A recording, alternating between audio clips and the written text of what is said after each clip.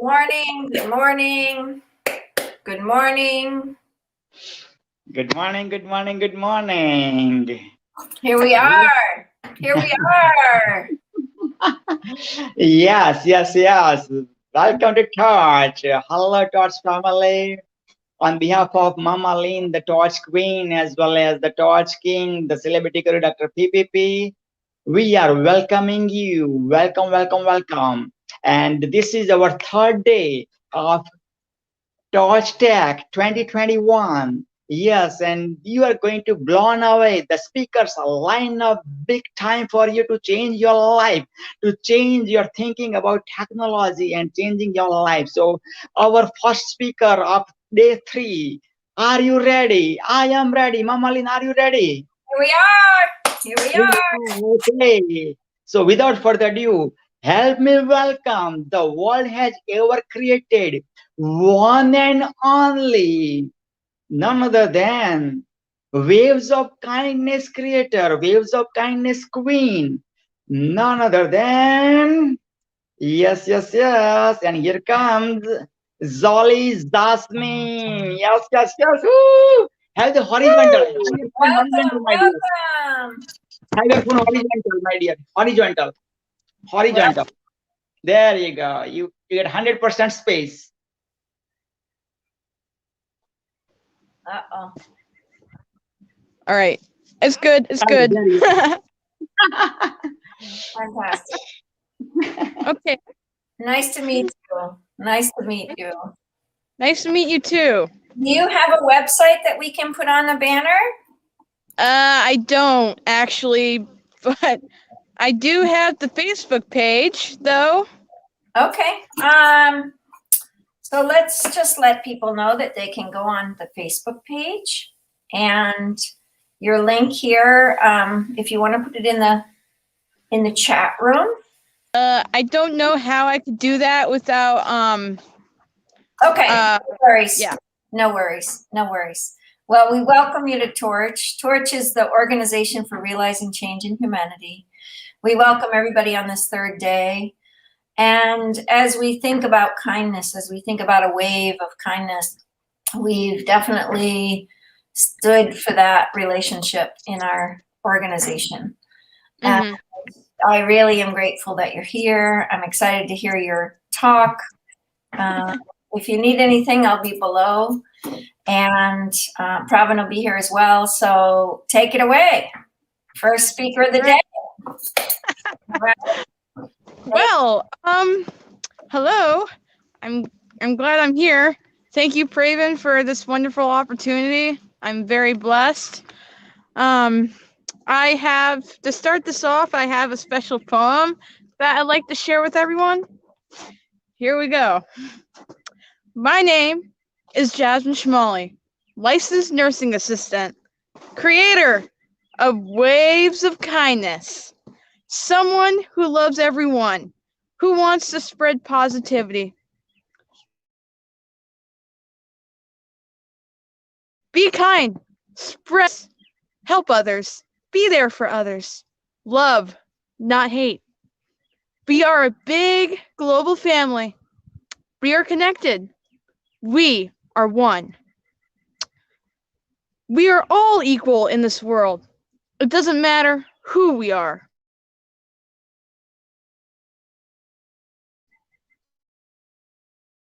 Treat others like your family. Have fun, laugh, talk. Spread those waves of kindness. Let those waves wash over us and fill us with happiness. We are not alone. We are one. If there is anything in this world that you can be kind and be happy. I want you to know. Great edition of yourself, not the second-rate edition of someone else. Be empathetic towards each other. Let's work together to make this world a better place. Let's synergize, because synergy is how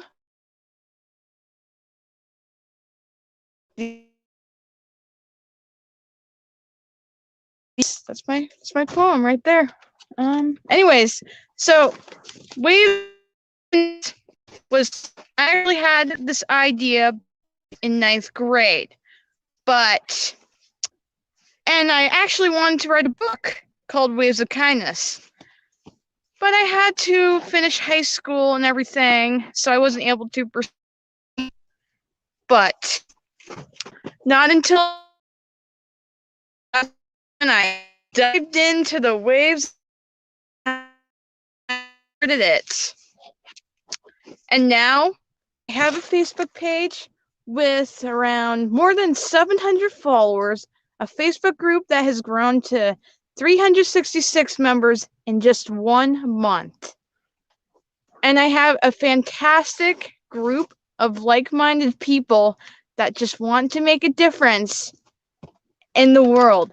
And I am so blessed and I am so happy.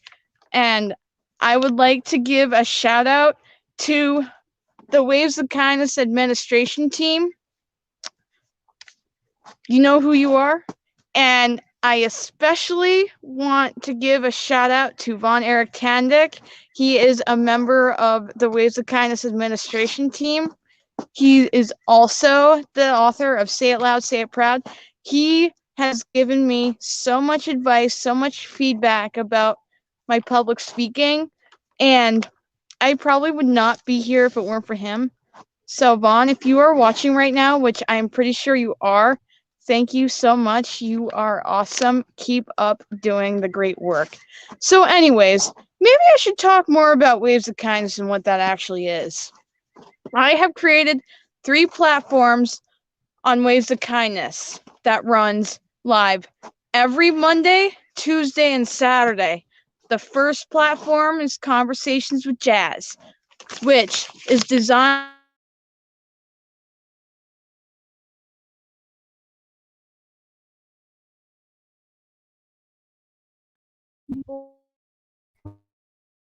about the second platform of Waves of Kindness, which is an opportunity for at least 9 people to come from all over the world from the group to come and meet each other and just talk about whatever they want to talk about. And it's great. And the last, which is on Saturdays, is the big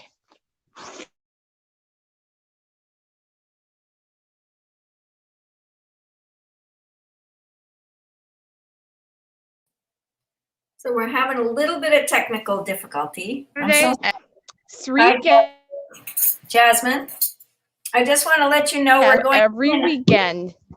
Oh. Hi, yeah. But look, Jasmine, can you hear me? Jasmine, can you hear me? Jasmine? Hello? Hello? Can you hear me? Hi, can you hear me? Okay, we've got a little bit of technical difficulty. Jasmine is going in and out. We just want to give her her time. So hopefully she's moving to a better place.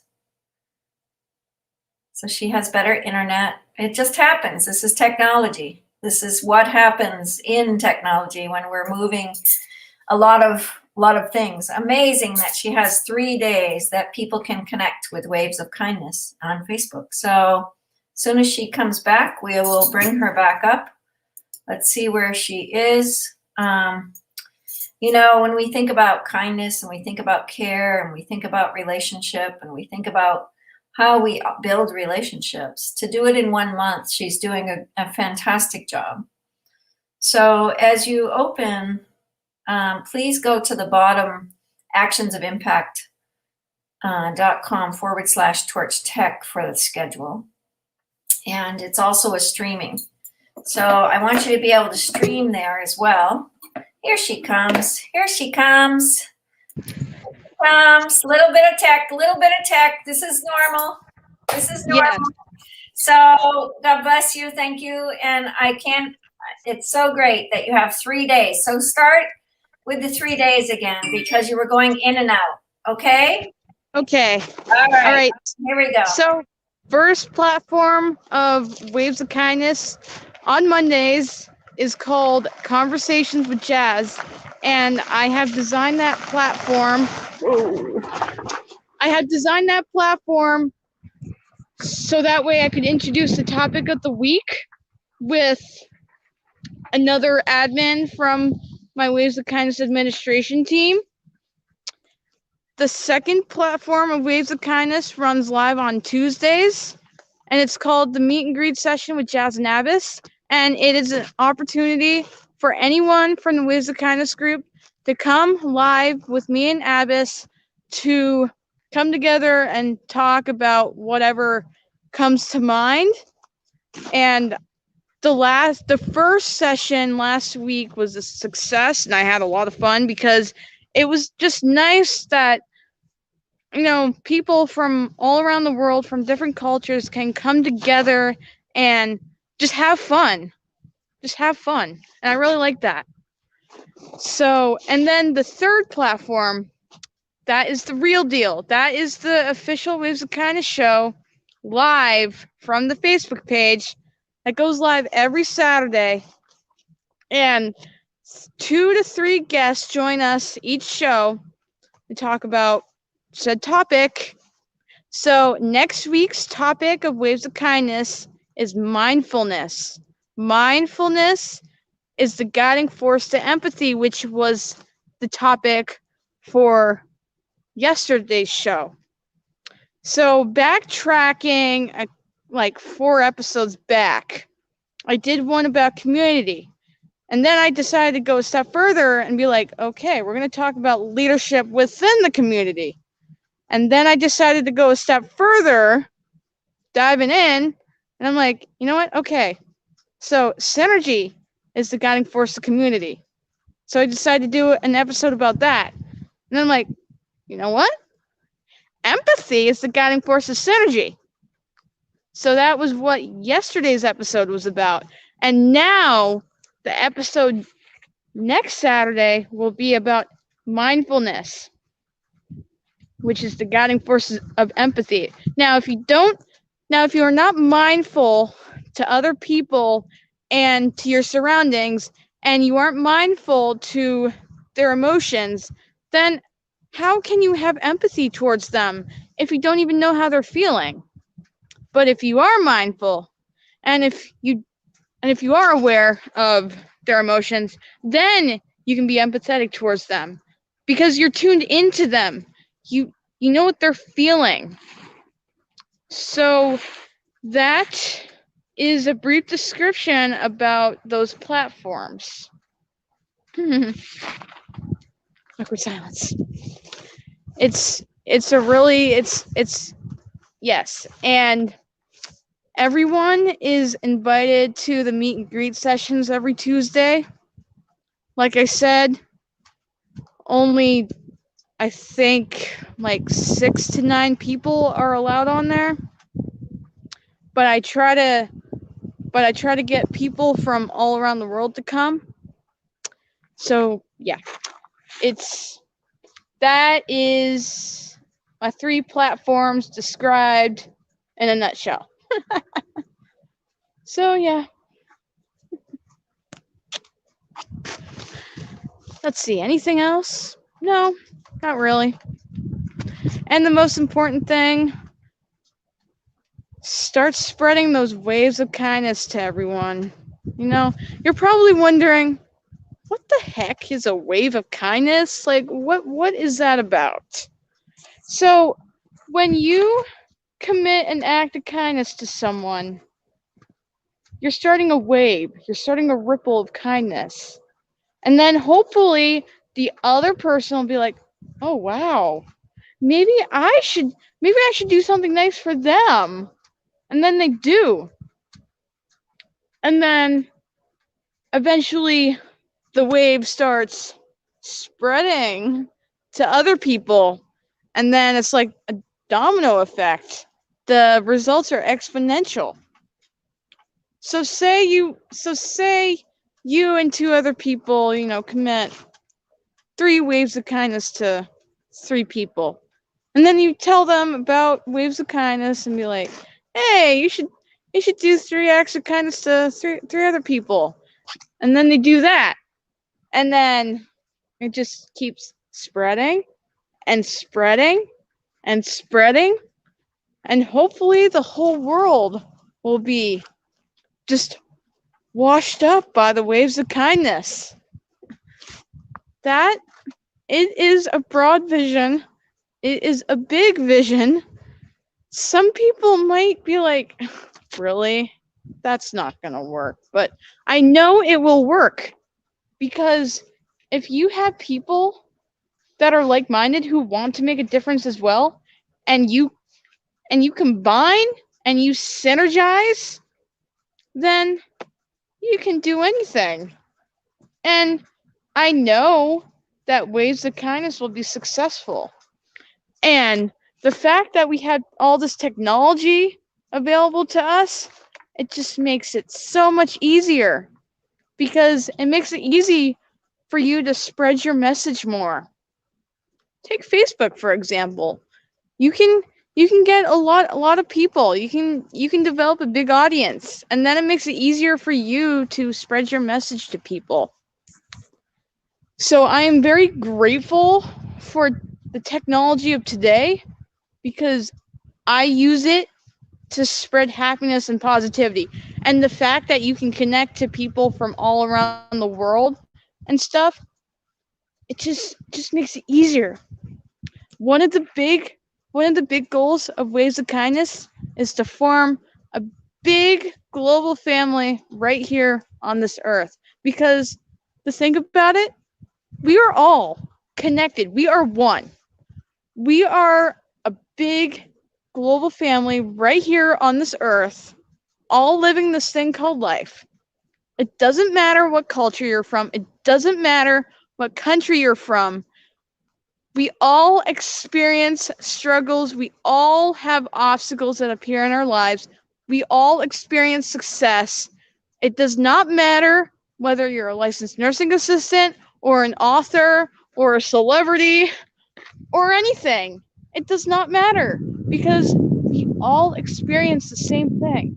So the more people that realize that, and the more connected people get with each other, the better this place will be. This earth is capable of being a paradise and being a world that just everyone just treats other with respect. We are an evolved society. We have tools such as synergy and cooperation and communication and negotiation.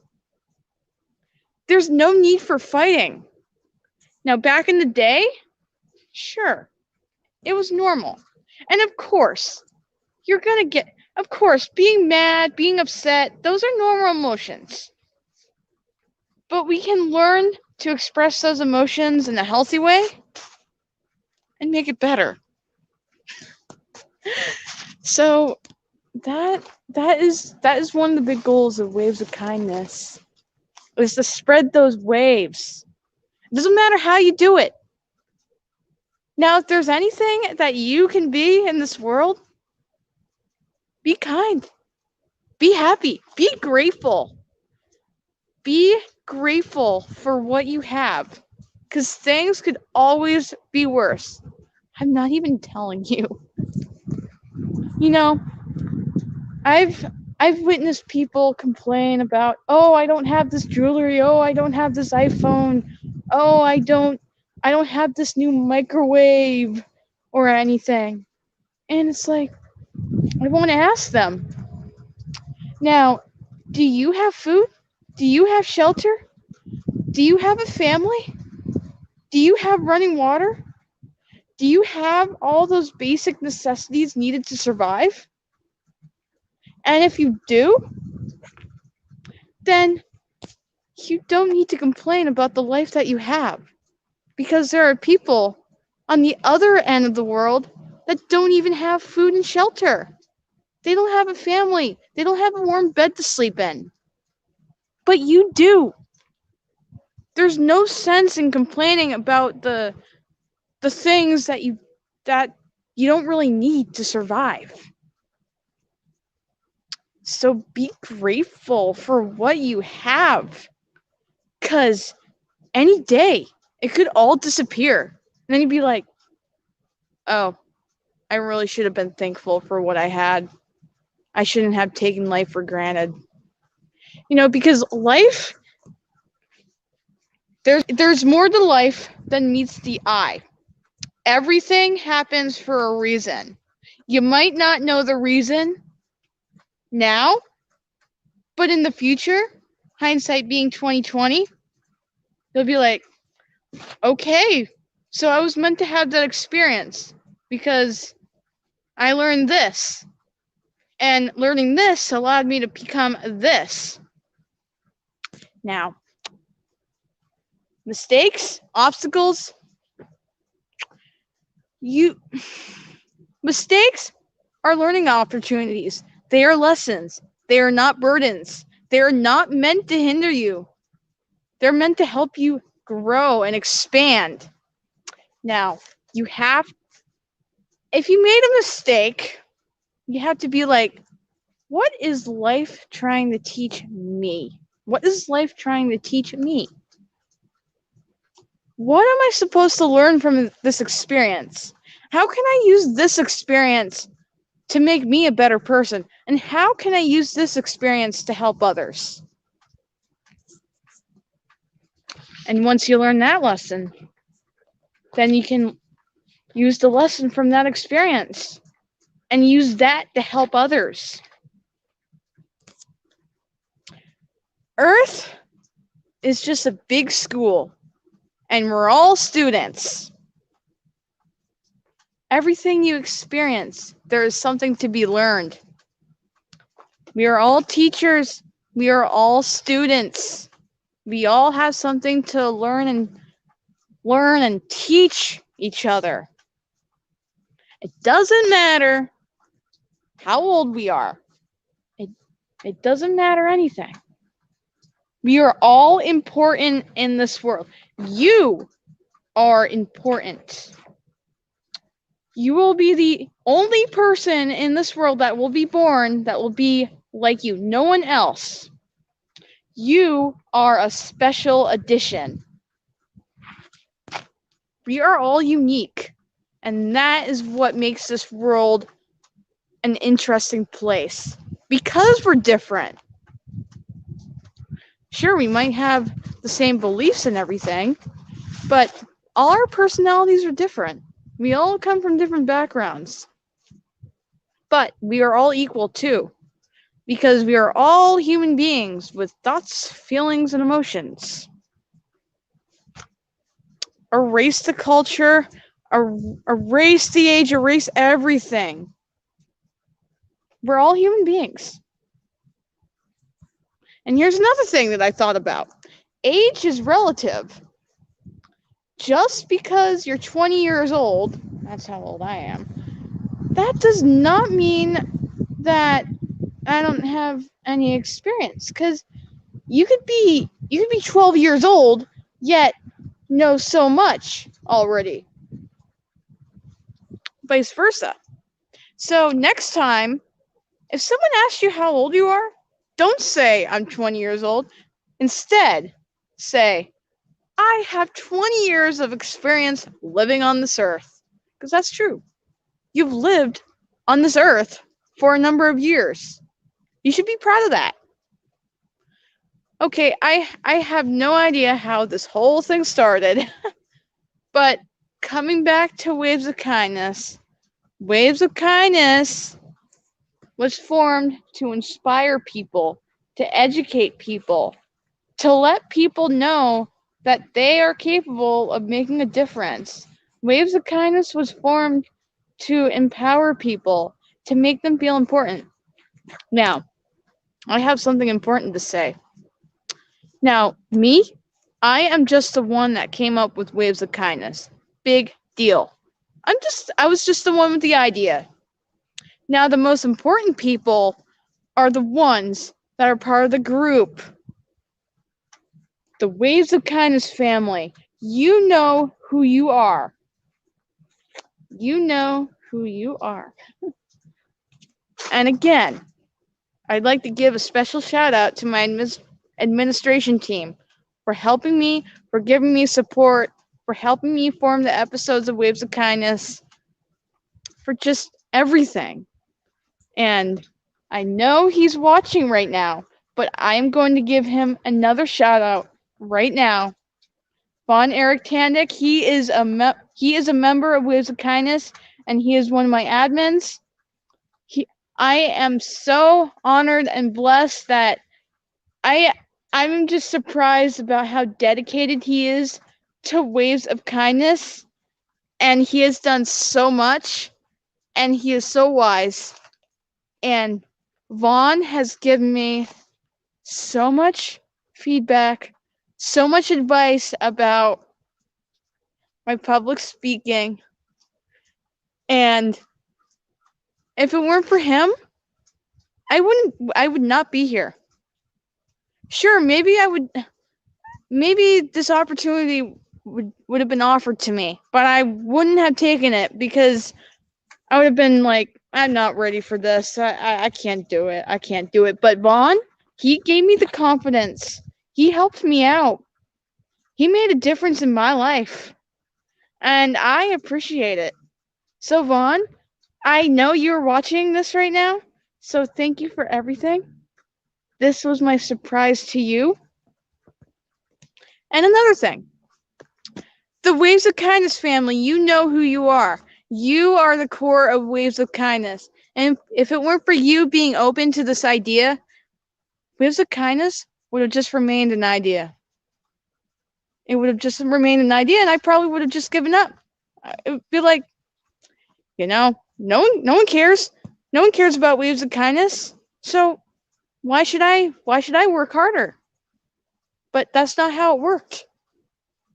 I have put my heart and soul into this. This is my heart and soul. Being someone that wants to spread positivity and happiness to other people, this is what I want to do. This is my calling. So the fact that I have a group of people that want the same thing, it just means so much to me. So Waves of Kindness fan, thank you so much. And if it weren't for you guys, I would not be here talking about Waves of Kindness to an audience. So this is the end of my very long speech about Waves of Kindness. Thank you.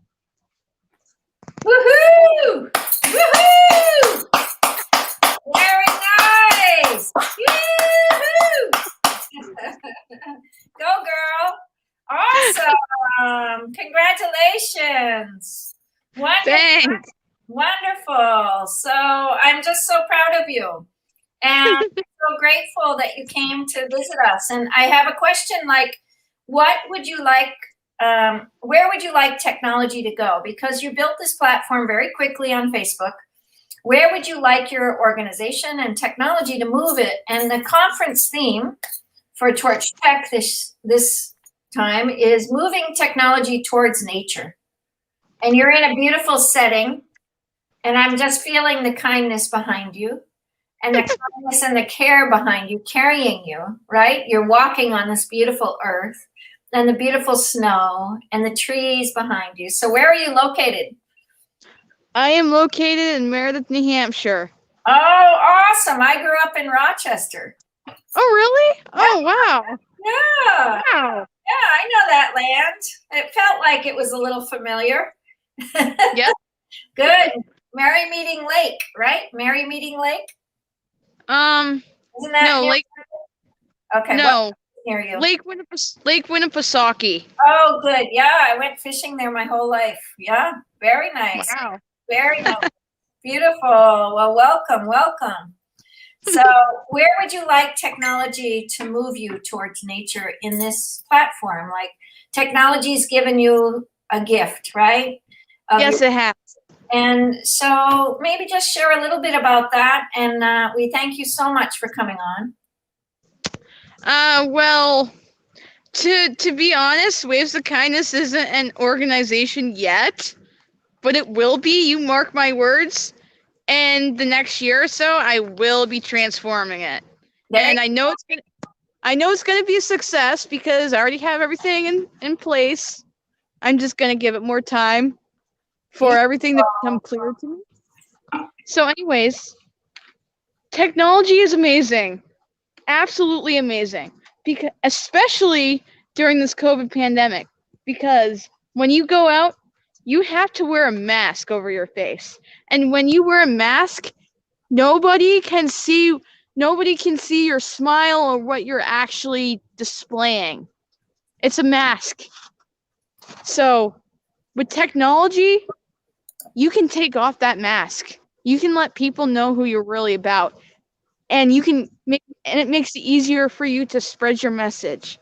So in response to your question, nature to me is about those non-materialistic things: compassion, empathy, love, respect, all that stuff.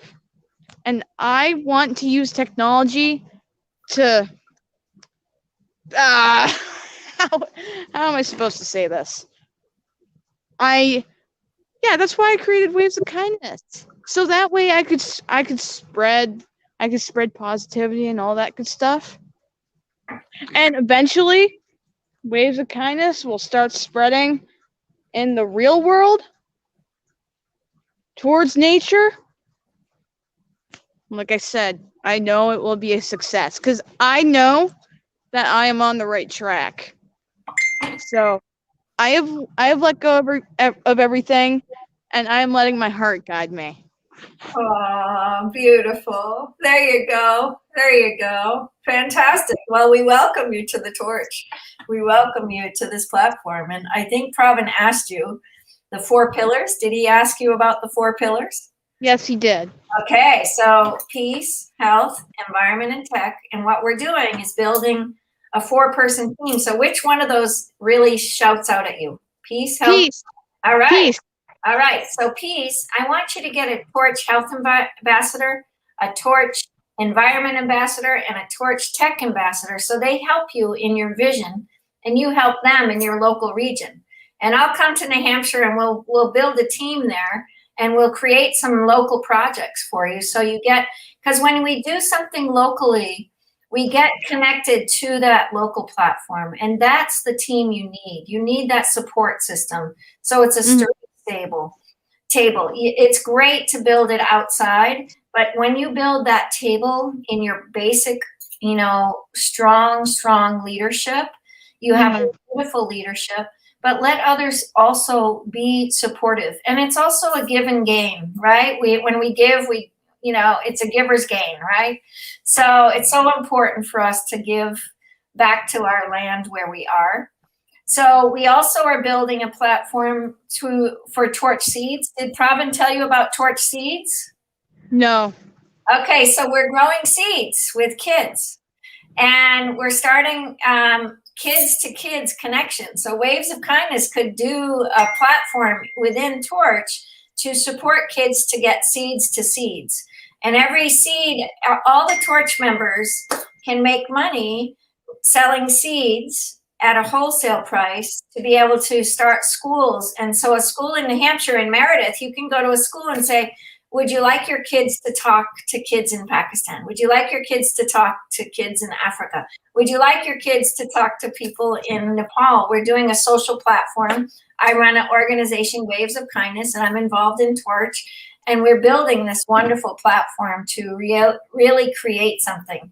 So I'm just one of the many entrepreneurs that are really building a society of kindness, So you're more than welcome to do that with us. We would love to have you engaged. We would love to have you engage schools in New Hampshire.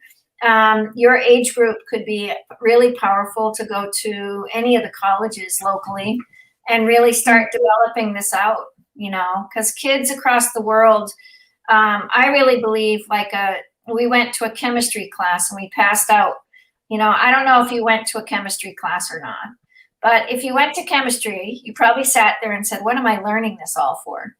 So when I went to the chemistry class in Pakistan, I said to the kids, how would you build? They actually asked, I got the 4 pillars in the classroom, 4 people came up. And I said, what do you want to do now? Because you're in a chemistry class. And they said, well, how do you build the soil? And I said, well, that's your chemistry project. So they would be doing chemistry projects around plants and seeds. And they would be doing that globally around global warming, around all the issues that are happening around peace, health, environment, and tech. And the peace part of that you would support would be that social context, which exactly what you're doing. The waves of kindness is that social context to say there is no separation between world to world. There's no separation. And anyone is welcome, right? Anyone's welcome. Yeah. I mean, like I said, we're all family. We're all connected in the end. So. Yeah. So anyway, that's what we're building. And, technology is not an easy platform. And so when we start looking at tech and we start building an application, Torch was easy to build in the beginning. And then it took what it took to get the right tech teams and the money and and we're still not there. And it's okay because it feeds my heart and it feeds your heart to do waves of kindness. And then if we support one another, we support the platforms going back and forth, right? Exactly. Yeah. Exactly. There we go. So if you have a tech person on your team, they can help build a tech team around you, right? Mm-hmm. In your local region. So you can create something really systematic and it can make that shared leadership change. Because everybody has that shared leadership in them. Everybody has that spark. Everybody has that light that needs to shine kindness, So I love what you're doing. I love what you're up to. I'm so excited to meet you. You're from my homeland of New Hampshire. And I had no idea. That is so cool. Yeah. This is a small world. You never know who you're going to meet. There you go.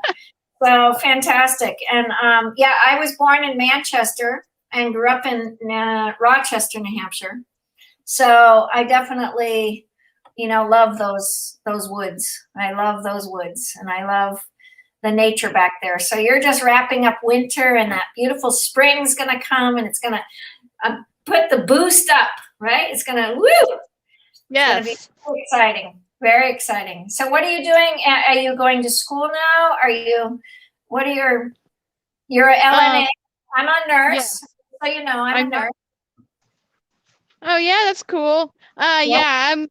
I graduated high school 2 years ago and I also got my LNA license when I was 18 years old and right now I've been working as an LNA at an assisted living facility here in Meredith for the past year. Beautiful. My 1 year anniversary was actually on February 18th, so yay! I beat that milestone.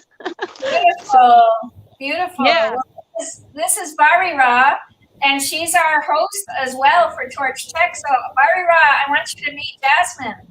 She runs the Waves of Kindness. So Bari Ra is an amazing storyteller and an amazing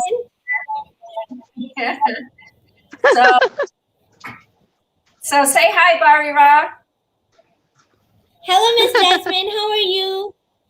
Oh, I'm doing great. It's an honor to meet you. Finally. Yes. Great.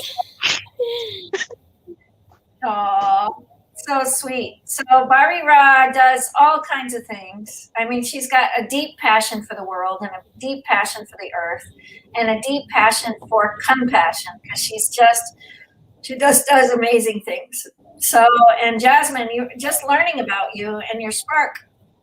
I just feel like it's so exciting to have you and see your your deep witness to life. You're witnessing life to the fullest, and that's it. That's the key. That's what your generations need. You need to witness it, and we're going to be there to support you all. So thank you so much. You're welcome.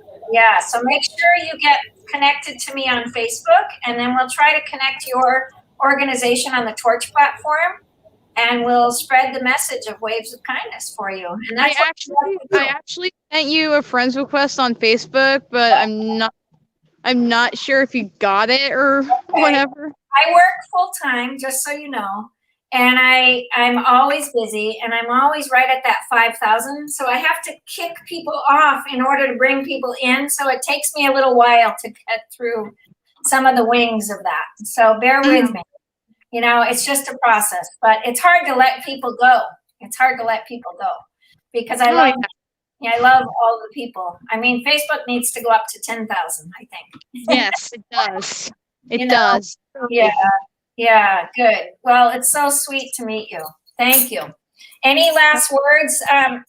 Barira, say hi and say something to Jasmine. And did you hear any of her work? You just came on, so oh, Fatima's here. Okay, go ahead. Talk. You two talk.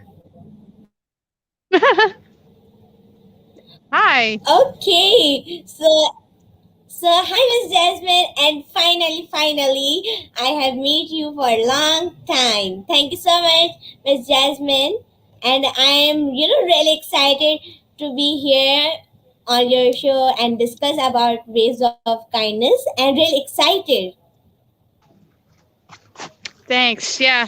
Yeah, I actually invite you to become a guest on my show one of these episodes. And it'd be a great honor for me.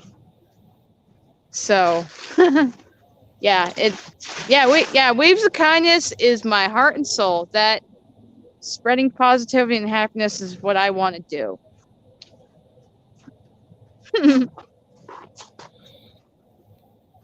That is really great, Miss Jasmine. That it just really touched my heart that you want to promote all over the world that what is the waves of kindness, and I can't wait to explore it because I don't know such things of waves of kindness. Because it is my first time of hiding this special topic, so can't wait to discuss about it. Yeah, I mean, waves. It's funny because I actually had the Waves of Kindness idea back in 9th grade because I wanted to do something big, but unfortunately I couldn't because I had to finish high school. And you want to know something funny? I actually wanted to write a book called Waves of Kindness. Oh, wow. Yeah, but I couldn't really do anything with it because I had to finish high school. So Waves of Kindness just was on the back burner for the past 4 years, but it wasn't until a month ago, back in January, beginning of January, that I started connecting with all these people and stuff. And after Dr. Sanjay Kumar interviewed me for the first time in January, that's when I started connecting with all these people and yada, yada, yada. One thing led to another, and started the Waves of Kindness show up with him, and he was the person that gave me the confidence to just dive in and start and be like, okay, you know what? I'm following my heart. This is what my heart told me to do, so I'm just going to go and do it and see where things go. And very happy where things have gotten, and it's only been a month. It's only been a month, and I feel like I've been doing this for a year. So yeah, that's Wow. the way. Yeah, that's the story behind Waves of Kindness. Yeah. So, Miss Jasmine, please explain that waves of kindness. You mean that waves is the alag, it is another word, and of kindness is an other word. So, can you please tell me what exactly is the waves of kindness, and how can people can connect each other by waves of kindness? How can they spread kindness in people around the globe? Well, this is why I'm using technology to do this, because with technology, you can connect with a bigger audience faster, and you can connect with people from all around the world. So it just fosters a family of sorts. So yeah, that's why I created it using technology, because that's also why I created a couple of platforms on Waves of Kindness for people from all around the world to come and spread their wisdom, because everyone has something important to share with the world. And I want to make it possible for them to be able to share it. Because everyone is important in this world. It doesn't matter how old you are. It doesn't matter what country you're from. We are all human beings and we're all equal. So the more people that start to realize that, the better this world will be.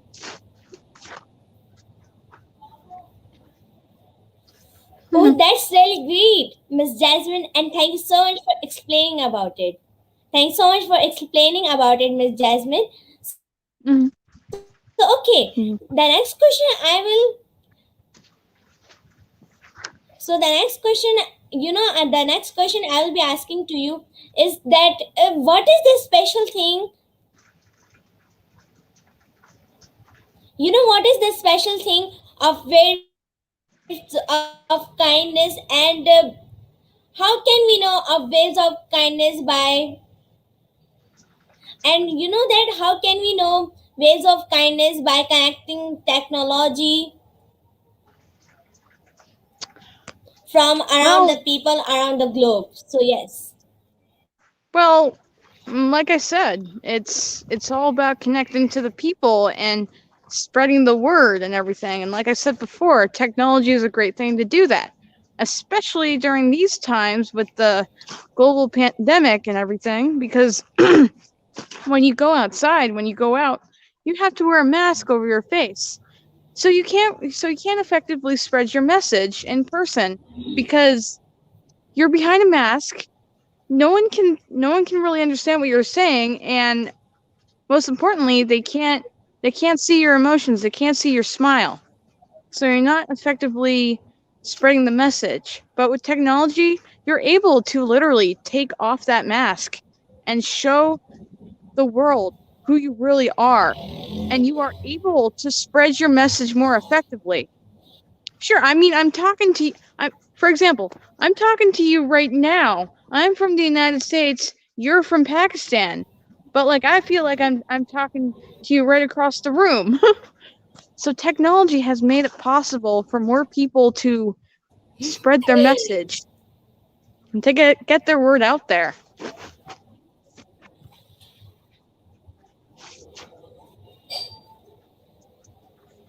That that is really great, Miss Jasmine, and thank you so much for explaining. So my next question is to you. So my next question is to you that what how can technology help people to connect to each other? How can technology help people to connect to each other by ways of kindness? Because I'm really curious about it. Well, so I I think I created it a month ago or something. I forget.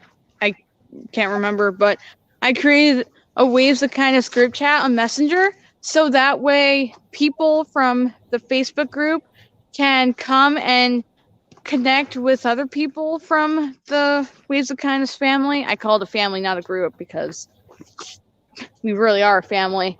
And that just allows it to branch out, and the more people that become part of the group chat and everything, the bigger it will get, and then eventually it'll just spread.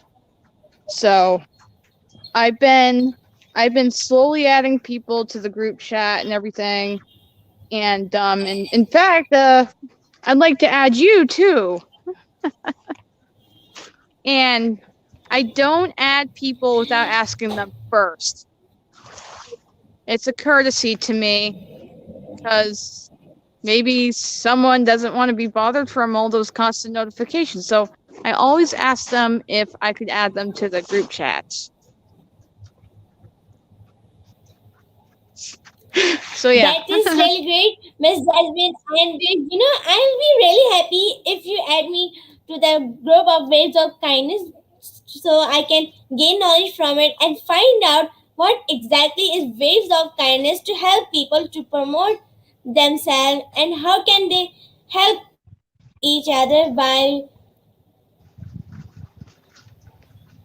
Yeah, waves of kindness. I can't really effectively explain Waves of Kindness. It's just one of those things you actually have to be a part of it and, observe and learn for yourself what it's about. I can't explain it. You have to be involved with it to be able to understand it. You know what I'm saying? I mean, there's certain things I can explain, Okay, but that's really great.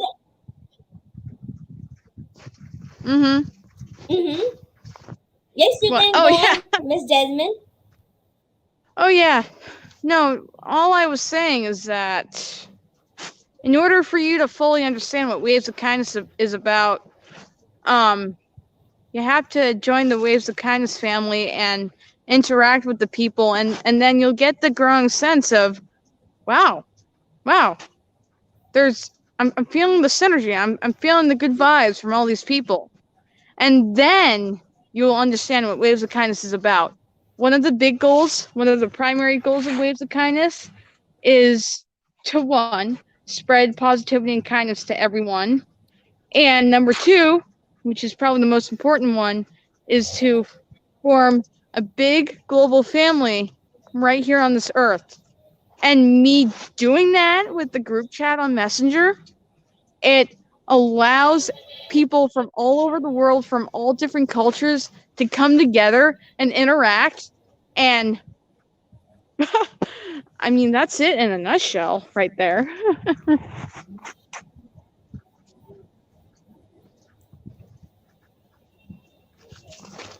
Thank you so much, Miss Jasmine, for explaining about it. And I think we have a new guest. Hello.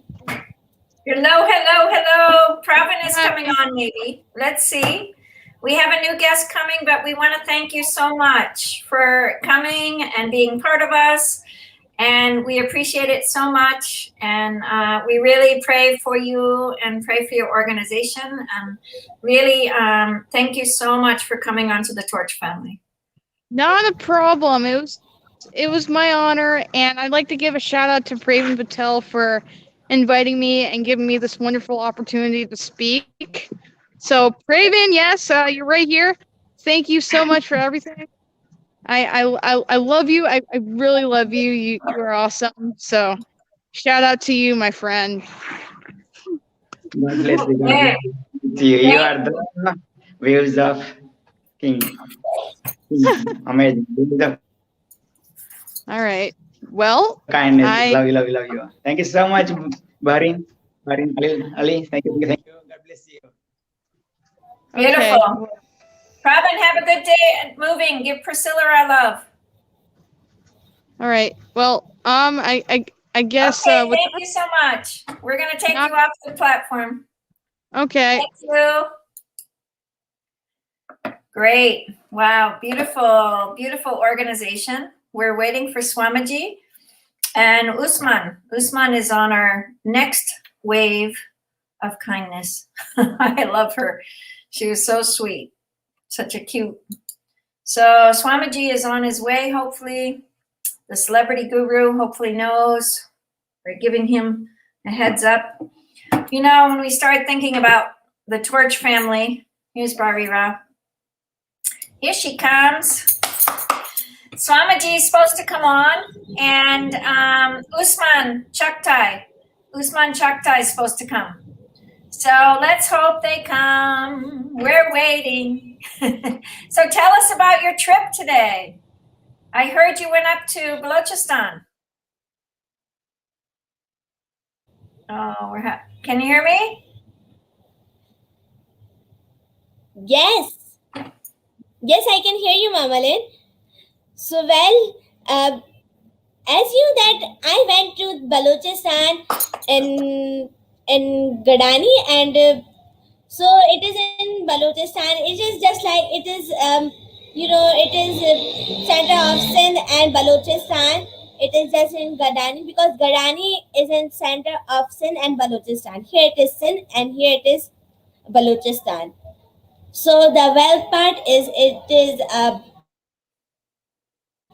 it is surrounded with Balochistan's mountains. So you can call it the Balochistan's area, but it's considered the Sindh area also. So let me tell you about my trip to Gadani. Well, today my trip to Gadani was really great, and it is when you come from Karachi to Gadani, it is from 2 hours ahead, and then back to Karachi. So basically in Gadani there are desert. It is just like a really beautiful desert, mountains and everywhere, and just like that. This is the desert, and here's the sea. It is really natural. I never seen the desert and the sea mix up together, and it was just like really beautiful nature around here. It was my first time seeing the desert. I was just like mesmerized. It was so Wow. beautiful there. And when you take the big pictures, and sunset was really beautiful, and when the sun was rising, it was a really beautiful view there. Wow, So that is so cool. next up, go to the You're hello, here. Mama Ling. Yeah, you're Can here. you hear me? Yes, yes, I can hear you. Go ahead. Okay, Mama Ling. As I was telling you that my trip to Gadani was really great. So after we really enjoyed the desert because it was just like our feet was stuck in that sand. The sand was really heavy for us to go into it. We were just like we take off our shoes and just climb to the. We feel like it was really thirsty there and really hot. And then second thing was that that we go to the Gadines sea view, beach area, and it was really beautiful there because there were a lot of horses and boating. The people were fishing there, and there were a lot of fishermen because it was really fishing area to go, and people were fishing even from the out of city were fishing, like Japan and other countries come to Pakistan, I mean Balochistan's area. So there were many boats there, and I was really surprised to see it, just like it was really like a beautiful view, and the boats were standing like they were on the ocean and floating. So yeah, it was just like that. And the setting up is that there was a mountain. There was a huge mountain besides the ocean. So we climbed to the mountain, but I was really terrified to go to the mountain, and I was really panicking there. And once, Beautiful. so it was really great adventure there, and it was really great. Oh, I see, Miss Fatma is here, and My so beautiful hi, Miss friend Fatma. Fatima Assalamu alaikum. How are Aziz. We you? welcome you back to Torch Family. We've been missing you. I am also missing you. Thank you so much. I am very glad to see the Barira Ali and you both are at the same time, and me also Oh, part of the Thoughts family right now. yeah, the desert and ocean together sounds amazing. Like that is so cool. I totally want to go there when I come to Pakistan. That's very exciting. That's Yes. very exciting. Totally. Totally. So, tell me, now when they're fishing, I'm wondering where the port of Karachi is, because there's a port down in Karachi where the big boats come in, right? And then it's further up, right? It's further up. Is that what's happening? Like, I'm not sure where that area is. Well, the area we were going, it was a port, and because there were fishing men there, just think that then there are fishing men there is a port, and from outside countries or cities, the ships go there to the port and fish them. So we go to the port there. I just forgot the name, that what was the port, but it was in the sea view that we were just going through. It was just like that. There were, this is the port and this is the half ocean. So the port was just like a few miles ahead. So we have to go by road for the port, and it was really amazing there. But I couldn't take the pictures there because the pictures and photos camera are not allowed there, because it was an army area there. So the port was just like the fisherman's cutting fishes and like that. It was so beautiful, and the water was so neat and clean, like it. And it was just like, it was light blue there, just like really beautiful there. So and the port was really beautiful. And second that is that it was just like the port was right here and the ocean was right here. I said, wow, that is really great.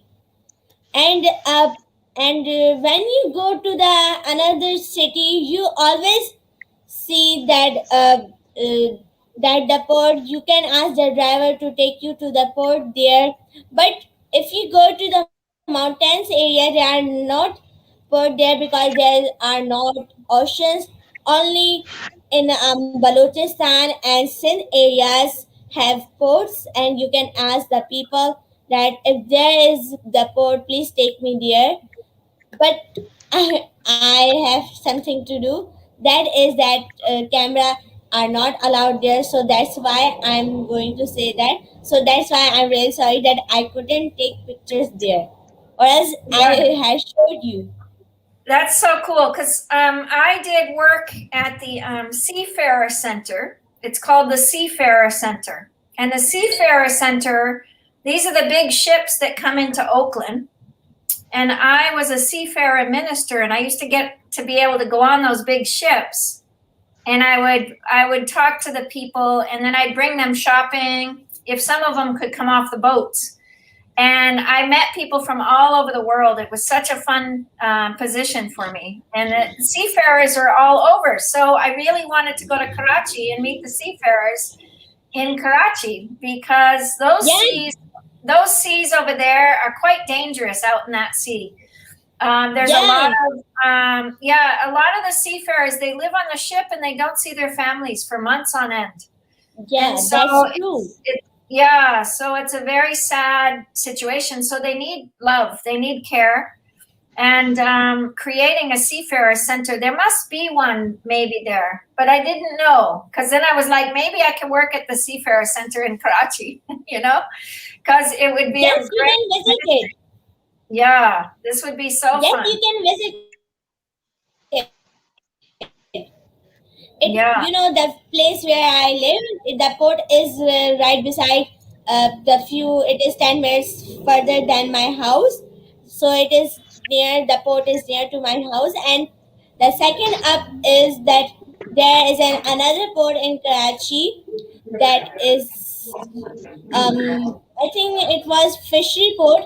So yes, if you ask anybody, so yeah. Oh, I see that our new guests are here too, and let's say and welcome. Hello. Hello. God bless. All right. So Swami, welcome. We want to welcome Thank you you. to the torch, and we want to give you the platform to be able to create your dream here. So we need Thank your you. need the mother of the world. We need your beautiful love. We need your beautiful kindness. We need your beautiful message. And would you like to be alone on the platform, or would you like to share with us there? Yes. Mama Lynn, may I introduce Swamiji before Swamiji start his blessings, please? Please. Hello, Torch. Hello, Mama Torch. Hello, Mama Lynn. Hello, Torch ambassadors. I am the spiritual guru of the world, introducing you, the secret and the guru of the gurus, who is changing the world, who came on this planet Earth as the mother of the world, and who helped to establish peace in this planet Earth by stopping lots of world wars. And without further ado, help me welcome none other than all the way from Mother India to make the India Vishwa Guru, none other than my Guru, your Guru, our Guru, the mother of the world, none other than Swami Vishwananda. Swami Vishwananda, welcome to Torch family. Welcome to Torch, amazing platform called Torch Tech 2021. Bless Torch, bless the world, and take it away, Swamiji. Thank you. Torch is my spiritual family, and you all are members of Torch, are also the member of my spiritual family.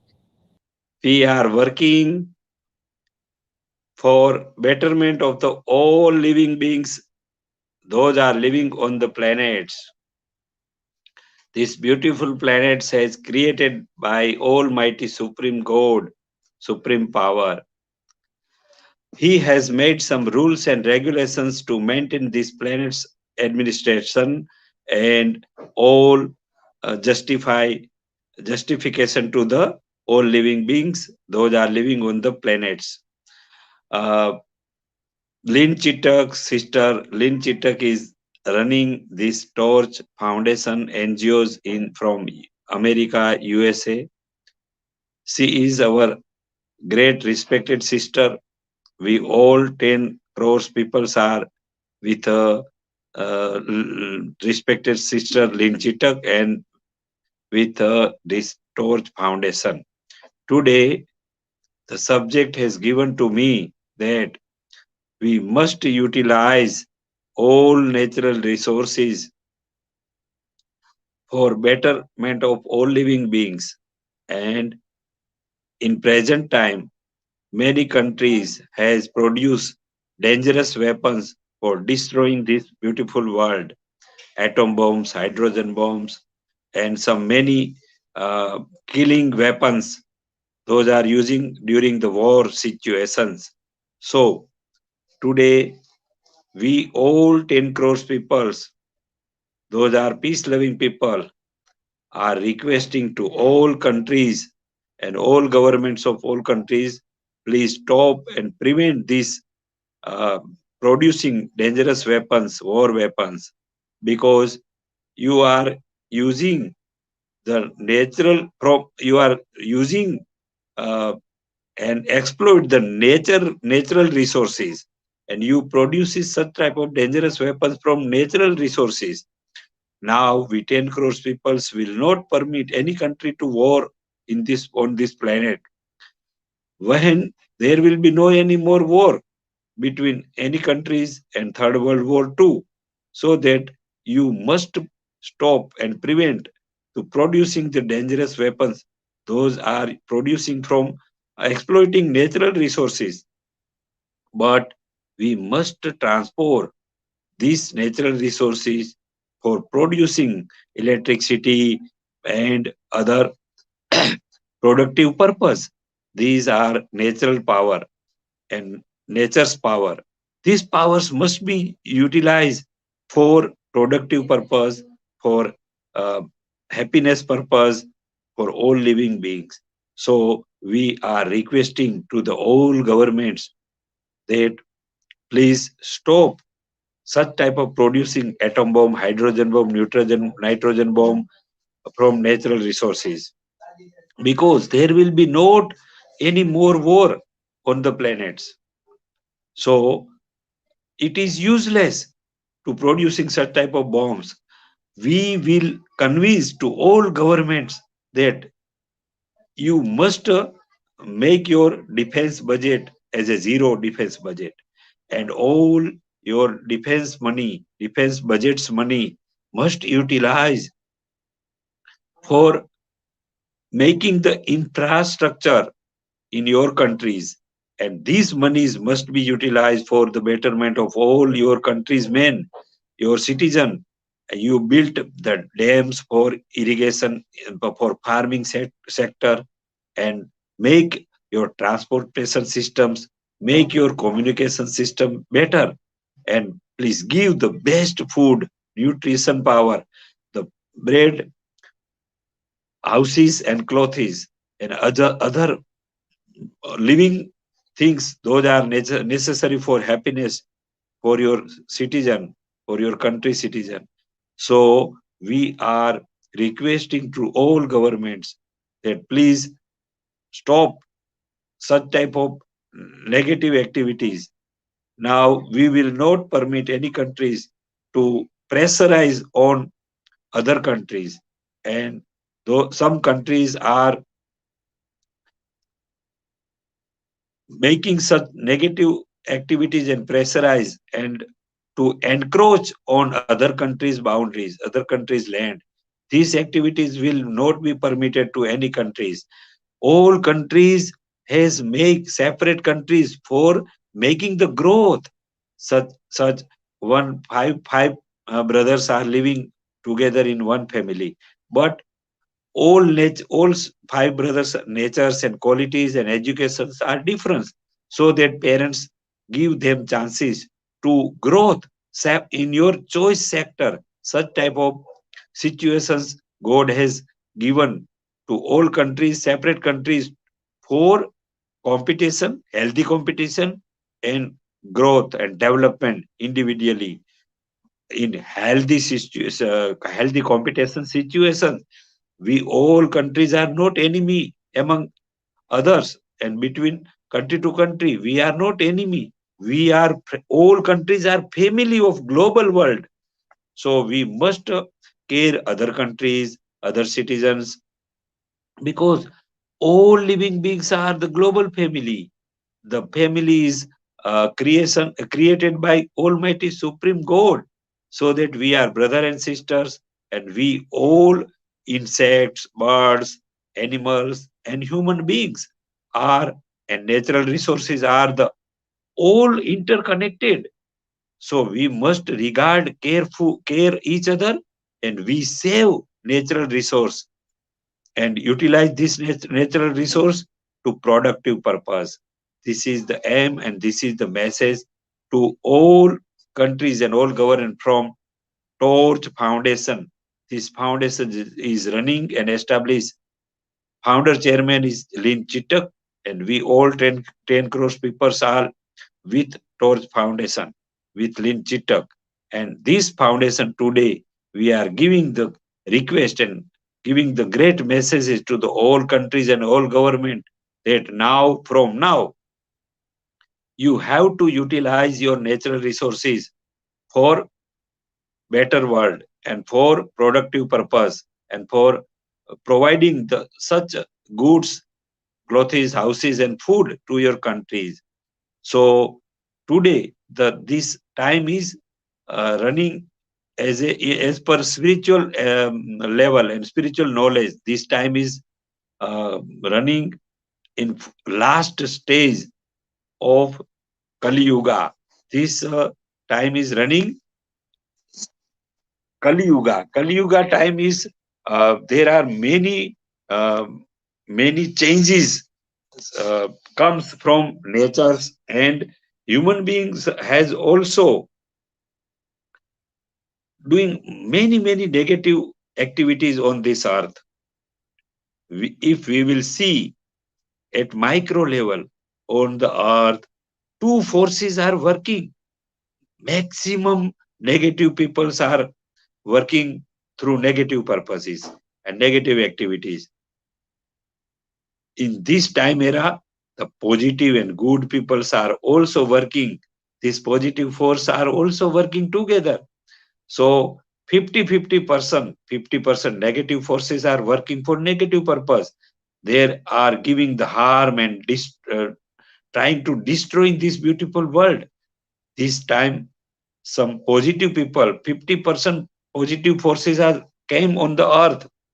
So we must increase such positive people. We must make unification, and we find two noble persons from each and every corner of the world, and as well as we must noble persons and make unification together for removal from transformation of such negative forces into positive forces and positive purpose.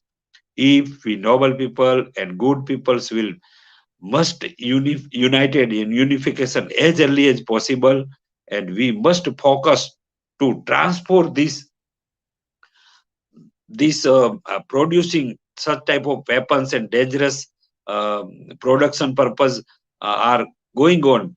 We must prevent and stop such type of producing weapons, war weapons, and transport this natural resources to the productive purpose. And we must save the environment through this system. If we will save environment, then we will give better life to children's and women's empower will be increased. I hope that if we will give chance to women and we will increase the women empowers, then this process of the transformation of the world from negative purpose to the positive purpose, we must get speed to transforming the hell to heaven, the negative forces into positive forces. We have to change the human being's heart. We have to focus on the human hearts. If we will transform this negative heart to positive, and we have to transfer this negative heart to spiritual heart, and we have to increase the divine energy from our heart, then our entire body will be encharged and increase in the divine power. So such type of process we have to do in the society, in the all countries, and we will focus to make a noble person. We will try to transfer such negative people into positive people. Then if we will get this such type of speed, then maximum positive peoples will be united, and then we get our goal. This goal is the making this beautiful world a better world, for giving the happiness to the entire all living beings. Then we will get our achieve our goal. This goal is given by the house of the God. This goals has given to the noble and lovely people of the God.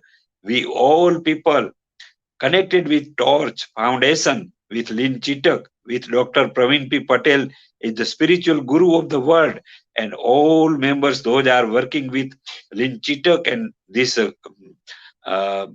Torch Foundation, are selected people by the God. So we will achieve our goal. This goal is given by God as early as possible if we will be work unitedly, humbly, and with pure intention. Then we will achieve our goal.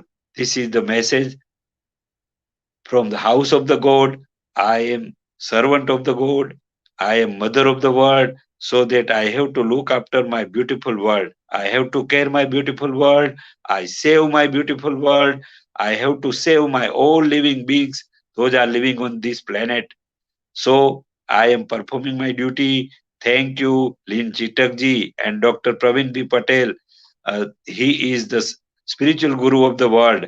Lin Chitak is my respected sister, is leading to making the empower in the entire all women's those are living on the planets. So Lin Chitak is the great, my sister. I praying you all to the God.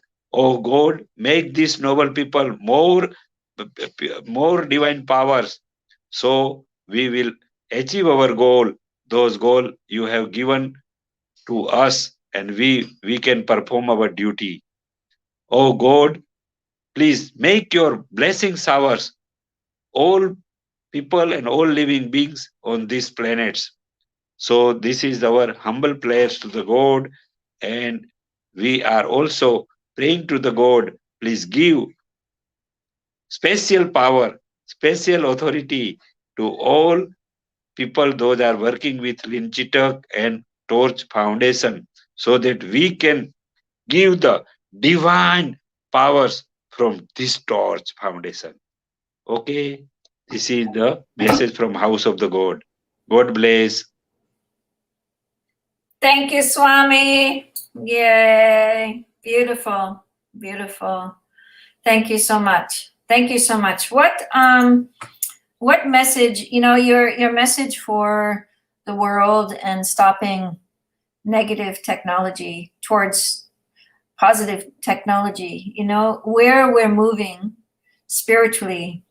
I was sharing last night about how we as a society can really create something so beautiful right now because of technology.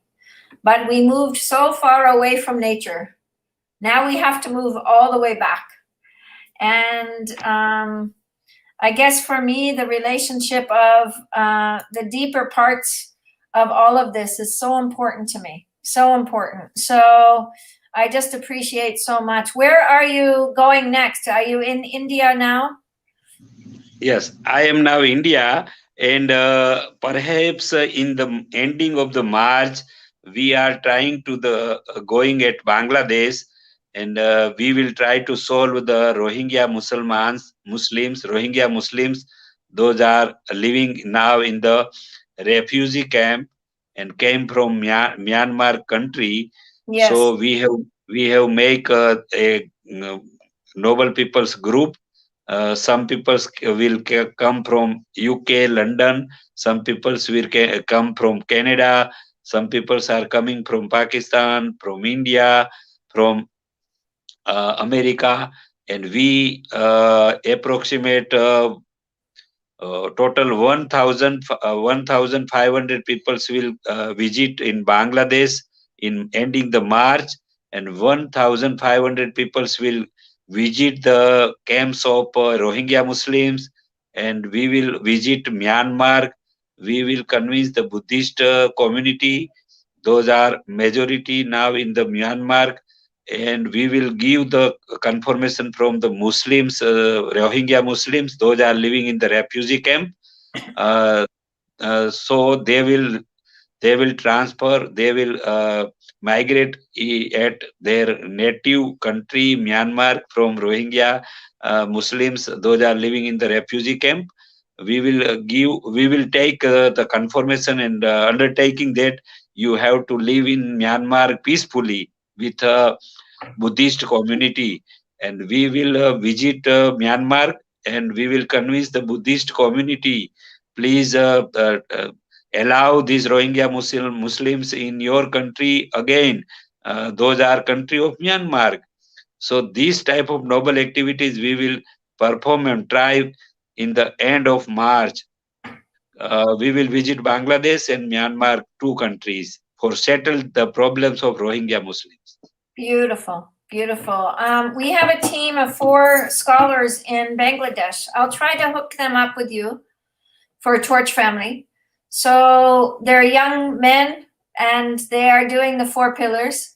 So let me see if we can get Mohammed Anam to meet up with you. That would be wonderful. Yeah, that would be great. I That's will, I will give you message from Messenger, your Facebook. Okay. Our program will given to you. Then you will inform your peoples those are living in Bangladesh, Yeah. Torch family. And if some people from Pakistan, those are working with you, Torch family, some peoples will come from Pakistan also in the Bangladesh, because some Sufi masters, some spiritual scholars, leaders from Muslims community uh, are coming to settle this problem. I would love to So come. Maybe I can come. That would be okay. great. That would be great. You know, it's an important one. It's been running for a long time. You know, this issue has been coming for a long time. So we could set up torch communities within the refugee camp. Yeah. So then we can create something special, right? So we have to lift up. We have to lift it up into the world. We have to lift up the light, right? And Good.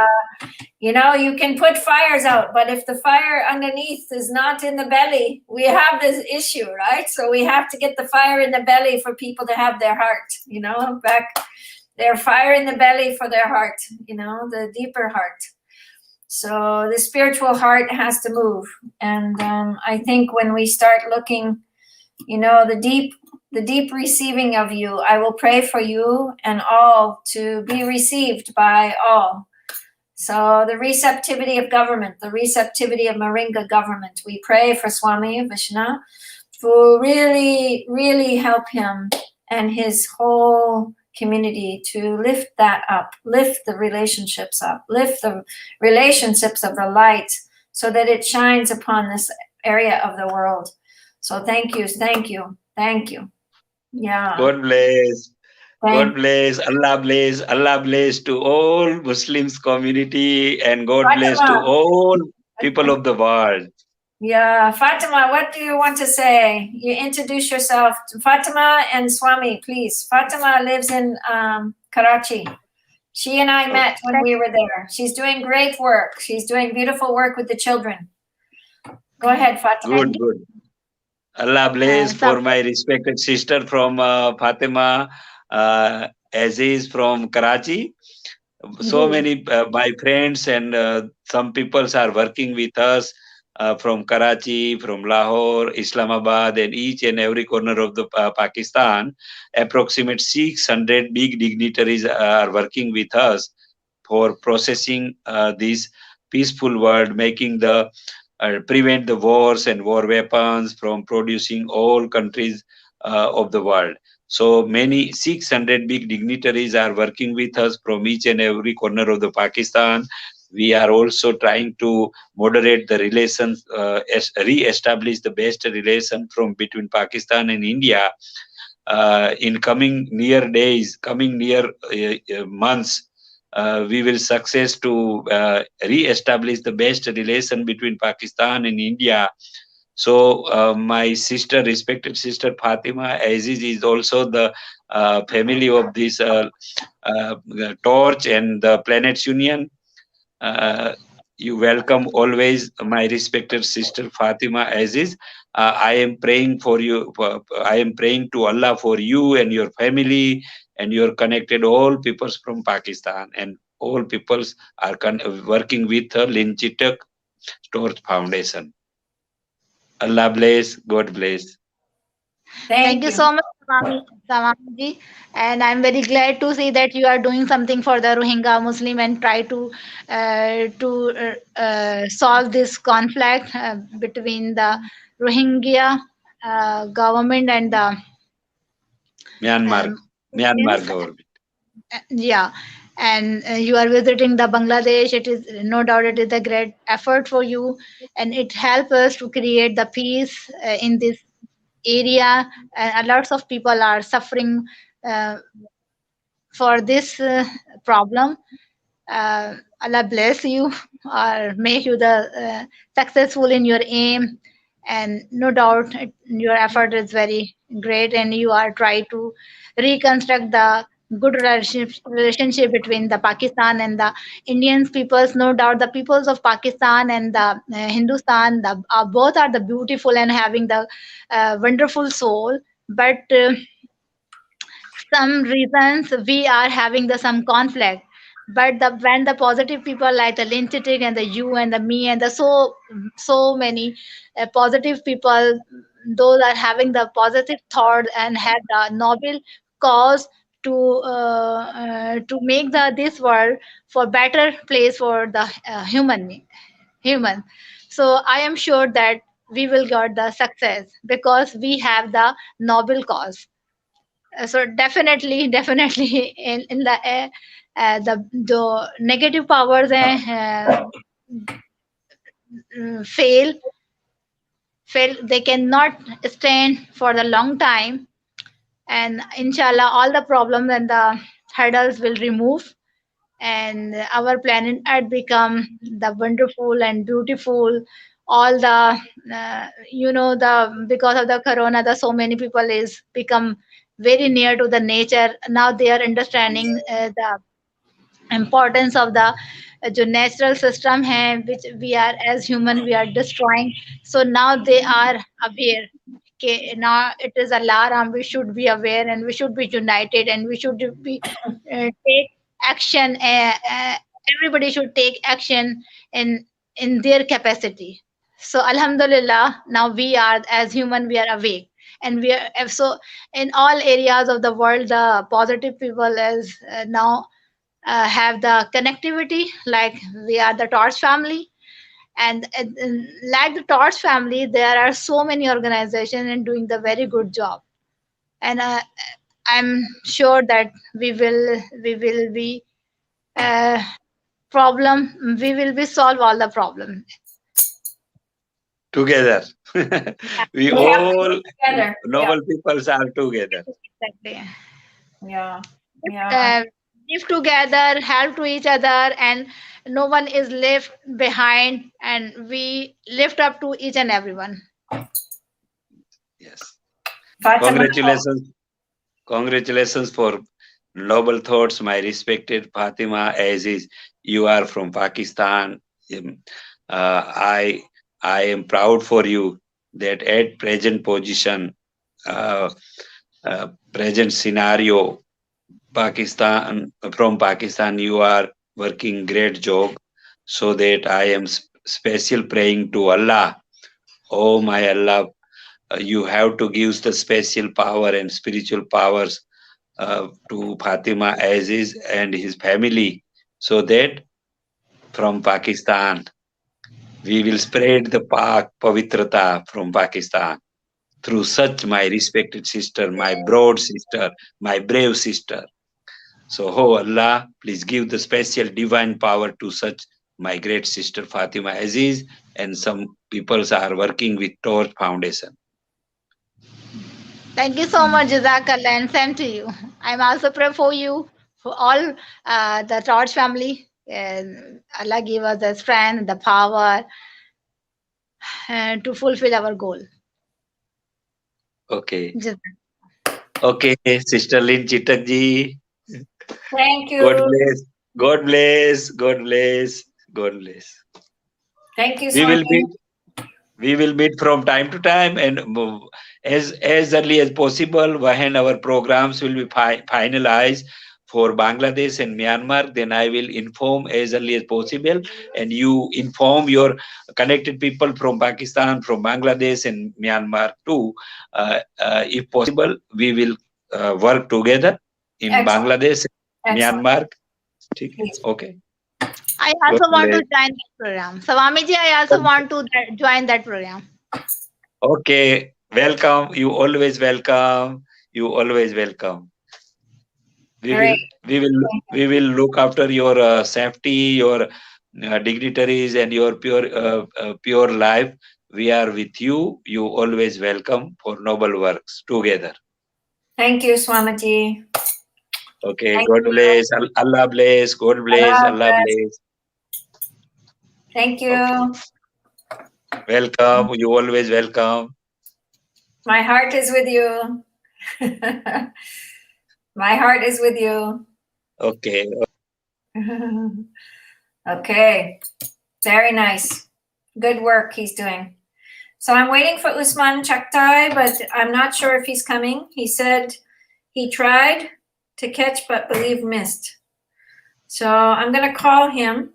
Why don't you share now, okay? What you've been doing? What you've been up to? Okay. That would be great. I just want to tell everyone this is Fatima Aziz.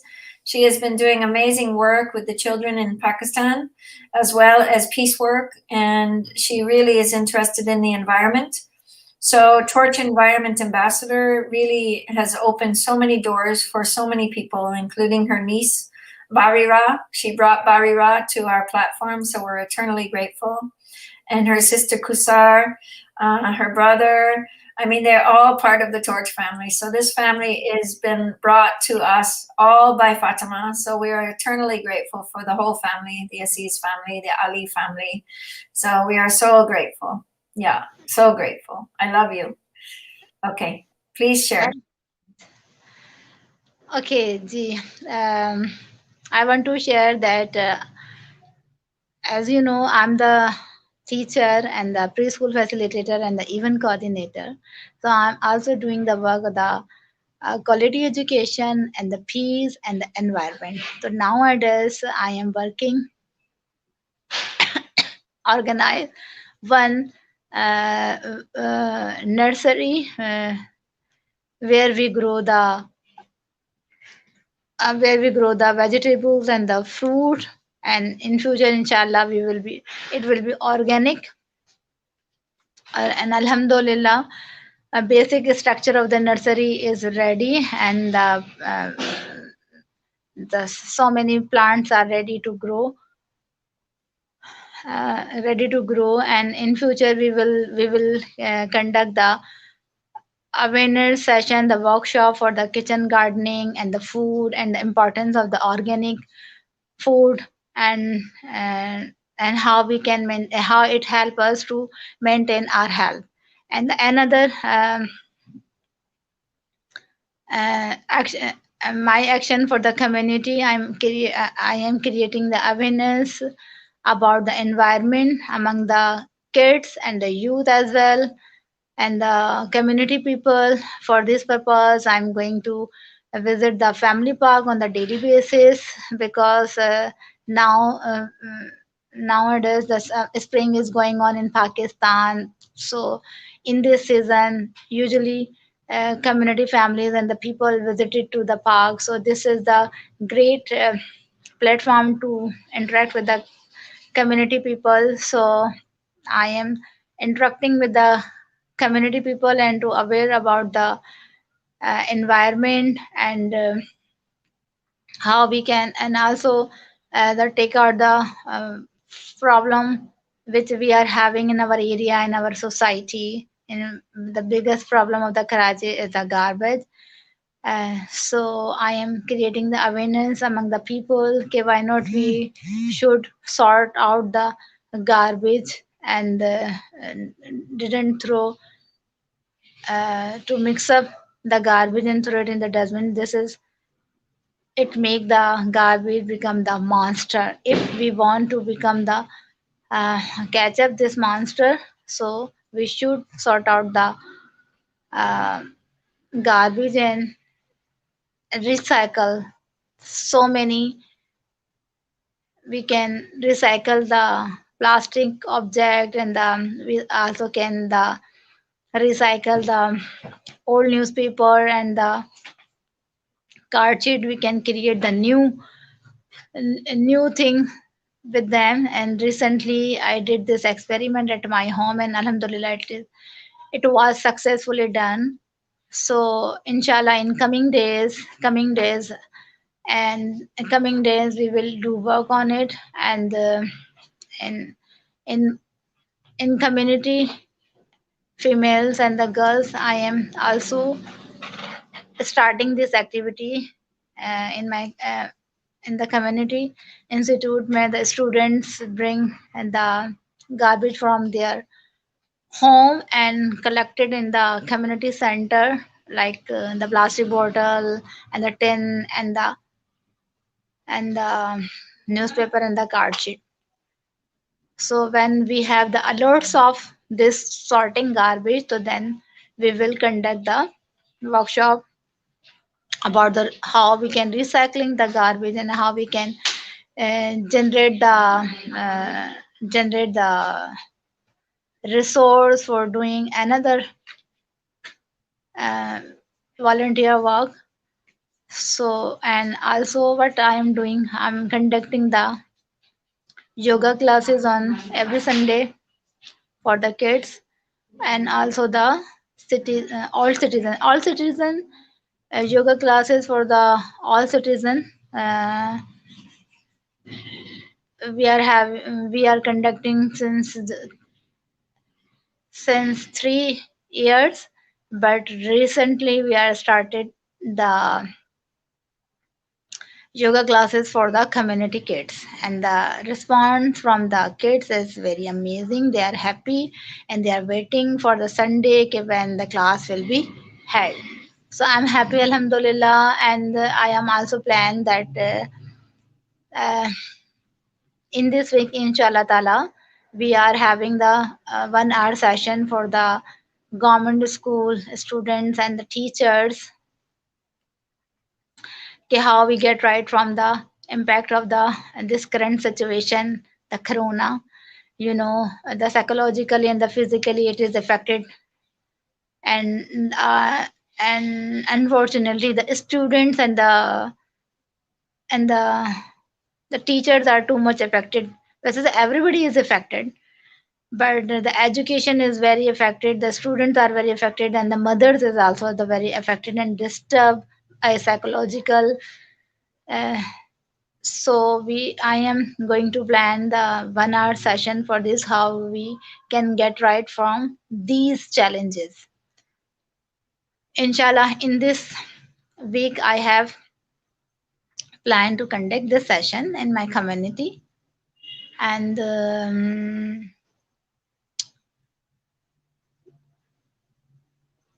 also, as we know, the Women Days is on 8 March. So we are celebrating the Women's Day, and we are sharing the uh,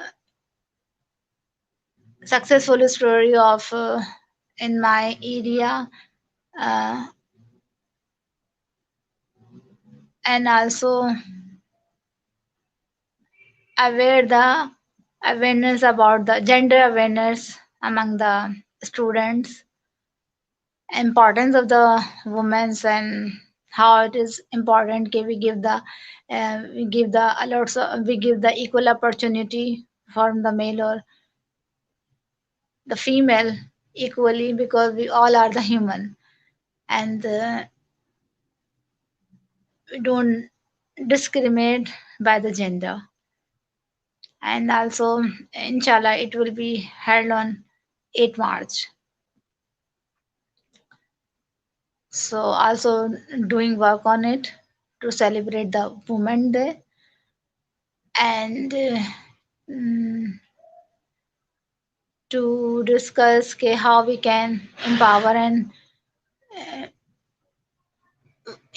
the women in our society, which type of action we should take, and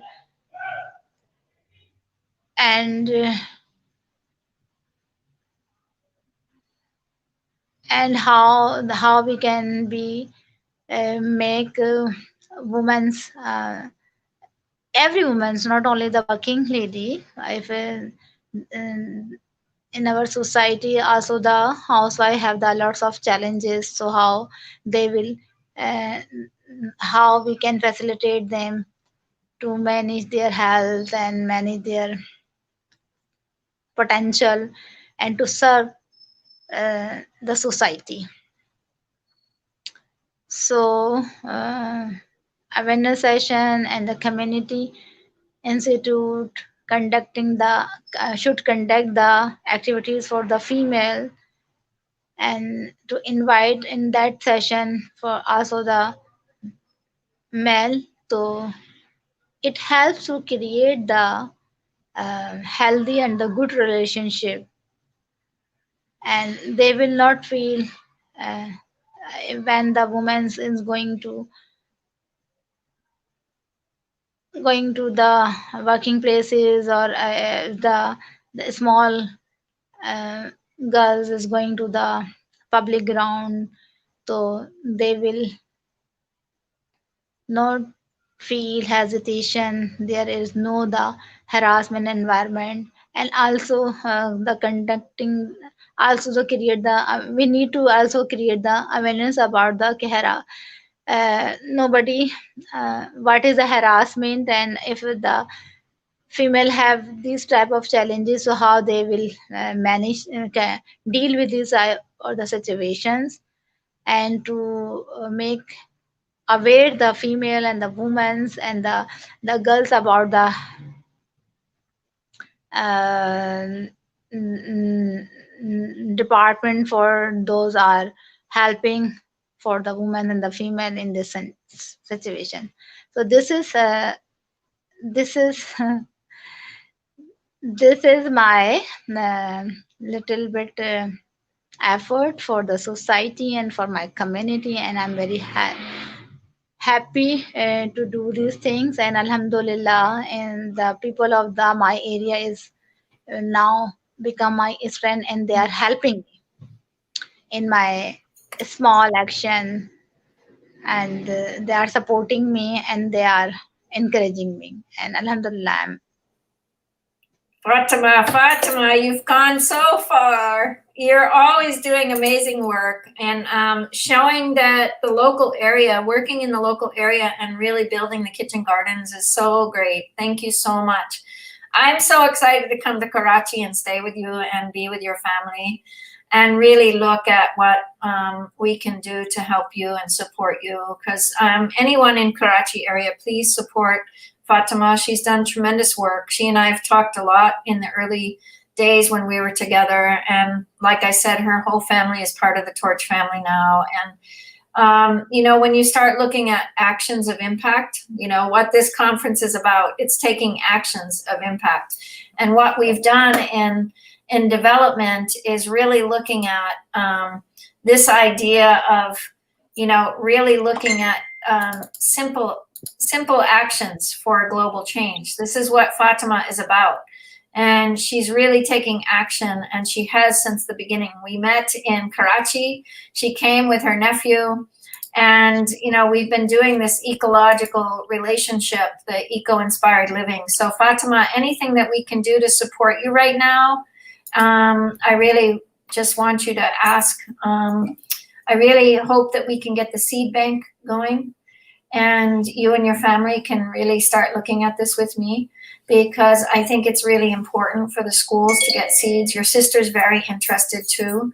So I think it's really key for us to really grow into the school projects and really develop Torch in a way that it can really create that system change, you know, the simple actions for global change. So thank you so much. Yeah. So much, Mama Lynn, to support me. And if you give me the 2 minutes, so my one friend, he is he's a specialist of the hijama therapy, and from the Mandi Bahauddin, he want to join our show. So if you give me the 5 minutes, so I communicate with him. Yeah, Kurt's gonna come in right now for peace, and then right after that, sure, for sure. Okay? Can he Sorry? come in?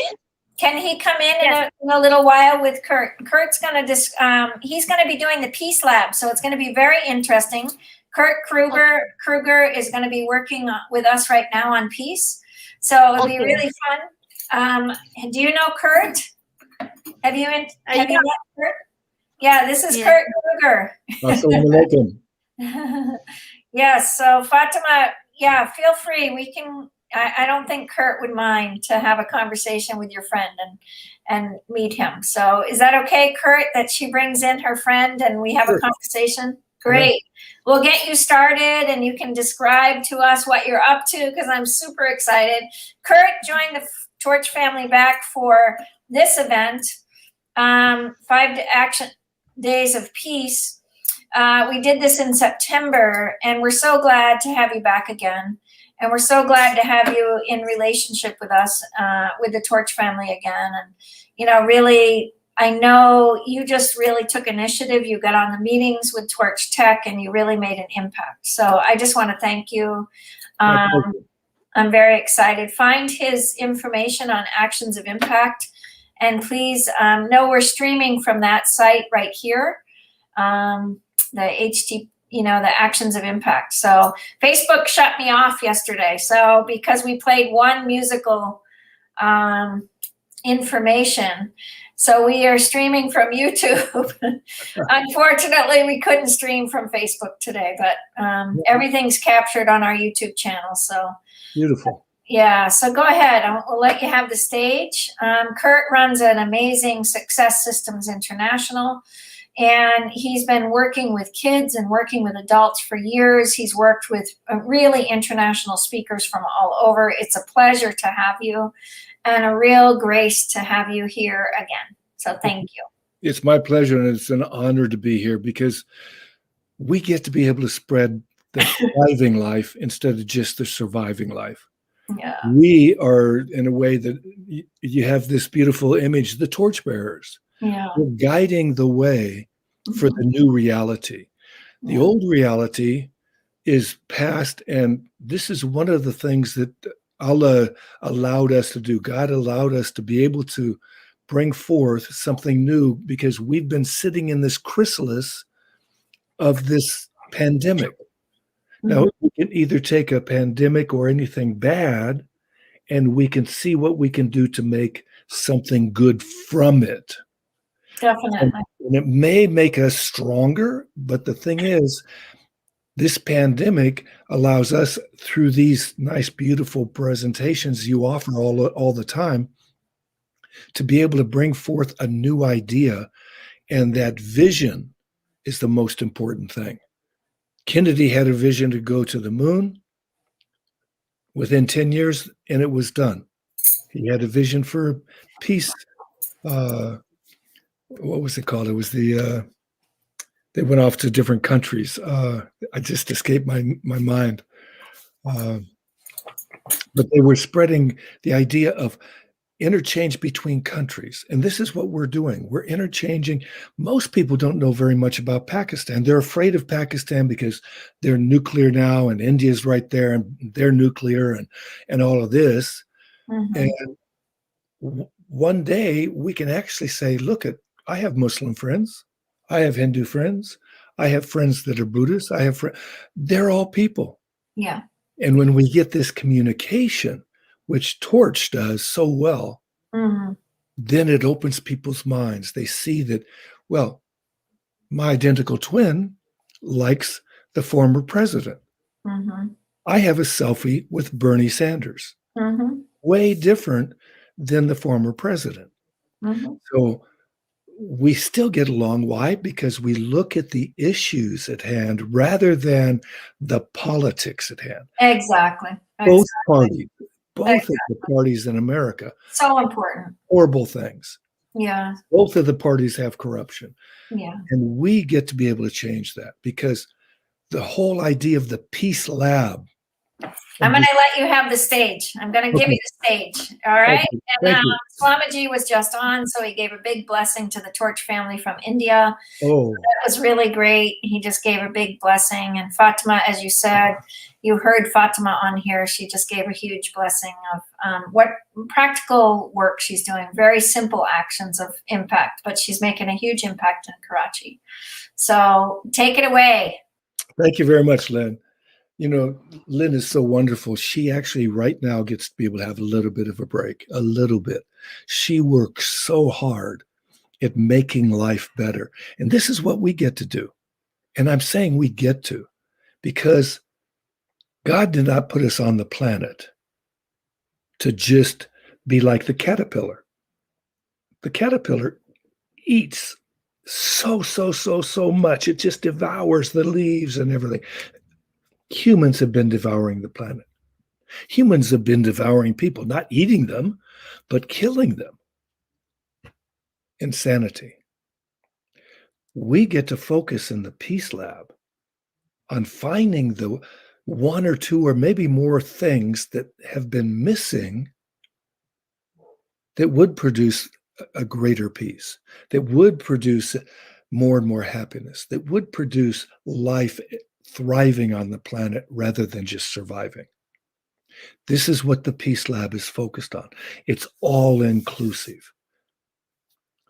This week on Humanity Rising podcast is going to be a peace week that is like no other, because the Peace Lab stands for either labyrinth, which is a pathway in to more peace, and out to bring peace to others. But it's also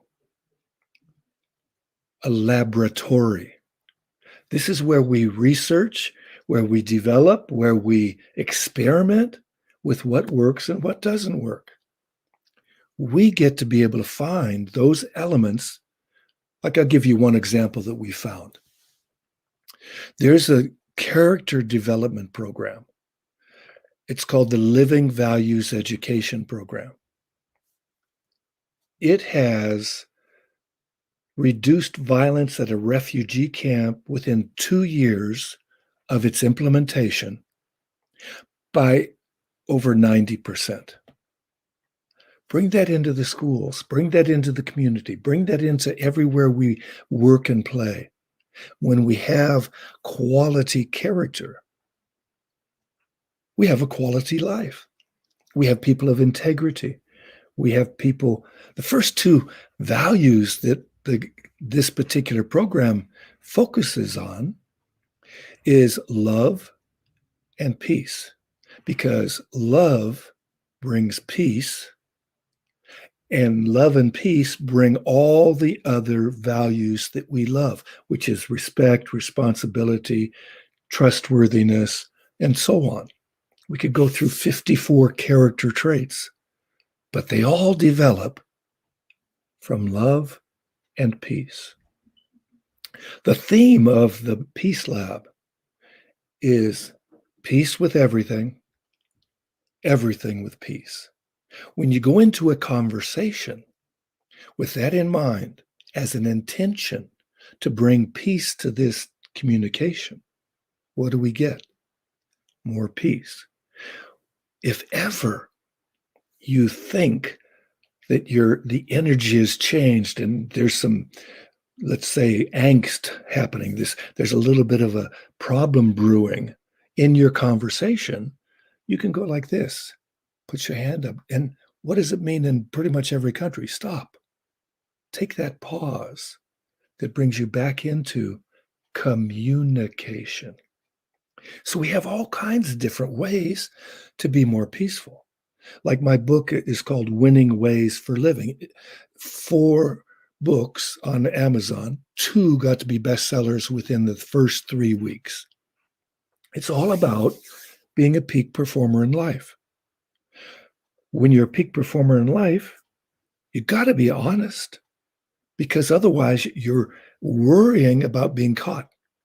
And that takes away your energy or focus of your mind on what you were trying to accomplish. And I use the word trying because if you're not honest, you are trying to do things.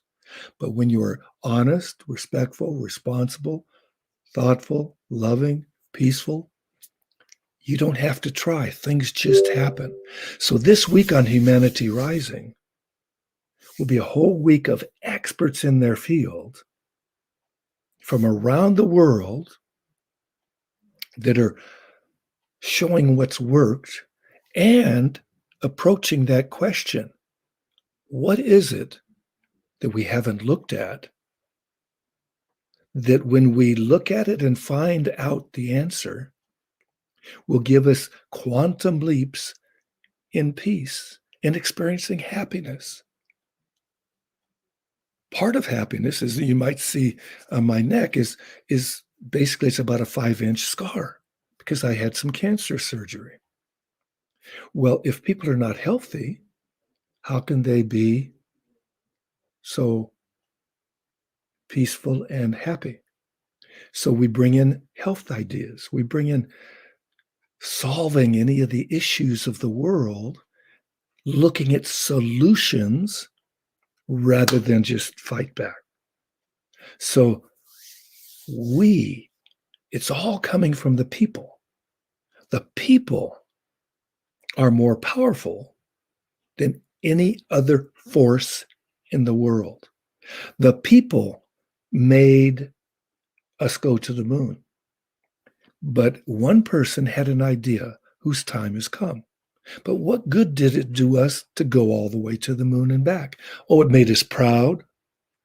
It made us have some science and understanding and see this incredible picture of the one planet that everybody is living on.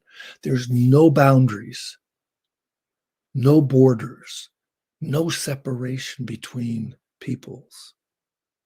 The only thing that separates us is the thought that we're separate, is the thought that we are different. We are all children of God, all children of Allah. When we treat everybody as Allah's gift, when we act as a gift, we're giving ourselves, like I am here. I don't get paid for this. I'm offering this for humanity. Humanity Rising's program this week with the Peace Lab, and you go ahead and look up chataction.org, and you will go immediately to find out about the Peace Lab. You will be able to take a peace survey. You'll be able to take a challenge, a 21-step challenge that will get you to be able to go deep inside yourself, clear out some of the old patterns, and to be able to make it so you can maybe think of the answer that we have to get to bring peace to the world. Or if you're not peaceful, how is it for the world, if it's all peaceful, does it do you any good? Everybody should be peaceful. Everybody deserves peace. This is the gift we can give each other. We are here to do so much in life.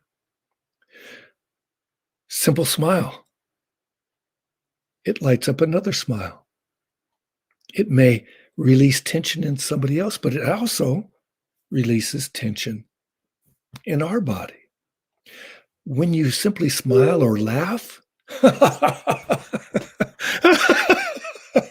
if you just laugh, what happens? You oxygenate yourself. You're breathing deeper. You're breathing freely, naturally. And the one organ in your body that uses more oxygen than any other organ is the brain. So you're opening also all your learning centers in your brain. Every bit of your learning centers open up. It's an awesome experience. It's so easy and cheap. It doesn't cost you anything except letting go instead of being always thinking on the dark side of life. Look, you could feel good. And all it takes is changing your mind. And when you change your mind, the actions get to change. Does that sound simple enough? I hope so. Now, one of the things that we're doing all day, if you've been on this call for very long, you've probably been sitting around. And if you're sitting around, now I've been an educator for over 50 years. I've taught from middle school, which is about 11-year-olds, to university. I've taught corporations like PepsiCo and IBM, so on. I've been all over the world, 5 continents. And it's been my pleasure to share the wisdom and knowledge that I have, because I give people an intellectual understanding and a direct experience. So if you've been sitting very long, I'm going to get up and stand behind my chair, and I'm going to switch my hands to my elbows to my opposite knee. And I'm going to be breathing out and breathing in, breathing out and breathing in. Come on, you can do it. Breathe out, breathe in, breathe in, breathe out, breathe in. Breathe. I'm doing the opposite of the breathing. I'm sorry. I was discombobulated. So what it is as you're bending forward, you breathe out. As you're standing up, you breathe in. You breathe out, breathe in, breathe out, breathe in. Now that's doing a cross crawl. That balances your neocortex, your new brain, that brain, that part of your brain that actually makes us humans as opposed to mammals, as opposed to reptiles. Because there's three main parts of the brain. Then the one is divided into two and so on. This is all just science. But when we do that simple practice, it opens up all of our brain. And again, it oxygenates your system. And most people do not do very much on their breathing. Some people hold their breath when they should actually breathe. You've never seen a karate person breaking bricks when they go and breathe in. It's always breathing out so that the ki or chi is opened and released. And that is the thing that breaks the bricks. I used to teach self-defense to students. And I had a little girl that was like 13 years old. And at the end of the self-defense program, I would always give them an opportunity to break a board.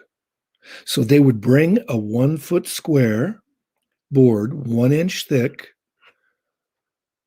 to class.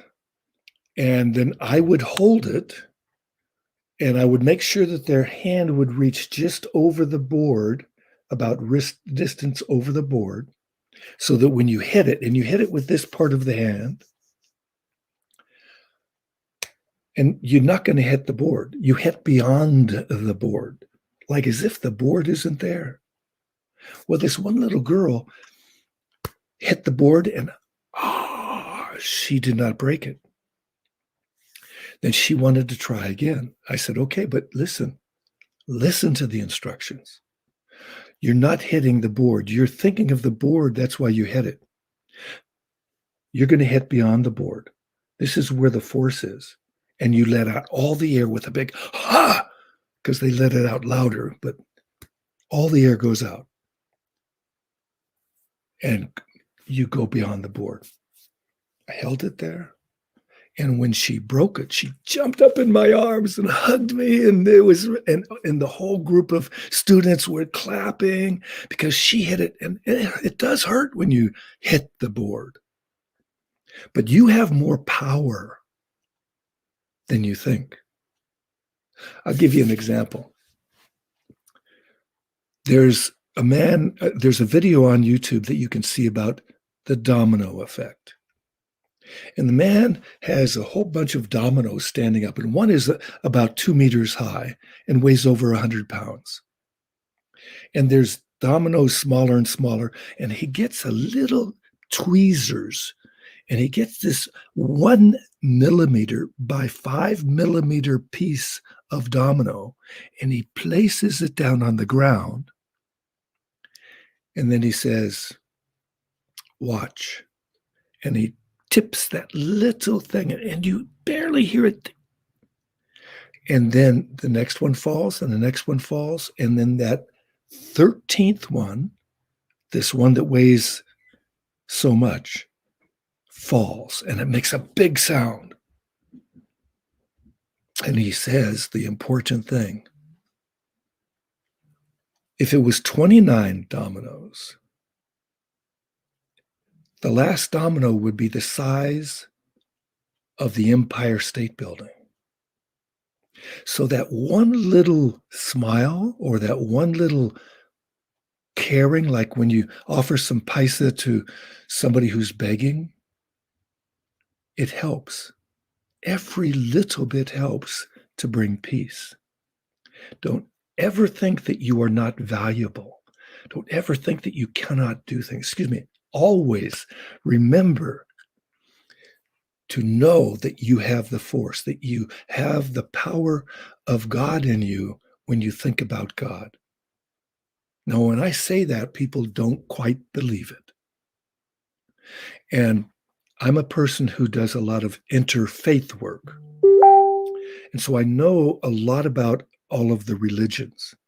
And the Christian religion believes that if you have the faith of a mustard seed, you can move mountains. Well, what good does moving mountains do? Nothing. But there was also a guy in that Bible that said, that used to thank the Father for having healed people he healed. His name was Jesus. So he healed people. But to do that, he said, thank you, Father, for having healed this person. So I'm down in South Africa. I had just given a big program at Witwatersrand University, one of the best universities in all of Africa. And I was playing beach ball, beach volleyball, that is. And I was playing with some people of the country there, and this guy spikes the ball so well, really nice, but he comes down wrong. You hear a horrible pop. And what happened? He blew his knee out. Now, I've been working with elite athletes all over the world for over 40 years at that time. So I know what happened. So I dragged him off the court. And having taught sports psychology, I asked him if he wouldn't mind to see if I could help him. And he said, okay. So I put my hands on his knees and I talked to him about how to breathe through his nose, because he had to relax because he's got a lot of pain. And when you relax, the blood will flow better. It'll flow the better amount and so on. So I put my hands on his knees and I guided him through breathing in through the nose, because it goes to the lower lobes of your lungs and so on and so forth. For 45 minutes, I did this. But for the first time in my life, I tried something inwardly. I thanked God for having healed this man. Periodically, I would just thank you, God, for having healing. Thank you, Allah, for having healed him. Thank you, Allah, for having healed him. And after 45 minutes, this guy got up and walked away. It worked. 5 or so years later, I was backpacking with some scouts. And one boy hobbles up when we compacted the line of scouts. He hobbles up with a big branch to use as a staff because he had twisted his ankle badly. Somebody else was carrying his backpack. And I asked him the same thing, and I did the same thing, and he walked away without the staff. Now, if I can do that, trusting Allah, trusting God, what can't you do? You're God's child. Now, it's just experimenting, just like the Peace Lab is an experiment with peace. When we experiment with peace, guess what? We find what we're looking for when we focus on what we're looking for. But too much focus doesn't allow us to see what is needed at the time. We get to be able to look at what peace is like in 2021, this week on Humanity Rising. If you go on to chataction.org, and you can get linked there.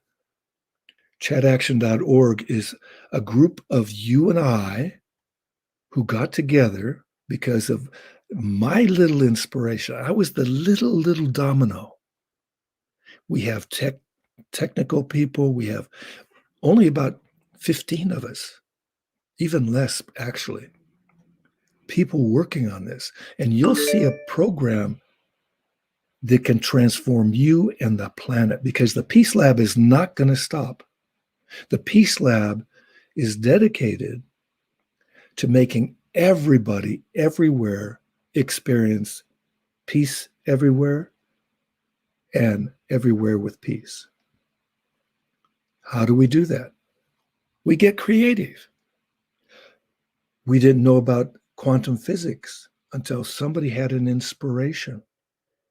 We didn't know about gravity until somebody had an inspiration. Life can change so much, and soon we're even going to have it so we don't have to have currency. We don't have to have any super rich people. It will be more equal with all the peoples. And we will live together in harmony. The important thing is harmony. Now, there's always, until the Peace Lab gets to complete, going to have some discord, some issues that come up that are maybe somebody's a little bit mental. We get to help them. We don't punish them. Like when I was teaching at Stockholm University in the early 80s, I gave a program on meditation to the Swedish prison wardens and priests, because they have priests in every prison in Sweden. And I taught them how to bring meditation into the prisons. Now, Sweden and Norway and Denmark and Finland and so on, they approach their prison system as a rehabilitation, how to help them get better. They then had a way to be able to get them super better, to break down the inward things that caused a person to break the law. So when you go inside, you clear up a lot of that stuff that caused you to feel ill at ease, because meditation brings you peace of mind. It clears the thoughts. So that, like, my image of God is that, he's not going to talk to us until we still our mind and he says, "Oh, you're ready to listen." Because he's not going to interrupt our talking. And all too often, we're talking in our mind. You're thinking about what I'm saying. Let your mind absorb what I say, and you will be able to remember it later, because your brain is very much like a computer. When you can remember every single instance when somebody taps a little bit of an electrode stimulus to a particular part of your brain, you'll have a distinct taste, flavor of that food, like I just had downstairs. I had the second best food that I've had for breakfast in my life. So I can remember all the flavor. I can taste it at that time when they do a little stimulus to a particular part of my brain. They don't know where it is each time, what memory it will bring up, and so on. But that's another story. I don't want to get too much into science, because I'm a polymath. I have a lot of interests everywhere, from science, metaphysics, everything, because life is to be explored. Just like I'd love to go to the moon. Oh, cool. But I'd rather not go to the moon. I'd rather go to Bhutan or Antarctica. I would like to get into outer space for the weightless and the view of the earth and all that. But I would never, ever waste that energy to do that, because it costs so much to go out into space just for my pleasure. Why spend all that money when it could be helping others? It's an ego trip. It's just saying, "Oh, I did this." Well, I have been to over 30 countries. I've been to 5 continents. I love doing these calls because I can communicate with everybody in the world who wants to communicate, who is tuned in to our station, who even thinks of offering some money to help with the seeding of the planet. And this is crazy that we spend so much money in destruction with departments of defense, and they're always having to have reason to go to war or to build up their military or whatever. I'm not against the military. Not at all. I'm not against it. I love our former president. I do not like some of the things that he's done. I pray for all the people to be better. Why? Because it makes everybody else better. When one person is better, it's like when you see that smile down the street. There's a man who wrote a book called The Gentle Art of Blessing. His name is Pierre Pradervan. He was walking the streets of Geneva, and he started a practice in his mind to blessings of light and love when he saw somebody, or blessings of health and wealth, or whatever came to his mind for a blessing, he would just do this inwardly. It's a great book called The Gentle Art of Blessing, but you can also see him on YouTube. Look up Gentle Art of Blessing. His name is Pierre Pradervan. And all of a sudden, one day he's doing this, and a man he does it to a man sitting on the side of the road, and the man jumps up and boom, knocks him in the face, knocks him out. When he wakes up, he's spread eagle on the ground. He stands up and he looks around. The guy is gone, but he blesses him anyway, even though the guy's gone. He just got hit, and he blessed him. He goes home thinking he's going to see a big black eye. Nothing. The gentle art of blessing. The power of grace, of love, of light is more than we know. Allah allows us to be vehicles for his love. God allows us to be his servants. Are we going to serve others as we would like to be served? It's in the Quran. It's in the Bible, the Torah. It's in Confucianism and Taoism. It's in the Tao Te Ching and so on. You treat others the way you want to be treated. That is the one rule for the world. When we put it into practice, we get to live in heaven. We get to live in a world that God wanted us to live in. I would love to be able to have a dialogue with you, because I am having a dialogue with you, except that I don't hear exactly what you're questioning, except I get to be able to flow with what we are moving to, which is peace. So again, the chataction.org will allow you to be able to take that survey, to take a 21-step challenge, or to be able to join the Peace Lab in spreading all around the world and making it so pretty soon governments will follow what the people want, which is to have a Department of Peace, not like in the book 1984, but a Department of Peace that slowly but surely will be able to make the Department of Defense not have to have so much money, not have to have people ready to kill people, and have more people who can be doctors, nurses, be somebody who's an educator, and we can educate people for both brains. Our education system in the world is geared toward the left brain. This is your analytical brain. This is the brain that they say, okay, what is it? 2 + 2 is 4. Well, that's easy enough to do. But what about the creative part? The right brain. That's different. That allows us to be not just artists, but leading edge scientists. There was a fascinating book that I listened to about 5 or 8 years ago. It was called How Hippies Saved Physics.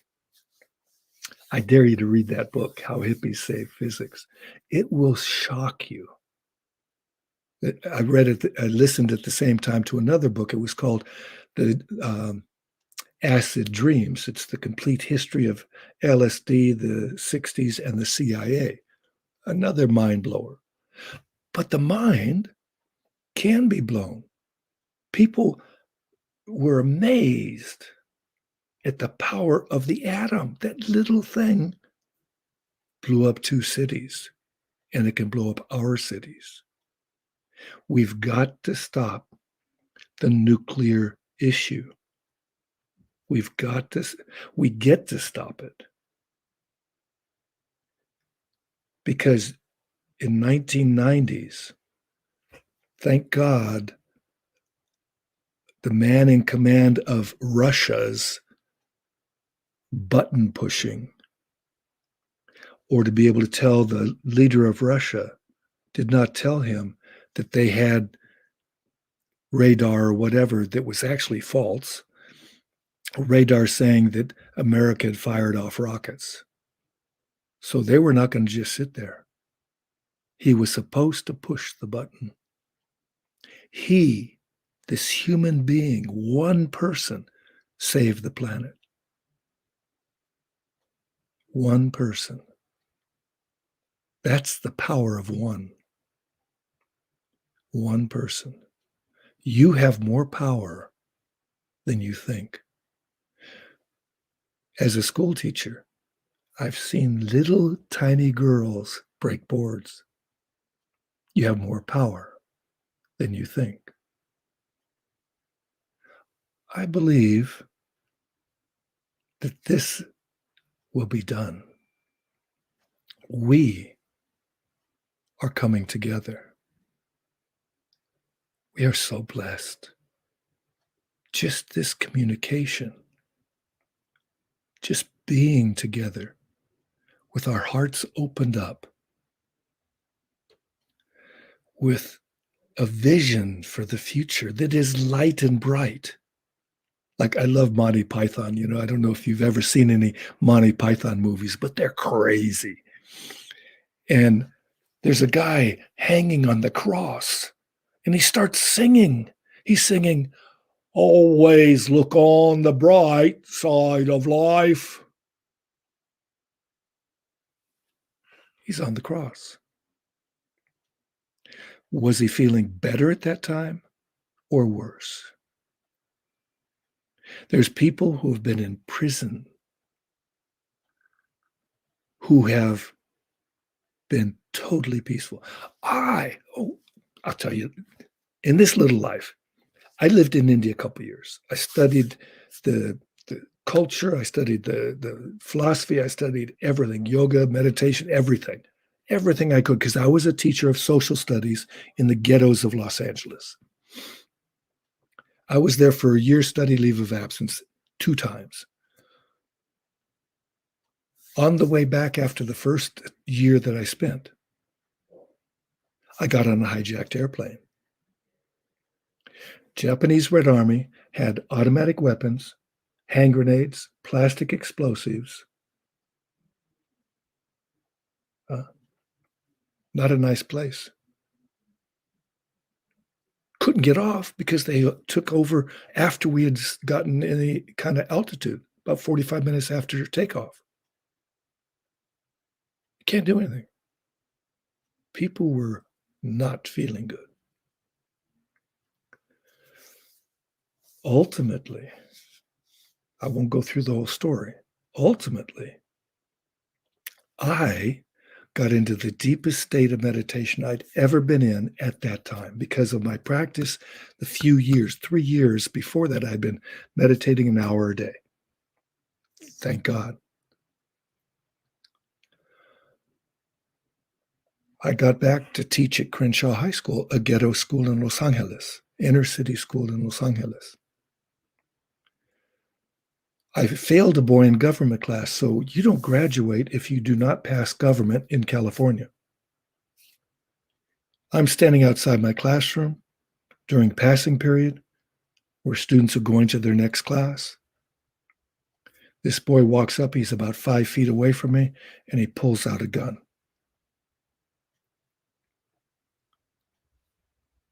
I said, "Give me the gun." I had no fear. I had, as they say in Star Wars, the Force. I did an Obi-Wan Kenobi, although the movie wasn't out yet. This was in 1977. And he gave me the gun. I think because he had never seen anybody not have fear, and he didn't know what to do. So he gave me the gun. I phoned the security. They came and took the gun and the boy away. I went back into my class and taught. Teachers who were watching this were so upset.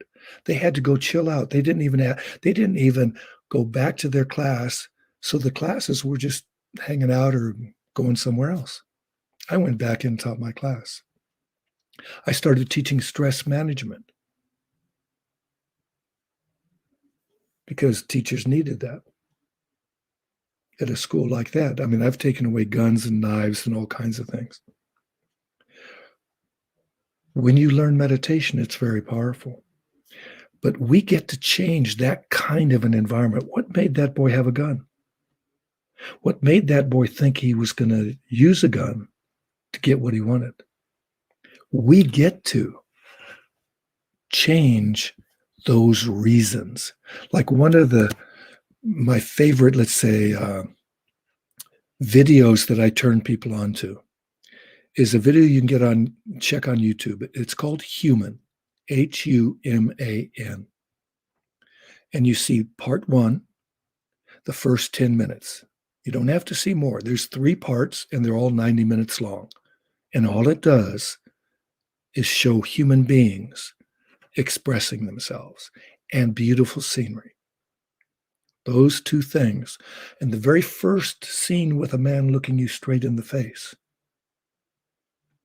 is a man who tells you how he learned love. First from his father. And then from the most unexpected source you could imagine. And if that statement isn't true, you tell me. You can connect up with me through successsystemsinternational.net. Ask me that. Tell me what your response is. You can ask me for anything that you have heard on this program, and I will communicate to you as soon as I can what you need. I can give you how to meditate. I can give sheets out for that. If you get the book, Winning Ways for Living, it will have a number of different meditation practices. It will teach you concentration. As an educator for 50 years, I ask everybody, every year I'll ask, have you ever been taught how to concentrate in school? Have you ever been taught how to concentrate? Have you? They'll tell you to concentrate, pay attention. But they don't teach you how to concentrate.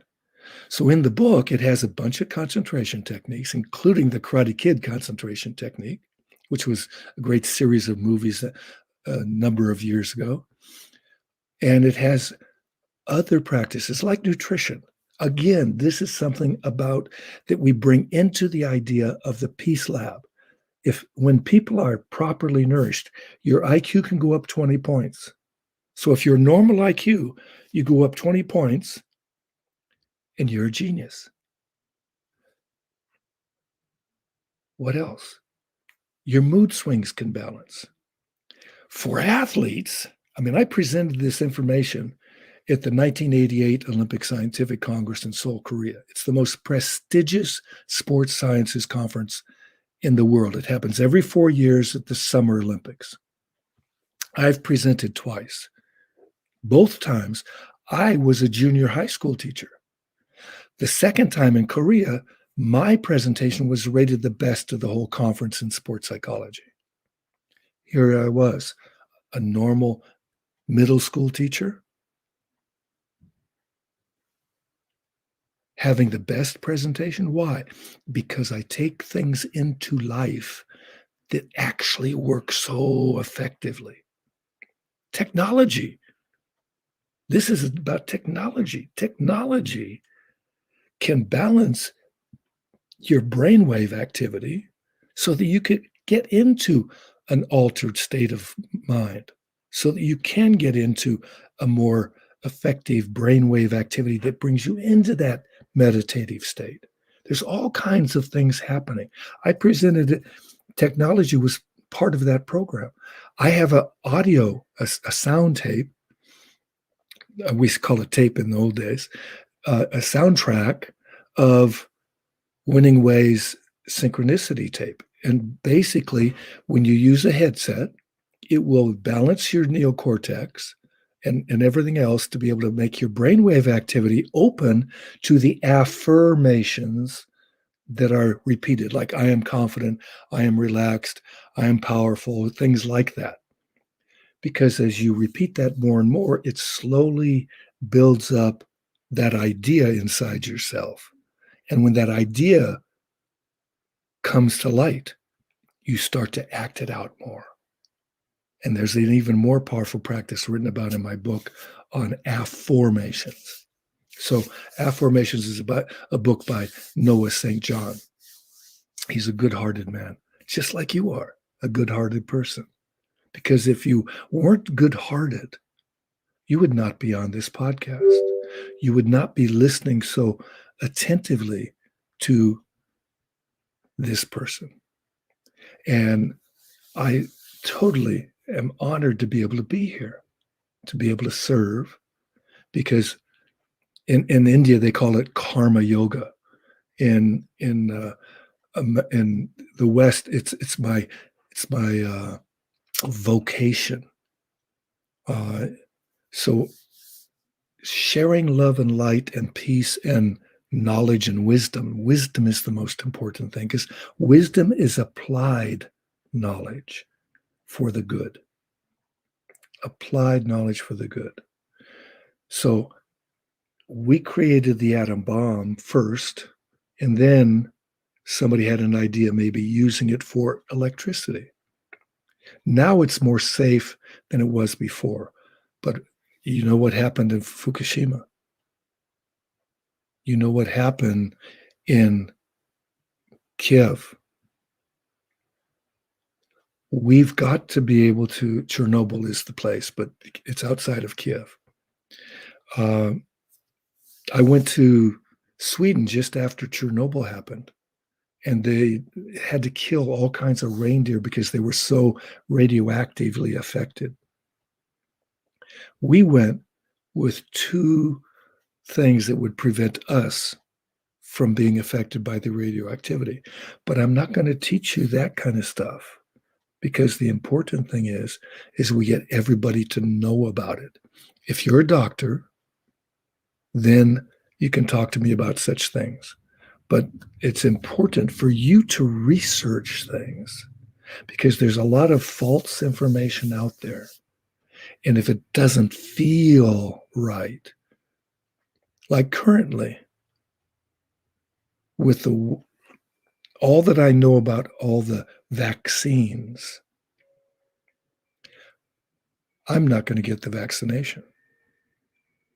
Now, why? Because of my knowledge and my belief in a higher power. When we believe in God more and we look at all the science on both sides, it's like looking at what happened in Washington on January 6th and seeing and hearing all of it is different than listening to the politicians or the news media afterwards. When you hear firsthand something coming out of my mouth, it's firsthand.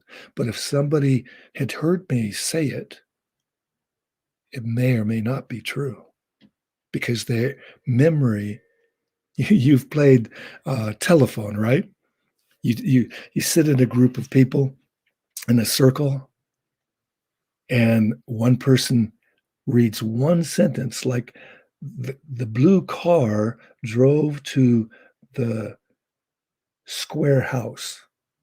And by the end of it, the color of the car is different, the shape of the house is different, or whatever. Why? People don't listen with soft ears, trying to really hear.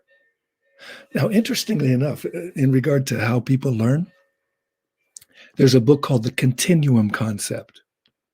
And the Continuum Concept is a book about this archaeologist and so on that was going to be able to study these natives in the high mountains of Colombia in the Sierra Nevadas. And they're portaging these big, heavy dugout canoes that are really heavy. And sometimes they'll slip on these rocks and fall against a hot rock face, and they burn themselves. And then they get to this village, and they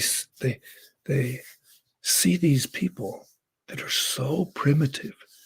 They've never, ever seen somebody from the outside. And they see that there's this steep cliff, and there's a little child crawling toward the cliff. Nobody says anything to the child. Why?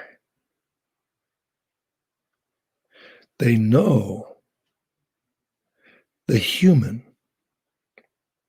has all its senses open at that time. The child gets close, goes away. Can look over the side. There's no fear. The fear that we have can be instilled in a child by saying, "Oh, watch out." And so what happens to the child when you say that? Immediately it tenses up because it hears and feels your fear.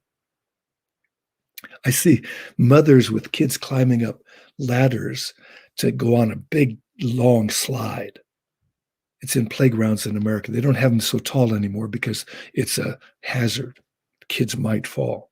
Like, who doesn't fall?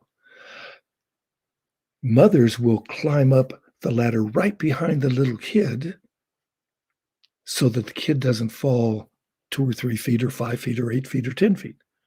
I stand at the bottom ready to catch if they're going to fall. I don't say, watch out, be careful, hold on. They're going to do that. And then when they slide down, I run over to the side and, hey, cool. That's fun. We can put fear into people like they want to do all around the world. Fear the Indians, fear the Pakistanis, fear the Republicans, fear the Democrats, fear this, fear that. Oh, those women, oh, you got to watch out for them. Especially the men, they're the ones that kill everybody. All this fear demon, all this separation demon. Let's unify. Let's hug. Will you please do this and give me a hug? And let that transmit through this incredible call and feel my hug. We get to hug now.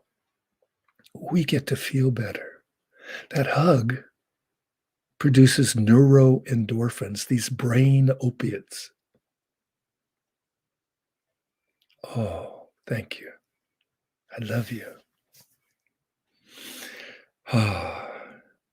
I wish that I could see if there were any questions. That's one of the things I like about Zoom, but that's another story. And tomorrow's session on Humanity Rising that you can link to through chataction.org, chataction.org. You can hook on that. You can see all about what the Peace Lab is about. You can also then be linked to the actual presentation on Humanity Rising. It will give you an opportunity to be able to continue to participate in the Peace Lab. You can choose to take the 21-step challenge. You can choose to be able to do the survey. You can choose to be able to experiment with, what's it called? It's SQ, a new financial kind of a way, actually economic system. It's a better term, is economic system. And that is just getting us prepared for our future. The future is bright. The reason the future is bright is because we are taking the future in our hands. In our hands. We are holding the planet up with love and light. We are holding the torch. We are the technology of love. And this we spread as easy as butter in the summer, or as ghee in the summer. I love ghee. Ghee is so much better than simple butter, but that's my preference. I love South Asian food. I say South Asian because Pakistanis and Indians eat the same food, and it's fantastic. Of course, South Indian is a little bit different than North Indian and a little bit different than Pakistani. There's little subtle differences, but they are so good. I love the spices. Just like this breakfast I had, it had Mexican spices, and that helps to be able to get the nice vitamin C through your body, is those nice peppers, hot peppers, that is. But you already know that. You probably know a good amount about nutrition. And if you don't, learn. One of the better books about nutrition is called, it's by Cousins. I'm thinking of Norman Cousins, and it's not Norman, it's Gabriel Cousins, Dr. Gabriel Cousins. He has a book called Conscious Eating. And when you are more of a vegetarian, it helps the planet. Now, when I say that, more of a vegetarian, you don't have to be. Some people need meat. Some people need to have certain elements in their body. Like I have some indigenous friends here in California that they're from the Chumash tribe. And I had to, I didn't want to, but I had to kill a rattlesnake. And a rattlesnake is a poisonous snake. It's not near as poisonous as a cobra or something. And when I was in India, I saw a cobra run across the road where I was living in the village, and fastest snake I've ever seen. But I gave the meat to my friend because they don't get to have some of the food that they always used to eat anymore, because people just throw them away and they're not around so much anymore. And I don't kill them normally. I will let them live. I'll bring them somewhere else far away from my property, but they are there for a purpose. Allah made everything for a purpose. He made us to make the planet better. God made us to make the planet better. We are not here to be caterpillars on the planet. We have been, but we're learning now. We're learning what it does to us. We're learning what it does to the planet. The planet is alive, and nobody can prove any different. The planet is alive. It is growing. It is doing its number. It doesn't stop when we want it to stop. Tsunamis don't stop. Earthquakes don't stop. Tornadoes don't stop. We can modify them as best as we can to bring back nature to nature. We won't have it. What happened in Pakistan with those floods? Americans don't know anything about the floods. Most Americans. Floods you had in Pakistan this last year. Why? We don't really have communication except all the evil things that are happening in our country or maybe some other countries, but very few times do you ever hear anything about Asia or South America, at least in America, and especially Africa. And I have dear friends in Africa because my wife is from South Africa. And I also consult with these SDGs in Nigeria and South Africa and other places.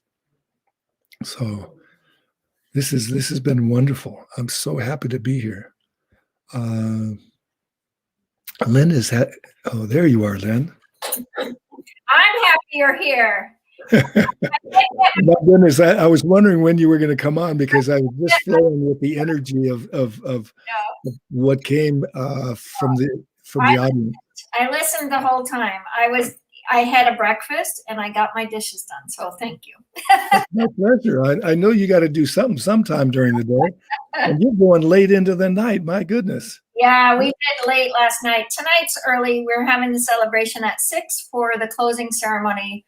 And then, but we've got great speakers all the way through today. So it's really special to have you again, Kurt. And you brought up a lot of beautiful ideas around technology and practice and, you know, that development of that inner part of ourselves to take that action of impact, you know, what the Torch family's about, really opening those ceremonies within yourself, really.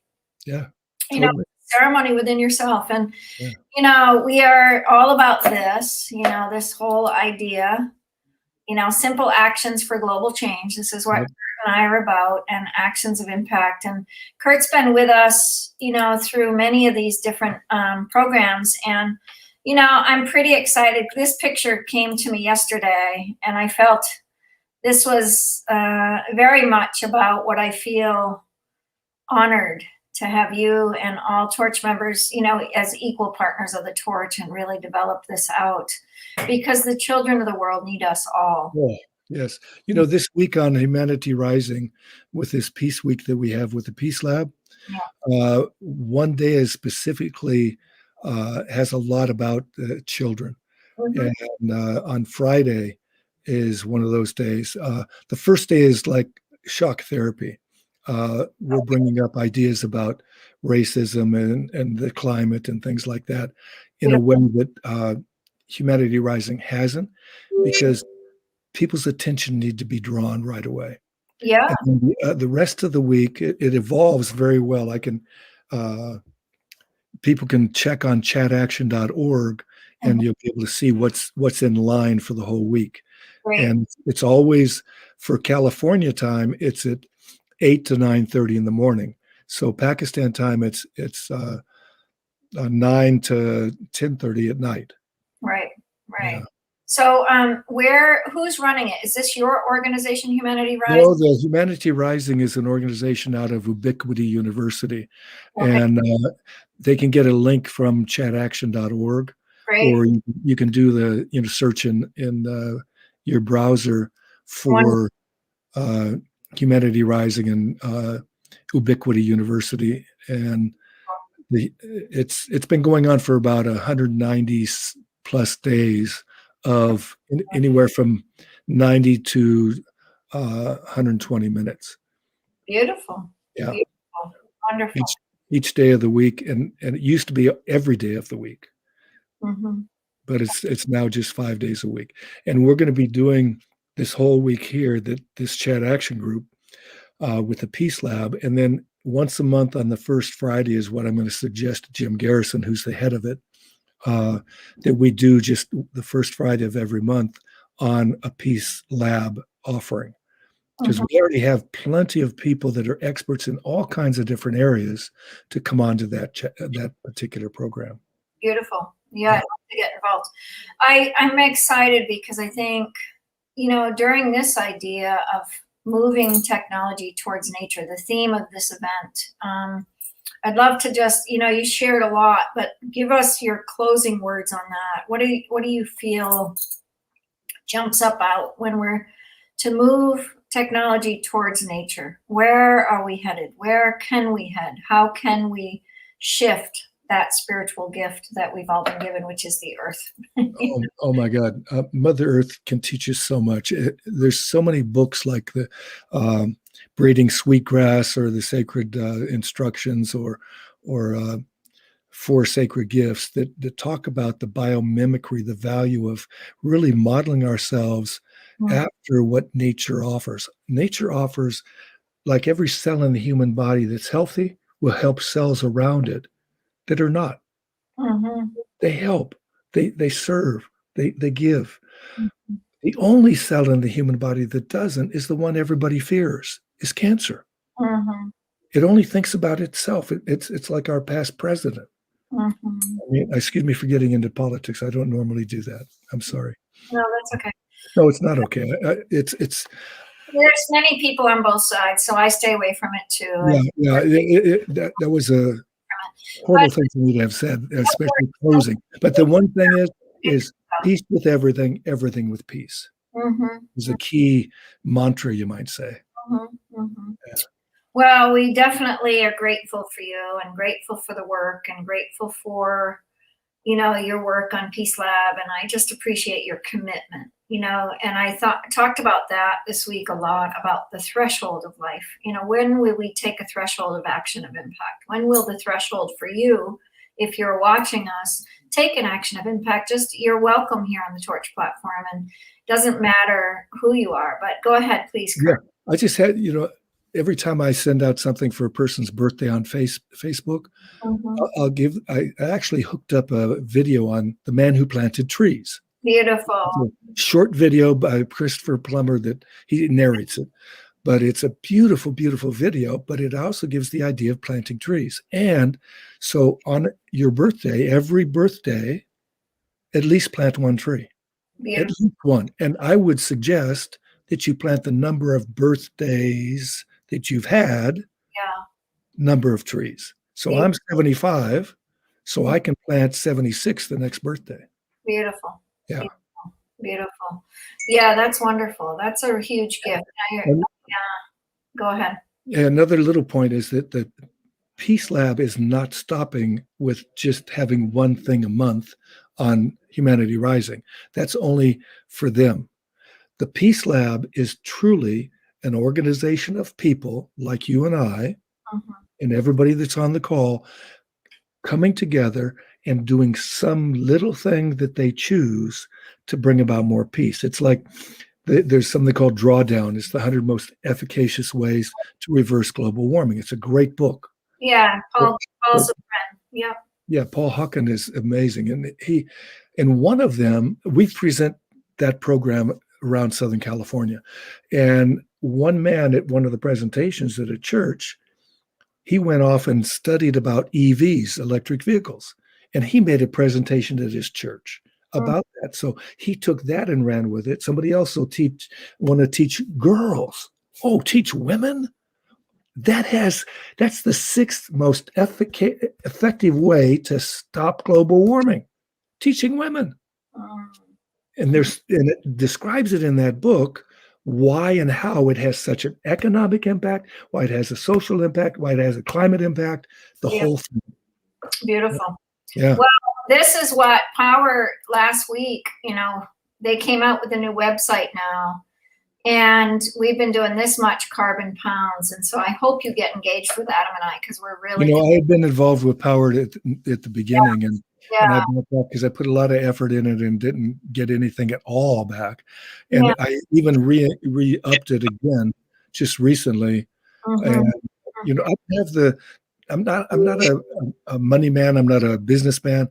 I'm an educator. Yeah, totally. Yeah. I'm with you. I get to focus on the Peace Lab, but thank you so much for having me. I know you got to get to other people now, huh? Yeah, thank you so much. And I just appreciate so much you coming. Really. You're a huge impact. Yeah. Cheers. Walaikum salam. All right. Celebrity Guru, are you here? It looks like you might have popped in. We're waiting for Julie. You are here. You came home. Yes, I'm always at home, right? Yes. But I go.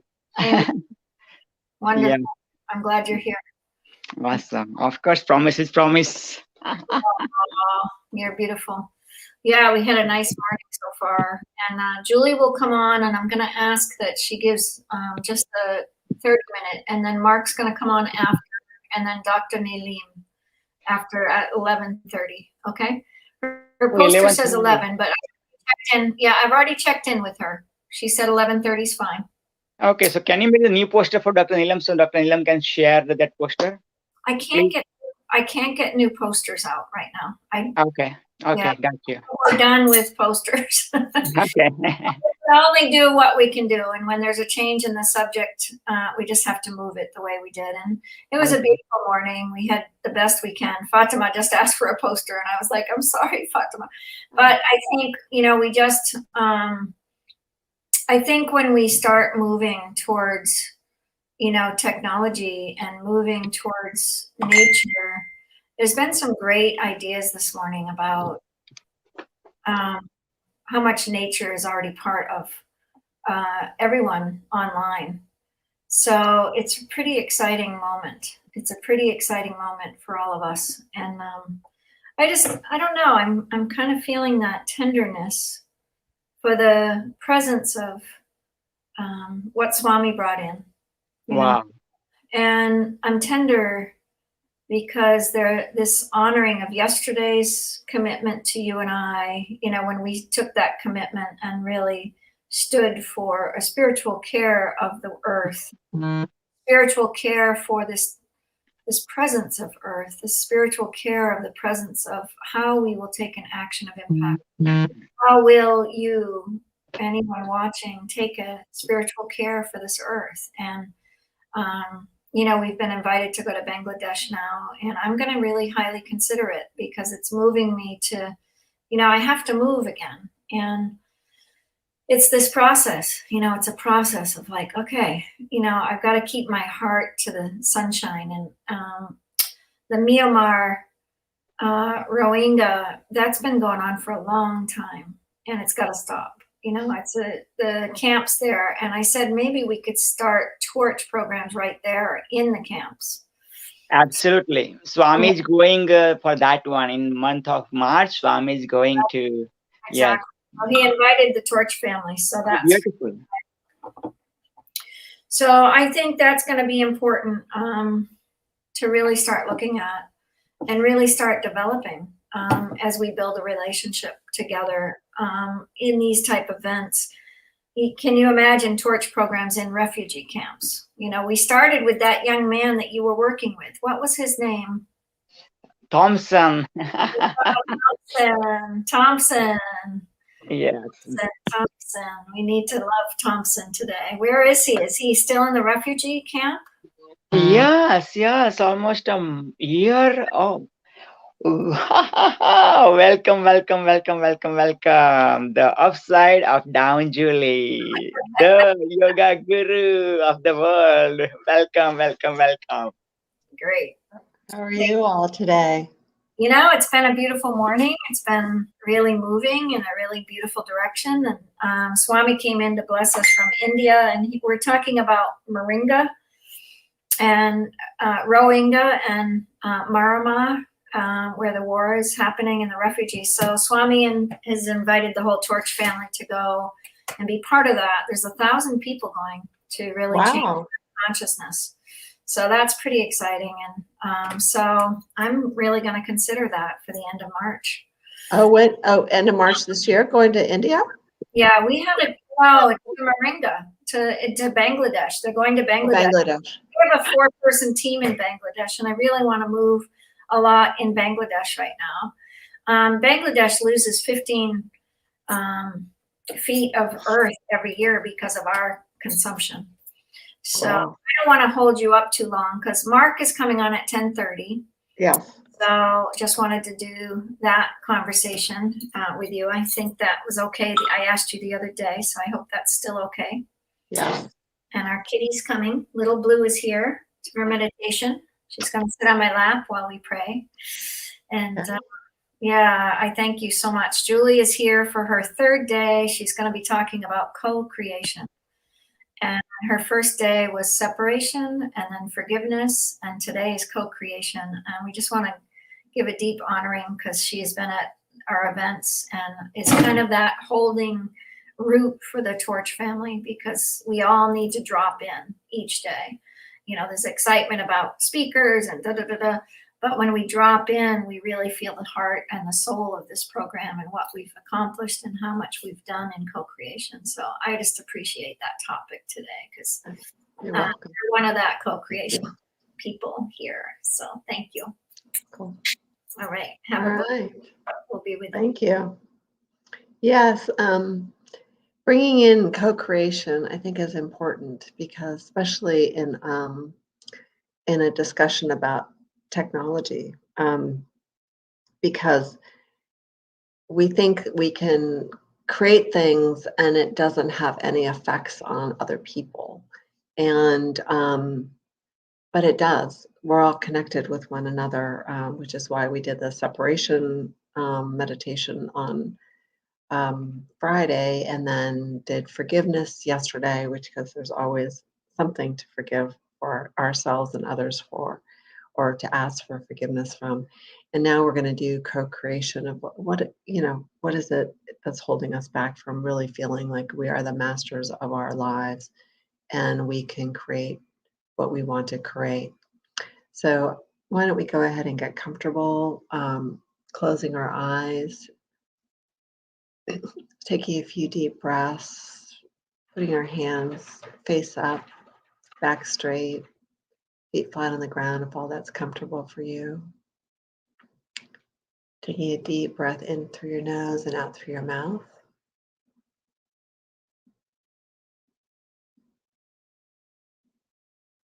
We welcome and give thanks to all of our beloved ancestors and all of our benevolent guides who are here with us today, supporting us and releasing all that does not serve us, so that we may truly be the best and highest versions of ourselves, for our best and highest good, as well as the highest good of all concerned. Bring your attention into your heart space, taking a few deep breaths into your heart.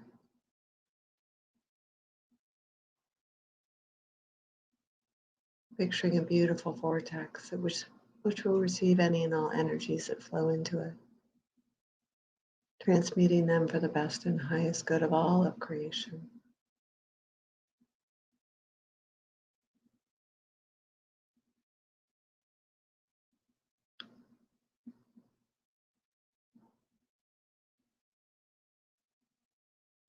And I invite you to release all those aspects of yourselves, ways of being, ways of thinking, to keep you from feeling and seeing and experiencing yourselves as co-creators of your lives.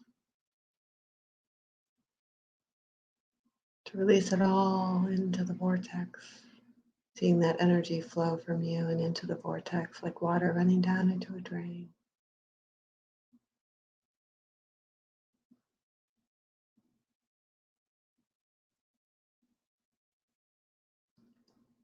And as you release those energies, you invite all the gifts, the lessons, the wisdom,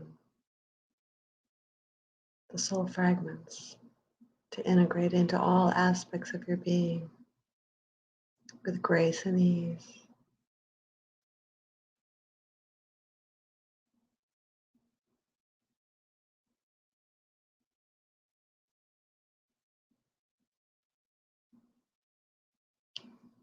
Now we invite all of our ancestors going back 7 generations and forward 7 generations to release all those aspects of themselves, ways of being, ways of thinking, to keep them from feeling, seeing, and experiencing themselves as co-creators of their lives. To release it all now into the vortex, seeing that energy flow from you and flow from them and into the vortex, like water running down into a drain.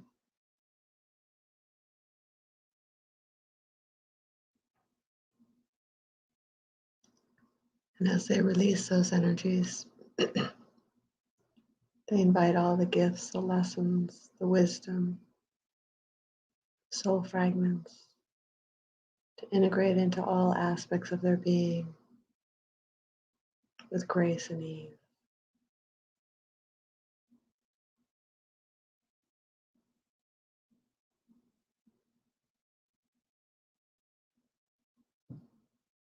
Now we'll invite the collective, all of humanity, to release all those aspects of themselves, ways of being, ways of thinking that keep them from feeling and experiencing themselves as co-creators of their lives.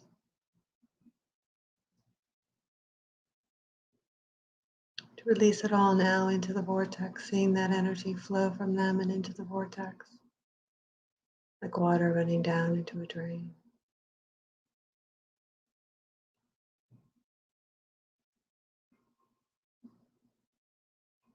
And as they release those energies,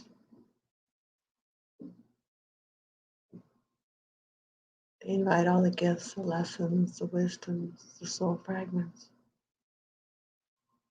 to integrate into all aspects of their being with ease and grace.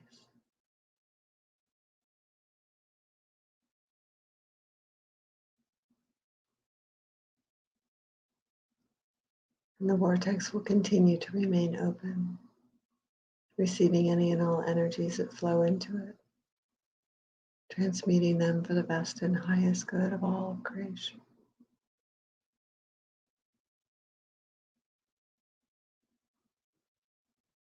Bring your attention back into your heart space.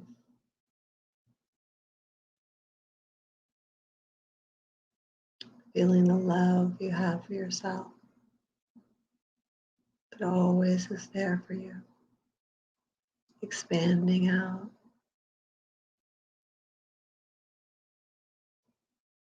until your entire physical, mental, emotional, and spiritual bodies are all bathed in this beautiful golden white light of your own love. Changing your cellular memory and impacting your DNA.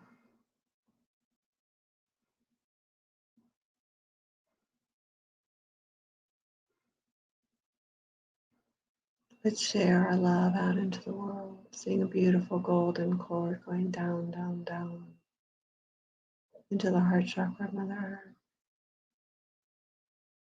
Earth. Connecting with her unconditional love and gratitude for you as you share your love and gratitude for her. Feeling held, loved, supported, grounded, and safe in this beautiful cocoon of love and gratitude.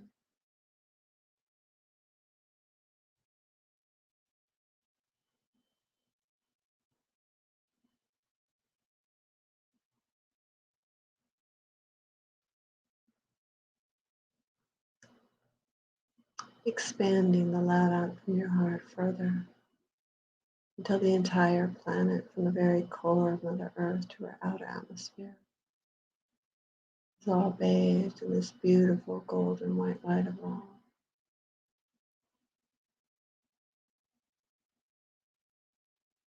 Impacting all life forms on the planet.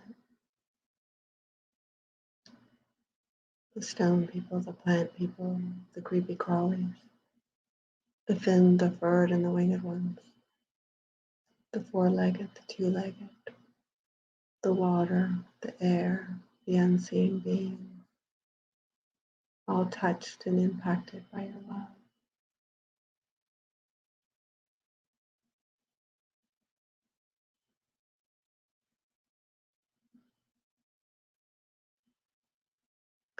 Expanding it out even further until the entire Milky Way galaxy and then all galaxies in the cosmos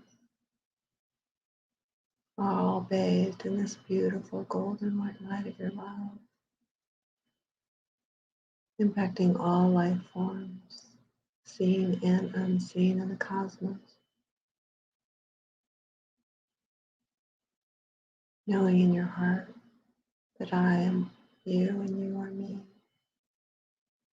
and we are one in love.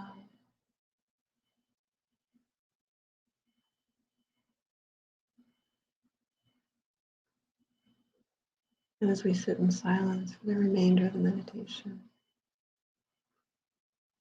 we'll bask in this sea of love, really fully understanding and embodying that we are the co-creators of our lives.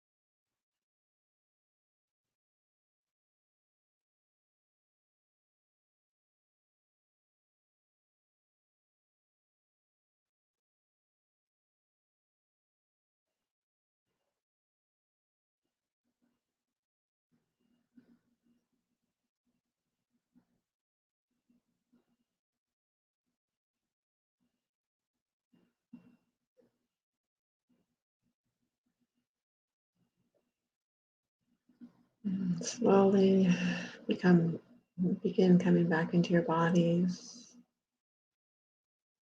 wiggling your fingers and your toes and taking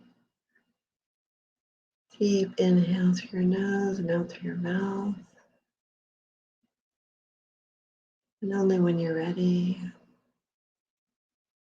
open your eyes.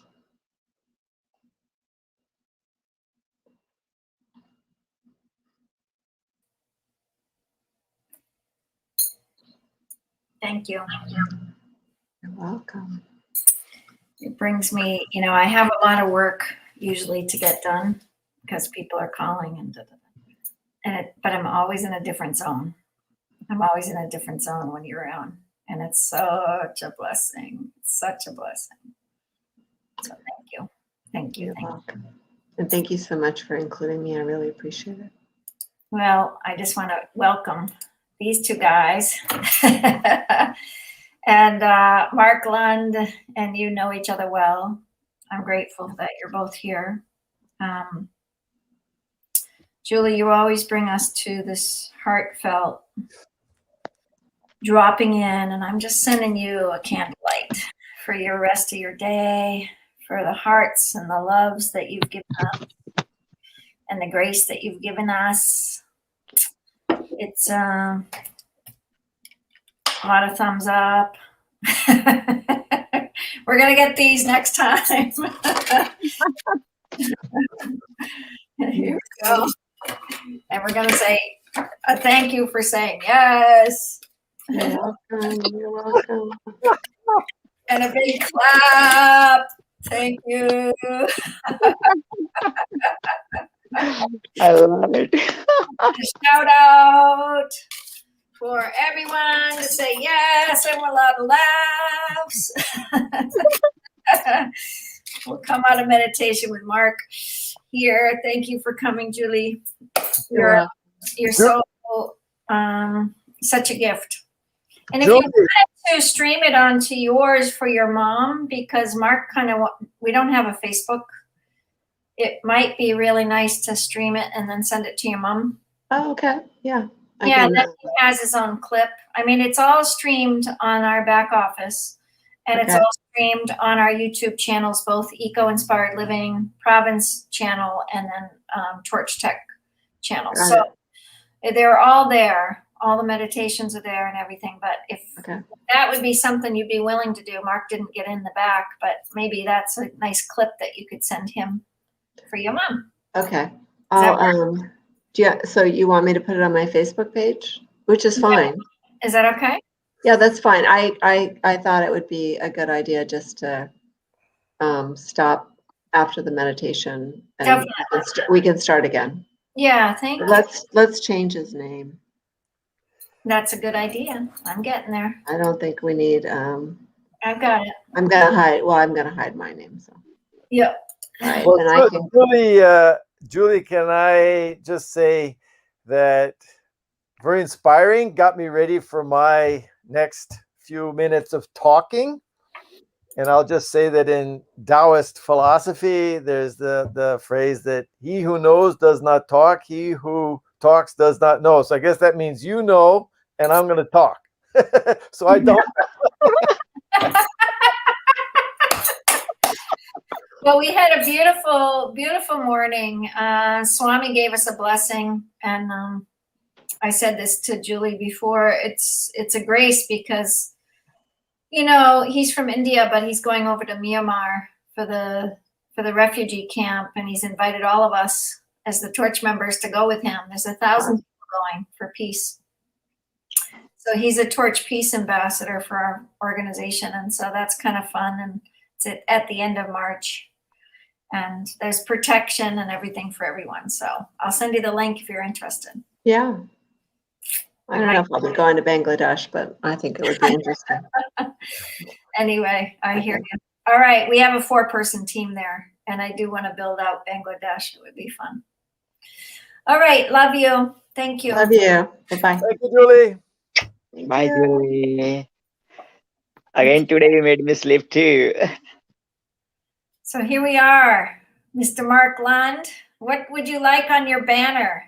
Jeez. You want a website or? No, I'm good. I'm good. Maybe my email, Lund at UOL.com.br,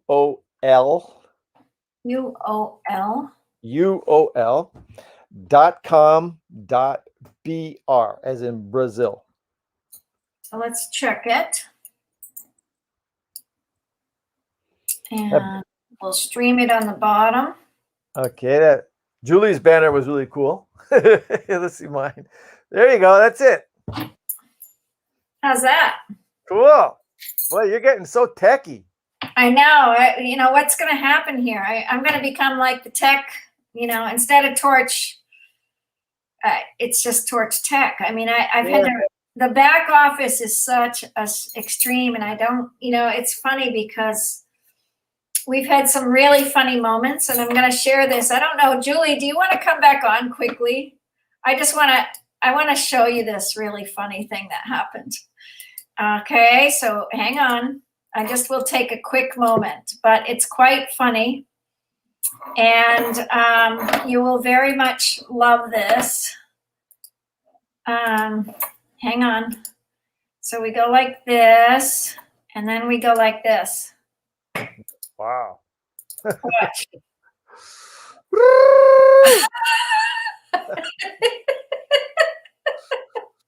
Is this great or what? Oh, wow. That's pretty cool.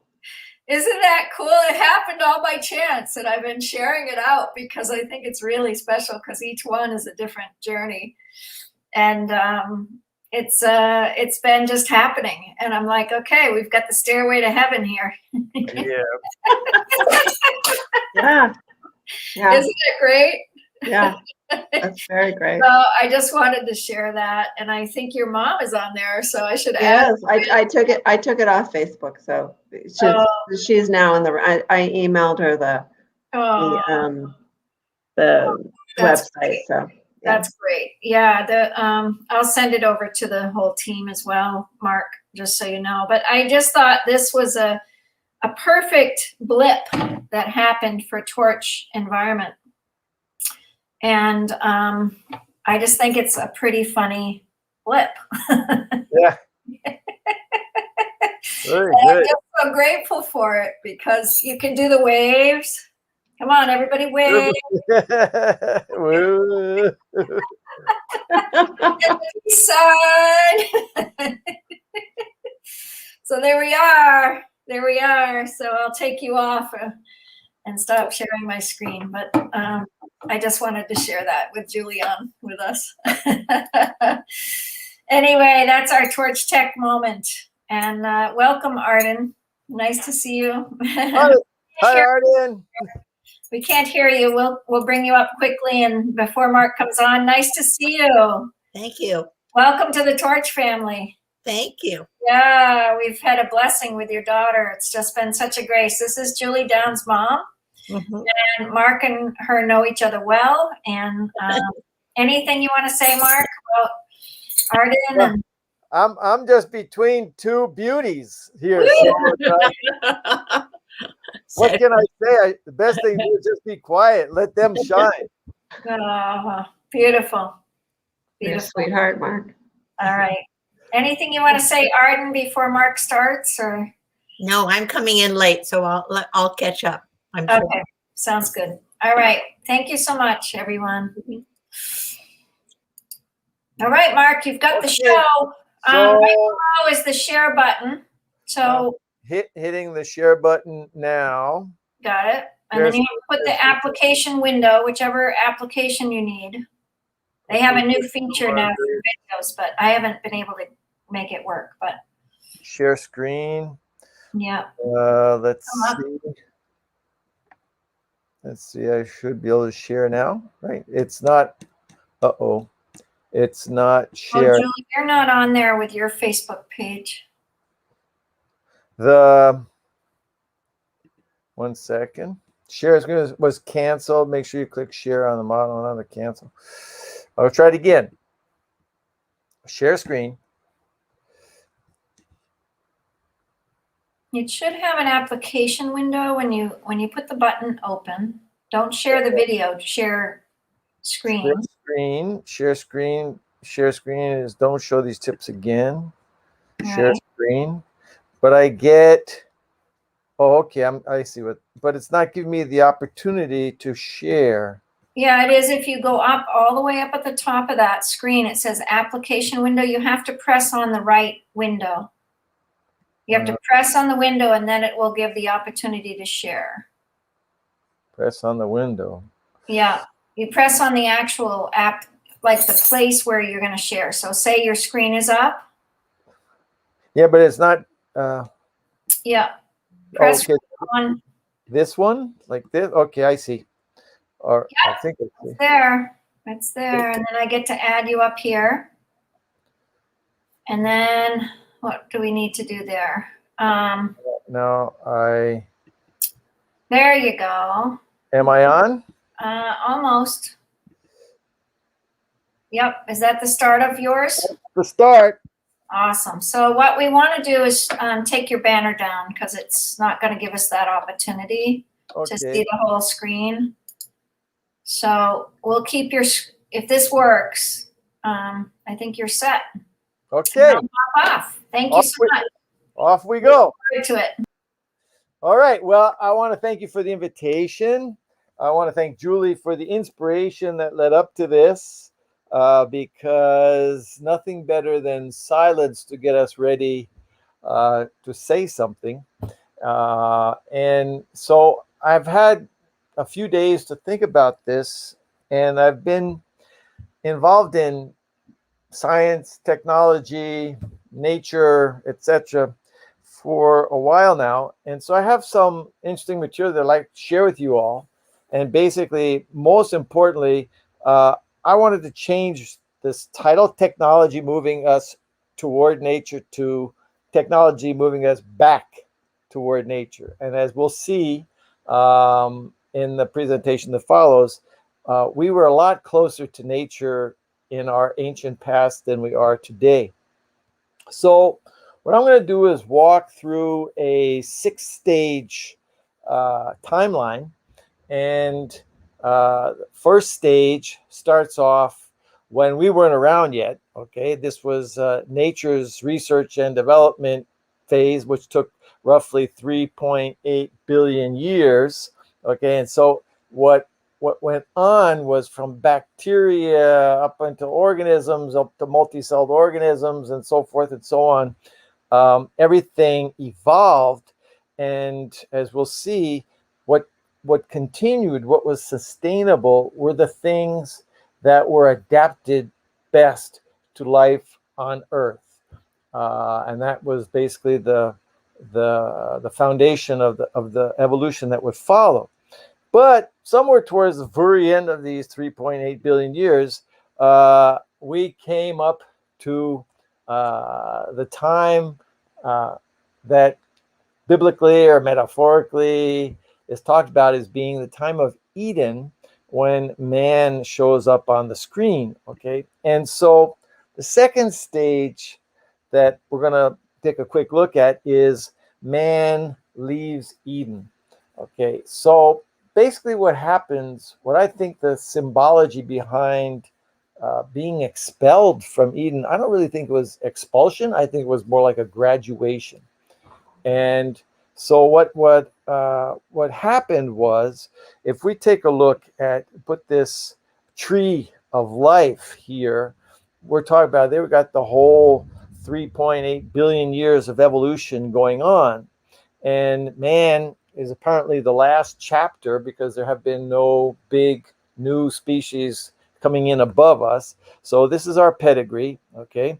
And what I want to look at is what happened to man and what happened when man came into this picture. Well, what I think the meaning behind leaving Eden is that our intelligence, or actually the intelligence of life forms in general, had evolved to a point where somebody was ready to graduate and leave Eden. Now, Eden is where everything is pretty much run based on instinct. Okay, so it's an operating system whereby there is no free will. Now, when man leaves, as I said, metaphorically speaking, when man leaves Eden, what's happening is he is leaving the tree of life. He's leaving all his ancestors, biological ancestors, and so forth, and he's going off on his own journey. And we see examples of I mean, we don't have to look far to see our own intelligence and how far above the rest of the biosphere it is. But at the same time, we've lost, it was a trade-off. And so we've lost instinct. So if you take a look at, for example, the tsunami, there's that famous story about the child, the people, the tourists that were riding the elephant there in Indonesia, and all of a sudden the elephant takes off for the hills with the person on its back, and no one really understood what was happening. Well, the elephant, as did many other animals, instinct told them that danger was arriving, and they may not have been able to express what it was. They just knew that they had to go to high ground. There was also, in terms of intelligence, there was a 6th grader on a beach who, when he saw the water recede, he said he had just learned in class that water receding usually meant a tsunami was about to arrive. And so a lot of people on his beach were saved because of his intelligence. So nature operates on these two formats, one being the automatic pilot of instinct, or man's intelligence, helping him to sort of substitute instinct and move towards something more related to consciousness and consciousness's own discovery of consciousness and understanding of consciousness and understanding of this choice, where he's been taken off the instinct platform and he's been put on the intelligence platform, which gave him at the same time the opportunity towards free will. But now he's got to learn how to use that. So we're going to go forward with this now, and we'll come up to stage 3. Okay, when we get to stage 3, okay, what we see happen is man, recently stepping out of nature, looks back and reveres nature. He sort of sees it as his mother, and so man respects it and reveres it as one would one's own mother figure. So that was a big step, and what we see is it started way back at the beginning when we had Aborigines and the Indians and all these ancient cultures, Mesoamerica, North America, Mesopotamia, etc. And what we see is this gradual evolution in the intelligence of the reverence for nature.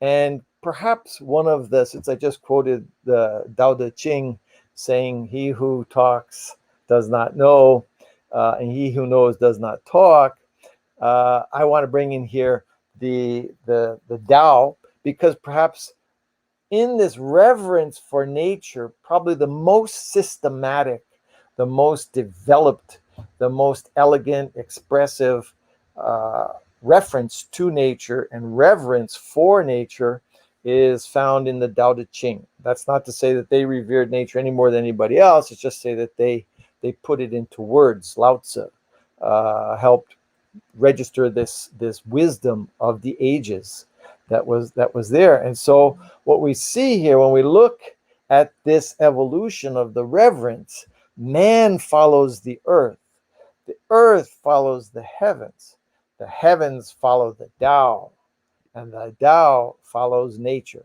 So this is a clear expression, affirmation, showing us how much reverence they had for nature, and how the entire Tao Te Ching, yin and yang, and etc., was all gleaned from observing nature. And if we go into the martial arts, most, if not all, of the moves are the result of studying animals and how they move, and the snake and the serpents and the different animals that they copied, the jaguar, the puma, etc. So you have all this going on in man's ancient past, ancient reverence for nature.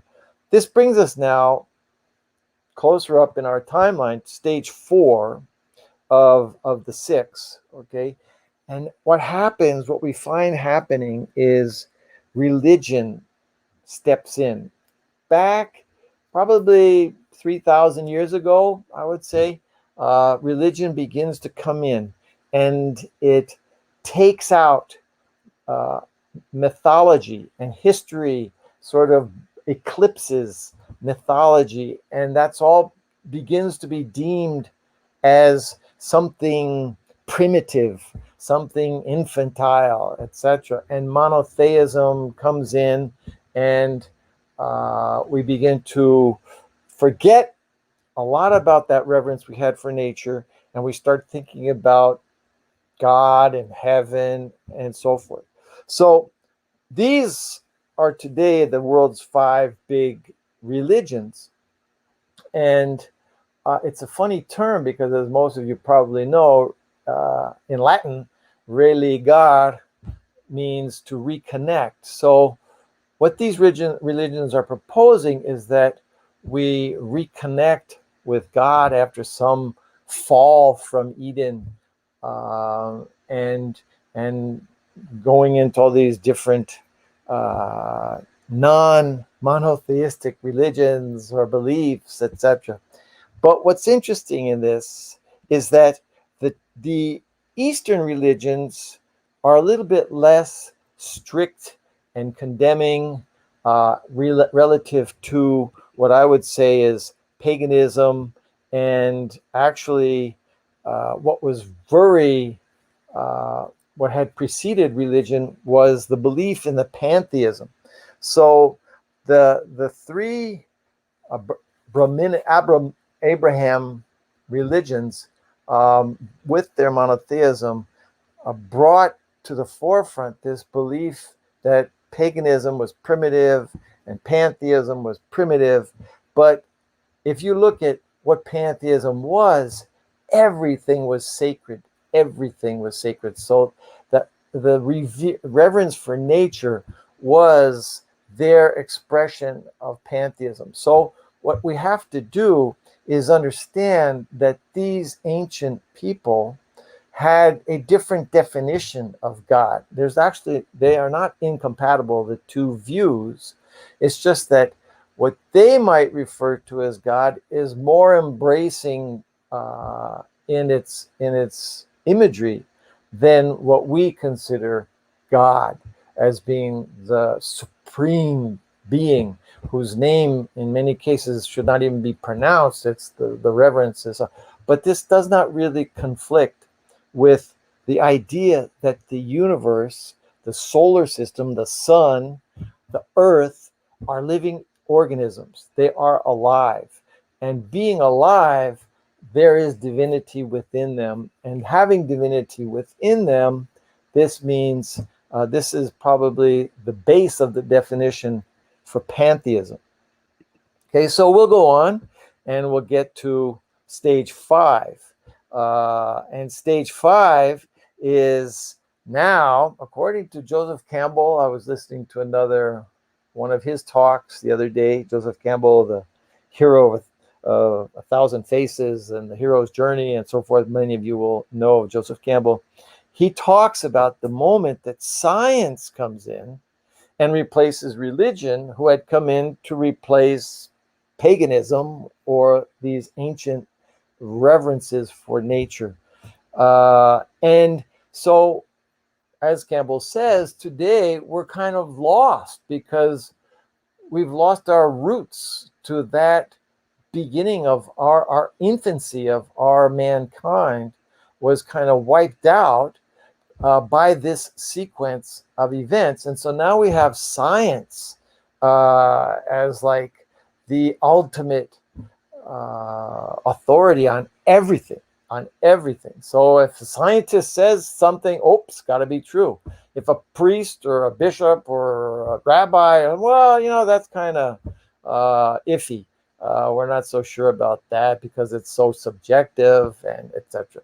So science knocks out religion and becomes the top authority.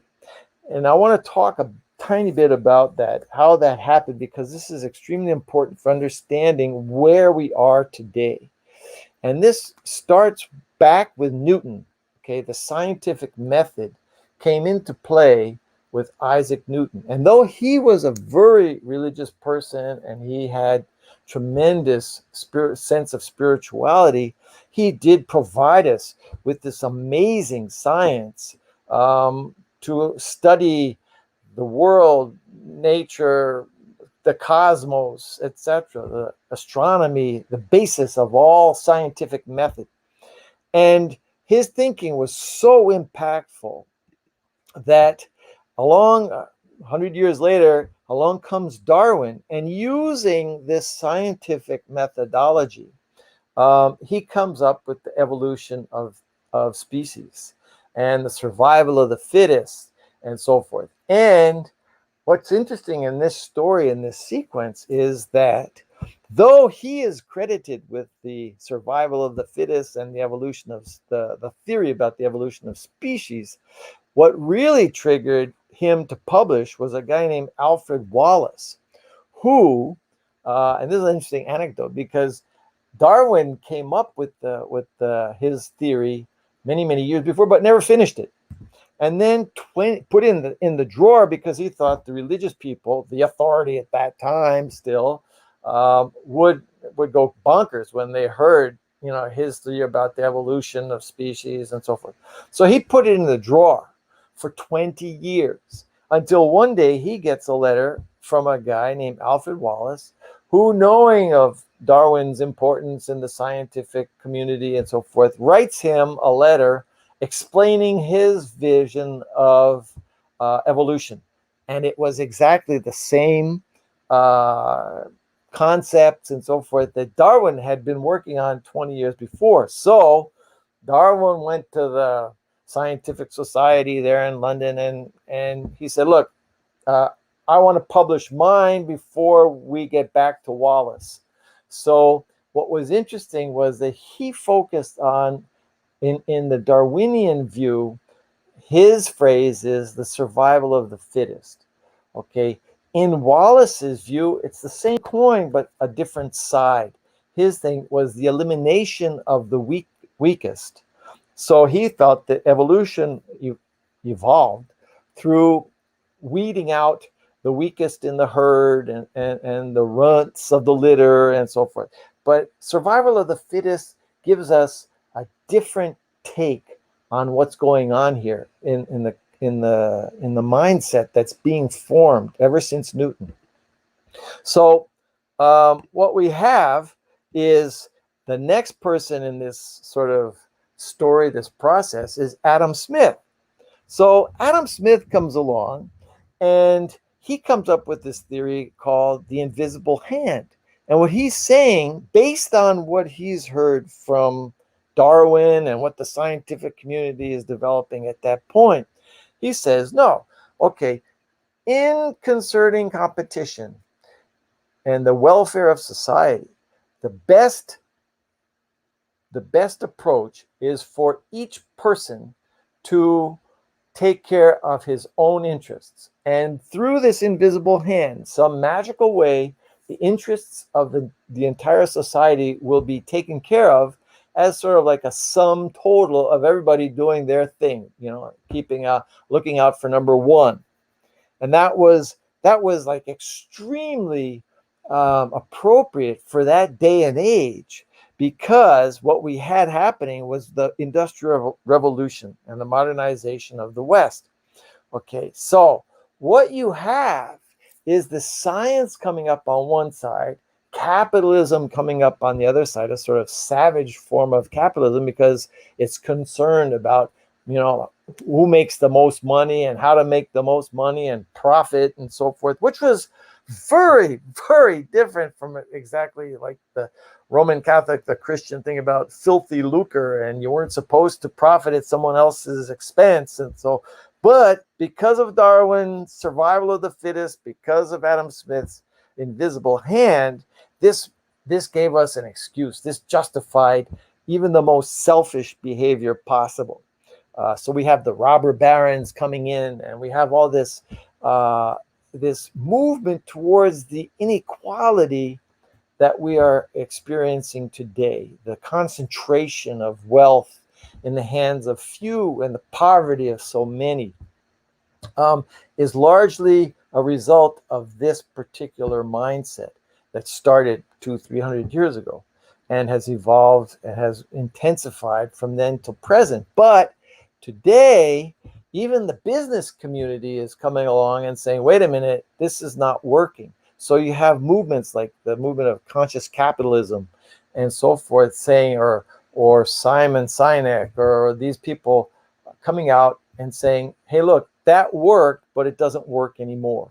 Now we have to go to plan B. So you have B corporations and so forth. So even the business community is beginning to wake up to the need for a new mindset, a need for a complementary mindset to go along with this. So this brings us to our current day and age, stage 6 of the 6 stages. And I really am grateful for being alive during this paradigm shift that we are facing. And it's not going to happen by itself. I mean, movements like Torch or conscious capitalism or planned or B corporations and so many other organizations around the world that are working towards a more equalitarian, more inclusive mindset versus that other previous exclusive self-focused mindset that had started back with Darwin.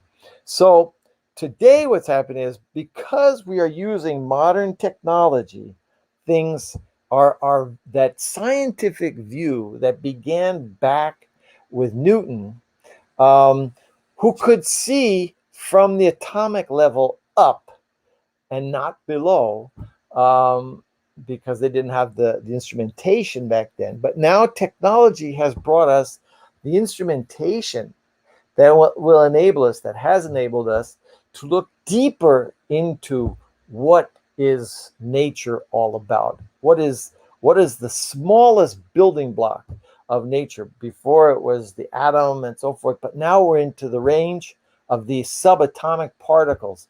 And all of a sudden, Newton's science is not working to full extent at the subatomic level. So this has been huge shakeup for the scientific community. Started roughly 100 years ago, and many people are still trying to wrap their heads around it. Niels Bohr, who was one of the founding fathers of quantum physics, came along and said, look, if someone explains quantum physics to you and you don't go crazy, it's because you didn't understand it.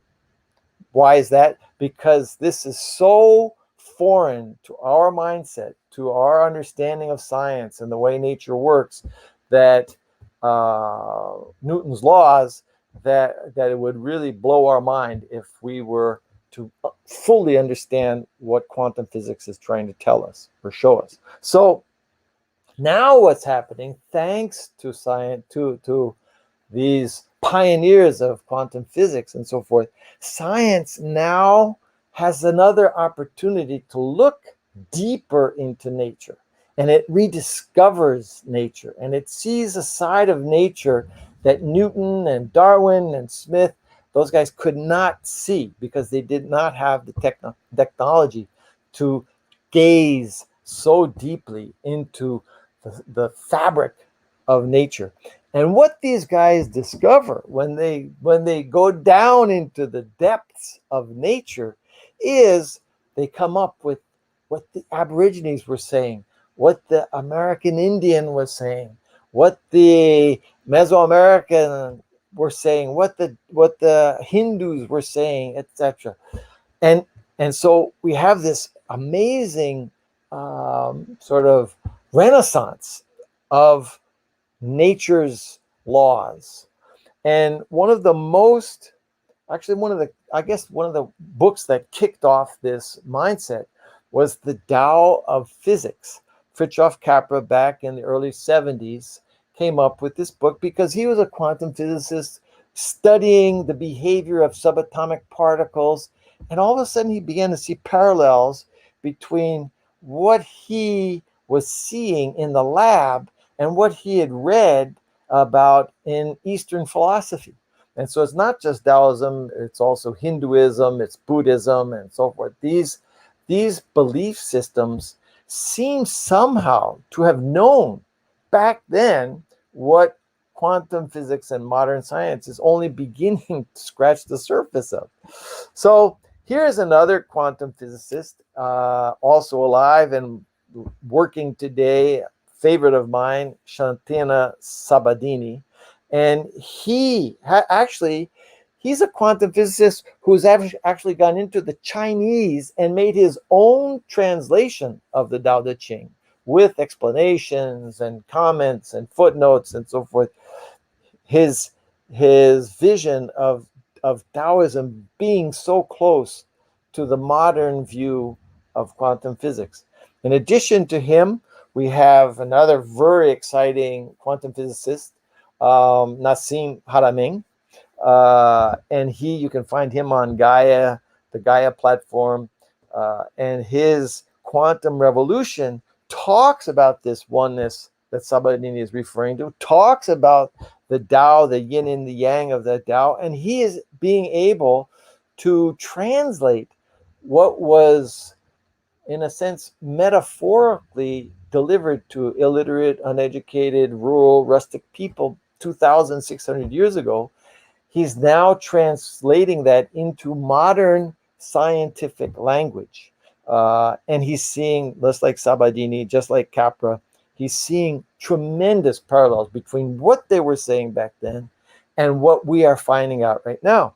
This brings me to another favorite of mine, who is like, like Nikola Tesla, he is one of the people who has been under the radar for a long time because the establishment did not want to accept what he was saying. But basically, he's saying the same thing. And if you look here, mystics have known about it for millennia. Modern science is just catching up. If you have a chance, check out this film on David Bohm's life and work. David Bohm was actually a student his room in college was right next to Einstein's, and he was getting his PhD under Oppenheimer, who was then working on atom bomb. And Oppenheimer and many people say that had not Oppenheimer taken Bohm's notes with him to Los Alamos, he would not have been able to do the atom bomb. But Bohm was not included in the project. Oppenheimer said to Bohm, look, I'll give you your PhD, you just give me your notes, and we're settled. And that's what happened. And so for a number of political reasons, etc., Bohm never participated in the actual construction of the atom bomb, but his notes did, his annotations and so forth. What was very sad was that as Bohm went on to make his greatest discoveries about this oneness, this field, this quantum field that underlies the manifestations of our mundane reality, and he comes up with this concept he called hidden variables. When he mails this up to his buddies, Oppenheimer and so forth, they say, if this is true, we're wrong. So bury that paper, put it in the drawer. We're not going to talk about it. And Bohm was like shattered. He couldn't believe that what he thought was going to be his landmark paper, his masterpiece, generated no comments whatsoever. Well, it took years for us to get that paper out of the drawer and discover how close he is to an understanding of the fabric behind the reality that we perceive. So any one of these four will give you a really good idea. If you go into any one of them, you'll get a really good idea about what science, the cutting edge of science, is saying about the nature of reality and the reality of nature today. So let's continue. So this brings me to the term, and I don't know if you all talked about it in technology moving towards nature, but the term that we want to discuss now in stage 6 is what's being called biomimicry. Okay, bio meaning life, mimicry meaning imitation. So we study life. How does life do things for us to imitate the way it works? And this is a very simple story, and I picked this one out of dozens of examples, similar examples. A guy, a scientist, went out in the woods behind his house and so forth, and he comes back from this hike, and his socks are full of burrs. And he says, how are these things sticking to my socks and my pants, etc.? So he had a microscope, and he amplified the image. And what he saw was these tiny, almost like hairs that were curved, like hooks, like fish hooks. And he said, whoa, so the cloth is getting caught by these fish hooks. And that is what gave, and then he came back and launched Velcro, the concept of Velcro, which uses what he found in the forest, what he found in nature, to come up with one of today's most well-known products. I'll give you another example of biomimicry, which is kind of like the icon that most people like to refer to, is the Kingfisher. Japan had a train that went hundreds of miles an hour. I think it's close to 300 miles an hour, over 200 for sure. And there was a huge problem because when that train would go into a tunnel, when it came out of the tunnel, it sort of like a sonic boom. A large explosion, I mean, the noise of a large explosion would occur. And the Japanese, being people that appreciate science and so forth, said, no, we can't, this train, we've spent millions developing it and stuff to be able to go that fast, but it can't keep making that noise. So one of the scientists that was studying this problem, he looks into nature, and he looks for the technology that could be found in nature, that could be applied to this sonic boom that the train would cause coming out of the tunnels. And what he found was this bird here to the left, the Kingfisher. And the Kingfisher has this beak, which enables it to dive from the heights into the water to pick up a fish, a small fish that obviously would fit in his beak. But if he were to ruffle the water upon entry, that would scare the fish and he wouldn't make the snare. So he has the capacity to enter the water from above at a high speed and still cause minimum turbulence. So the fish is not alerted and he catches the fish. And when the guy saw that, he said, oh, we got to change the design of the train and make the front of the train more like the beak of the Kingfisher. And that is another one of the major examples. There are dozens more.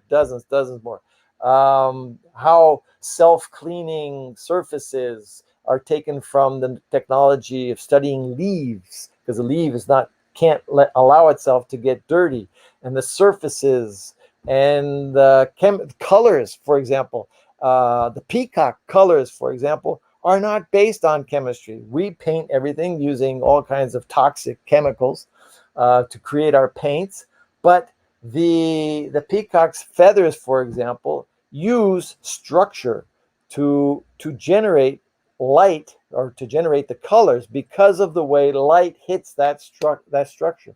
So the peacock's leaves, not leaves, his feathers, actually are all intrinsically brown, one color, monochrome. But because of the way they are structured, the way the light hits it, it spits off a different color here and there, and that's what we see. So maybe like a prism could be another example that might be closer to home for each of us, is the concept of light hitting something and then shattering into different frequencies. So that is biomimicry. And so today in stage 6, I'm going to wind down, having a closer look at biomimicry, and what I think is probably the most important lesson we are going to be able to get from biomimicry. So the big question that people who study architects, engineers, fashion, so many different professions looking for products or for solutions or so forth, they now, because of this biomimicry, Janine Benyus was the one who's really made this famous. They all ask themselves, well, what would nature do? If we want to come up with the technology, what would nature do? So we have this virtuous cycle where technology looks at nature and nature foments technology, which then looks at nature and nature foments more technology. And we have this virtuous cycle going on. Thanks to our interest now, after the hubris of those 200 years where we thought, oh, we're so smart, we can undo nature, we can take it apart like it's mechanistic, and we're superior to all that, so we're just going to take it apart and then do our thing. But now, after that phase of hubris, man is beginning to see if nature's been around for 3.8 billion years, there's got to be a good reason. So I want to share with you just a few words, because I want you to hear from the people who really know what they're talking about. Okay, I have collected this knowledge, but it's on the shoulders of people who have done a lot more and know a lot more than I do. So I want to share this with you.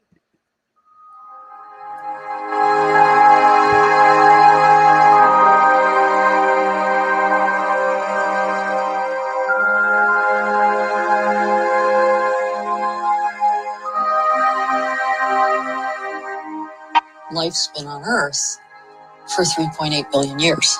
And in that time, life has learned what works and what's appropriate here and what lasts here. And the idea is that perhaps we should be looking at these mentors, at these biological elders. They have figured out how to create a sustainable world. So rather than inventing it from scratch, why don't we take our cues from them? These are earth-savvy adaptations. They're the consummate life. These organisms are the consummate engineers. They're the consummate chemists and technologists. They've learned how to do it in context. So that's the core idea behind biomimicry. Is that the best ideas might not be ours. They might already have been invented.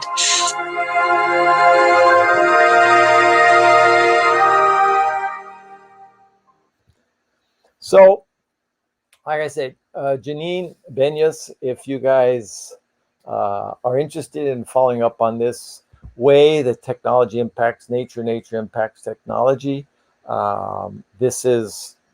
she's a wonderful source. You'll find her on TED Talks. You'll find her in biomimicry documentaries, so you can really understand how much entrepreneurship these days are being developed based on observations related to nature. So we'll go ahead then, and what we're talking about, like I said, we have this actually trilogy within biomimicry. Science leads technology. Technology looks at nature. Nature informs science, which then advances technology. And we have this, like I said, the virtuous cycle going on now that we have nature as our mentor. Okay, that is the basis of biomimicry. And so, like I said, product engineers, as Janine just said, the chemists, the architects,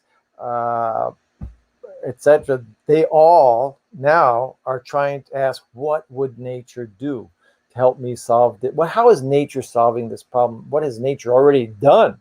Why do I have to reinvent? Let me look and see what nature's done. But the part of biomimicry that most fascinates me and that I want to bring to you all is what I call bio-wisdom. Okay, biomimicry is very helpful, will be very helpful every day, more and more so, in terms of the practical aspects of our civilization and technology and so forth. But my question when I study biomimicry is, okay, so we find a way to come out of the tunnel without making the boom. Okay, so we find Velcro. Oh, okay, so we find a way to store water or desalinate based on the way fishes do it. Okay, we have all this stuff going on, but if we still have that Darwinian mindset of, hey, I watch out for number one, I'm taking care of number one, looking out for number one, and the invisible hand will take care of everybody else. That's not going to cut it. So what I refer to as bio-wisdom, to me, is the foundation of what would be the building of biomimicry. In other words, biomimicry without bio-wisdom, we're going to still be in the same facing the same problems, the same wars, the same division, the same hate or whatever, selfishness, inequality, if we don't get down to the foundation of biomimicry, which, as I said, I'm going to call bio-wisdom. So I've looked for examples within nature that I could bring to you to show you what do I mean by bio-wisdom. And here is someone, a lady from Canada, forester named Suzanne Simard, and her work has begun to become more and more famous. But years ago, when I first heard of her, I said, wow, this is like mind-blowing. This lady she's just shifted the paradigm in a big way. And I'm going to let her talk to you, but I want to tell you what happened. I'll give you a bit of background. She began to study what's going on below the ground level, okay, underneath the forest floor. And as I said before, Darwin and so forth, he's all preaching, the survival of the fittest and competition, and the taller trees try to hog and hoard the sunshine for themselves because they're being selfish, and so we're okay to be selfish too. And I'm sorry, but that's competition. And so that was the belief. But he didn't have the technology back then to be able to look at the roots of nature. Well, along comes, all these different sciences and advancements and so forth. And Suzanne suspects that something very important is going on underneath the surface of the forest floor, in the roots. Okay, so she has this hypothesis that the big trees are exchanging with the little trees, and one species of trees are exchanging with another species of trees, nutrients, information, etc. And so what she does is to sort of prove her point, she takes carbon, which is the plant's natural food, carbon-13 isotope, and she isolates one small saplings that she planted. They were still small enough for her to cover and put like a cloak over. So she feeds this group of saplings carbon-13, and then a few yards away, maybe 20 yards away, she has another group of saplings of another species of trees, and she gives them carbon-14. And so she gasses them up, puts the cloak over, fills that space with either carbon-13 or carbon-14, and sits back and waits for a few hours, 6 hours I think it was, to see if anything had happened. And sure enough, when she goes into the trees, the saplings that had been doused with carbon-14, she finds traces of carbon-13. And when she goes into the trees that have been doused with carbon-13, she finds traces of carbon-14. In other words, these, in matter of hours, these saplings, these trees, through their underground roots, are sharing resources and information. So I want to bring you a clip from her talk. I think it's her TED Talk, where she explains the experiment and what this meant to the forest.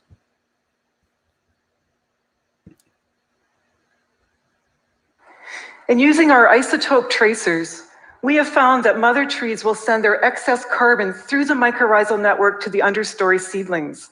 And we've associated this with increased seedling survival by 4 times. How were Paper, Birch, and Douglas Fir communicating? Well, it turns out they were conversing not only in the language of carbon, but also nitrogen and phosphorus and water and defense signals and allelochemicals and hormones, information. Through back and forth conversations, they increase the resilience of the whole community. It probably reminds you of our own social communities and our families. Well, at least some families. I knew I'd found something big, something that would change the way we look at how trees interact in forests, from not just competitors, but to cooperators. And I had found solid evidence of this massive below-ground communications network, the other world. Now, some of you might remember the movie Avatar. There was Sigourney Weaver played the role of that scientist out there on the planet Pandora. And she was talking about how these trees exchanged informations and how the tribes knew about this, and they revered the trees because it was this giant global planetary neural network. And I don't know if they got that idea from Suzanne, but that's basically what Suzanne is saying. This not the competition, but the cooperation, the collaboration is what increases the resilience of the community. So we break away from the Darwinian image of the self-centered self, and we begin to see in nature proof of other-centric mindset. In other words, taking care of the other, being a big part of how nature works. And also, I'm not saying that there isn't competition, and we'll hear from someone else in a minute talking about that as well. But when nature does take from, when one species or whatever does take from some other, maybe to eat it or whatever, but the big difference is nothing goes to waste, and everything possible that could be consumed or used or benefited from is taken advantage of. And this reminds me of a small anecdotal term which I'd heard when the American Indians, some of the American Indians, noticed the white man skinning all the buffaloes and then leaving the buffaloes to rot after just having taken the skin or the fat or whatever. The nickname that was given to the white man was not necessarily the white man, but Washishu, which means the one who only takes the part that he cares about, be that the fat, be that the skin, and he leaves the rest behind. So this is a comment, an indirect comment about that same mentality that we inherited, whereby we think we're apart from nature and we're here just to use it to our benefit, cost whatever it costs to nature itself. So that is a big thing we have to reconsider now as we approach the exhaustion of our resources. So I'm going to take you and introduce you to another friend of mine. Actually, I went to the Paris COP 21 meeting with her back a few years ago. And I had already been super impressed with her theories. And I said, wow, I've got to meet Elizabeth. And so I managed to get her on a team that was going with me to Paris and as a guest speaker, as invited person and so forth. And so I really got to dig into Elizabeth's theories and discuss them with her and so forth. And I can't go into everything, but she came up with what she'll mention in this talk, the maturation cycle, which sounds to me like beautiful thesis. And I wish it was more studied out there. But basically I sort of resume her talk into 3 C's, competition, crisis, collaboration. In other words, we compete until the point where our competition generates energy or shortage of resources, and that crisis forces us to understand that collaboration with our so-called enemies will be much more helpful than if we were to attack them. So I want you to hear from her herself and try to wrap your heads around the idea once again, like Suzanne was talking about, the forest, the community of trees, how Elizabeth approaches the concept of community.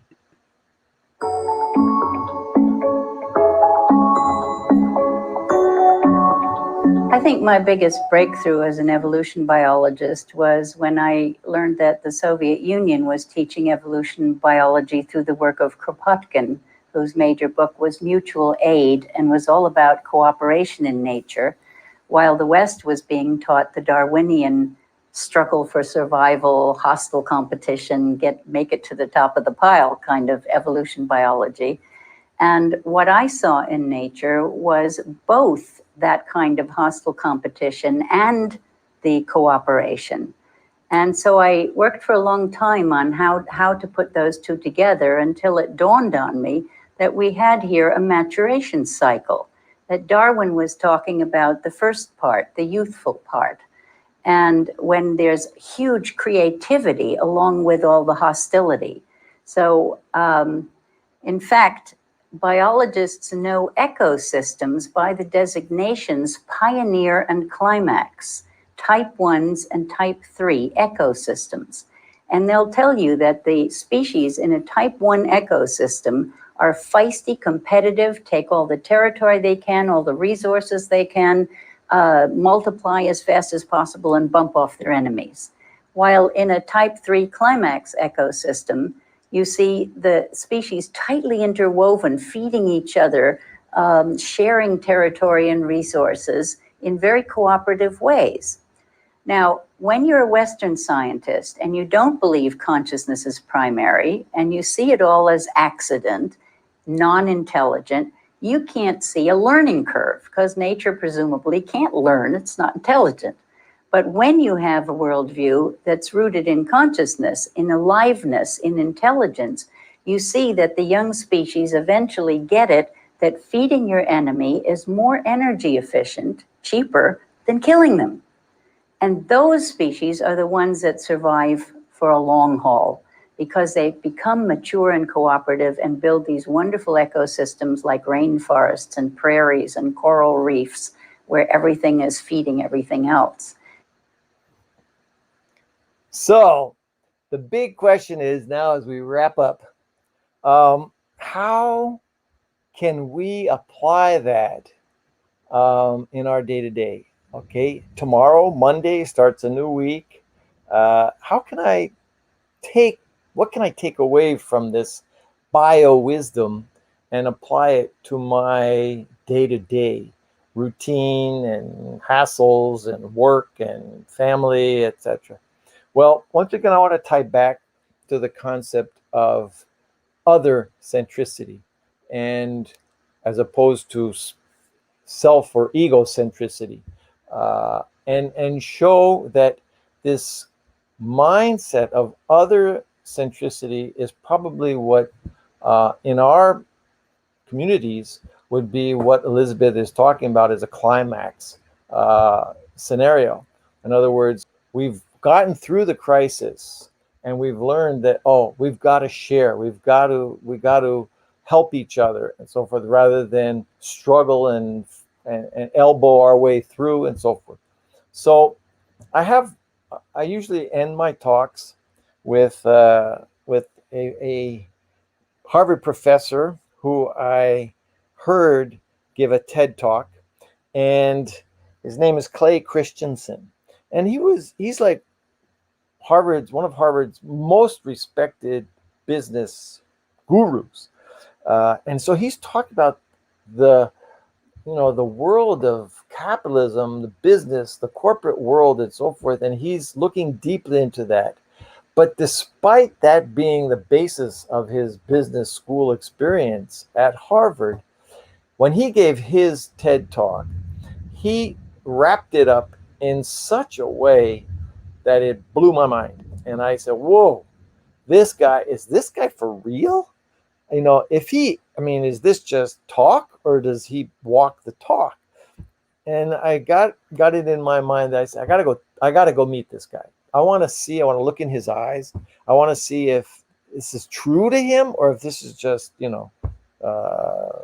speech, something he's talking about. And so I managed to use a magazine here in Brazil to get me reporter status. And then I called this Clay Christensen's office. There at room 143 in Harvard Business School building. Managed to set up an appointment, flew up to Boston, sat down, spent an afternoon with Clay talking, and I came away as impressed as I was during his TED talk. And he's not only a giant in Harvard, he's a giant. He's over 2 meters, as you can tell by the image of the day that I went to see him. And I think he gives us a recipe to help us apply this bio-wisdom, the way that nature has come up with the need to share nitrogen and carbon and information and etc., as Suzanne was saying, or to build a coral reef, as Elizabeth was saying. But how does that, in my day-to-day, how does that come to be? Well, I think he gives us a recipe, and I want to share that recipe with you. Then I realized, oh my goodness, when I have my interview with God at the end of my life, he's not going to ask to show me how high I went in anybody's org chart, or how much money I left behind in the bank when I died. But rather he's going to say, oh, Clay, I put you in that circumstance. Now, can we talk about the individual people whose lives you helped to become better people because you worked with them, or they were members of your family, or you just met them and they needed your help? And then, Clay, I stuck you in this situation. Now let's talk about the individual people whose lives you blessed because you used the talents I gave you to help them. And I realized that that's the way God will measure my life, is the individual people whose lives I blessed. And I just wanted to offer that as the second takeaway from at least what Clay Christensen is thinking about. And that is, it's actually really important that you succeed at what you're succeeding at, but that isn't going to be the measure of your life. God doesn't count. He doesn't aggregate. And he's just going to assess you on the basis of how well you helped other people be better people. Well, God bless you. I hope that some of these ideas will be helpful to you, and that you will be successful in the way that God will measure success. Thank you. So I want to thank you all, just like Clay thanked his audience, and I want to express the same way that he did. I hope these thoughts and so forth will help you, attain success in the way that success should be measured. So here, I turn it back to Lynn. Thank you once again for the invitation. We just want to thank you so much. That was amazing. Like, yay.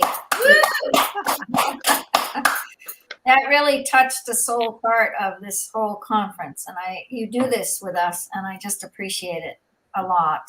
And we've all been down here just like, wow. You know? So I just really thank you, Mark, for doing this and, you know, developing. And Arden, do you want to say a couple of things? And then we've had Dr. Nalim being patiently waiting, and I appreciate it so much. And it's very powerful, and it makes me very hopeful, and I like feeling hopeful. Yeah, exactly. And Julie, Dr. Nalim, just so you know, Julie is our meditation friend that's come all 3 days of Torch Tech, and this is her mom, Arden. And Mark Lund and Julie were both on an organization, Good of the Whole. And so Julie does meditation on there Monday through Friday, every day at 7. Is it 7, Julie? 7 days a week. All 7 days. Oh my gosh. 7 days a week, 10 a.m. Eastern. And then we have Raheen. So Raheen, thank you for coming. Did you listen to Mark Lund? Yes, I got parts of it because I had to leave like with my laptop on to the bathroom once or twice. So that's why. Yeah, what it brings up for me, Mark, is that this idea of intricacies. I can't say the word today, but the intricate part of nature is so underdeveloped because we are so in need of this mimicry. It's so, you know, Alex Jack wrote a book, Bio Wisdom, so I'll have to get that to you, Alex Jack, or you can Google him. But he wrote it, Bio Wisdom, and it's a great book. It came out 4 years ago. And it's just a wonderful book. So anyway, thank you all for being here. And any last words from Mark? And Mark, do you have a last word for us? I like the last name of Suzanne, if I'm going to watch her TED Talk. Okay. Arden, her name is Suzanne Simard, Simard. Thank you. She's very inspiring. Like I said, we're just building on the shoulders of giants here. And so it's been a privilege to be able to sort of tie these giants together and offer them to you all too. I think it takes a giant to do that, Mark. Yeah, it takes a giant to do that. And you bring that forward. I was just going to say the same thing, Arden. I just feel like every time you bring that quality to our platform, and I'm so eternally grateful. Seriously, you are the torch. You are the torch. Yeah. So thank you. Appreciate it. Well, all right, everyone. Mark, last word. Last word. Namaste. Namaste. All right, let's introduce Dr. Nalim Rai. You're all welcome to stay or leave. I'm going to let Dr. Pravin Patel embrace that conversation, and she's going to bring with us a conversation that is going to be unique to itself. And so we welcome you to this platform. We welcome you to bring yourself here. And I'm excited to hear what you have to say about angels and bringing forward the other realms that are so much part of my life as well. So thank you. Hello, Torch. On behalf of Mama Torch, Mama Lynn,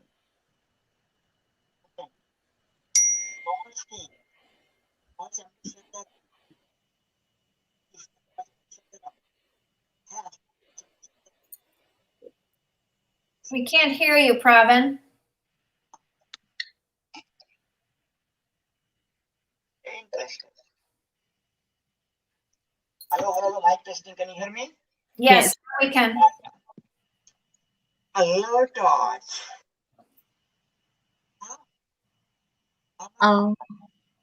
You're going in and out. Interesting. Maybe you can turn off other applications if he has other things going on. Okay, I'm going to join back right now. back and join back right now. How about We're that? gonna introduce you. I'm gonna introduce you, and Mark. No, I'm good. You introduce us. So allow me to introduce. Allow me. Please. Can you hear me now? Can you hear me now? Yes. Awesome. Hello, Torch. On behalf of Mama Torch, Mama Lynn, and the Torch King, the Torch Ambassador of Peace, Health, Environment, and Technology, is welcoming on Torch Tech 2021 my soul sister, the angelic queen, the angel of the angels the world has ever created to awaken the spirituality within you and 1 billion plus people. Help me welcome the Guinness World Records, author of the book Magnetic Entrepreneur, world renowned, none other than Dr. Neelam Rai. Dr. Neelam Rai, take it away. Thank you so much, Dr. Praveen. I call you Bhai. Bhai means brother.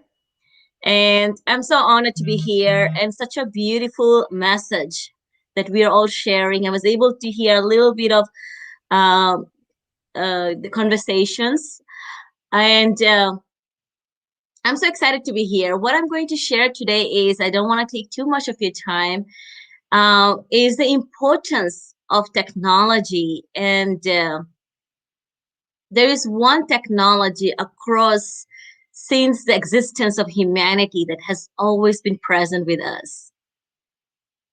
And that's the power that I'm going to share with you, that you and I have. I want to help you to connect with your greatest spiritual technology that's going to help us to move forward the nature. And it all begins with you and I within, from within us, right? So the greatest technology, if you are hearing me here, type out here, what is the greatest spiritual technology on this planet? What is the greatest spiritual gift that is readily and freely available to each one of us, to the entire 7 billion people on this planet? And if we can tune into that technology, I promise you, we together can really shift the total consciousness on this planet. But it begins, the secret lies with you. It begins with you. A lot of us as leaders, we are drawn to share our wisdom and expertise, how we can contribute more. But if inside we are not connected, grounded in our energy, connected to the creator of all, our divine guides, our divine spirit guides. So I want to ask you a question, my friend. What is your greatest spiritual gift? And are you exercising it fully? Lindsay's breath. One more. Breath is good, and it's related to breath. I'm talking about the energy space that each one of have, that bridges the gap between heaven and earth. I'm giving you clues. Anyone? Yes, our heart space. Our heart space is your greatest spiritual gift on this planet, is your heart space.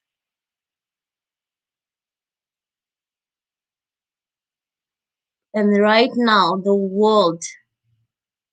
our world is going through universal heartbreaks. So once we can heal our internal heart space, our wounds, we can contribute to the holistic way to heal this planet, heal each other. The power lies within us, the power of love. There is so much evolution that has taken place on this planet. So much advanced technology. I come from a healthcare background. I come from spiritual background. Our goal is, how can we, it's not about alienating technology or spirituality. How can we bridge the gap between science and spirituality? And we do it by understanding at the core who we are, what is our purpose. Once we do that, how can we heal ourselves? How can we heal the past, the wounds from 2020? How can we come together from the I energy to a collaboration, like Dr. Mark was saying? We're shifting in consciousness to we energy. So together, each one of us, we can shift towards a more holistic approach to our nature and integrate technology in a way that is for the highest good for the mankind, for the highest good to the nature. We can only understand that once we understand how it's impacting us first. If we are disconnected from our own creator, how can we give it to the planet? As a spiritual teacher, as a doctor of light, I'm here as a messenger to share you that the greatest technology in the next 20 years would be spiritual technology. And it's not about religion. It's about becoming who you were born to be in this planet. Share your love and wisdom through your work.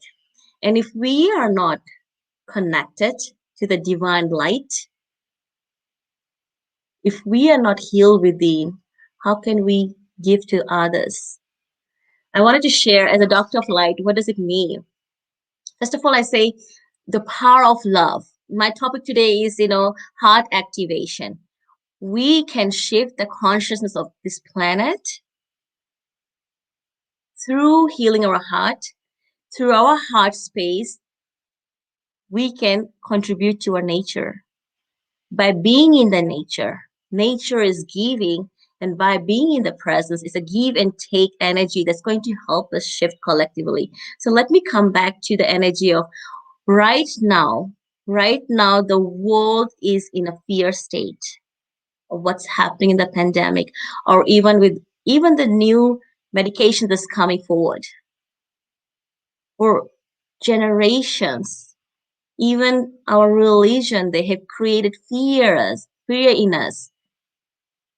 I want to empower you here, saying, free yourself from the fear. Instead of God-fearing people, we can become God-loving people. And that love will come from within us. So what is God? God is love. And love is light. And light is the consciousness. So consciousness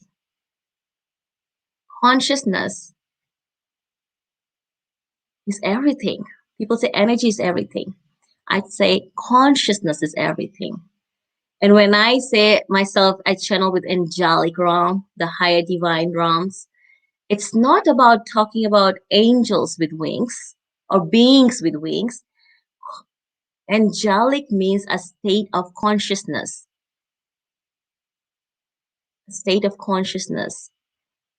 Our goal, our life purpose on this earth school is to learn to love ourselves. And then share that love through the work we are guided to do.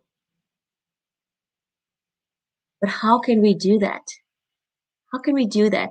How can we open our heart to heal our past wounds? Because 85 psychology says, or the psychology surveys, they say 85% of people are coming from broken families. It is our responsibility to find ways to heal ourselves. And the fastest way to get to that state of love, to that consciousness of the love vibration, yes, is through this heart space. The fastest and easiest way. The fastest. What do we do first when we are born? And in between our life's journey, from birth till the last breath, there is one vibration. There's one vibration that you and I are connected with, the vibration, the frequency of love frequency, the divine love. So there are different kinds of love. I'm talking about divine love. So either we are vibrating away from the divine light or love frequency, or we are on the other spectrum of love. And the opposite of love is fear, right? The fear of the unknown, the fear of what's happening with the pandemic. If we can shift our consciousness to love energy. And how do we do it? That's where the angelic energy activation comes in. Because that's within us. You have the treasure, the universal treasure of wisdoms within us. Because we were created from the divine, unlimited source energy. And that's right inside here. But when we start on our journey along from bed till, towards wherever you're going, we pick up so much energies. And some of them becomes a weight because there could be negative energies from technology, the old way of technology. Now we're shifting on a conscious technology. How can we still stay lighted and grounded and continue with the messages to contribute to the world on a larger scale? We can only do it if we become lighter first. If we are carrying 100 pounds of pain, unforgiveness, resentment, heartbreaks, how can we shift and share to the world? So my message here is we can contribute to our nature with our spiritual technology by being your loving presence. You don't have to you don't have to be a healer to heal others. I believe Mother Teresa said somewhere, forget about healing the world. Heal your family, heal yourself first.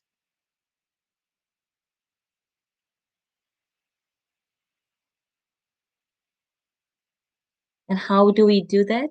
It comes back to the basics, returning to love. The power of love is what's going to help us to unite. The power of love is what's going to unite and heal our planet. And you and I, in any moment, can shift that consciousness, the lower emotions, those lower consciousness, can shift to a place of unlimited love, energy, and that shift in consciousness. Dr. Hawkins, in his book, Power versus Love, he talked about this map of consciousness. How many of you read that? Or if you don't, go and check it out, Power versus Love. And he created a scale of consciousness. The lowest is anger, shame. He gave like a scale 0 to 1,000. And a lot of people are vibrating below 200. They are in a contracted energy. Once each one of us take the responsibility to come from an expanded consciousness, to rise ourselves from those lower emotions. That's the challenge, right? It sounds so easy. It's a challenge how, as busy parents, busy teachers and leaders, how can we instantly calibrate from those lower emotions, those negative emotions, limited beliefs, rise to a place of unconditional love. From that 100, 200 points to a place of unconditional love, which is raising a frequency without any medications, right? It's through a heart space. You can instantly change your emotions. Master your emotions, my friend. You'll master your life. And when we are filled with this wholeness, because love is wholeness. Wholeness is balancing, and balancing is healings. So the technology we are moving forward, I would suggest, is to bring a holistic approach that's going to balance our nature, balance each one of us, bringing both the divine feminine energy and the masculine energy. This is what we are learning right now, shifting from the old technologies. And you must be asking, okay, Neelam, So tell us how to activate our greatest spiritual gifts, which is our heart space. There's so many ways. First of all, we can learn from nature itself. I want you to pay attention today. In your backyard, nature communicates with us. Go and say hello. Hello to a rose. Hello to a daisy. You'll see it will respond. It will smile and shift. We can learn so much from nature. And when we bring that loving energy in the nature, it's going to contribute to the healing of this nature also. There is so much more. I mean, like when you see a pet rolling on a grass field, I have a picture here I want to share. Hold on one second. And the topic here is how can technology shift to nature?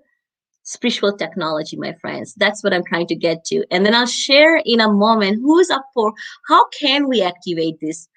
Whatever feelings you're going through, how can we shift and connect to this divine love within us?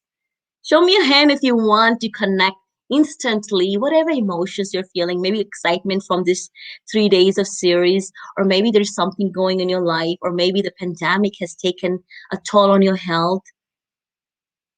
In 5 minutes, my friend, you and I, we have the power to heal instantly, and heal to prosper is what I'm here to share. That this is how we're going to contribute. So let me share one thing that I really wanted to share about. If I can do it.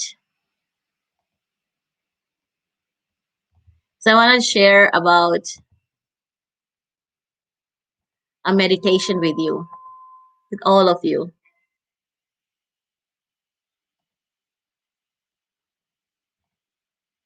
Let's see if I can share that here. And if you guys have any question, please feel free to share. The other ways we can contribute to the technology or move technology to nature is try to tap into the what else can I share here with you guys. To me, it comes from within us. Our energy can contribute to the nature. And then from that space, we will start creating technology that is eco-friendly, that's going to contribute more to the people. And we can do this right now by understanding that we have so much more to give. So let me share this. And I'm sharing this from Meditative Mind. Amazing creator. Can I share this on the screen? I'm trying to share this screen.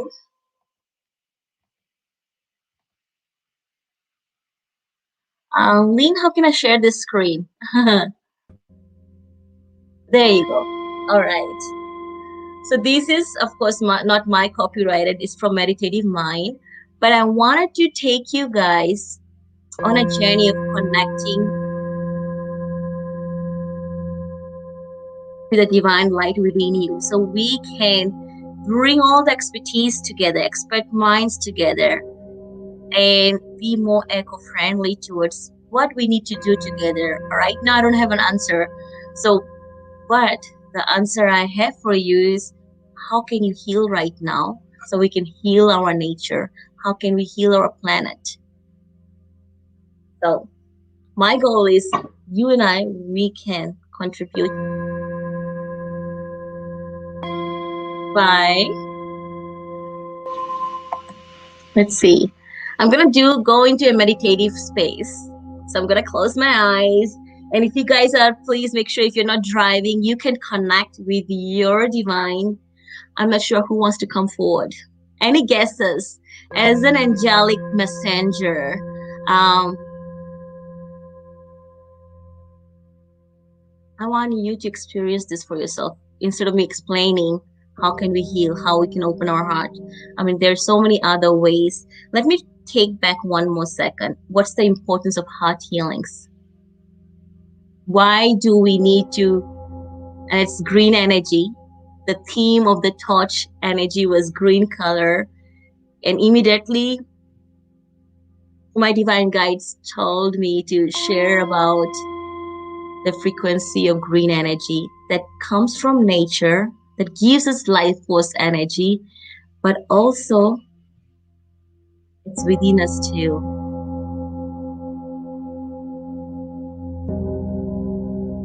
So let me, I'm going to put the screen fully here and stop my camera so you guys can hear my meditation. How about that? Heart activation and connecting to one of our ascended masters here who is so present, regardless of our belief. He's here to help you to receive these heart healings and activations.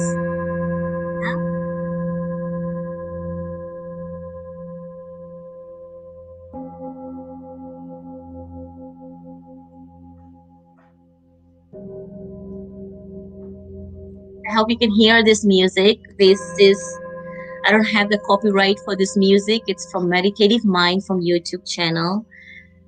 It has the singing bowl vibrational healing.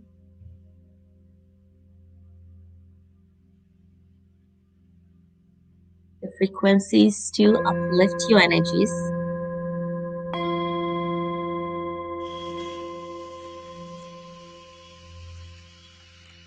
So take a nice deep cleansing breath.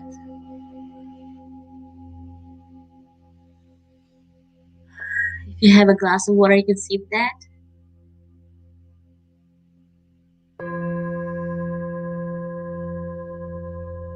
As an angelic messenger from the divine, we are surrounded by our divine guides, angels.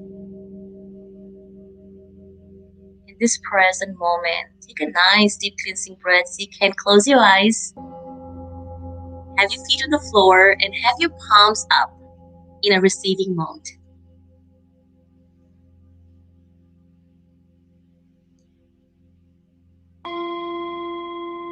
And immediately, we have, oh my goodness, this is for the collective energy for each one of you, my friends, regardless of your belief system.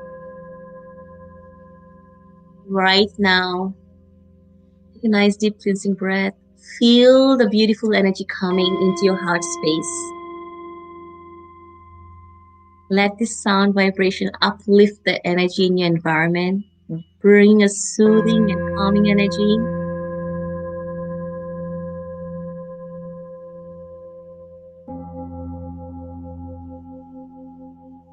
And you guys are surrounded by hundreds and thousands of divine light frequency.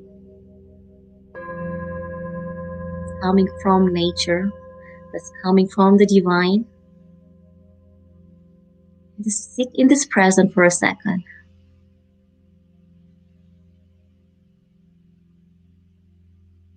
I would like to see to picture Jesus is present for each one of you. He is our master healer. It's no surprise why he's joining us today to provide these heart healings for you. And this is something you can do and contribute to our earth, planet. Take a nice deep cleansing breath. He is so present. He's standing in front of you.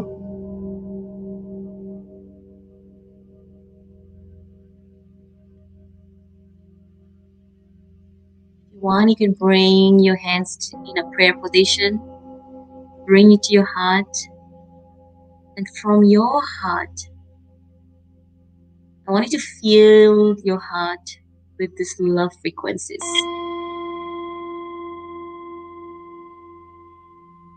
And imagine you're sending divine Jesus love.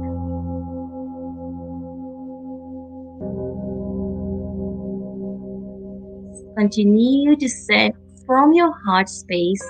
You're connecting from your heart to Jesus' heart. Right now, you are filled with so much love that your heart is sending love to Jesus. Can you feel that? Just like this picture here. See those love frequencies going from your heart space to your divine master here. I want you to notice what happens.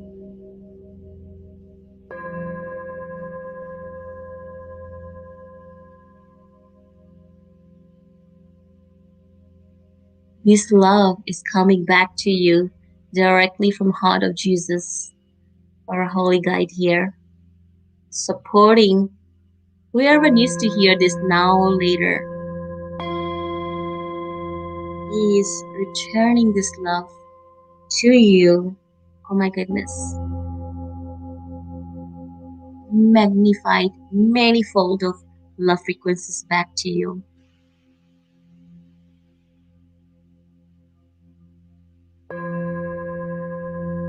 Let's continue to send and receive this divine love. Taking a nice deep breathing. Continue to breathe and monitor your breathing to make sure you're breathing into this healing energy coming directly from the spirit guide, from our divine master healer.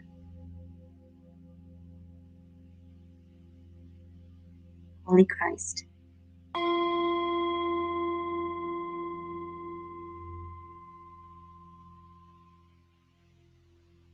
At this moment, as you are receiving his unconditional love frequencies,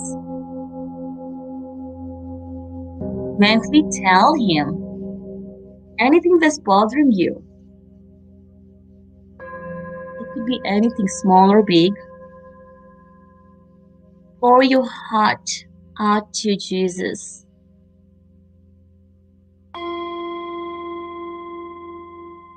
Reveal your deepest secrets.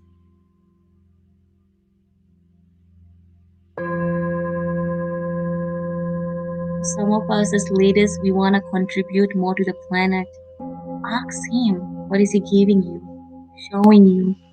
What could be something personal?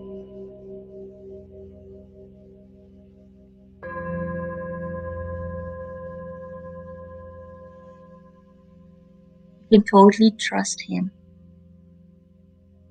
He is our celestial brother.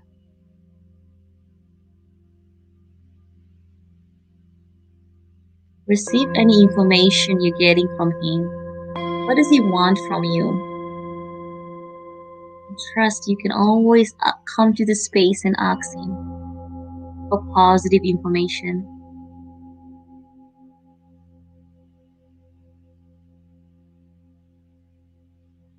You and Jesus are now connected. There's a special relationship that now you can walk with your spirit guide. And you can ask him anytime to intervene and give you direction as how to heal whatever situations you're in. Or a planet situation. Anything. Instead of asking for healing, just know that his divine, loving hands will work directly with the divine Father, Mother, God energy. He's telling, I'm here to work directly with God to create a peaceful resolution for you and for everyone involved.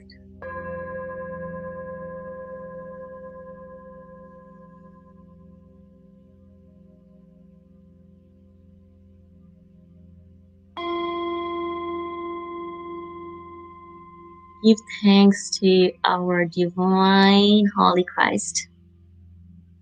You can come in this space anytime and let go.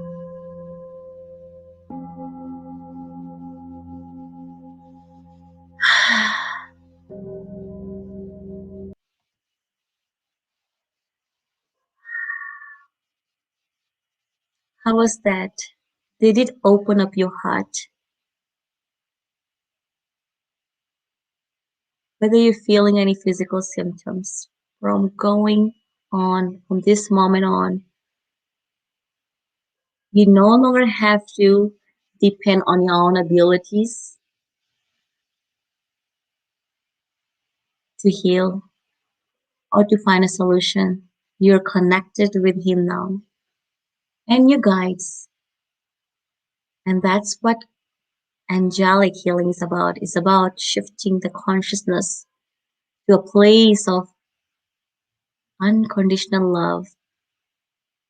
With today's episode, friend, you were able to unlock the divine love in your heart. And from this space, whatever you're going to create, whatever solution you're going to create for mankind, for humanity, for our planet, is just going to be, amazing. Thank you so much. And I have so much to share about the benefits of healing. You can Google it. How can we heal? Technology, the spiritual technology. So many people are dying from heart problems. People are not dying from COVID. People are dying from lack of love. And we can heal faster. So join me. I continue to do this angelic blessing cycle, just 3 minutes to be in the receiving mode. If you see the time 4:44 p.m. anytime on your clock, just know the sister is here sending these love frequencies to you. And then we can send it to the planet, our planet. This is how we're gonna shift, heal, and collectively we can heal to prosper and share the love, share the messages through our creative way. Whether you're a writer like Dr. Guru here, whether you are, a busy mother like me who's homeschooling 2 kids, and an entrepreneur, and a spiritual teacher, and a channel, I didn't do all this thing. It was the divine's prompting that led me. My COVID happened 7 years ago when I hit rock bottom. When I hit rock bottom, I was in the healthcare industry. I had, access to all the best technology. But I was called to my highest calling because my doctors told me, and I want to quickly share this, why this is so important, why it has become my purpose to share this heart healing is because I was living in a fear that I might lose my baby during my pregnancy. That was what the doctors were telling me. That I will not be able to walk again. I would have to depend on who God knows, like, $5,000 worth of medication.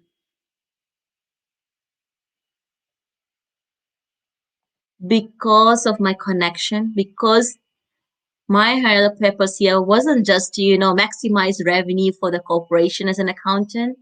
My purpose was to, how can I bridge the gap between spirituality and science and even business? Because when we are healed within, we can see what we are here to do. I was able to overcome the fear of losing my child that 4 different doctors told me to abort at 6 months because of the risk, or all the reports, 50% people are misdiagnosed in this world. So opening our heart, my friends, just like I did, I surrendered, let go. I allowed the divine to prompt me. The next step in my life was to focus on healing my baby and manifesting a healthy miracle baby. And that's what I got. He's 7 years old upstairs watching TV with his brother and daddy. And miracles do happen, my friends. And our world, I believe it will begin to shift rapidly from you and I. If we can heal, we can release that fear. So quickly, I want to share, I was able to overcome the fear of losing my child, losing my life, because I had back then 2-year-old and another baby on the way, and no one had solution for me. So first I had to remove the fear that the earth right now is going through, whatever fears it is, losing jobs, your health. Once you start to bring this divine technology, the divine unconditional love into your life, staying connected to that divine power, your spiritual technology, as long as you have unconditional love in your heart, my friend, you can conquer any problems. Together we can heal this planet. But first we need to heal what's going on here. Today, not only am I able to be medicine free, I teach people how to be medicine free, how to, rise above and above your problems. As an immigrant, I went through many problems. I had a lot of no's in my corporate world, looked down, overlooked, from college to corporate world to coming online for the last 4 years of online teachings, sharing the message of love. The technology that has helped me to rise above all the struggles, overcoming my health challenges, getting my health back, delivering a miracle baby, and now helping hundreds of women around the world and parents and entrepreneurs, empowering them through entrepreneurship and also through angelic teachings and wisdoms. How can we quickly shift our energies? How can we release all those blocks? Whatever are the fears is holding you back from being the best that you can be. Only then we can contribute to this planet is being the best that you're supposed to be. I was meant to be more than an accountant or being the top prominent healthcare financial analyst. I was here to share the ancient wisdom of spreading love through our heart healings. And that hitting rock bottom was a blessing in disguise. So I want to also shift that, we can contribute towards more technology, towards nature, is by bringing a holistic approach. I brought a holistic approach to, taking my life back. And I empower you with this meditation. You will be prompted. What is the next step you need to do? Whatever needs to be healed. And step and share and channel. When I say I'm divine channel, I also channel these energies through my teachings. That's how we can rise. That's how we can heal this planet. Whatever work we do, whether as a busy grandma, she's cooking, she brings that love energy in her cooking. Our mother, as a teacher, we bring the love energy, not a manipulative and masculine old energies of teaching how to, prosper in life. The fear, the technology, the science that had before, we're shifting away from that and bringing more holistic approach. So I encourage all the doctors here. You're probably fed up from the control that we have to give power to only technology. We can trust our intuition. Is this the right thing to do? Our spiritual technology. Do we need this procedure? Does this report, there's 3% room of error? Do we need to listen to the report or have another approach, alternative medicine to help us to heal, to prosper? And the technology I'm talking here today, again, my friend, is about we can shift together with tapping into the greatest technology of all, our own spiritual technology. So thank you so much. And Dr. Praveen, you can come back and join. And if you have any questions, my beautiful sister Lynn, if you guys have any questions, I'm happy to, answer you all. Please come back. I had to tell that story because why did someone who was making 6 figures, why I am so focused on sharing this? I think that why I wasn't planning to share, but I said, let me just share why, because you know what? Yeah, I had, master's degrees. I had all this 20 different healing modalities. I came from spiritual, background. I knew the rituals. I know all the Sanskrit mantras here that I need to know. And I had the background, but the thing is, something was still missing, right? Something was still missing. It didn't mean I was religious. I was just not listening to. I was doing what was told to do. But when we start listening from here, bring this and this, align, living in total alignment. That's what my message is. Don't do things because we're expected to. Stand in your power and question it. I stood in my power. I didn't give the power to the doctors or the medicine. I took my power back. I had to fight with my families. I fired my spiritual teachers, I fired doctors. I mean, as a doctor, I go for that. But I would say, trusting in the divine. Do you really have to do this? Anything you do, is this for the highest good for mankind? For me I'm a mother first. I need to live from my 2-year-old and then bring this healthy baby, even though science is saying it's impossible. That was trusting in the unseen, unknown, trusting in the divine. So I'm asking you, my friends, my listeners, please shift from the fear energy to the place of love. We are returning to home. This is how we're going to shift this planet. This is how you and we're connected through this energy of love frequencies, not a competition. We have to come from a place of collaboration. So I'm calling all my doctor friends. Let's bring a holistic approach, so we can, move rapid, transformation for healings. This love is the greatest tool that we all have that has been underutilized. I said too much here.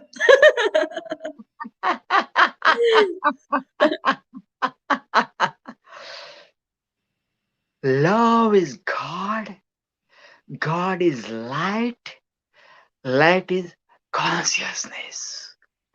Wow, wow, wow. Mother of two. Your story of bringing your son in this planet Earth moved me. Every time when I hear this story, I got goosebumps. You are like Mama Bear. You are the Mama Bear. Yes. And guess what I named him? What did I name my son? Veer. Roar, you mean, right? Mahavir, right? Veer, because he was a fighter. Yes, fighter, Veer, fighter, Yoddha. Yes, Veer, yes. And what's the other son? Inspired. Yes, I think my both kids, they awaken my intuitive gifts that I have more to give to the world. And I'm not saying it's about me here. It's about you have a higher purpose, my friend. And a lot of us are now stepping to that calling. What is that higher calling you have? You don't have to be a healer to heal the world. But whatever you're chosen to do. How Torch can bring your mission to the next level, and how the people who are watching you from all over the world can help you out to bring your mission to the next level. Yes, the blessing cycle. I want to share that just like the very here when I did Jesus joined us for the meditation, were you able to hear? So we can just 3 minutes a day. When you see the clock 4:44 p.m., know this sister is sending blessings, and I want you to join in sending blessing to the world. Blessing cycle. And right now, while I was talking to you, I haven't shared anywhere. I am being guided. I've never done this, to create a podcast as an angelic whisper to parents. Wow, wow, wow. One more time. Angelic whisper to parents. Angelic whispers to parents. Parents. Beautiful. Because we need to bring this co-foundation in the home. With technology, some days it happens in my home too. My first grader, my fourth grader, my husband and me, the bigger our houses, the bigger our cars are, the more disconnected we become. One more time. The bigger our house, the bigger our cars, the bigger our ego becomes, the more disconnected we are from each other. So how can we bring love in our everyday life? Some people are saying, okay, Neelam, great, you're doing this. Yes, I have a temple, great. You can bring in a little things you do, make it a ritual. Like for me, our dinner table, no technology. That's one thing I have a rule I'm very strict about. Nighttime, I have a ritual. 2 hours before going to bed, shut up all technology. I put curtains on my TVs in my bedroom. The kids don't have TVs in their room. I take away everybody's electronics, and I said, you know what, no more, after this, certain time. So we can start integrating and be in this energy of love, be fully present. Mothers who are cooking, it's not like, okay, I'm talking to, my sister-in-law and you're cooking, and then, it's do one thing, simplify your life. Do one thing and do it with love. Even if you're making, noodles, Maggi noodles, put love into it, right? If you're teaching, like right now, my kids are upstairs. I wanted to be here with you. Whatever you do, people are so used to multitasking. We need to let go of the old way. Multitasking is not productivity. Do one thing and do that really well. But it begins with you at your core, who you are. What do you want to get out of this situation, this conversation, right? Your energy our energy, that's why I say, angelic means, shifting the state of consciousness. Immediately come to that place of, unconditional love. How can I, give the best value in this situation? Beautiful, beautiful. Yes. Go ahead. Keep going. That's how we're gonna contribute. That's how we're gonna contribute, technology to nature. I'm not, environmentalist, or I'm not a scientist, but one thing I know, when we love ourselves, we're gonna love our nature. We're going to love our home. We will be mindful. We'll become more mindful about, oh my God, the ocean. I'm not gonna throw my garbage out there. I'm gonna probably pick up when I go for my, morning, walking meditation. If I see something, I'm more mindful. And the fairies, the elements, those angelic energies in the nature are going to support you in manifesting your dream, because you're helping the nature.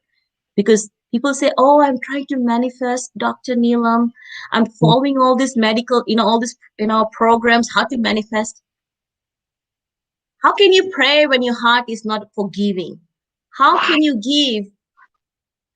How can you give if you don't know how to receive love for yourself? So we can go on and on, but keep going, keep going. Yes, but I know you have the kids. Yes. No, but I'm open to answer any questions your viewers have, because I want to help them. I'm not here to sell anything. I'm here to say, you know what? Right now, if you can choose whatever you're doing, go to your loved one, friend, call them, say, I love you. Say, I love you so much. Thank you. Or even say, I'm sorry. You know what? My prayer ritual at nighttime is, I tuck my babies, spend quality time, with each one of them. Veer first, and then Krishnil, my 10-year-old. And I always say, Baba, what is the best thing about the day? And I'm sorry if Mama was too busy, I was not able to hear. If we can start making those conversations in the home, our kids, we're providing healings that they're heard. And I'll say, sometimes I snap at them, you cannot have extra cookies, or you cannot have that, or, don't have extra technology time. And then they will kind of, get resented, like mommy's too controlling. Then I'll explain. And I said, Baba, do you forgive mommy? Even though I know I didn't do anything wrong. The minute we say the Hopo Mono, the Hawaiian prayer, I'm sorry, I love you, I thank you. If we can do this, our daily conversations, we can start shifting the energy in our home. And then the duri hai, the separation is gonna come closer just by saying, I'm sorry if I was not there for you. I'm sorry if if I said something, even if you don't know what you did wrong. Maybe you didn't do anything wrong, but you never know how somebody is, receiving on the other end, especially with our kids.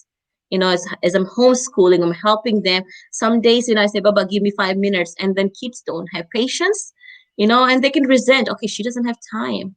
But then I would say,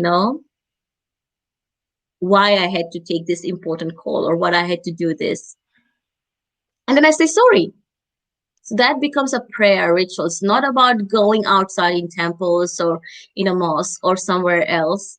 And again, I respect all religion. The greatest gift we can give to our kids is by showing them, by being a good example. You take care of yourself, you love yourself. and making the time, whether it's one meal that the whole family is together, you're fully present. And then nighttime rituals. I mean, these are little things. And then being in the nature with the family that we are doing. We're spending more time in nature. And in the way, we are also contributing to the nature by sharing our love and receiving their love. It's a give and take, just like Jesus did, give and take with the heart healings. All right. Amazing. I love it. I love it. I love it, Dr. Neelam Rai, when you do like this one. Oh, amazing. Latke jhatke marna. I know I had to, because I closed my eyes and see who wants to come forward. And again, this is nothing to do with religion, my friend. This is about, like, wherever you believe in. I was born in an Indian traditional strict family. So my family still doesn't understand. They think I'm praying to angels. I'm talking about the frequency, about the consciousness. That's what angelic means. I had to bust that myth.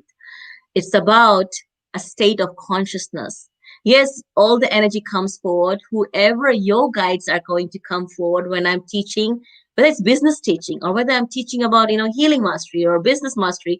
Right now, I'm guided to do, parenting, conscious parenting. It's more about angelic parenting because we need this.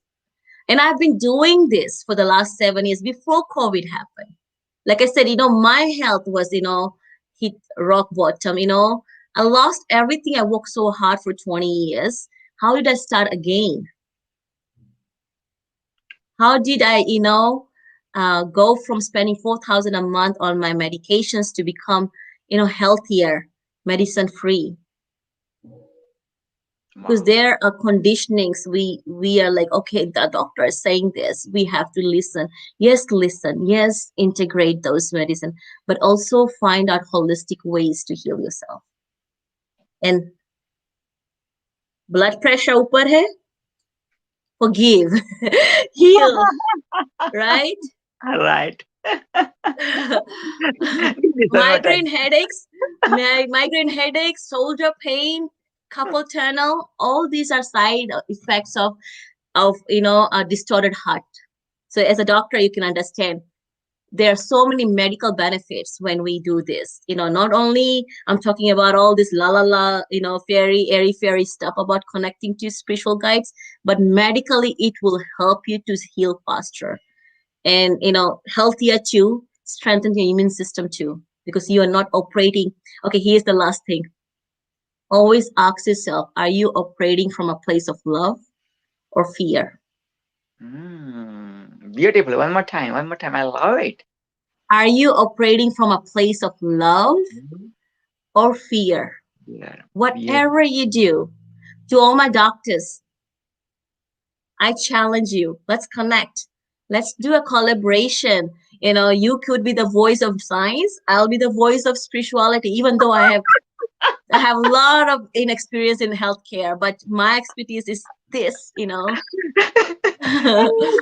I love your challenge. I bet you nobody dare, to come front of you, Well, you're Dr. Praveen, bring all the doctors that we have, all the speakers here, and, and we all have our own gem. We all have our own genius. You know what? I'm going to bringing the spirituality conference, and globally. Yeah, we'll make it happen. And Yes. Congratulations. I would love to have you as the speaker. You're the first one actually I shared with you, right? Yes. You did the same thing with the men's international speaking. I was the first woman on the men's international speaking, and here, you invited me again. So thank you. Yes. You know what? When I'm speaking, I put away everything I have learned. It's just coming from the heart space. I mean, yes, I had a lot of notes to share, but forget the notes, forget the facts, forget the, all the fancy jargons. At the end of the day, what matters? How did someone make you feel? Right? And it's not about giving the power to the teacher. It's about how you can take your power back. That's what I'm here to teach. By connecting to your divine, opening and healing your heart, taking the power back in your life, whether it's your health challenge, whether it's your finance challenge, or whether mummies are crying, my goodness, my kids are taking over all my time. I've done all that. How I did is because of this simple heart healings, heart activations. And I teach this in everything from business to parenting to, my, certifications. That's the core of everything I do. How can we instantly, raise to this place of unconditional love, and not from a place of manipulation energy, not from a place of the old masculine, I'm the boss, I know it all, not all that. So the humbleness, before we rise, we need to be humble first. And you, of course, you're a great example of that. And that's the reason I think we're connecting. You bring that energy. The world needs healing leadership. You're an example. You're going to be the next spiritual guru. Dr. Praveen, I present to you, all of you, the next spiritual guru, my friends. I love it. Bring it on. Tell me more. Tell me more. I'm ready to receive. My brothers and sisters, from one sister to another brother, another spiritual teacher who sees the gem in another person. Doctor, I introduce to you, world, the next spiritual guru, your spiritual mentor, who's going to touch your life, your heart, and so you can go and share more hearts. Wow. Dr. Praveen, my friends, a man of love, integrity.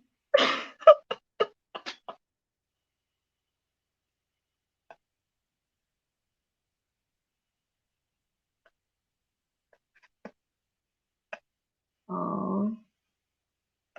Let's all send love to Dr. Praveen. He is so much. I think he underestimates that power. And anybody out there, if you're feeling this energy, my friend, I want you to see that you are more than what you know. You're more than that. Oh. Sending you love and healings. Let's send love to Dr. Praveen, our next spiritual guru.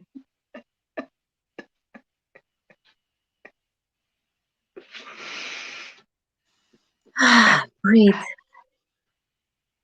And this goes to all the friends. As a spiritual healer, sending you all love healings.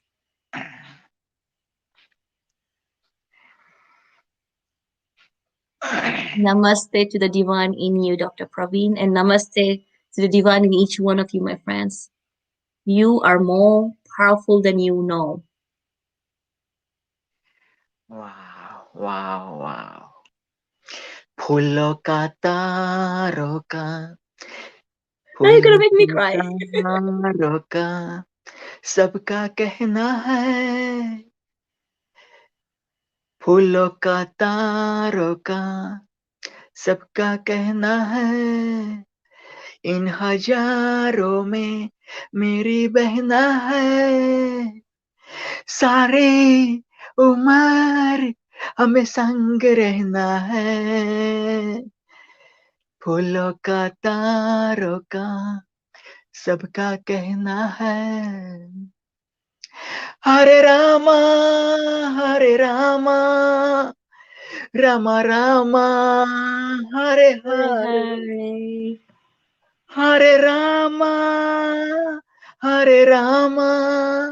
Rama Rama Hare Hare. Hare Krishna,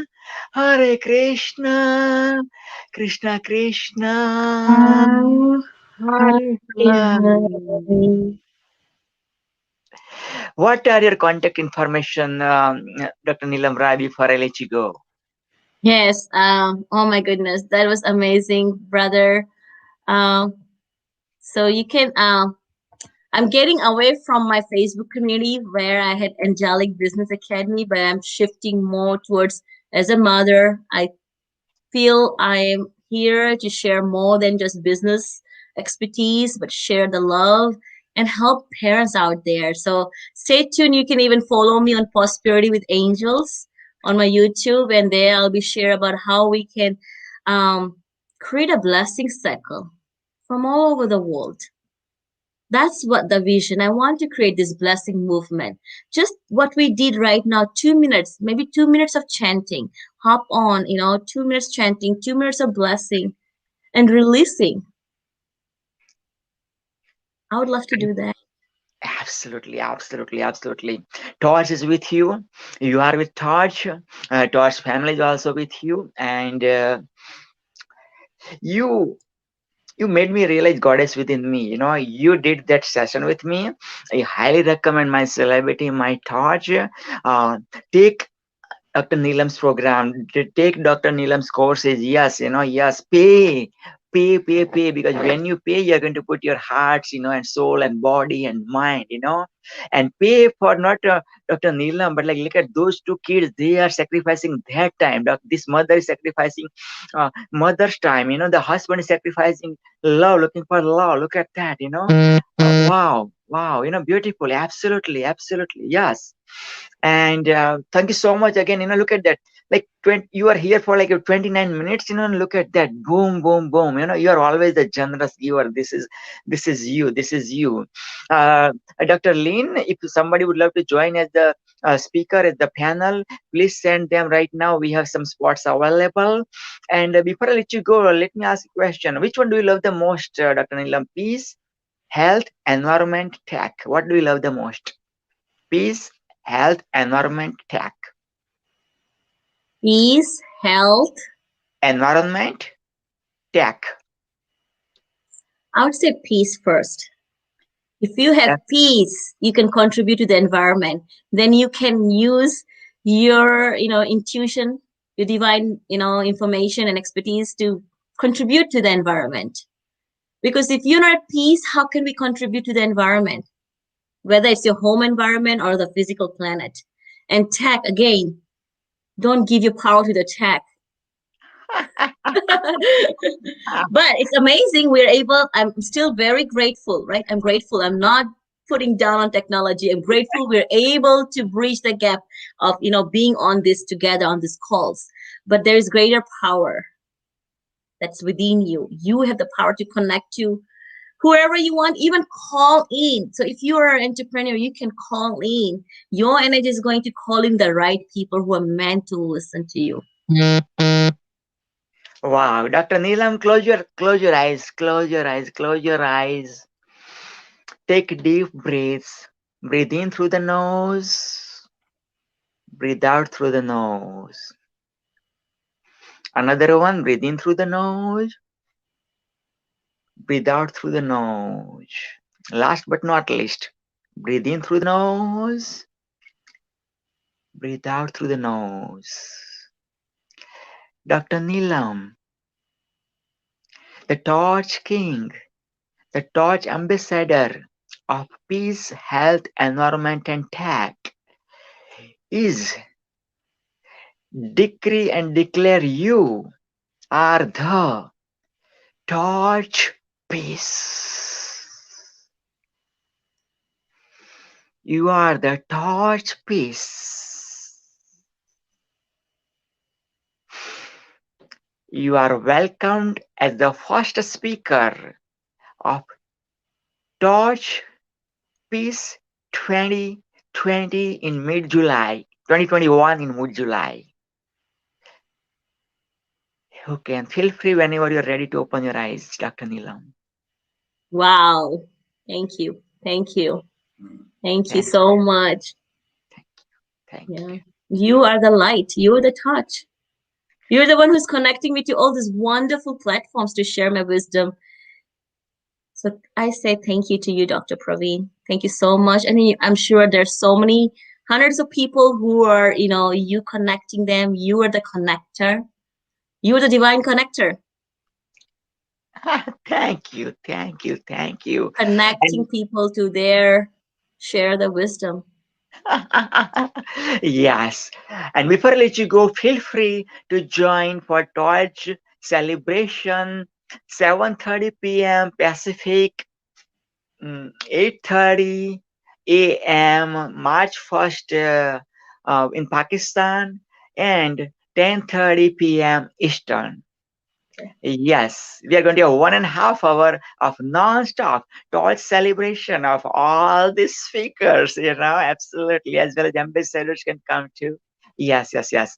Again, God bless you. Thank you so much. I know, I don't want to say bye, but because We'll see they you must be again. We'll connect again. I never say bye. I say let's yeah, connect फिर again. मिलेंगे फिर फिर मिलेंगे. मिलेंगे चलते चलते Awesome. कभी Bye. अलविदा ना कहना कभी अलविदा ना कहना Okay, फिर मिलेंगे.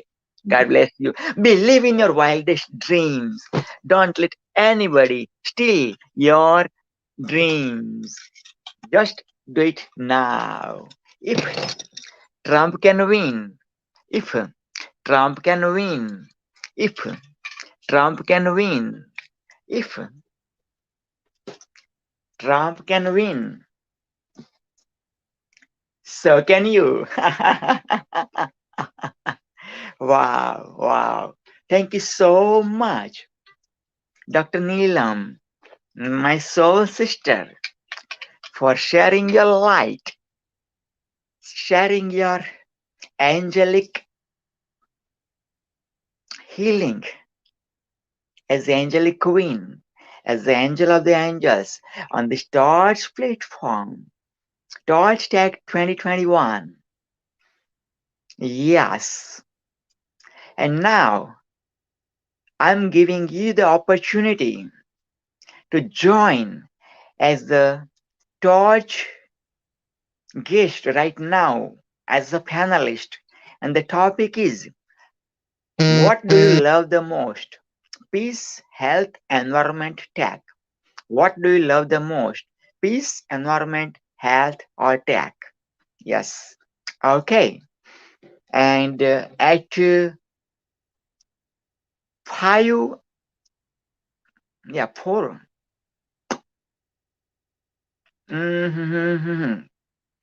Yes, amazing speaker is about to come after a couple of hours. 4, I believe. Let me double. Yeah, 4 p.m. Eastern, 4 p.m. Pacific. 4 p.m. Pacific.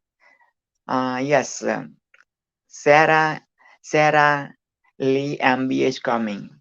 Yes, you must have heard about Think and Grow Rich, right?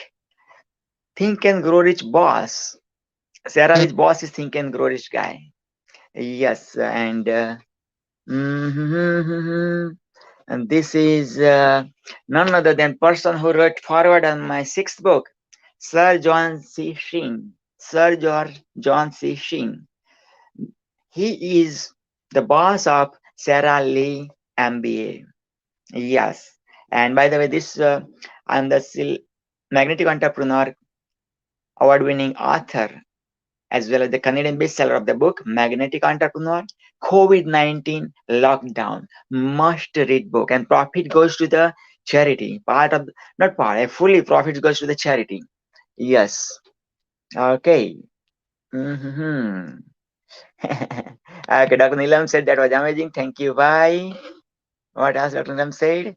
I think it went well. Absolutely. Not you think, absolutely it went well. Amazing. It went amazing. Absolutely. Yes. So this is Torch. And Torch is going to Bangladesh. Mama Torch is going to Bangladesh in month of March 2021.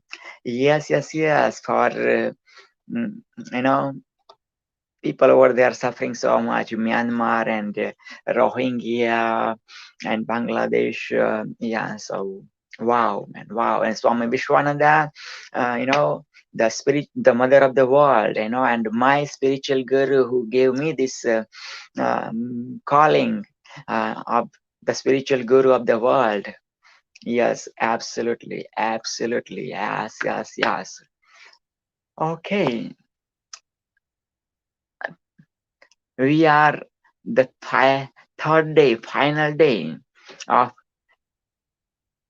Torch Tech 2021. Yes. So at 4 o'clock Pacific, Sarah Lee MB is coming. 4 o'clock Pacific, 4 p.m. Pacific, February 28th, 5 a.m. Pakistan, March 1st, 7 p.m. Okay, 2, 5. Oh, sorry, 2. Yeah, 2. At 2 p.m. Okay, 2 p.m. Eastern. Yeah, 2 p.m. Eastern, 5 p.m. Sorry, oh man, sorry, I missed a message. Okay, sorry for that. One more time. This is the final take. Okay, Sarah Lee MBA is rocking Torch Tech 2021 stage. 2 p.m. Pacific PST, 5 p.m. Eastern, and this is February 28th. And March 1st, 3 a.m. Pakistan and 3:30 a.m. India. Okay, yes. After that, we are going to have an amazing speaker at 4 p.m. Pacific, 7 p.m. Eastern, and 5 a.m. March 1st, Pakistan.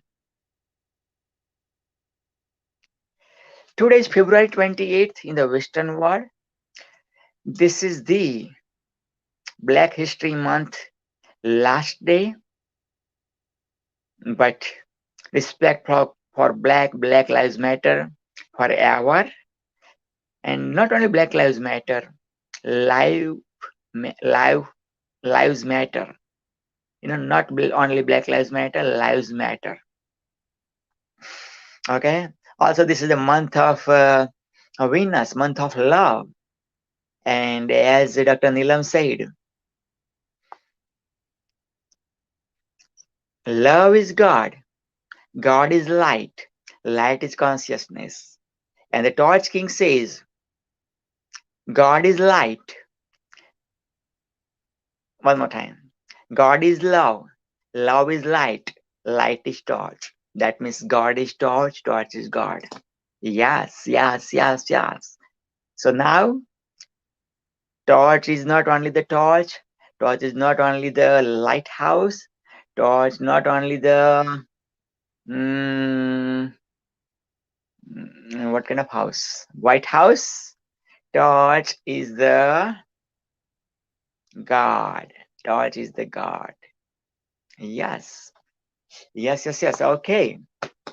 So are you excited? I am excited, man. I am excited big time. And feel free to join at 7:30 p.m. Eastern. Oh man, sorry, I messed up again. 7:30 p.m. Pacific, 10:30 p.m. Eastern of February 28th. Okay, for Torch celebration.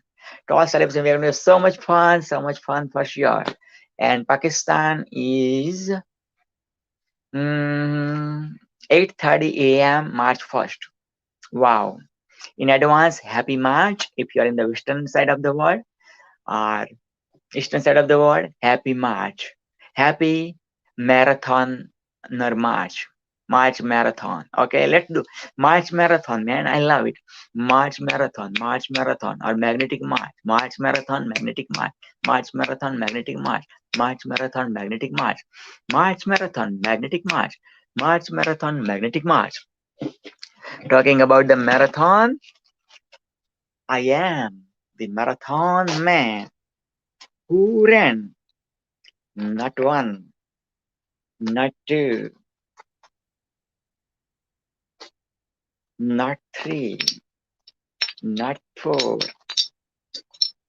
not five, not six, not seven, not 8, not 9, not 10, but 11 marathons in my lifetime by God's grace and your blessings. By the way, one marathon equals only 26 miles, only 42.2 k, only 4.22 million centimeters. The marathon, you cannot run by your legs. Marathons are ran by the soul. Marathon is ran by the soul. Yes. It's not physical, it's spiritual. It's not physical, it's spiritual. And coming from the spiritual guru of the world, Dr. PPP. Yes. Talking about the spirit, spirituality asks 3 questions. How many? Just 3 questions. Who is asking? Spirituality. Are you ready to know which are 3 questions? Okay. Are you? I am ready. Yes. When the student is ready, the teacher appears. When the student is truly ready, the teacher disappears. Lao Tse. Now, here from the spiritual guru Dr. PPP. When the devotee is ready, the guru appears. When the devotee is truly ready, the guru disappears. The guru disappears. What does it mean? The guru is always there. Guru is guiding millions and billions. But when the student is ready, the guru appears for the student, not for the guru. But when the devotee is truly ready, when the student is truly ready, the teacher disappears. Lao Tse. Because when the student is truly ready, that means he is the teacher, and that's it. That teacher is goes to the different place to bring another light and another student, because that student is the enlightened one, delighted one, enlightened one, awakened one, and that's it. That's what same thing with devotee, right? The real leader is creating the leaders, it's breaking the leaders, diamond breaking diamond, the diamond breaking diamonds. The guru awakening the gurus. Yes. First questions the spirituality asks. Who am I? Who am I? You heard that right. Who am I?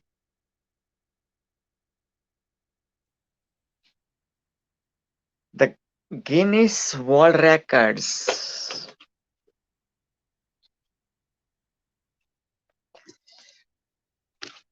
My soul brother,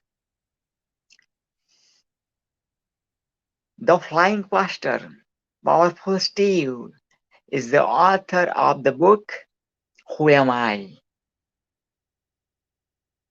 About almost 6 years ago, he was writing this book, and about to say, yeah, I was writing my book, You Are the Celebrity. So Dr. Steve asked the question, who am I? I answered the question, you are the celebrity. Yes, you are the celebrity. Do it with me with the twang, okay? You are the celebrity. One more time. You are the celebrity. You are the celebrity. You are the celebrity. Yes. Okay. What's the answer Write it down. Who am I? Okay, second question the spirituality asks. What are you doing? What are you doing? Yeah, what's your why? What's your why? That's the second question. Spiritually asks the third question, last but not least. Where will you go? Yes, pretty deep one. Where will you go? And all the religions of the world, basically answer these three questions asked by spirituality. Spirituality asks, the religion answers. Spirituality, the religion and the spirituality are the two sides of the coin. Two sides. The religion and the spirituality are the two sides of the medal, two sides of the coin. The other doesn't exist without the other one. Religion is the river, spirituality is the ocean. Religion is the river, spirituality is the ocean.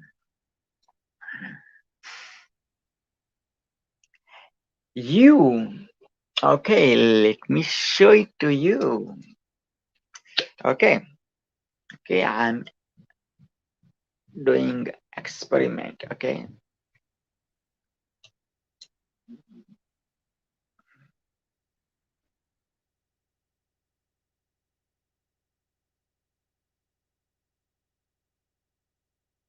Okay, awesome. Right, what do you see?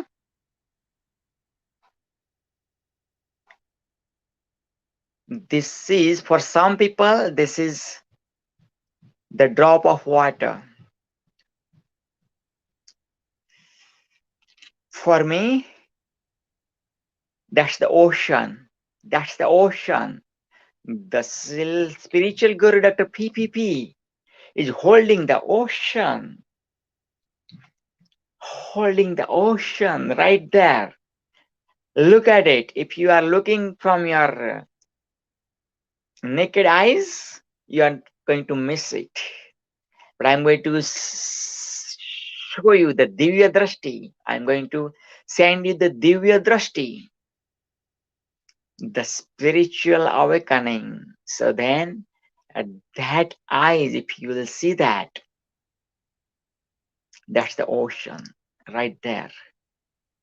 Right there, talking about the spiritual eyes. I'm going to make you experience. Okay, watch this.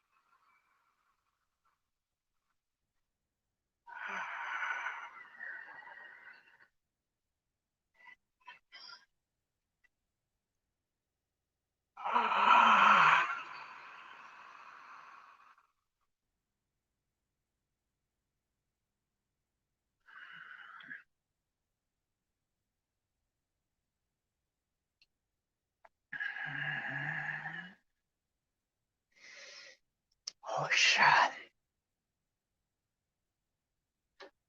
Ocean. Ocean.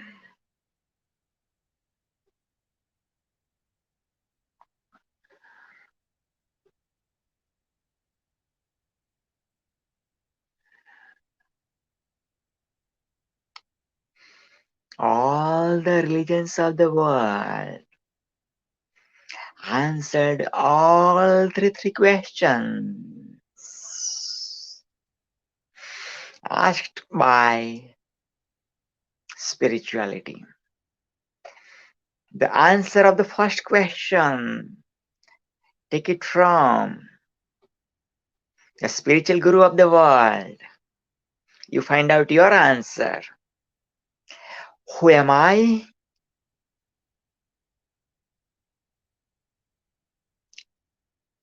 You are the soul came from the Supreme Soul. You are the soul came from the Supreme Soul. You are the celebrity came from the celebrity creator.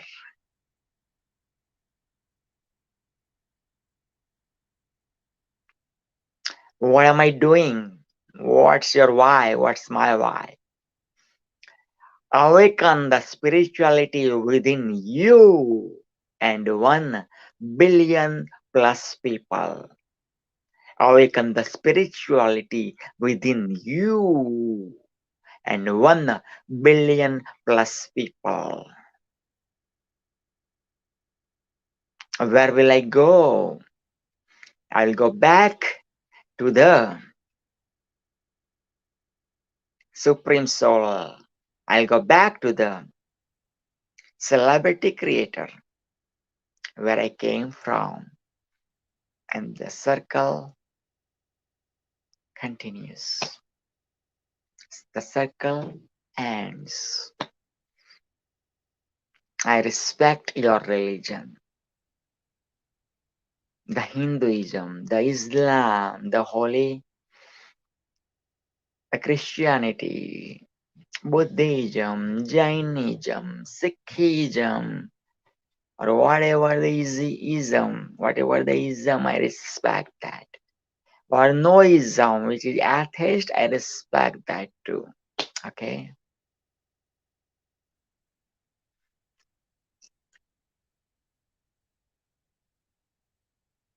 The tree is the religion and the roots are the spirit, the fruits are the spirituality. The roots are the spirituality. Yep. Absolutely. Absolutely. Yes. This is hashtag torch. Yes, use always hashtag. Hashtag torch. Torch stands for, abbreviation is TORCH. TORCH. Okay. Ready? The organization for realizing change in humanity. The organization for realizing change in humanity. There are 4 pillars. How many? Write down how many? 4 pillars of torch. Are you ready to hear those 4 pillars? Say yes, say yes, say yes, yes or yes. Torch peace. Torch health. Torch environment. Torch tech. One more time. Torch peace. Torch health. Torch environment. Torch tech. Yes. Now, let me ask you the question. Are you ready? I am ready. What do you love the most? Peace, health, environment, tech. Peace, health, environment, tech.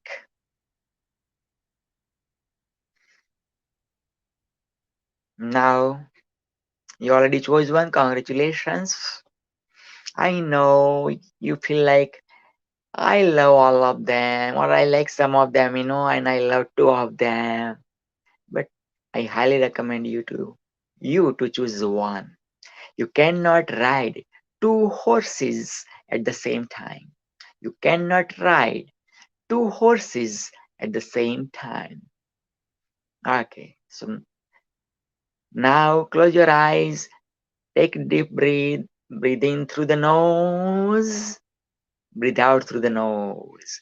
Breathe in through the nose, breathe out through the nose. One more time, breathe in through the nose, breathe out through the nose. You are the torch ambassador of whatever the pillars you have chosen. You are the torch ambassador of that pillar. Okay, awesome. Now this is Torch Tech 2021. Every year we are having annual conference, annual summit of all the 4 pillars. So this is 2021. We started with Torch started with hashtag Torch Tech 2021. Hashtag Torch Tech 2021. In month of April, around Earth Day, we are having Torch hashtag Torch Environment 2021. Hashtag Torch Environment 2021. Around mid-July, we are going to have annual conference of hashtag Torch Peace. Yes, Torch Peace. My favorite, Torch Peace. And towards the end of the year, around November, December, we are going to have the rest of the 4th one, last but not least, hashtag Torch Health 2021. Very important, especially what's happening nowadays. Health is very, very important. Torch Health is very, very important. And Torch is going to Bangladesh. We are already in Bangladesh, but Mama Lynn Torch Queen is going to Bangladesh. Mama Torch is going to Bangladesh. Yes. To take care of the situation between Myanmar and Bangladesh, Rohingya.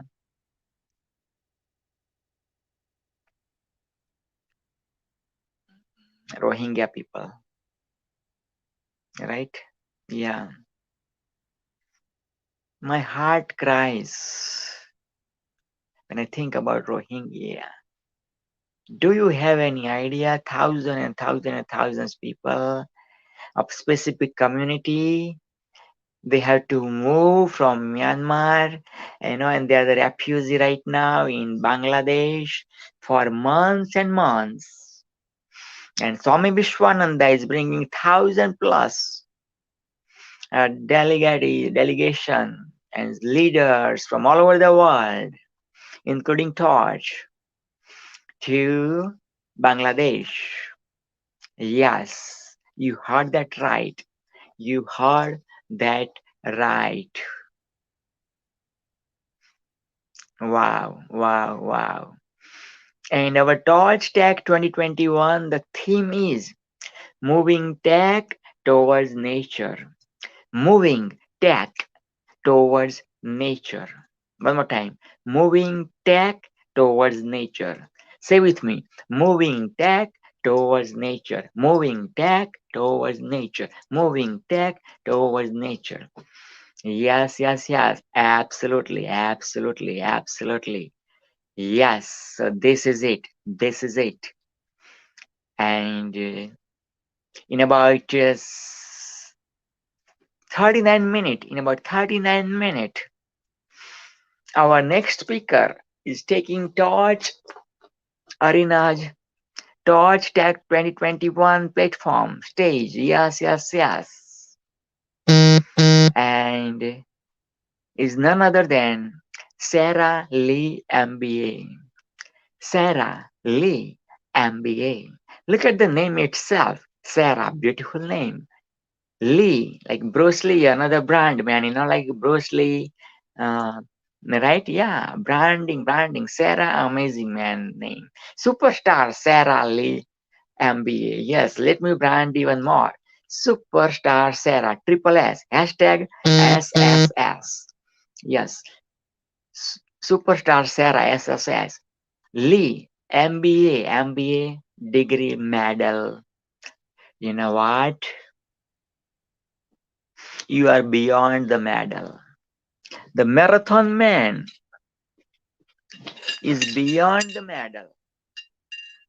I have run million marathons in my body, mind, in the soul, through the soul, right? The world have to notice. Yes. Okay, so that's Sarah Lee. Sarah Lee's boss. Sarah Lee is the employee of Mr. Sir, yeah, not Mr. Sir John C. Sheen. John C. Sheen. John C. Sheen is executive producer of Think and Grow Rich, The Legacy. Yes, How Rich Asians Think, a Think and Grow Rich publication. Yes. And so Sarah is the employee. Sarah's mentor is Sir John C. Sheen. Yes, coming from that kind of coach, that kind of mentor, you can imagine, man. Sarah is going to rock in the stage for sure. Yes, his mentor is also MBA. I mean, Sir John C. Sheen is JD and MBA. I have no idea of JD. If you know the meaning of JD, let me know. Okay, let me know. Yes, and I am honored, privileged, humble, blessed, and super excited to let you know that I am the Canadian bestseller of the book Magnetic Entrepreneur. COVID-19 lockdown. COVID-19 lockdown. Must read book to save your life and to save your loved ones, as well as your community, your tribe, your country. Yes, you heard that right.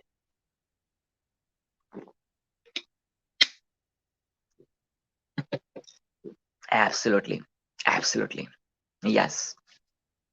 So this is Torch. This is Torch. Yes. By the way, and this is the celebrity guru torch. This is the celebrity torch. This is the celebrity torch. Yes. This is branded because that's my brand. The celebrity guru, Dr. PPP. But you are the celebritybook.com, and that's it. Right? So you are the celebrity guru combines with the torch, and boom, the celebrity torch happens. You know, and torch is taking you from darkness to the light. Yes, that's what torch is. That's what guru does. Guru means dark and ru means light. Guru brings you from darkness to the light. You are the light. You are the light. Yes, you are the light. Okay, I love that. You are the light. You are the light. You are the light. You are the light. Okay, awesome. And when I say I, it's coming with gratitude. When I say I and when I say you, and when I do this namaste, what is namaste? Namaste means I bow down to you. Okay, let me exactly. Okay, I bow down to you, the light within you. and I bow down to me, the light within me. When you are in that space and when I am in that space, we are one. We are one. Vasudhaiv Kutumbakam. Vasudhaiv Kutumbakam. It's in Sanskrit from ancient Hinduism, and Hinduism is not the religion, it's the art of living. Vasudha means the world, and Kutumbakam means the family. One world, one family. The world is the family. The world is the family. Yes, Vasudhaiv Kutumbakam. Okay, awesome. Are you enjoying? By the way, I am enjoying because whatever I'm sharing coming through him, I'm like feeling peace of mind. Peace of mind. I feel like chillness, coolness, calmness, sweetness, ocean of the oceans. Yes, and wisdom of the wisdom, the waves of kindness, as my soul sister Jasmine says, "Oh, Mama Lynn, Mama Lynn, Mama Lynn." Hello, Sir Pravin. Hello, my Mama Lynn. Hello. Ah, Oh my God. You know what I mean? Today, laundry done. yes. Today, God gave me this brand for you. Are you ready? Yes, go ahead. Close your eyes. Close your eyes. Okay. Take deep breaths from the nose and out from the nose. Next one, in from the nose, out from the nose. Last but not least, in from the nose, breathe out from the nose. You are the Amma Torch. You are the Amma Torch. You are the Amma Torch. The same Amma you are cuddling for years and years and years and years. That's the Amma Torch. The same Amma you have met, and the Amma, the one right now, the world is witnessing the same Amma.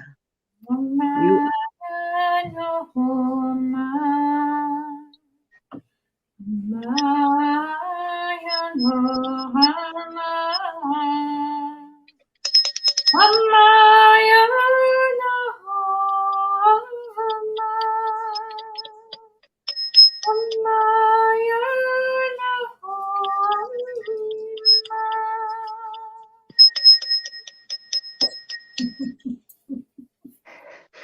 today is a transformation from Mama to Amma.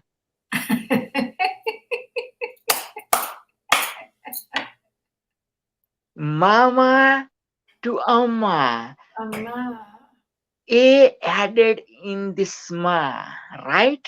Look at that. Amen. Amin. A added in this one, in two beautiful religions arrived. Amen to Amin. Mama to Amma. That A, one more addition of A. And boom, boom, boom. You're so cute. Yes, I am. Bring it on. Bring him on. Bring out. I am Amma Torch. Torch. Yes, Amma Torch. Bring that Amma. Bring that Amma. Bring that Amma. The one you're holding. The one you're holding. Bring it out. Bring it out. Bring it out. Yes. Watch this. Watch this. Okay. Watch this. And then, yes. Look at that. Look at that. From brown Amma to the white Amma.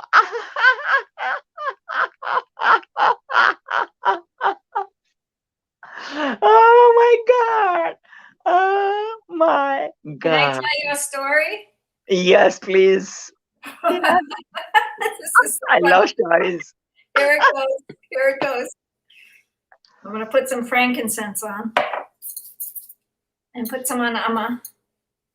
Put some on you. So my friend was visiting at our house, and then I didn't see her for like a year. Totally loved this woman, very special. She said, Mama Lynn, you have to come see Amma, the hugging Buddha. I said, no, I want to come see you. She said, no, Mama, you have to see Amma, the hugging Buddha, the hugging guru, the hugging Amma. So I went to see her on my birthday, but I really wanted to just see my friend. And when I chose to go see her, there were about 1,000 people in the room. And this moment of time, I couldn't find my friend, right? I couldn't find her.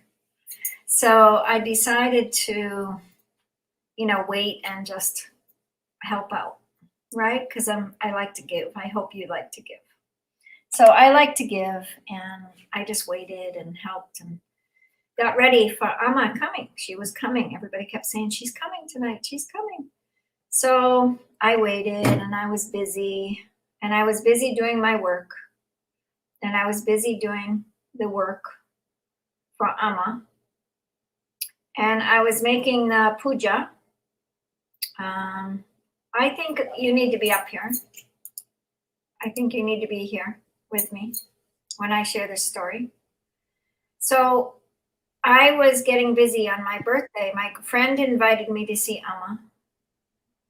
Did I tell you this story? I heard it lots of time, but please keep going, keep going. I love to hear one more time or more time. So I made the puja with we were wrapping spoons with tinfoil so they could burn. I don't know what they burn in the ceremony, maybe incense or. Incense, yes, incense.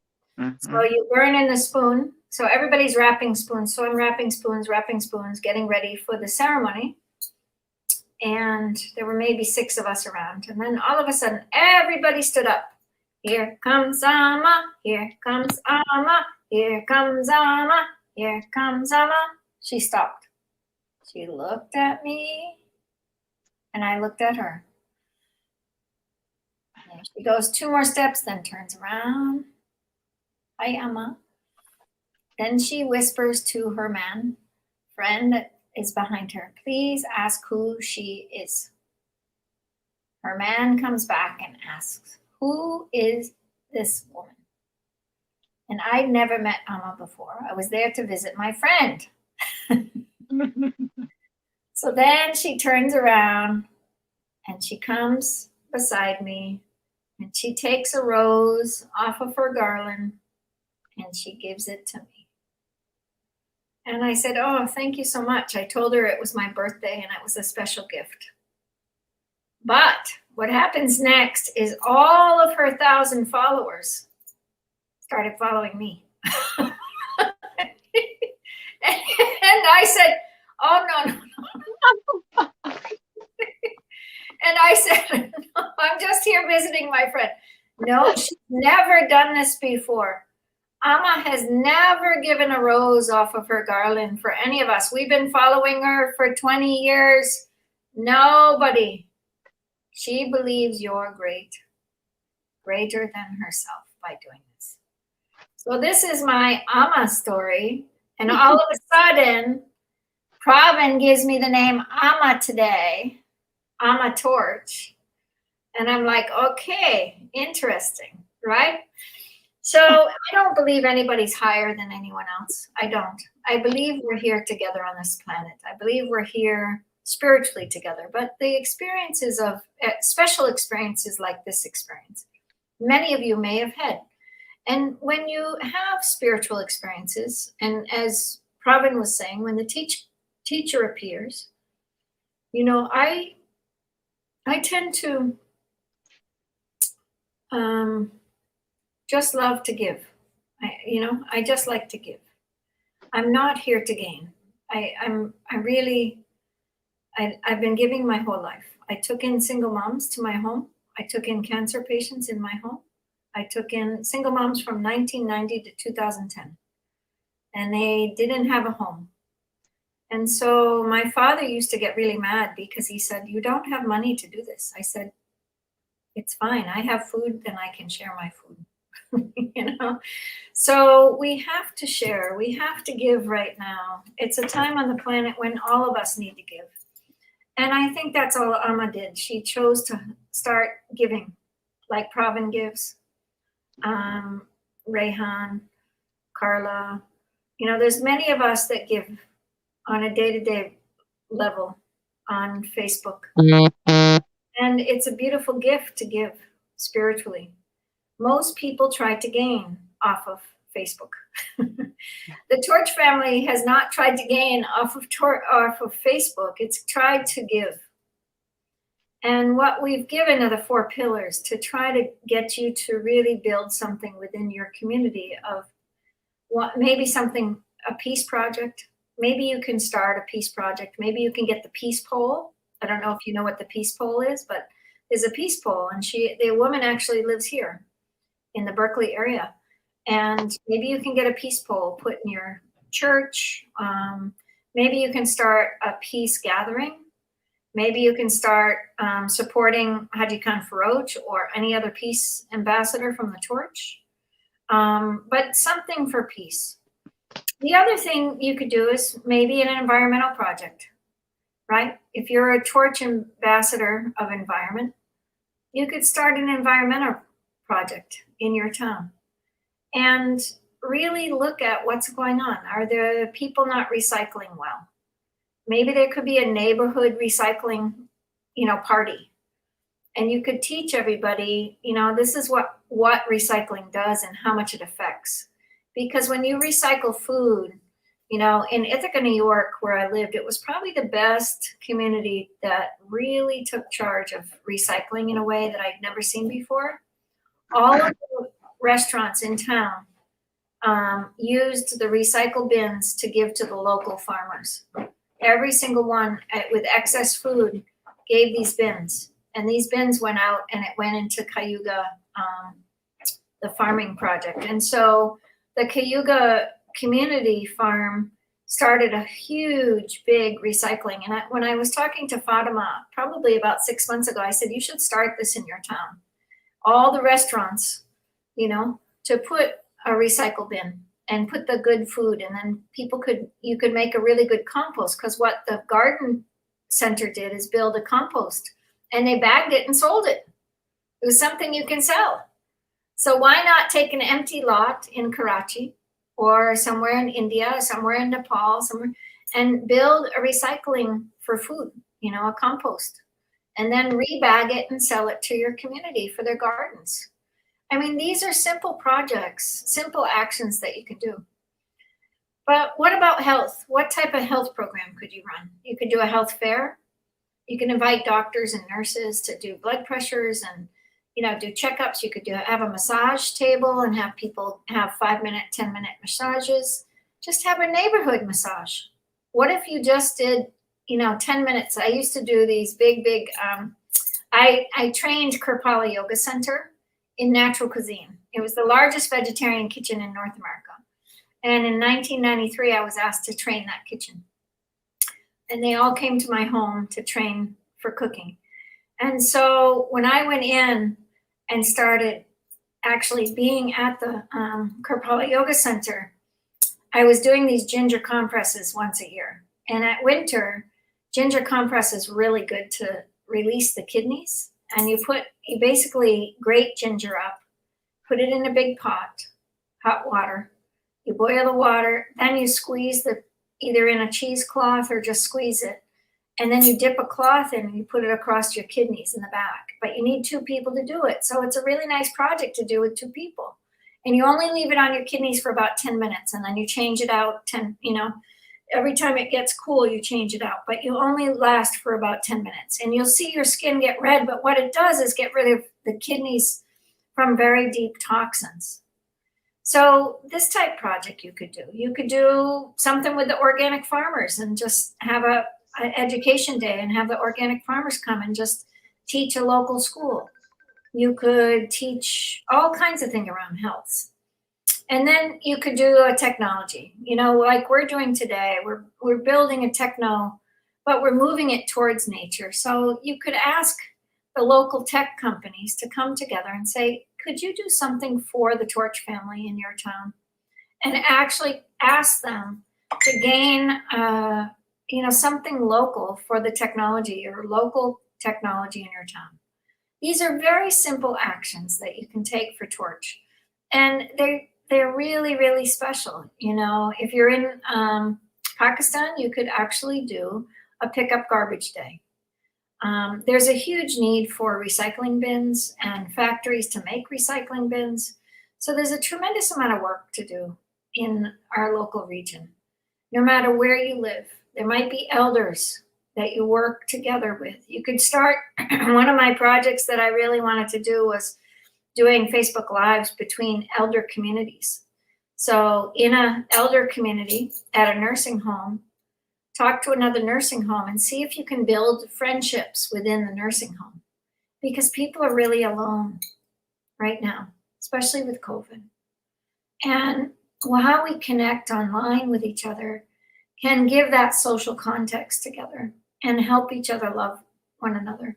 So these are areas that I really hoping that Torch will bridge and build local communities, and we'll have our own newspaper to see what everybody's doing, Torch newspaper, And I really, really hope by helping one person, we help 10,000, right? The Dream of One Peaceful World by Michio and Aveline Kushi. It was Aveline's birthday yesterday, and somebody brought up brown rice. It was Ashok from India. And I have trained him. He watched my cooking class about brown rice. And Aveline has a funny story that the hippies would come and they'd talk to her, and they kept trying to get her to try marijuana. Aveline, come try marijuana. And she was like, no. Why do I want to do this? They said, no, it makes you really high. She said, no. Brown rice makes you very, very high. So this is the dream of, keeping within your community. I have a good friend in the southern region, and she has a Chew Tuesday. So she calls it Tuesday. And everybody chews that day. And chewing your food is really good for your health. So learning to chew is really important. I just got to clean and vacuum and, get ready for my week because I have a full week ahead. And I've been doing the Torch this weekend. So it was my giving this week. And the kitty's going to get in our plants. And she's going to try to probably knock these plants down. Come on. Okay. So anyway, I hope you nurture yourself. And it's also about giving you the 4 pillars of the Torch. Do you have that deep, deep wisdom to hold peace within yourself? Do you have that deep wisdom to hold environment around you? Like I just did, I cleaned. I still have quite a bit to do, but really making my environment nice for the week. What can you do for yourself? Can you get some flowers for yourself this week, Pravin? Because you just gave a lot to the Torch. Could you buy some flowers for yourself and put them in your apartment? Just to bring your environment or pick some flowers. Just do something nice for yourself because you just gave a lot to the Torch. And I'll do the same. My flowers are starting to die, but they're still okay. But I bought them, I think I'm trying to think when I bought them this week for myself. My mother always said, when you're back down to your last $10, buy yourself some flowers. And I always I told my children, can you hear that? Your mic is on. Your mic is off. Oh, yeah. Okay, sorry. Yeah, to buy yourself flowers. If you're always down to your last $10, buy flowers for yourself. Wow. You know, Wow. so I think Wow. the other thing with health, what can you do for your health this week? You know, what can you do? And maybe share it on the Torch family page. You know, what are you doing for your health? What are you doing for your environment? What are you doing for technology that you've learned this weekend? I mean, I've learned a lot this weekend. There's a tremendous amount that people gave this weekend, and we're still have a couple more speakers. We've got Sarah coming up. She's doing technology and money. So how you can, you know, we've already had one money talk by Jamie. Jamie gave great tips on how to make money online. We also talked to my son. He talked about money and renewable energy. So there's a lot of ways that you can gain, you know, your freedom and work from technology online. We've got our wonderful friend, Chief Scott, that comes. He's been coming. This is, I think, his second or third torch, but he's an amazing chief from the Lakota Nation. So he's an elder from the Lakota. He comes at 4 o'clock today. And he's going to be giving us really great wisdom about nature and technology. And then we have Sahar with our closing ceremony. And then we'll have a little ceremony ourselves. But I just want to invite everyone to do something for yourself in the 4 pillars this week, and do something for your community in the 4 pillars, and build that 4-person team, because then we can bridge a much greater understanding of how to do a shared leadership, because you learn so much in community, right? We learn a lot from each other. I don't know, Pravin, what I've learned about self-care from you. You've always loved me if I've called you. You've also taught me about like this really beautiful part of yourself. Teaches me not to think bad about things, you know, like things happen. And you've also a discipline, you know, how do you discipline? And you've given me that with writing a book. And, you know, I think you keep giving, and I just want to honor you right now for that. I just want to honor you. I really do. I appreciate it so much. Oh my God. Thank you. Bring it on. Bring it on. I'm a generous receiver. Mama Lynn, while we were on, like about a few minutes ago, I got a call from our speaker, Dr. Neelam Rai. And I said, you know, ask Mama Lynn to write the book about a torch environment, torch tech, whatever, you know, about the torch tech. You know, that was I said, Mama, to Neelam. Tell the Mama Lynn, like, write the book about torch, right? You know, and then you just mentioned about your writing book, you know, beautiful. Also, you mentioned about the flower. Today, actually, I was about to, you know, bring the, oh my God, I said, man, I should have brought the flowers to for my soul daughter, the one, you know, Priscilla, powerful Princess Priscilla, right? Yeah, but I know I didn't have, anyhow, I did not make it, right? And then you talk about flowers, you know, definitely. So now, but I thought about again, as you mentioned, always I think about giving, right? Definitely, I'm going to buy flowers for me, absolutely. Yes, thank you so much. I got, and I learned a lot from you too, Mama Lynn. I can write a whole book about, like, you know, what did I learn from Mama Lynn? Amma Torch, you know, Amma Torch. Yeah. Yeah, beautiful. And definitely, you know what? How about this? Let's write the book together. Torch. That's it. Yeah. You are the torch. Yeah. You are the torch, or you are the celebrity torch. Yeah. Yeah, that's it. Boom. You are the celebrity torch. Yeah, Mama.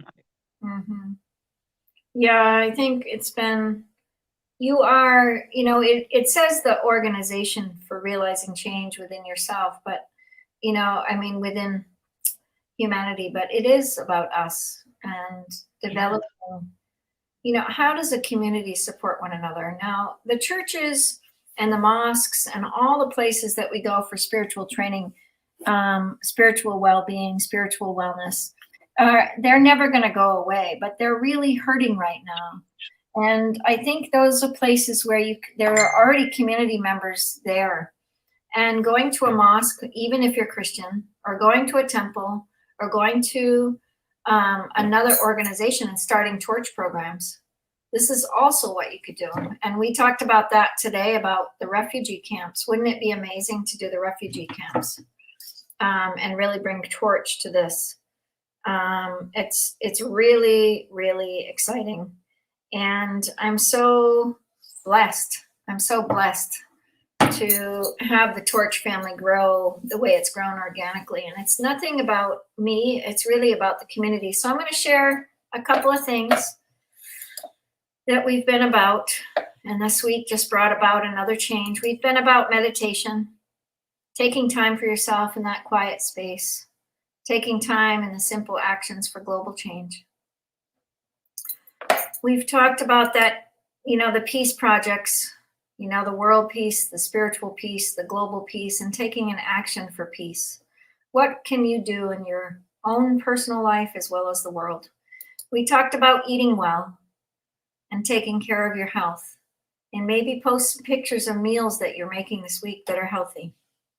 I know I need to help myself with that. I've been a little extreme in my dietary for the last couple weeks, and I've just been looking at it and saying, okay, we did this amazing poster, moving technology towards nature. What can you do with technology and move it towards, that beautiful, beautiful idea about simple action for global change?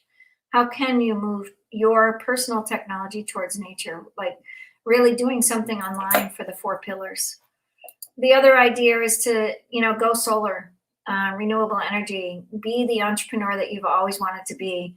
$49 a month, and you can open the doors to be a solar rep. I mean, it's so special. And you can really look at how Torch technology, any of these ideas about renewable energy and greening the earth and green supplies. And we talked a lot this week about what are you using on your hair product. Today, I just got my toothpaste and my deodorant from Young Living, and I'm so excited because we talked about the oil jams, and I'm so excited about being a green keeper, being a green person. But when you think about renewable energy and cutting your own carbon footprint, I got to meet the man that actually worked on the whole workings of the carbon footprint. And that was really, really special, really cool. But with our agency, we're working, Torch has its own presence and power, and it's our solar company. And we've saved, $4 million for people in energy costs. That's huge. Saving people support. We talked about the humility this week, the humility of, what it will take for you to just bow your head down and give thanks. And this eagle is the eagle has the sight. So having your own spiritual sight. We talked about the countdown in life.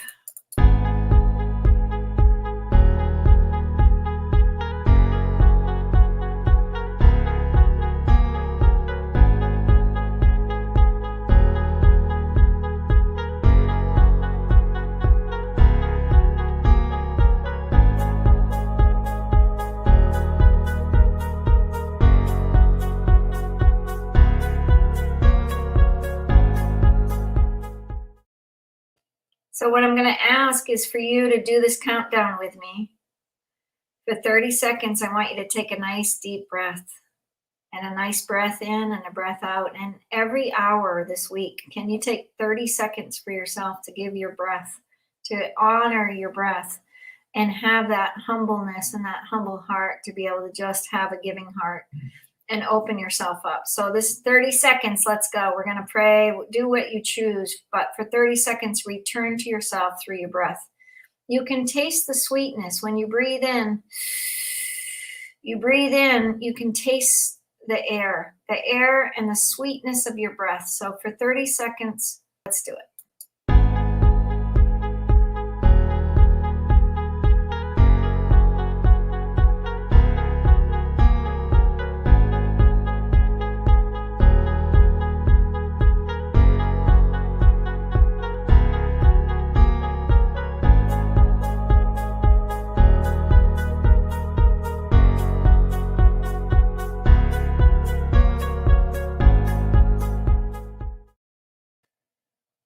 that's a really important thing. We had talked about just Hello and Assalamu alaikum. This is me, RJ Muhammad Hasnain. The only way to be safe from the spreading of coronavirus is to stay at homes, avoid social gatherings, and stay in distance of 1 meter. And also wash your hands again and again. Thank you.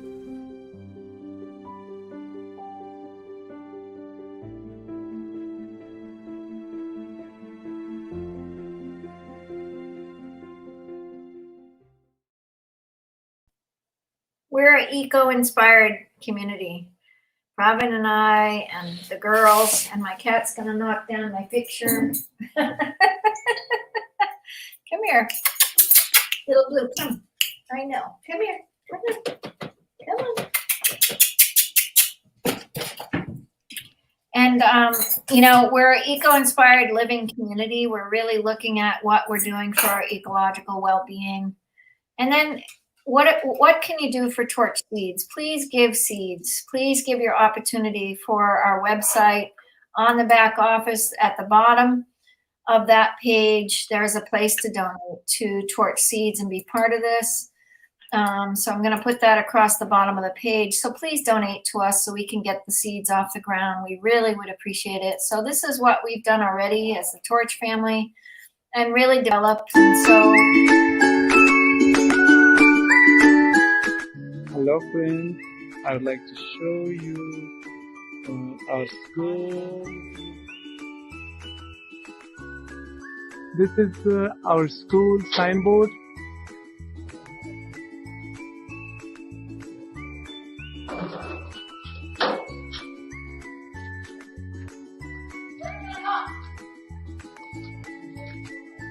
Inside of our school,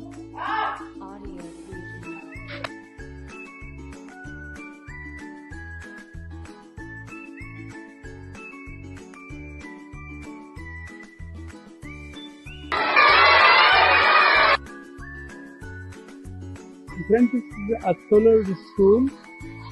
You can see our solar.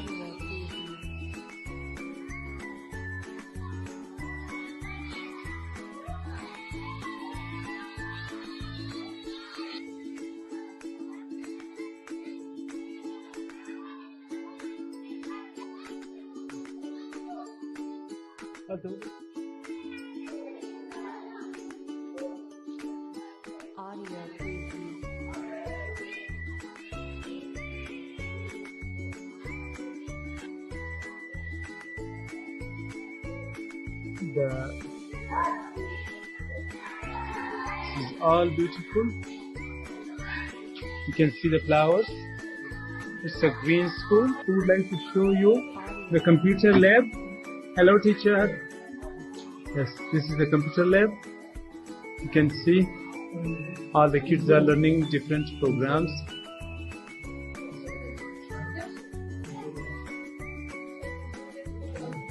So, hello, Isanda, what are you doing? I'm learning Turkish soccer. Yes. What would you like to say about Torch family? Long live Torch family. Hello? Yes, what would you like to? Thank you, Mama Line, for seeds. Yes, Mr. Hussain. Mama Line, you are so kind.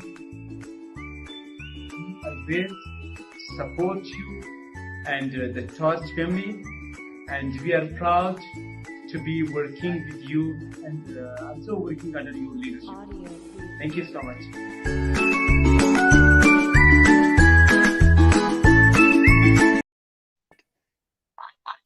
there we are.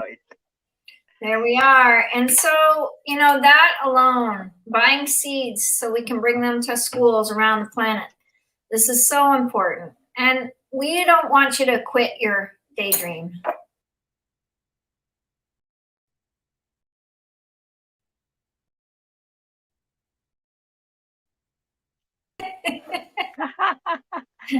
And we want you to eat well.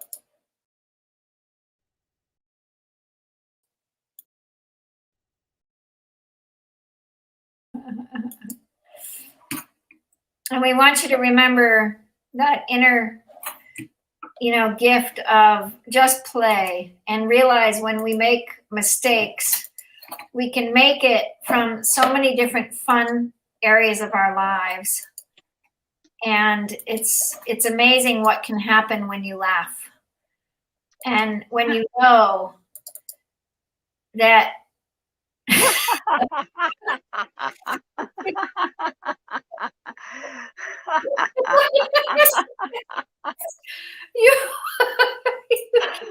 you can laugh. This is our food moment for our health.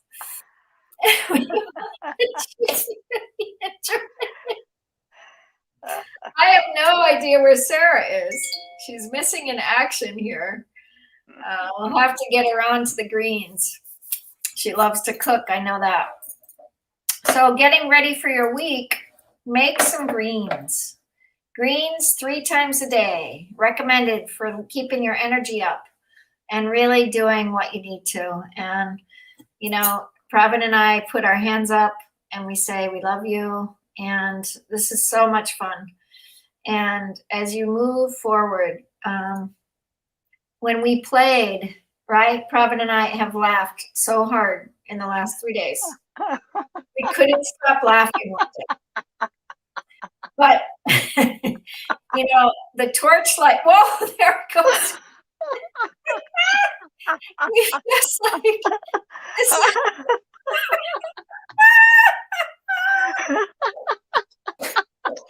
As you keep moving, let's remember, you have to green your life. You have to green your life.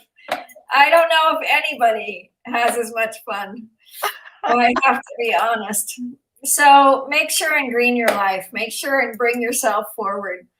And all these things that I've talked about this week, I'm just so grateful. And I hope you guys had fun with us. And I hope you know how much you're loved by us and how much we care, how much we deeply care, how much we want you to light that torch within yourself, how much we want you to love yourself and really bring yourself forward in whatever curiosity or passion or wonder that you keep alive. And I'm not sure where our speaker is. She's supposed to be here at 2. I hope she thinks it's today. I called, no answer. I know, very interesting. Must be busy. Anyhow, yeah. Okay. Something happened. Well, we have another speaker coming at 4. Pacific. Yeah, 4 Pacific. Thank you. So let's see what happens. She's online. So I'm not sure. Let me see if I have her regular number. Do you have her telephone number? Yeah, I think I have it. Oh gosh. Yeah, I don't have it. Hare Rama, Hare Rama, Hare Rama Rama, Hare Hare. Hare Hare, Hare Rama, Hare Rama, Hare Hare. Beautiful. Hare Krishna, Hare Krishna, Hare Krishna, Krishna, Hare Hare. Hare Krishna, Hare Krishna, Krishna Krishna, Hare Hare. This is what I love. I haven't sang this much in front of public, but this is what Krishna. Oh, there we go. Beautiful. Beautiful. I love this this way that I sang the Lord's Prayer. Our Father who art in heaven, hallowed be thy name.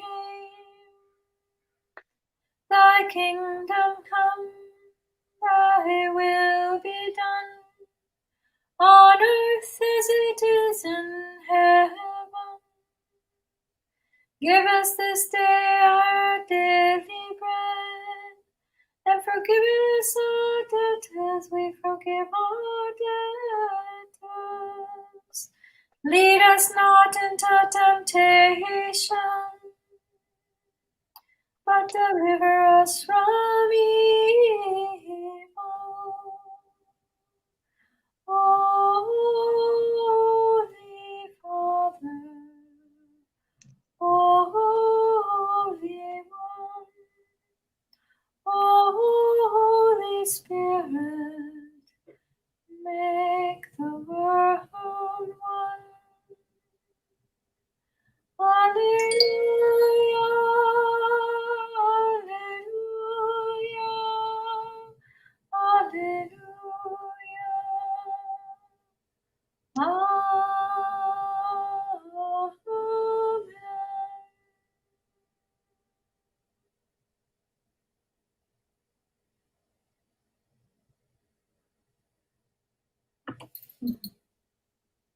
Wow, wow, wow, wow. Magical, magical, magical. Ah, our dear Sarah Lee. Where is she? Let's see. Let's see. So, my friends, if anybody would like to come on, there's a YouTube channel that we have, and it's Eco Inspired Living. Or you can go to my personal brand YouTube, Lynn Chittick, or Pravin's personal brand, Pravin Patel. Is it Pravin Patel? The Celebrity Guru. The Celebrity Guru. So either of those, you can find all of the workshops this weekend. 3 days of workshops. So they're split up. Today we've been running for 7 hours and 28 minutes. And this is our longest day, but they're all split up. So you're gonna have to go to different hours. Like if you wanna see Mark Lund, I know he came in around 4 hours into that live. If you need a prayer or meditation, come in at the 3rd hour with, that beautiful demonstration by Julie. She gave 3 days of prayer. So the first day she's on immediately. So there'll be different days for us. So please feel free to look at those. And then what else, Pravin? What else haven't I mentioned? Come again, please. Have I mentioned anything do you want to mention anything that I might have missed? Beautiful. Really, first of all, thank you so much, Torch, as well as the speakers, right? Look at that, from not from one country, not to multiple countries, multiple continents, and Guinness World Records, multiple doctors, and from child to this, our host, Torch Tech host, how can we, say thank you to them, like to Barira Ali as well as Rahin Fatima. Wow. And 2 of us. Oh my God. Wow. We rock. Yeah, it's been a beautiful. And our listener, yeah, thank you for hearing. Watch Torch from all over the world and sending lots of hearts. Wow, like and sharing it, as well as helping us, promoting us, buying the seeds, 10 million seeds to 1 million 1 million kids, 1 million children by Earth Day. So, Mama Lynn, are you okay? Like officially, are you in with the? We are declaring Torch environment at that weekend. Earth Day weekend. I just put the dates down. 22nd is a Thursday, so we'll go Thursday, Friday, Saturday, Sunday. We're gonna do 4 days. And I think this is a good way to do it. 1 second. Yeah. Okay, let me see that. I think we'll end up at noon on Sunday, April 22nd, 23rd, 24th for Torch Environment. So we're not sure where our good friend Sarah went. So let's see. I'm going to try to call her maybe.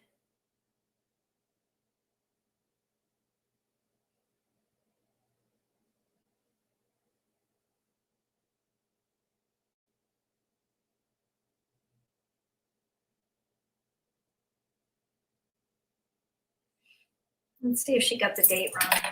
I'm going to go down and give you a minute of meditation.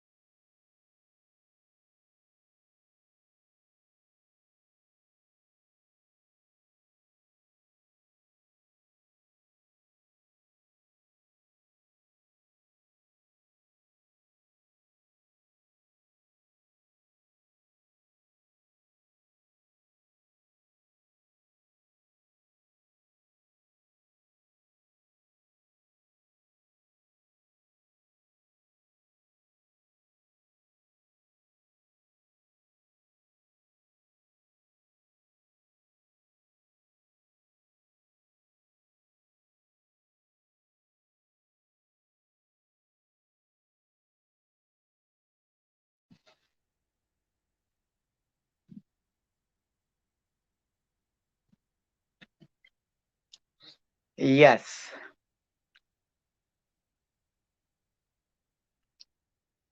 So April 22nd, 23rd, 24th, and 25th, 4 days.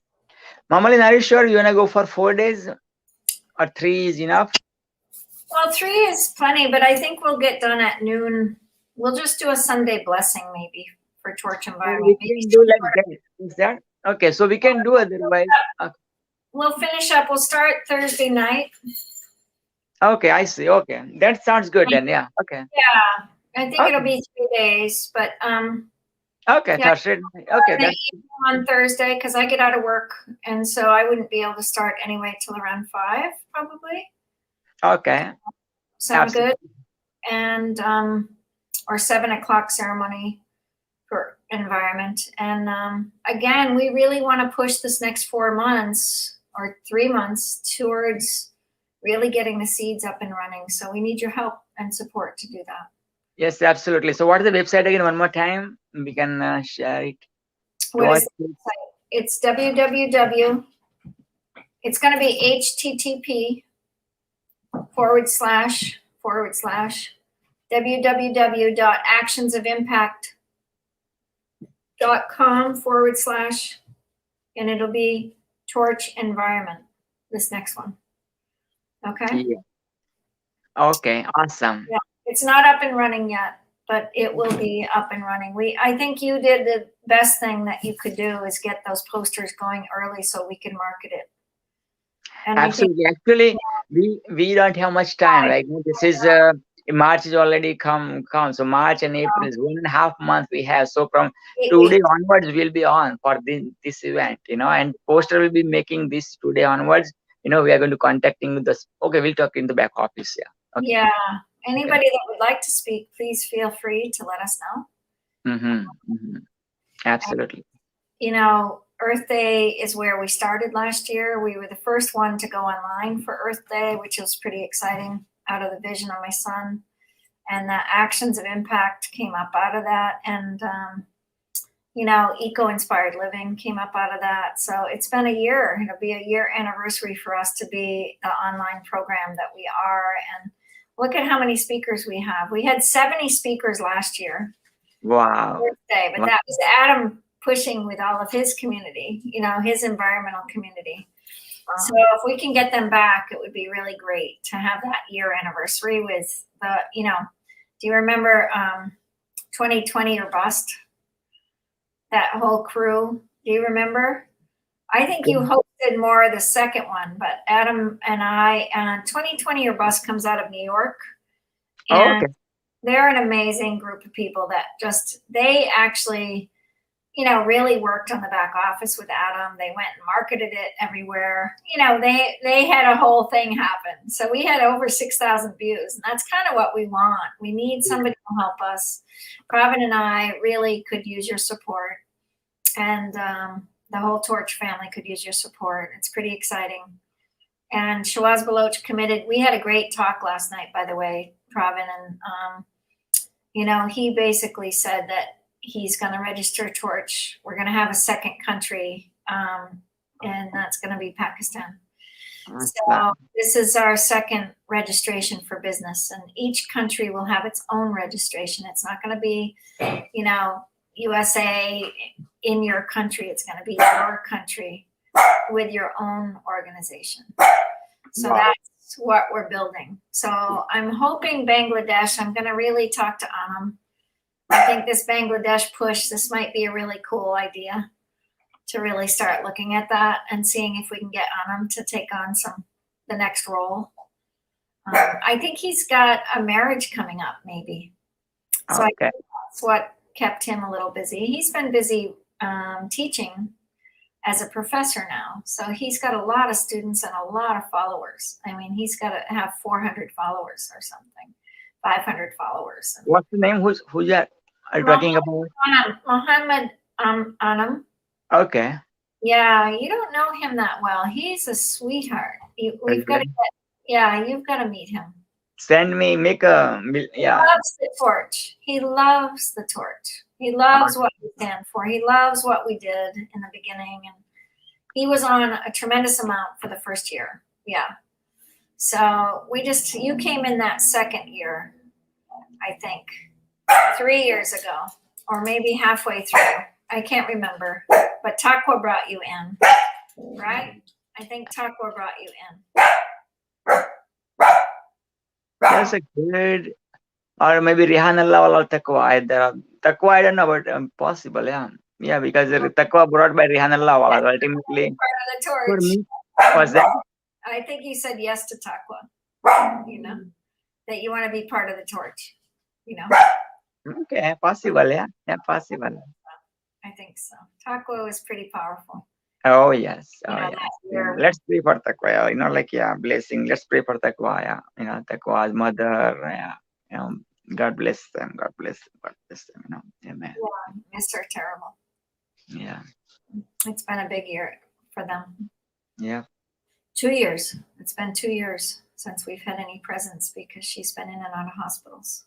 Since that first year I went, she went into hospitals. So it's been quite the journey. Yes, that's for sure. Yeah. All right. Do you want to take a break till 4 o'clock? I'm going to find out speaker. So let's confirm with the 4 o'clock one. I'm going to find out the speaker, the panel for the speakers for the panel. I can find, and Excellent. Sounds good. yeah. Great. So 4 o'clock is our friend Chief Philip Scott. Okay, awesome. And then after 4 o'clock, the next one before our celebration is 7:30 Pacific. But before that, there is another speaker, right? Before. Laura is going to just do the closing circle with music. Okay. Around what time? 6. Oh, that will be 6. So 5 to 6 is open. And right after 7, Sounds good. So 7:30 or 7? We have 7:30 celebration, right? Yeah, I think 7. We'll get everybody back in if we can. I'd love to do a Zoom at that time and just see if we can get enough people. But You know what? Yeah, we can go live on that group of the speakers, Toronto Tech speakers. Torch Tech speakers. We can go click that button and live on that one, and then let them know. Also, yeah, we can go, live and let them know. Yeah. I don't have a professional Zoom account. I only have this account. That's okay. At least something is better than nothing. Yeah. Yeah, this has been great. I Yeah. always StreamYard is amazing. StreamYard is amazing. We can do it through StreamYard. Yeah, it's fine. We'll keep the same format. Yeah. I don't know if anybody knows about the celebration, so we have to go through all the speakers and then text them. Hopefully they'll come, right? Not hopefully, they're coming and not individually. We can. How is Steve, by the way? Are we sending prayers for Steve? How's he doing? Have you checked in with him? Oh man, yeah, Steve is the rock star, man. Such a calm person, man. He's only into high, right? He's always high. But when I see him, after his father's, going to the kingdom, he was so I was, oh my God, when Steve, gave the message to me, I was crying like baby for minutes and minutes and minutes and minutes and minutes. Because I met Steve's father. I met, you know what I mean? And I know the story of Steve and his father. You know, it's an amazing story. Yeah. Yeah. So, yeah, today actually Steve baptized Sarah and another three people totally. You know, Steve baptized 3 people. He invited actually me today as well as Sarah. She invited me today for the baptism. Beautiful. I went once, but this time, you know, I could not able to because I have the commitment of for here torch, right? You know, otherwise I would love to go there too, you know. Yeah. Oh yeah. Aw. All right. Well, let's take a little breather. Yeah, take a breath. I'm going to also for your point of view, also say ask like, okay, you know, speaker needed for the panel, and panel's question is like that. What do you love the most? You know, out of those 4. Okay. Okay, that's the panel one. Okay, you run it. You're in Okay, I'll run it. Just you know, spread like okay, Arjun. Okay, I'm going to tag you, and then just you have that Thank you. accepted. Okay, thank you, thank you, thank you, thank you, thank you. Yes.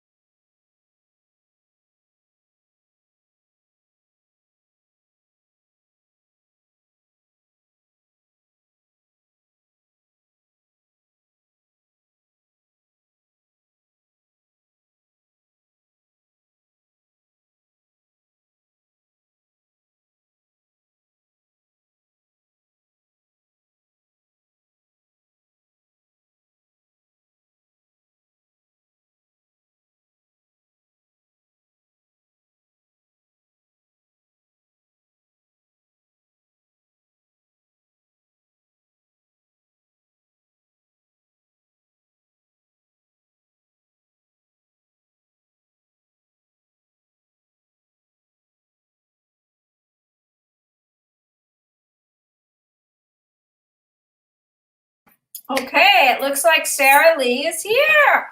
Awesome. Yay. We're so glad to have you. Come right up here, girl. Hi. You're on mute. I said happy to be here. I'm on low resolution. Is it too low? No, it looks great.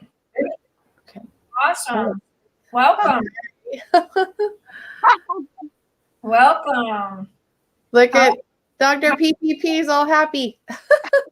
We've been doing quite the event here today. And yesterday, we have been in it. We have been in it. Mama Lee, What did allow I miss? me to introduce Sarah, please. What'd you say? Allow me to introduce Sarah. Okay, good. Please, I'll hop down.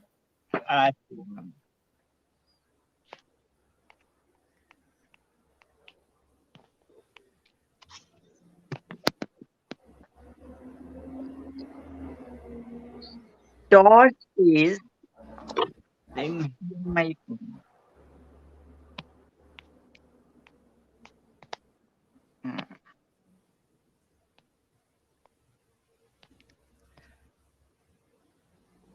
Oh, no, where did you go? Where did you go, my friend?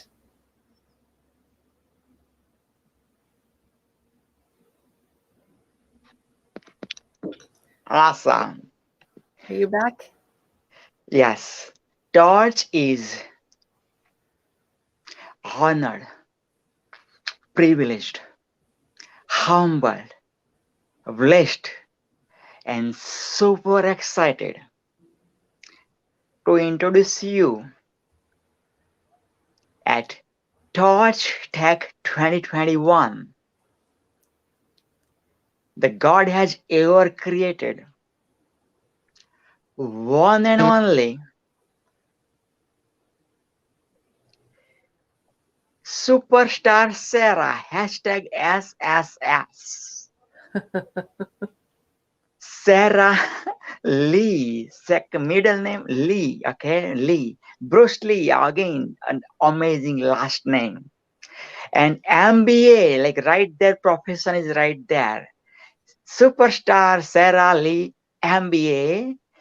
Superstar Sarah is mentored by, coached by Sir John C. Sheen.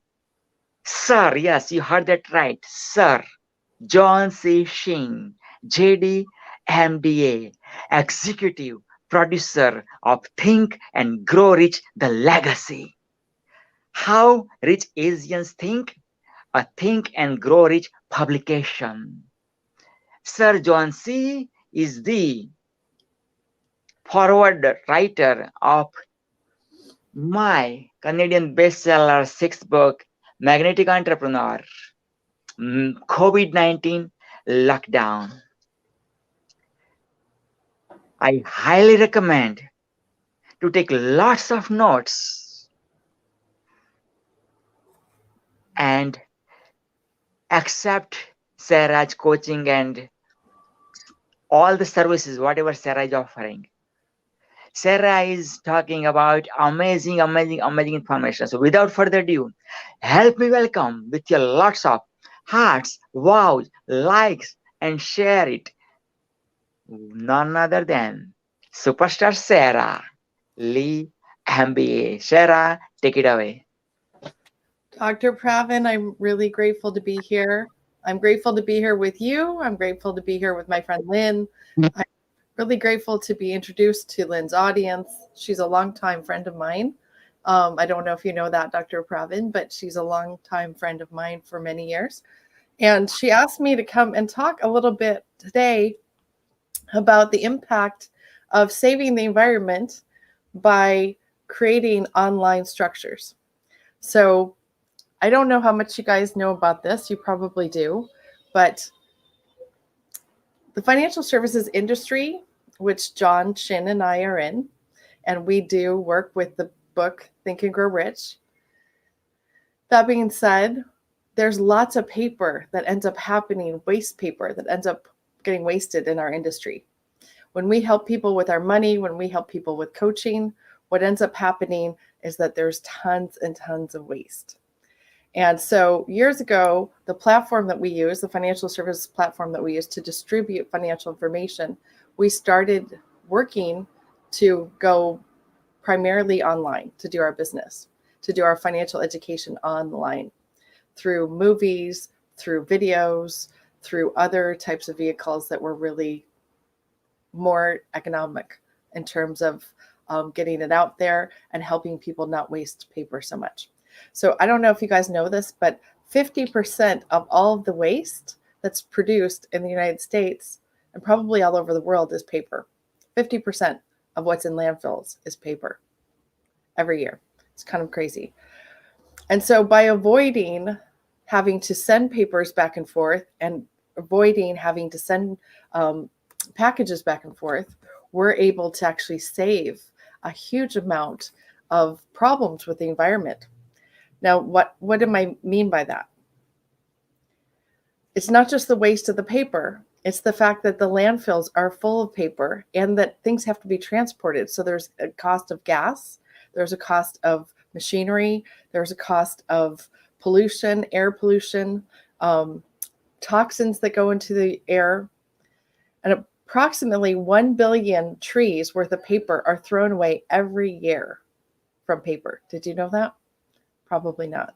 Which is about 85 million tons of paper, or 680 pounds per person. So if we can avoid that happening, if we can avoid people using excess paper that they don't need to be using, we've done a great service to the environment. The average household throws away 13,000 separate pieces of paper every year. And so how do we get rid of paper, by the way? We get rid of paper by burning it, by cutting, by punching holes in it, using water to make it into more of a pliable material, or hiring a disposal company that might do any of those things. Paper is one of the most common household items that's highly recyclable. It takes about 2 to 6 weeks for paper to decompose. That's the good news. So when we avoid using paper, it's better than using the paper, but if we have to use paper, we end up wasting quite a bit. So one of the things that we have done is to eliminate that by having all of our services online. So we have companies like Nationwide, Prudential, Transamerica that are participating in this initiative with us, and they have paid millions of dollars to become paper-free in terms of distribution through our platform. Each one of us, not everyone, but out of our system, we have about 2,000 brokers. So think of it like a real estate broker. And we have about 2,000 brokers that run offices to provide this information. And like I said, it worked perfectly with COVID because we were already prepared to do that distribution without paper. We're already prepared to do the distribution through our websites. So there's a website I want you to go to if you're interested in seeing the movie Think and Grow Rich for free. And hopefully I'm not glitching. I can't tell on my end, so hopefully I'm okay. But I want you to write down this website. I wish I had a way to put it on the screen, but next time I'll do that. But the website is www.tgr, right, for Think Grow Rich, Legacy. So TGR Legacy dot, it's actually dash, I shouldn't say dot, it's dash. So TGR Legacy dash SarahLee.com. So if you look at my name, I actually have half of it here, not unfortunately the whole thing, but you can go to that site, sign up, and you can watch the movie Think and Grow Rich Legacy for free. So Think and Grow Rich Legacy is basically a movie that's based on the book. The book Think and Grow Rich was published in 1937, and the concept of it was basically a poor gentleman with no hope went to Andrew Carnegie and said, I would like to become a person of value, a person who works for you, a person who learns how to become rich in my life. And he said, at first, I can't really help you, but what I'm going to be able to do is let you interview all of my friends, all of my wealthiest friends in the world. I'm going to let you interview and see what you think about these friends, what you have in common. So I see that Pravin probably put it at the bottom. It's TRG, right? Legacy-SarahLee.com. So -SarahLee.com. We just correct that part. Everything else is perfect in there. But that being said, so what happened? So Andrew Carnegie said, it's okay. I'm going to let you interview the best of my friends, all of my wealthy friends, and I'm going to help you to understand what it takes to have success in your life. It's now, granted, riches aren't necessarily financial riches. Sometimes it's emotional riches. Sometimes it's your health. Sometimes it's environmental riches. Sometimes it's other things. So perfect. That website's perfect now. Please go to the website below that they have listed, and please sign up for your free ticket. We host the show once a month and let people see it for free. And we do that, by the way, to enable people to have some hope and some direction in this time. So think of the movie The Secret, for example. The movie Think and Grow Rich is very much like the movie The Secret. It has people in it like Grant Cardone, Barbara Corcoran, Bob Proctor, some of the greats. And we basically interview them and highlight what they think about using your mind to create your future. I teach a class on an app called Clubhouse once a week on Monday nights. And that's a place where I go and mentor people. If you have access to Clubhouse, please come find me. My name on Clubhouse is just my name. It's Sarah Lee, MBA. And that's my name on Clubhouse if you want to find me there. And every Monday night we do a Think and Grow Rich class. So back to the book. So if you're not familiar with the book, it's one of the most read and translated books in the world. In fact, aside from the Bible and possibly the Quran and Harry Potter, this is one of the most read books in the world. So we had the opportunity to work with the foundation to actually make this book into a movie. And so that's why we show the movie, because you can purchase the movie, you can pay to see it, but we want to make sure that everyone has a chance to see it. That's part of our charity work. So I'm one of the sponsors of the movie. I'm also business partners with John Shin, the executive producer. But if you go to that site, I'm one of the sponsors. So I pay about $1,500 a month to the foundation to let this movie be free to all of you. So please accept my gift. Also, in that process, what did Napoleon Hill learn? Napoleon Hill was the author of Think and Grow Rich. What did he learn? So for 20 years, he interviewed people trying to find out what they had in common, what ideas they believed in, what thoughts they believed in. And so at the first part of the book, we talk about thoughts are things. Thoughts are things. Now, thoughts aren't things in and of themselves, but thoughts become things when you actually use them and take action. So everything that's created in this world, for the most part, is created 3 times, right? It's created in your mind, it's created on paper, and then it's created again in real life. The only way to enroll people into your vision, for the most part, is to start planning out what you want to do. And where that comes from is inspiration, desire, hope, a compelling future. So you need some idea, some dream that you want to act on in order to start putting that on paper and writing that down. Now, as you write it down, I want you to understand sometimes it's not perfect, right? But in order to make something a reality, you have to actually get it really organized so you can convey it to other people. So I want to make sure that you understand that we're huge advocates of going through this book, going through the 13 steps that are outlined, and actually using the book as a model for your success. There's also other books that are Napoleon Hill books that are also very useful. For example, John Shin wrote Think and Grow Rich from the Asian perspective. I recommend you go out and get that book. That's John's take on Think and Grow Rich. Now, one of the things that we talk about on Monday nights when we do our class is we talk about what do some of these words mean? What does it mean to think and grow rich? What does it mean to use technology to get your message out?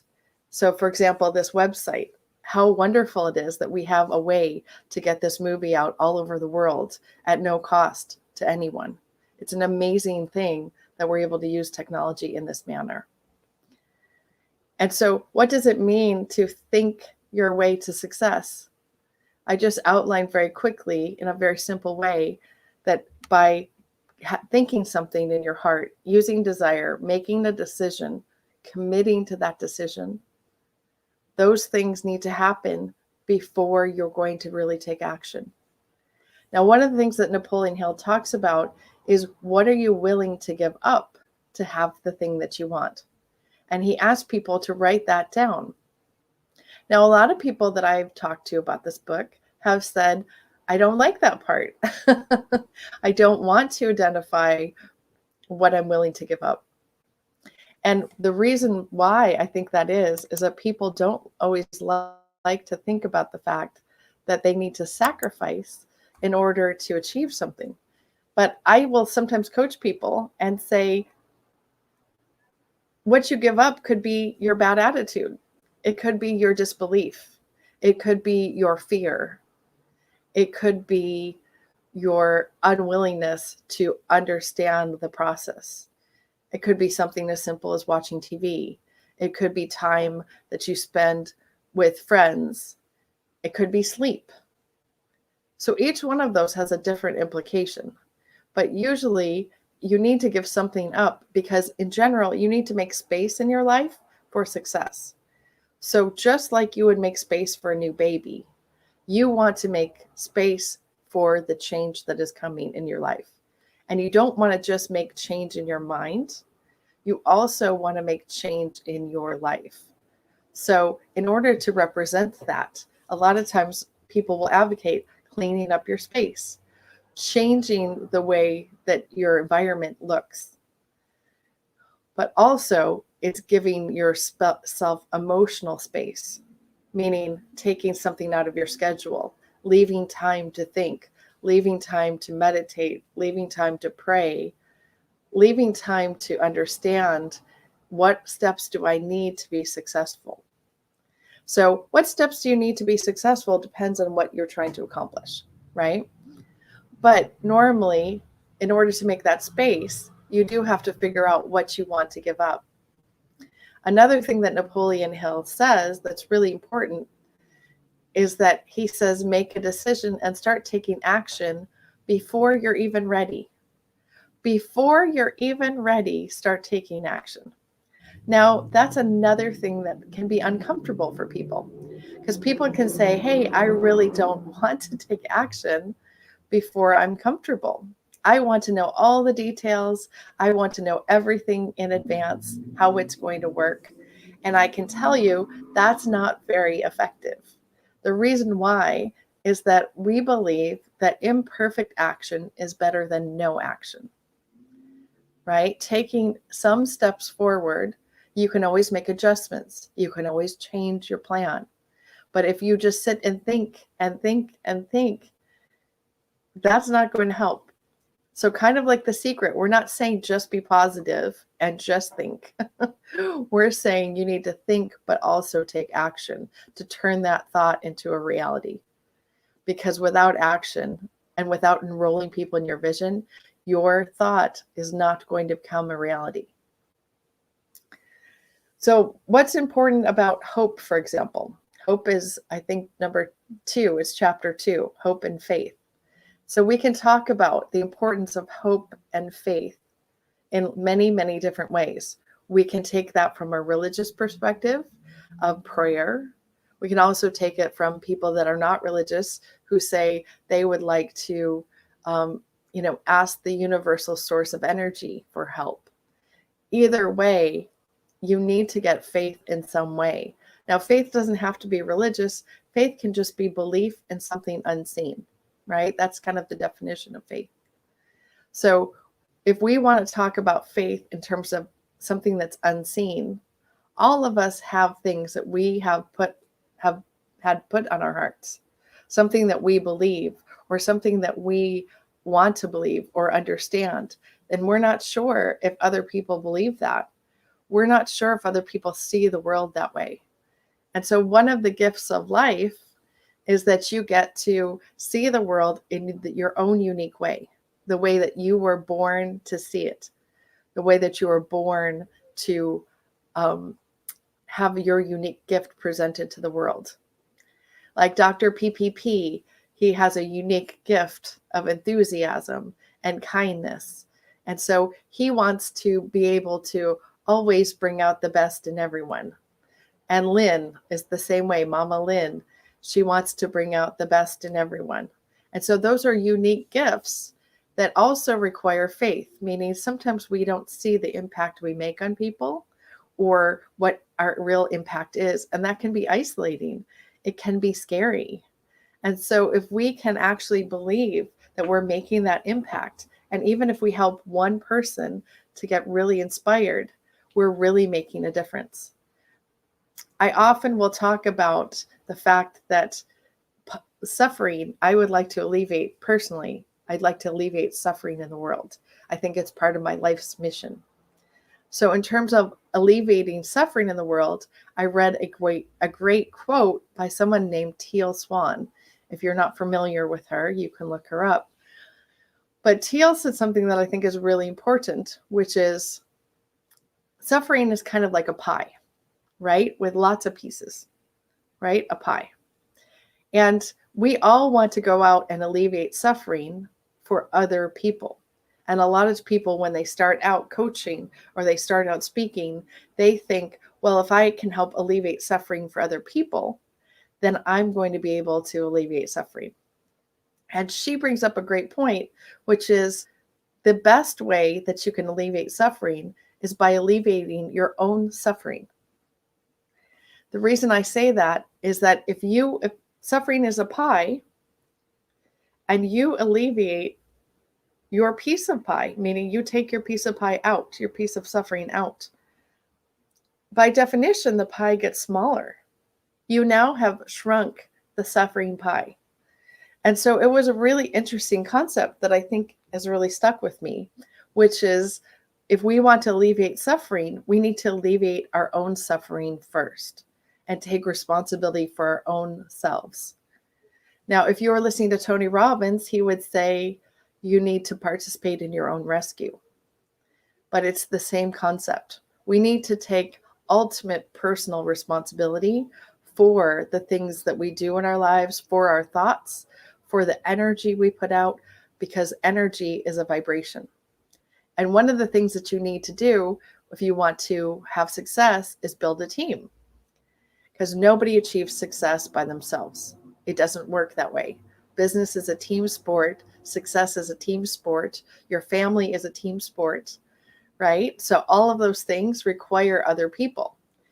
And if those things require other people and you have a unique vision, then what you need to do is you need to find a way to enroll people into your vision. Because everyone has, as I said, a different idea of what their vision is, a different idea of what their impact should be in life, right? So we need to enroll people. We need to clearly illustrate and on paper, write it down, put energy towards it, put emotion, visualize it. But we also need to enroll people in this vision, meaning we need to go out and tell people, this is my vision of how I can impact the world. This is my vision of how I can help alleviate suffering.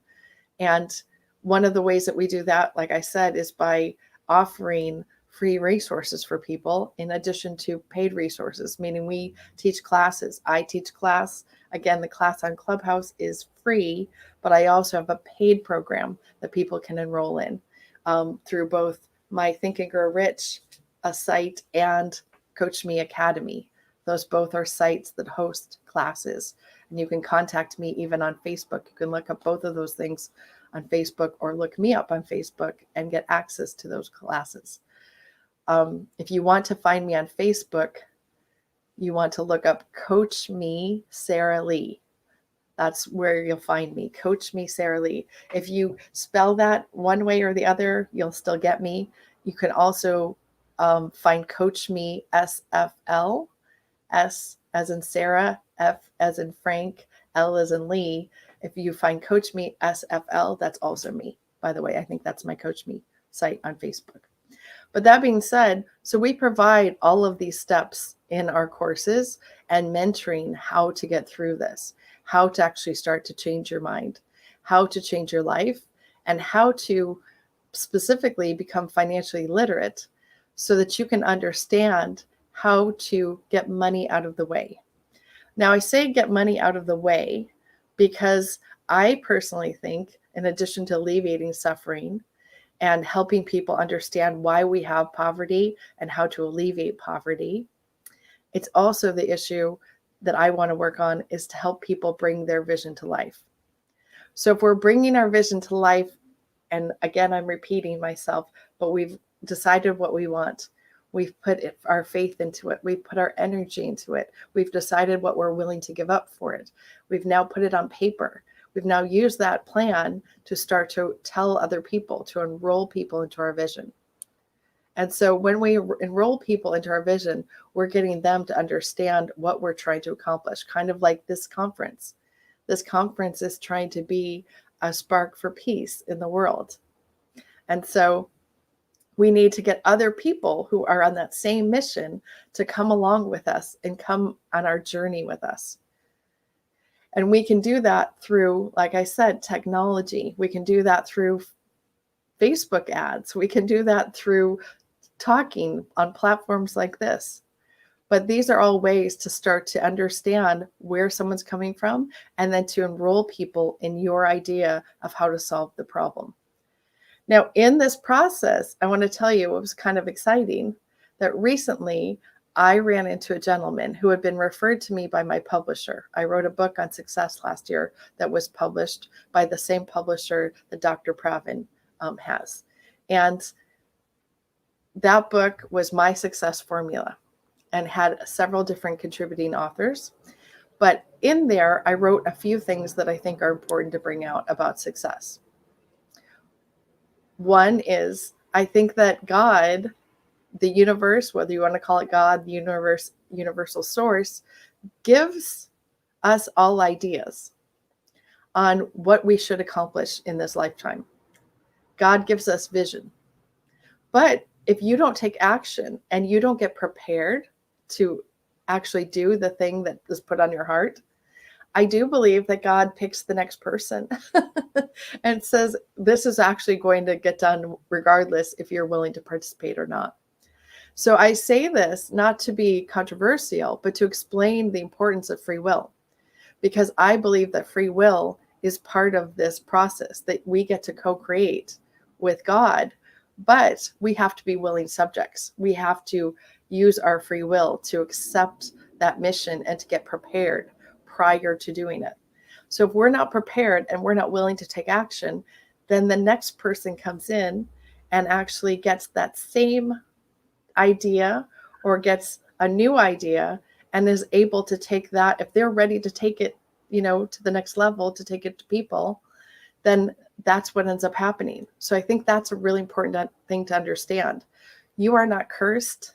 You are not unable to do what you want to do. It's the fact that maybe you haven't gone through these steps and maybe you haven't really committed to it and you haven't really accepted that in the beginning, when you struggle with an idea, that's part of what's healthy about the process, meaning kind of like a caterpillar, right? Caterpillar has to turn into a butterfly. And so it disappears completely, it liquefies during that process, and it actually gets destroyed. And so if you were looking at this process from the outside and you didn't know what was going to happen, you're thinking, oh, poor caterpillar, you got destroyed over this process. But the reality is that's part of the process, to basically lose what we were before so we can gain ourselves as a new being, right? As a new attractive being. So the butterfly is more able to attract, right, than the caterpillar. And so that's what we need to do. We need to actually allow ourselves to be changed by the process.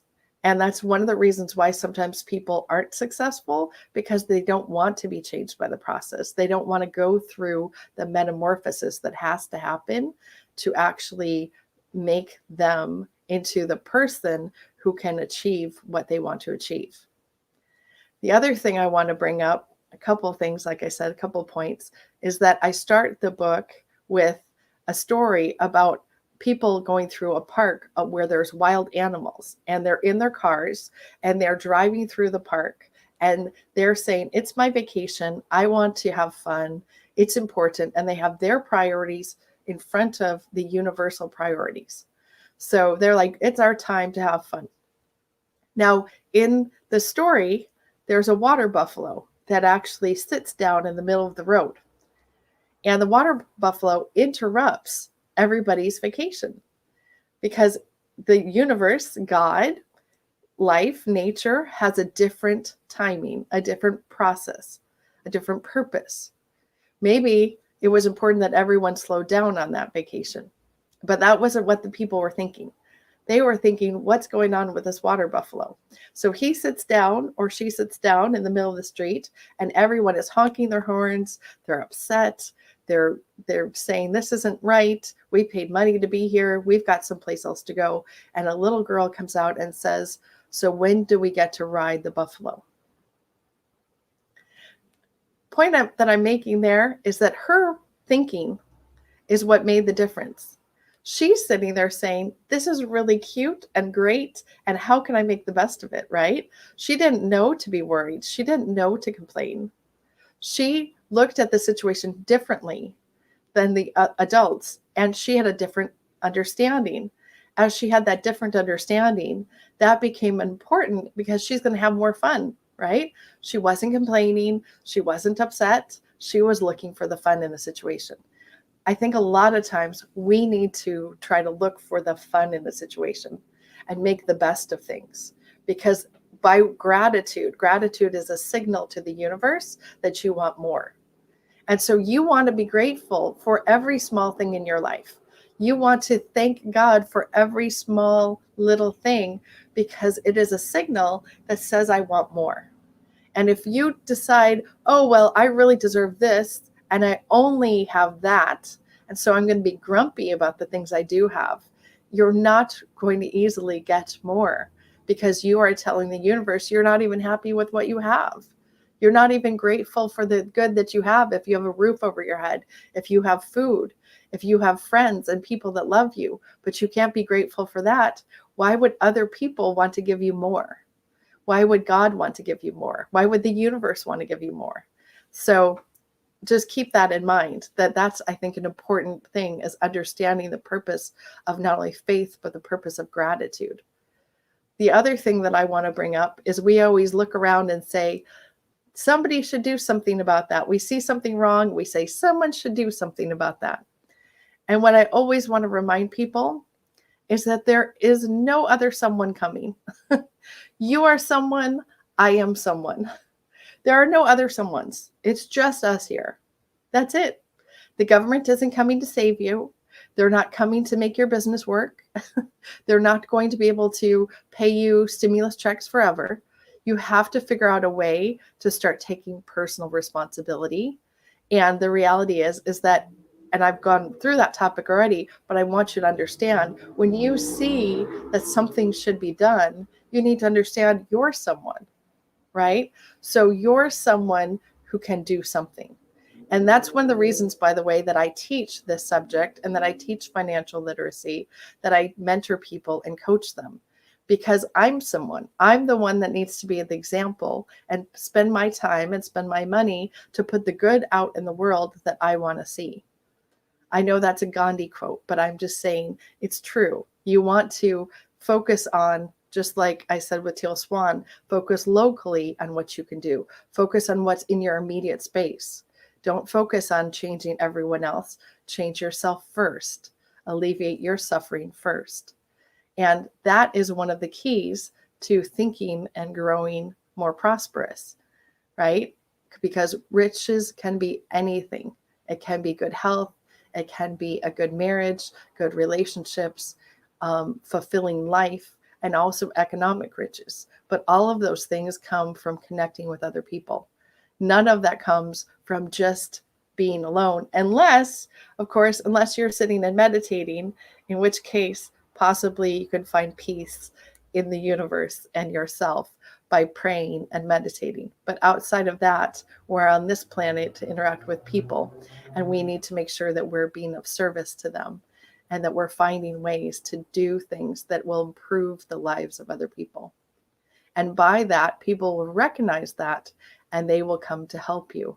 They will come and help you on your mission.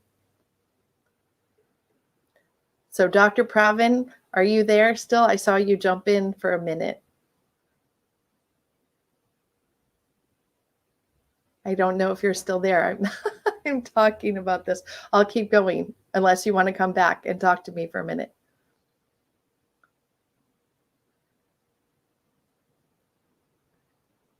You're muted, sir. You're muted. Yes, sir. You are amazing. Keep going, and yes. Take your time. Yes, torch is yours. Okay. I just wanted to check because you jumped in for a second. I'm sorry for that. That was my mistake. I'm sorry for that, Sarah. No problem. So one of the things that I teach, and a lot of people are somewhat aware of this, is financial literacy. And the reason I teach financial literacy is because financial literacy affects roughly 5 billion people in the world, not the United States, in the whole world. It actually affects, on a deep level, probably 75% of the population, because financial literacy isn't taught. And it's an unfortunate thing that it's not really taught in any kind of organized manner. We don't teach people how to balance a checkbook. In general, we don't teach people how to put a spending plan together. And regardless of where you are and what place you are, you can actually start this practice now.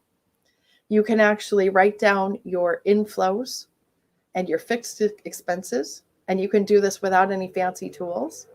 And you can write your outflows. What things do you have to pay for? And you can start to compare the two and see where your money goes. Now, why is that important to see where your money goes? Because the habit of putting money away for a rainy day or investing it or saving it is more important than the amount you put away. The reason that the habit is more important than the amount you put away is that it's just like meditation or just like prayer. It's the habit of doing it that starts you down the road. Just like what I said about the decision to be successful, the decision of what do I want? Not just why do I want it, but what do I want? To decide that and put energy towards it and put commitment towards it and put action towards it. That's really, really significant. And this is the same, where if you commit to putting well, it depends on where you are, but if you're in the United States or in Canada or Puerto Rico, maybe you commit even to the littlest amount, $10 a month. That habit is more important to start than it is how much you put in the account. The reason why is that as you see progress, you will be inspired to put more away. As you get money, you will say, I already have an account set up for that, and I'm going to put some of it in the account, and it won't be such a confusing thing to do at that moment. Another thing that I suggest people do is I suggest that they figure out before money comes in where the money is going to go, right? This is why I call it a spending plan. I don't call it a budget because budgets seem punitive. Think of it like what you would do on a diet or health, right? You don't say, I'm going on a diet, because you won't stay on the diet. It seems like a punitive thing. But if you say, this is my lifestyle, this is my eating plan, this is what I choose to eat, right? There's a huge difference when you say, I choose to eat healthy, than when you say, I'm on this diet. And that's the reason why I want you to create a spending plan. not a budget, but a spending plan, so you can get aware of how you make decisions. Once you're aware of something, you can make an adjustment to it. But until you're aware, you will never make an adjustment. Never, ever. We cannot change anything that we are not aware of. We can't change anything that we can't admit and acknowledge. So we need to be able to admit and acknowledge something. And in order to do that, we have to be aware of it. Right? So we can't change anything that we're not aware of and that we can't admit and acknowledge and accept. And that goes for bad habits too. So let's say you have a habit that you really, really, really don't like about yourself. And now you say, oh, I hate this about myself. Do you think it's very likely you can make a change? No. The reason why, in part, is just what I said. Let's put it this way. The strategy I'm going to impart to you right now is that when things are dark about yourself, things that you don't like, sometimes people call this shadow work, right? And sometimes people go, what's shadow work? But shadow work is sitting with the parts of yourself that you don't like. Sitting and thinking about those parts and accepting them and seeing that those parts of yourself have a purpose and have a point. And even if you don't like them, it's part of who you are. You really, really need to go through this process to make a change. And so you aren't going to make the change in your personality or your habits from running away from things. There's a famous saying, what you resist, persist. What you resist, persist, because by actually avoiding something, you're putting energy towards it, whether you think of it that way or not. And by putting energy towards it, you're continuing to keep it in your life. You're continuing to attract it in your life. So what you want to do actually, when you want to change a habit or get rid of a habit, is you actually want to accept this part of yourself. Accept that you do this, and you can even name it. You don't have to condemn it. You can name it, and you can actually ask this part of yourself to leave you, this part of yourself that you are not familiar with or you don't like. You can ask your higher self, ask God to help you resolve that part of yourself.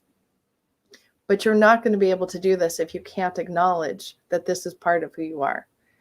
And keep in mind, you won't be able to change it if you hate that part of yourself and you're running from it. You actually have to sit with it. And what I would often teach people, I have a little group called Fertile Soil of the Mind, how to prepare the mind for success. Because I believe that the mind is the key to success, right? The mind is the key. So what happens a lot of times for people, and I've said this possibly on other times you've heard me speak, is that a lot of times we have some good ideas. We hear good ideas in a conference, or we hear good ideas in a book, but our mind isn't open. Our mind is like bricks, right? And so our mind is not open to these ideas. So what ends up happening is that we sprinkle like seeds. We sprinkle the ideas onto this brick that's in our mind, and then we wonder why the first thing blows it away.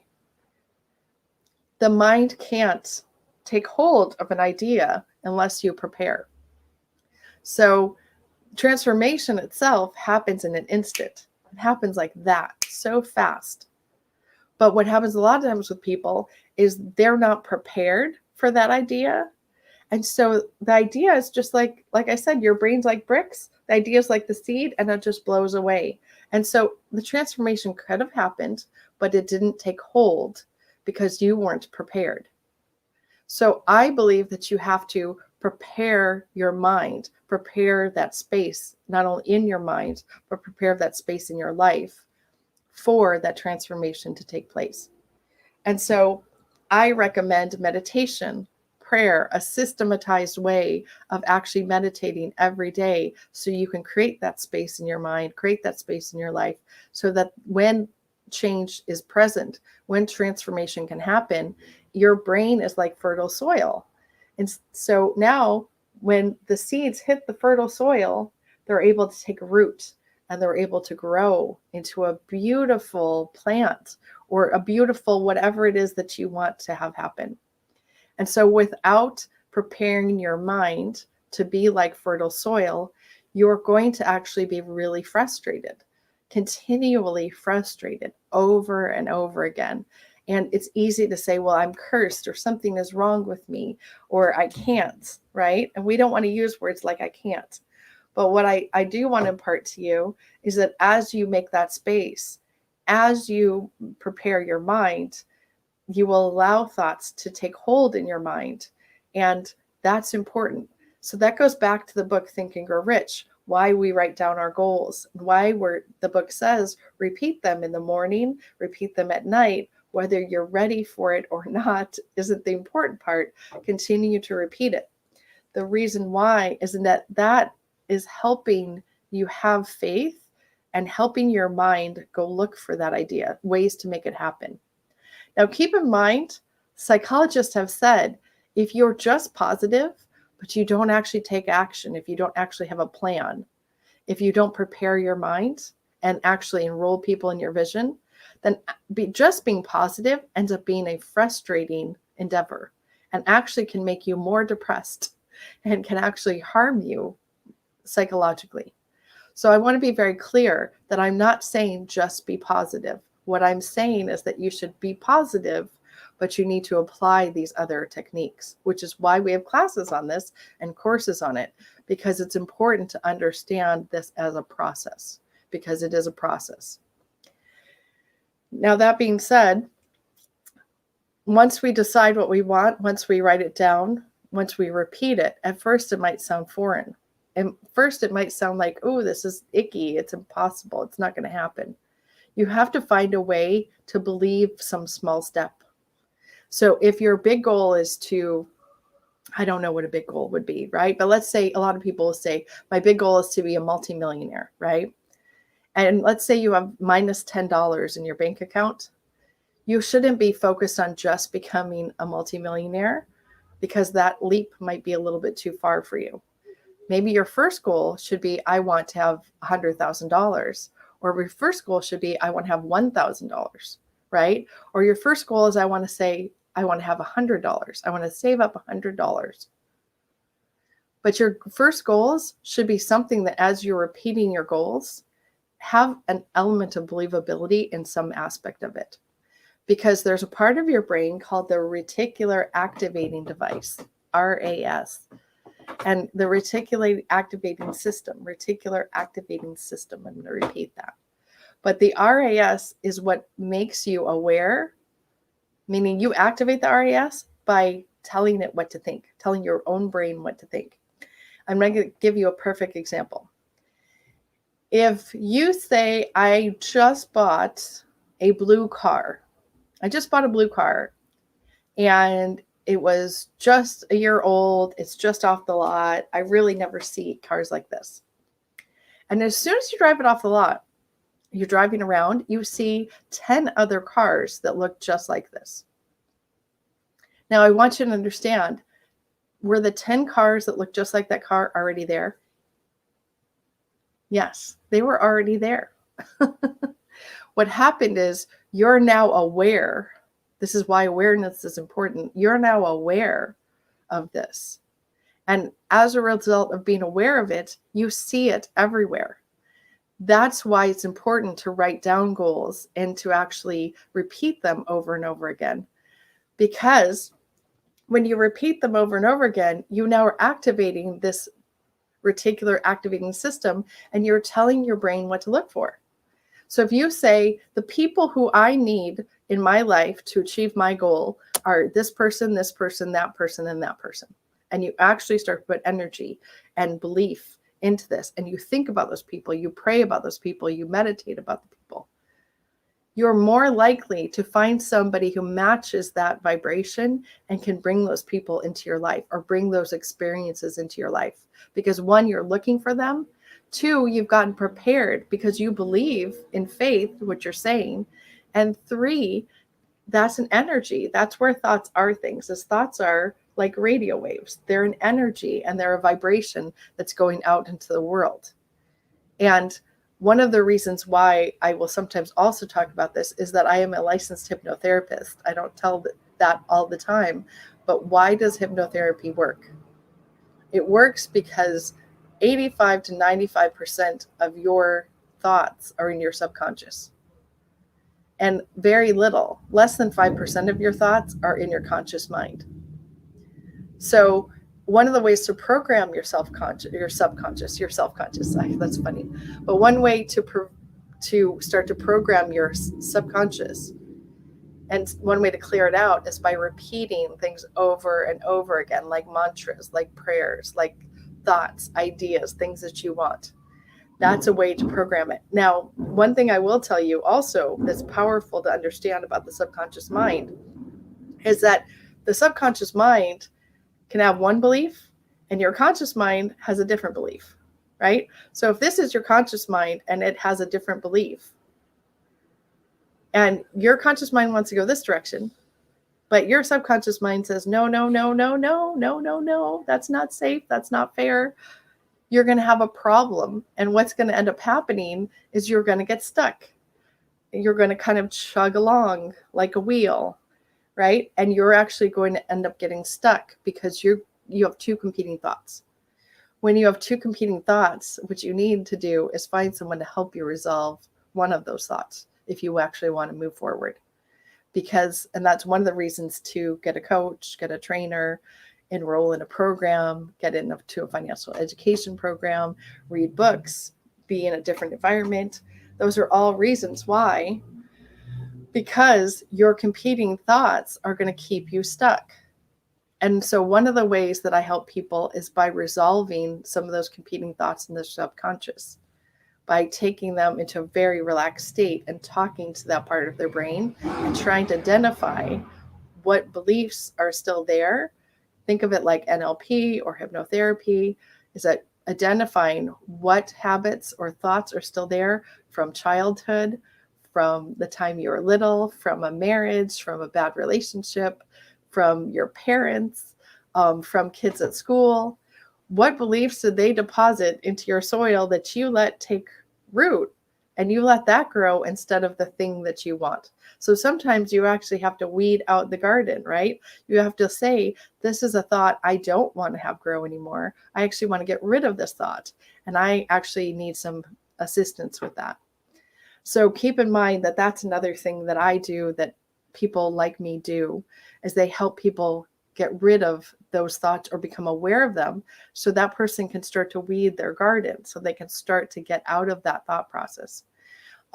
Because it's very painful when you want something with your conscious mind, but you don't know how to take action and you don't know why it's not getting resolved. That can be very painful. So again, we're going back to suffering, right? That we can alleviate in ourselves and in other people. But we always want to participate in our own rescue, right? So what else can I tell you about success and success mindset that I didn't just talk about for the last 40 or so minutes? So let's say now one of the things that I want to make sure that I help you understand also is that whether you believe this or not, whether you think it's hocus pocus or not, you're electronic, like you're an electronic being, right? Meaning we are vibrating at a certain frequency and we are emanating other signals. So your subconscious thoughts are kind of, and I'm going to date myself, like a tape that's playing in your brain. And you're not really aware of it. It's kind of like just music in the background, right? These are thoughts that oftentimes are thoughts that someone else gave you. Your former self, your younger self, your parents, like I said, a bad marriage, a friend that you fought with, a brother or sister, somebody who has said something to you, someone in school. And so a lot of times we're not aware of what's playing on that tape, but that tape might contradict, right? It might contradict where we want to go. So it's really important to program that tape, your subconscious, and actually program your conscious mind at the same time. So one of the things that Think and Grow Rich talks about is auto-suggestion, meditation, prayer, all of those things. And the purpose of those things is to get you to start preparing yourself, or to try to talk to your own subconscious. Instead of having that tape play, we can sort of erase the old tape and have a tape that you programmed. Think of it like if you're going on iTunes and you want to listen to a certain song, you listen to it over and over again. Now it stays in your head, you sing it, right? And you're like, I don't know how to get rid of this song. Well, you do that by anything you're around in your environment too long. So your environment has more impact on you than you have on yourself, actually. So that's one of the things to become aware of. Environment is stronger than belief. You should write that down. If you don't have a pad of paper, you should hopefully have written down several things, but that's one of the things you should write down. Environment is stronger than belief. So if we get around other like-minded people, like Mama Lynn, like Dr. P, right? We can actually start increasing that energy and increasing the likelihood that we're going to build momentum, because we're now connecting on that level, and we are now affecting other people's environment, because they're going to have multiple examples of good examples of what people are doing right to change their mind, to quote unquote think and grow rich, right? So for the most part, that's my talk today. Dr. P, do you want to come back and maybe ask me some questions? We have, I think, 6 minutes left. Are you there? And I want to thank you, everyone, for listening, everyone who came and listened. I want to come on too. You're amazing. Yes, Your thank you, my dear. whole life is so beautiful. Thank Yay, you. that was so good, Sarah. I'm so proud of you. Thank you, thank you, thank you. I hope that some of that served someone who needed to hear it. I needed to hear it. The torch needed to hear it. You know, so we would love you to engage on that deeper level with us, and really look at, you know, how, I guess for me, if you could give, you know, I'm thinking like a 2-minute coaching, so we can just see how you work with a coach, as a coach, so we can coach me. Torch has been running for 3 years. And I'm going to put you on the spot right now, because for me, you know, we worked together early on, but I just wasn't pulled up enough. And now I feel like we're ready. I mean, we had such a powerful year. You know, Adam started it off with Torch Environment, and we had 6,000 viewers, and we just kept moving. Amazing. I've been able to pull the fiscal relationship to it. And so I'm wondering what I need to do to be a better leader. And what Pravin, you should be up here with me. You know, Pravin and I are both, you know, he's very dedicated to the Torch, and we're shared leaders in the group. You know, there's so many different people that want us to run it like a business. And I think I get stuck with that term because I want it receptive. I want a receptive type platform that people are welcome here, and that people can lead no matter who they are. So I think for us, it would be really cool to just give us a 2-minute heads up, like what could we do to really make this platform thrive in a way that, you know, it deserves, because we've done the work. We've done the work. There's no doubt we haven't done the work, right? Dr. PPP, let us show you one tech thing and before you answer us. So you're going to take this one. This is our Torch tech. Hang on. You ready? Get ready. Miss Sarah Lee. Are we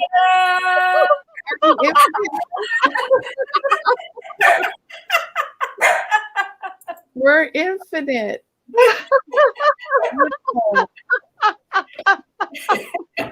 We're like a fractal. We go forever. We're kind of like real life, though, right? Our impact can go forever. Yeah. And I love the heaven's gate of the Torch. You know, I love your laughing, Dr. PPP, because your joy, like I said, is a signal to the universe that you want more, and that's a beautiful thing.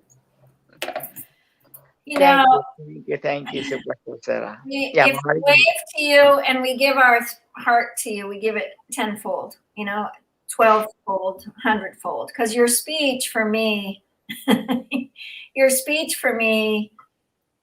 gave me the courage to stand back with you and say, okay, Sarah, I need help. I need help. Dr. PPP and I, the Torch family, need your help, because I think you have that witness of business. I read Think and Grow Rich. I know. And my son's always like, Mom, just focus on one thing. I'm always like umpteen things, Right. So I think Dr. PP has my heart. Right. Actually, though, this is important. Things impact each other, right? Meaning, so we're here, right? We're here now. Our health is impacting our ability to focus, right? Our gut health and how we eat impacts our ability to pay attention. Yeah. And that affects our ability to get with other people and to connect with them. Meaning these things are all related, right? Technology affects our ability to connect with people. All of these things. So when someone says just focus on one thing, I can kind of understand your perspective, because each thing is related to something else and kind of have to work together, right?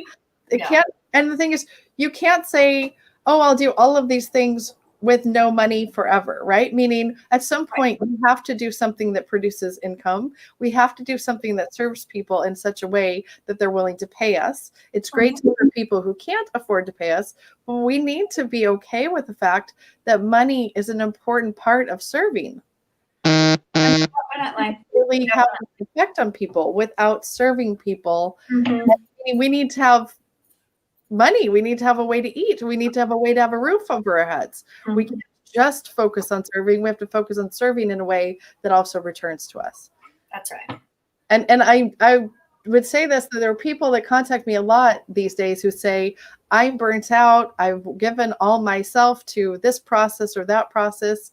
And one of the things, like you said about coaching, is that I will start to unpack that with somebody. Well, what are you doing, and who are you doing with, and how much work do you share, right? And how much are you trying to do on your own, and who have you enrolled in this vision? Because who have you asked for help? All of those things. That's a lot to I do think, with successful you're going to be. Whoops. I don't think either Robin and I are burned out. We're not burned out. Yeah. We don't have a burned out feeling. Yeah. We have a very deep. I just meant people. Deep joy. But I think for us, moving this platform to really, build it, we've got a huge vision, and people are really, really ready, and they're excited about it. And I think, the people that keep coming back to speak, we've had people that spoke for the 4 pillars all year, and then we've got people that have spoken for 3, and then we have new people, and then, we just every event, it's somebody new. And so for me, the relational part of it, back to original Torch environment, when I couldn't pull it together to get you back on stage because I wasn't in charge of all that. I'm trying to do it diplomatically in a way that we can really be effective without hurting people's hearts, and really standing for the integrity of this platform. The integrity is all about wonder and compassion. But I think if we put some structure in place, like you've done with Think and Grow Rich, I just love what you put together. You've got the movie, so you're inviting people. That's just it's a really great tool that you've put together with the group of people that you put it together. So I want to really, really shout out and say congratulations. Thank you. You've come really far. Thank you so much. I appreciate that. And to your point, it makes it really easy to have people reach back because they have a focus point. It's at one focus point, but I end up getting questions about business and about money and about financial literacy and about health and about mindset, meaning I get to cover all the topics that I like to talk about, but it's kind of all in one place. So I appreciate that. I do. Yeah. Mm-hmm. And for sure, come see the movie if you haven't seen it. Yeah, I did watch it, but I want to watch it again. It's been a couple of years, right, that it came out. I watched it 2 years ago. It's been a couple of years. It's actually funny. Someone told me the other day that they paid $100 to watch it when it first came out. And I want to tell you, when I saw it the first time, we did a fundraiser, and I had to buy my own ticket to the fundraiser, even though we were putting it on. And I paid or donated $495 to the venue because we had a venue. So just keep in mind that it's a great thing now that we're providing this for free to people online. For sure.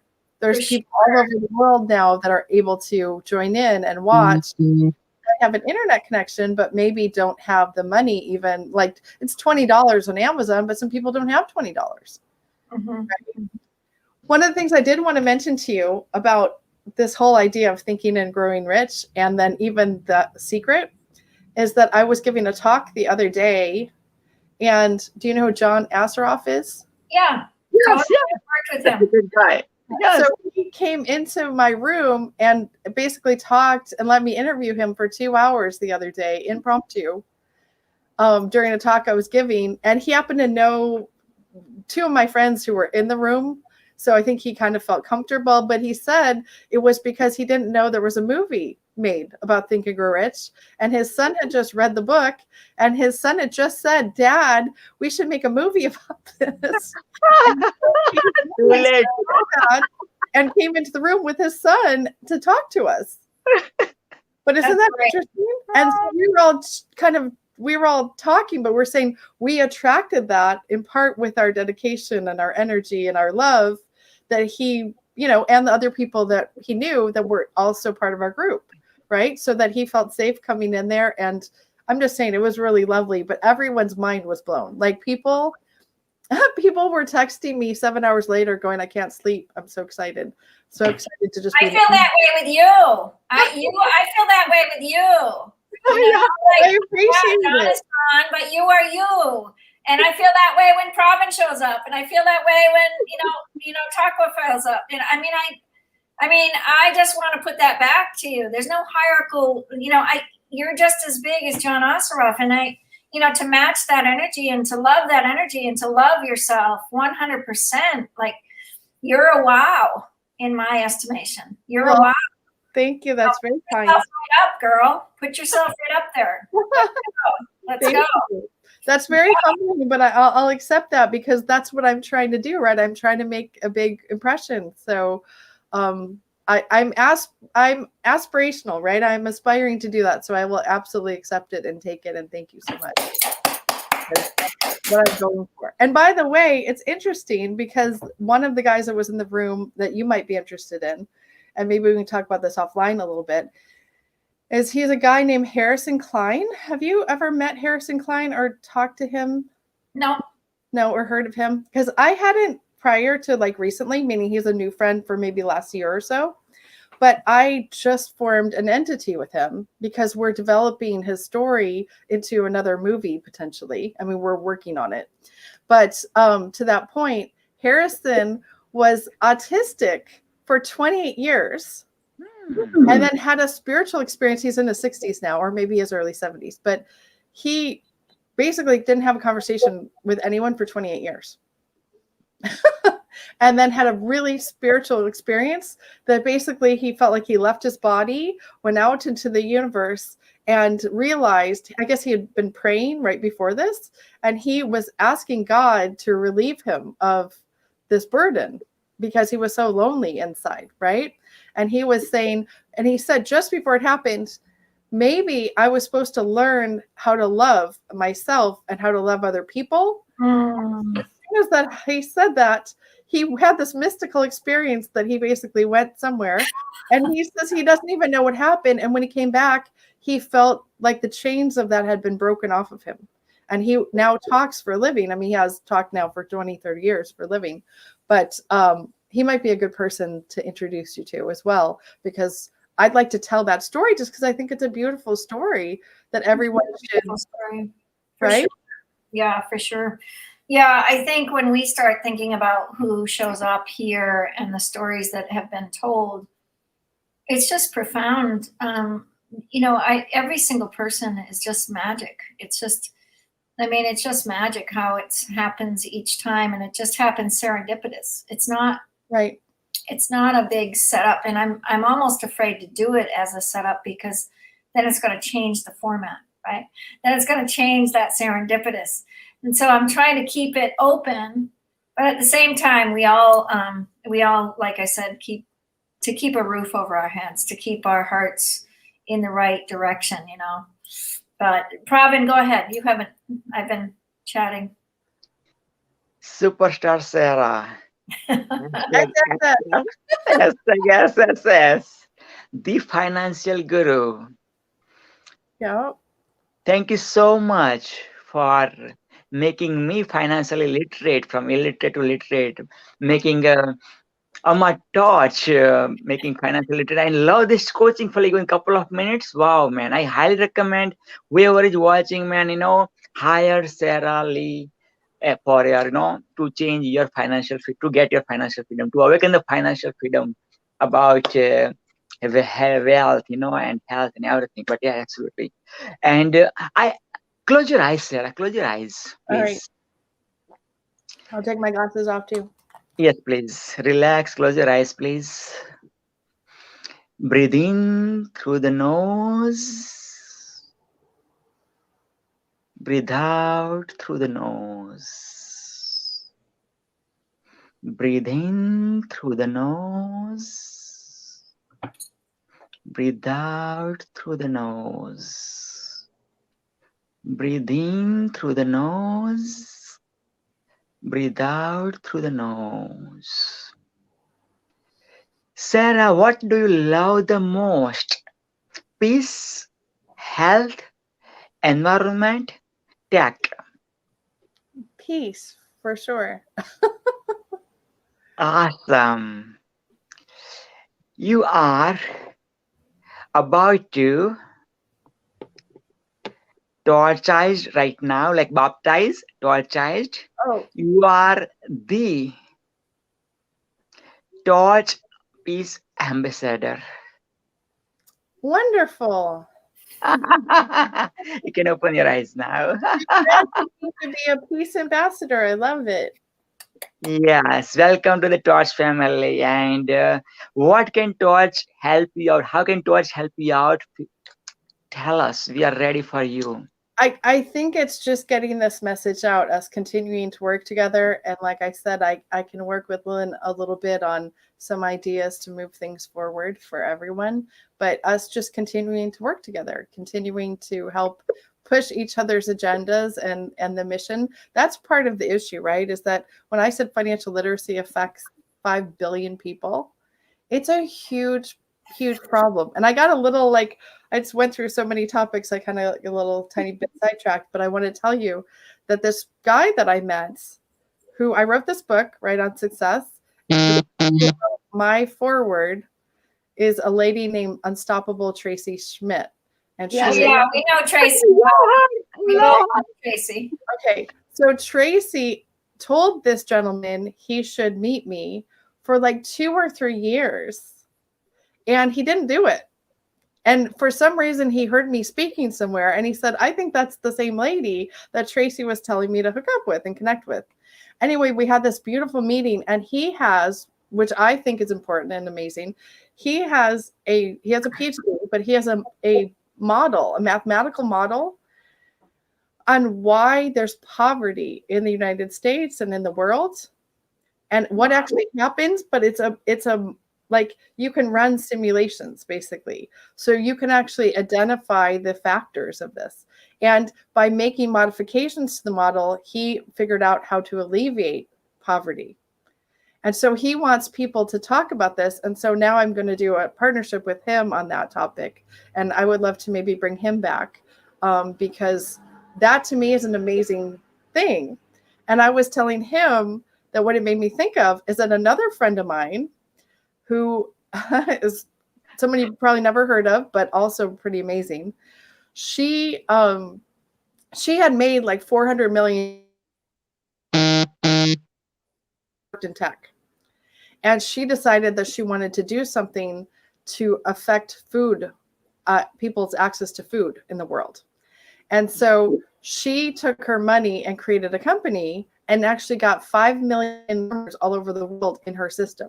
Meaning she extracts food from 5 million farmers, mostly in Southeast Asia, India, China, mostly some Africa, and a little bit in the United States.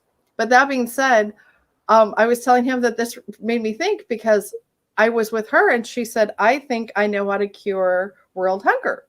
And this wasn't like some fake thing. This was like same idea. Like I know the math, I know the process, like I know that, right, the whole thing. And so I've been starting to think about this because I'm going, these pieces of this puzzle are coming to me in part because I think because I'm putting it out there and I'm putting this good energy out there and helping to serve people, and these pieces are coming together and connecting. And so what I told him is that, you understand, if you could explain to people why we have poverty and get that out in the public consciousness, that doesn't actually cure world hunger. But world hunger doesn't get cured, meaning financial literacy doesn't get cured by curing hunger either. But if you cure the hunger, people will be more receptive to learning the financial, right? Because they're not wondering where their food's coming from. So meaning to be financially literate is a mindset. It's a mindset before it's an action, right?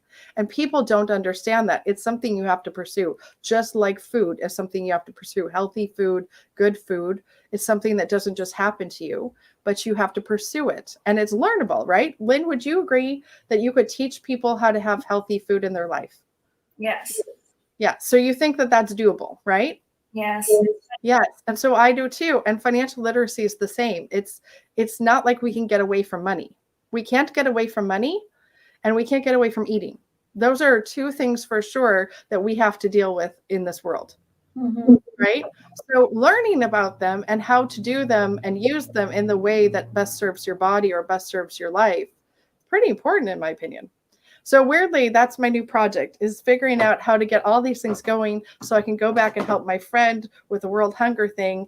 And then I can start talking about that and how, I don't know, how to basically affect the consciousness of people on those issues so they can actually start to take action. So they can say, I want to help with that too. Because lots of people have said to me, oh, I want to help, but they don't necessarily know how to help. And I want to put it in a format where they can plug in on different levels so that we know what we're enrolling them towards, if that makes sense. Well, when we started, this Actions of Impact.com is such a powerhouse, because for me, the 4 pillars, peace, health, environment, and tech, just trying to get people to engage in those 4 pillars and making a simple action. So we've got this banner and we've been putting it up and, really standing for technology to be able to move it, simple actions for global change, right? And be an action of impact. This came almost a year ago. So on a Torch environment, we're really looking at that. But I think part of the whole relationship to technology, I think, has moved so quickly in the last 6 months, maybe a year, since COVID at least, that in a good direction, because people are moving it in all different types of directions. But at the same time, people are still using the same model of business that hasn't worked.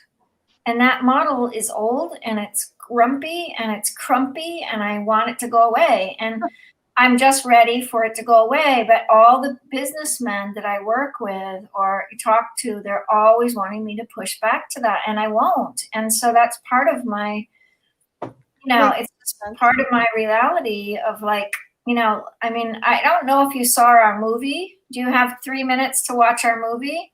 I do. I have 3 minutes. I do have to go soon because my mom is coming to eat. Okay. We've got another speaker coming, but let's watch our mothers, right? And we're all grateful to have them as long as we have them. So, but yes, for 3 minutes, yes, for sure. Yeah, it's a 3-minute movie. And by the way, thank you so much. Hello, friends.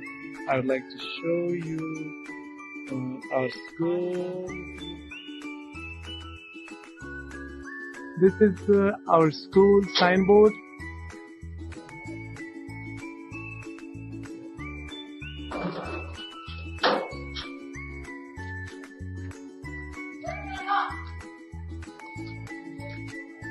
Inside of our school,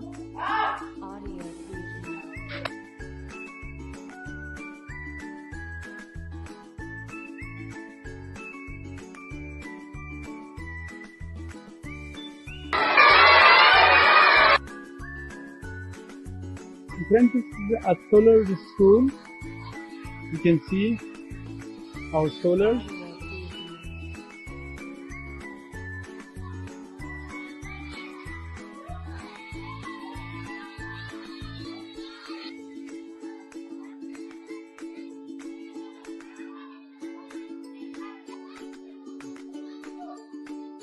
This is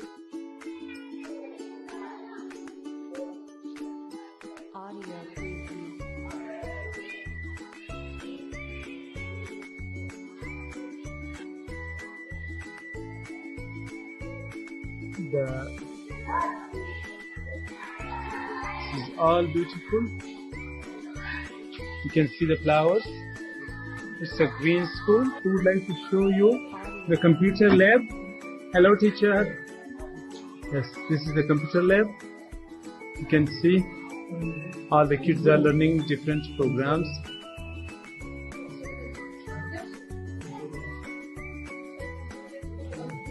So, hello, Isanda, what are you doing? I'm listening to talk. Yes. What would you like to say about Torch family? Long live Tosh family. Hello? Yes, what would you like to? Thank you, Mama Line for seeds. Yes, Mr. Hussain? Mama Line, you are so kind. I will support you and the Torch family, and we are proud to be working with you and also working under your leadership. Thank you so much.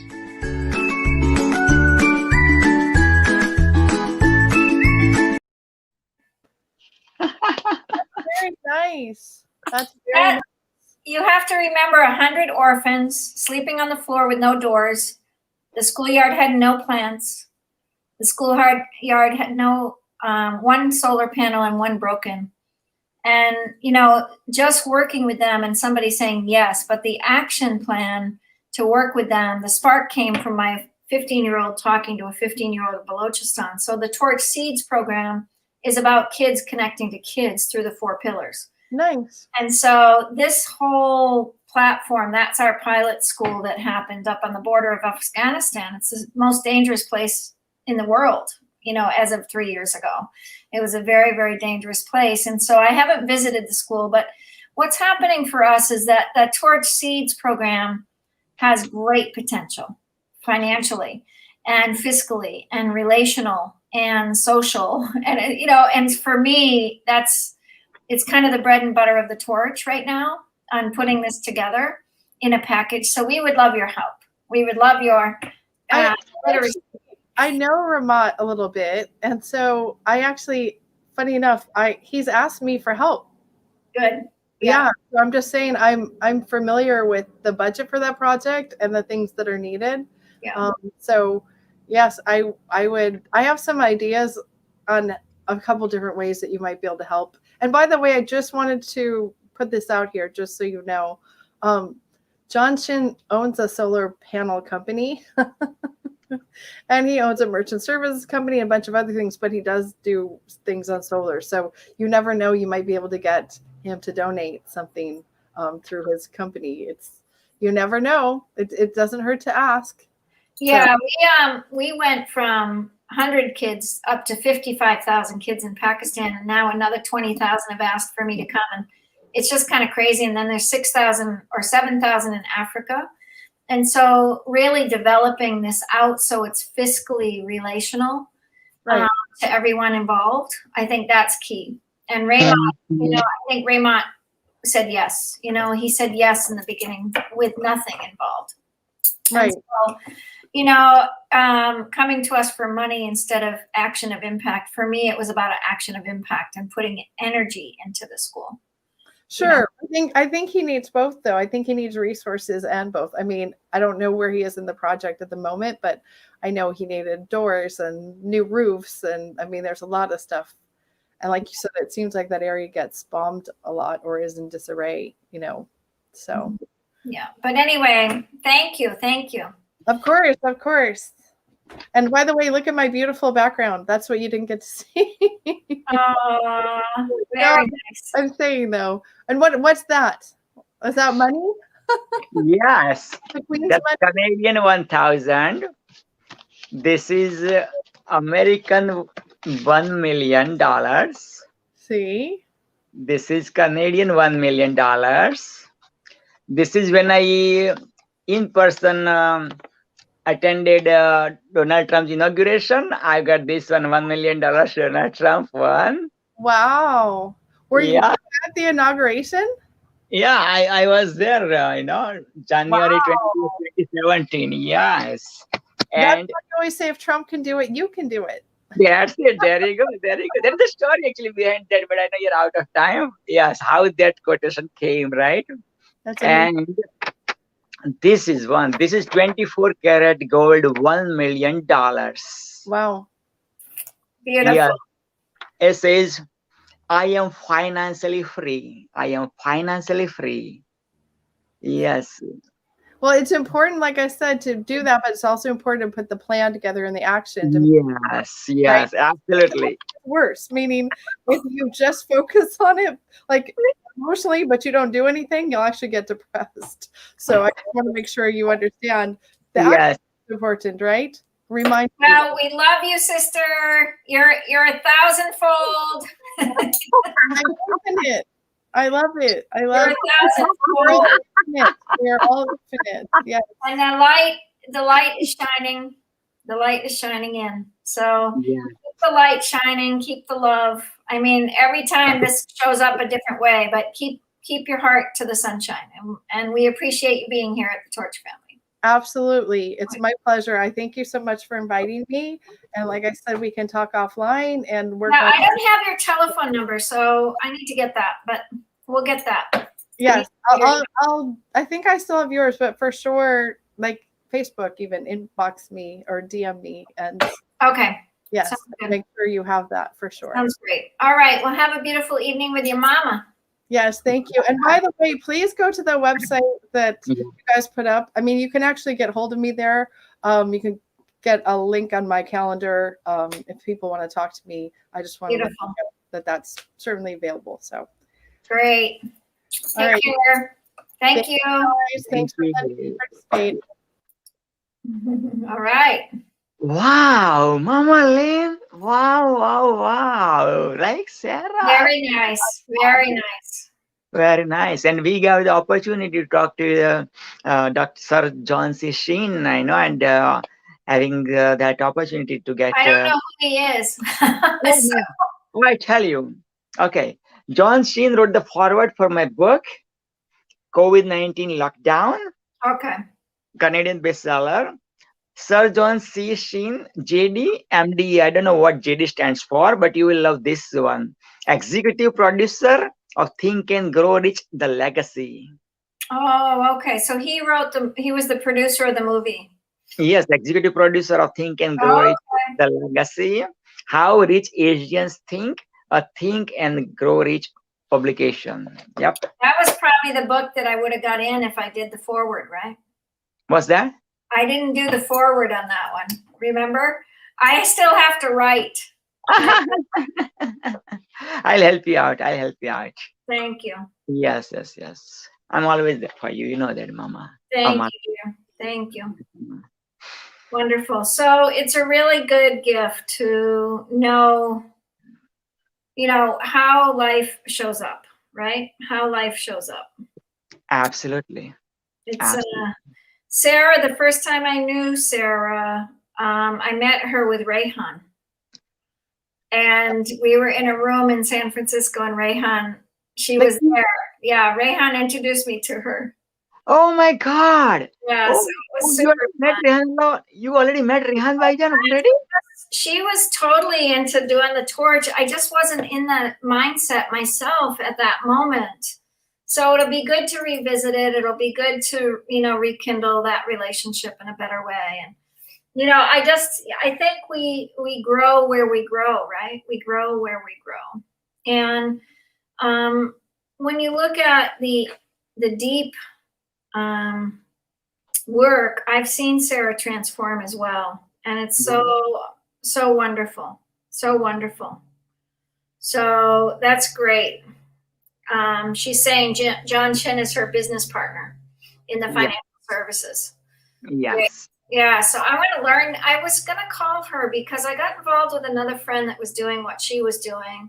And I said, I need to call Sarah and check this out. But she wanted me to get involved in the workings of this. And, it was at that time where do you add one more thing to your repertoire or not? I mean, I'm a nurse, I'm a theologian. That's a lot already. Those two things are a lot. And so I'm grateful, but I'm always like, oh, I'll do that. And it's like, there's only a bandwidth of every time in the day, but I like how she answered it. For sure. So I Oh, wonder yeah. where our wonderful friend is. He should be here, Philip. Let's see Yeah, if he's let's having bring Phil up. struggle. He's very much an on-time person. Okay. So let's see where he is. Mm-hmm. I think I've sent him the link. I'll send it again. Oops. Let's see. I feel like it didn't maybe go through. Let me see if I can get on. Where is our link? Yes, where is he? Where is the link? Yeah, he didn't have the right link. Poor guy. The chain.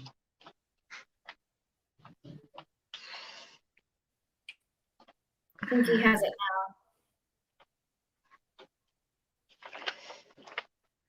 now. No, it's not showing up the same way.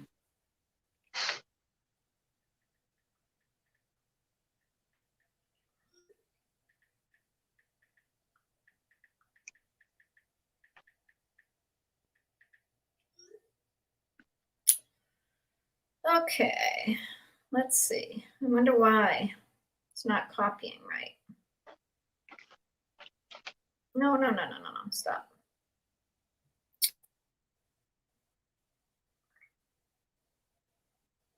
Copy. I think I have to copy and paste, not just.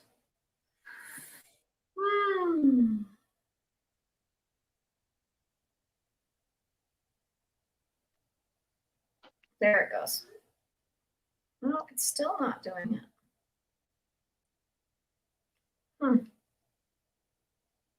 Wonder why.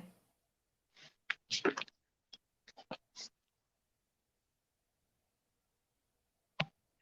can't quite send it to him.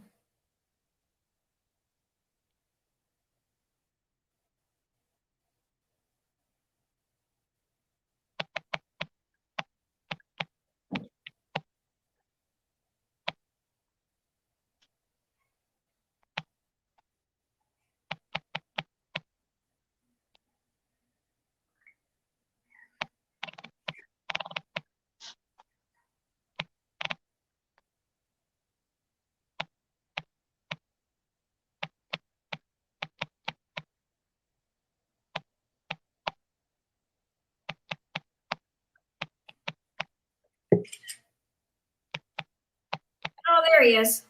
Yay. There we go. Hey. Hello. Hello. So nice to see you. Yes. I don't know if you've met Dr. PPP, Pravin Patel. I don't know if you've met him. Yeah. You want to introduce yourself briefly and Dr. PPP, and welcome. I just want to introduce Chief Philip Scott.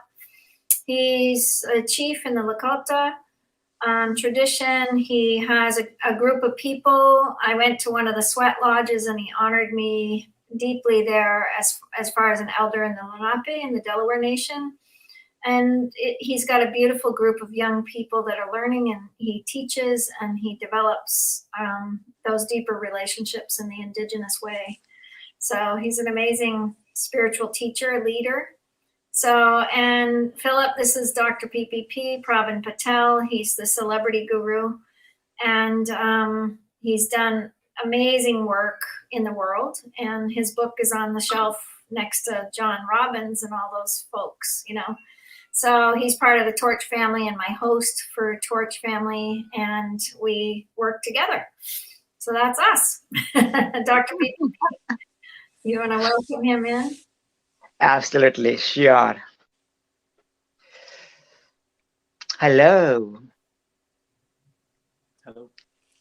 Torch is honored, privileged, blessed, and super excited to welcome none other than amazing torch the world has ever created, the celebrity humanitarian the world has ever created, none other than Philip Scott.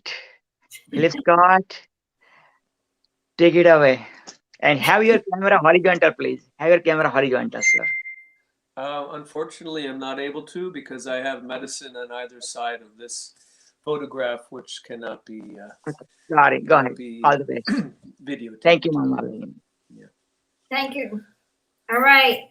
And I hope you're well. Whoops, what happened there? Sorry, my mistake. There we go. How are we doing? I'm trying to figure out this footing.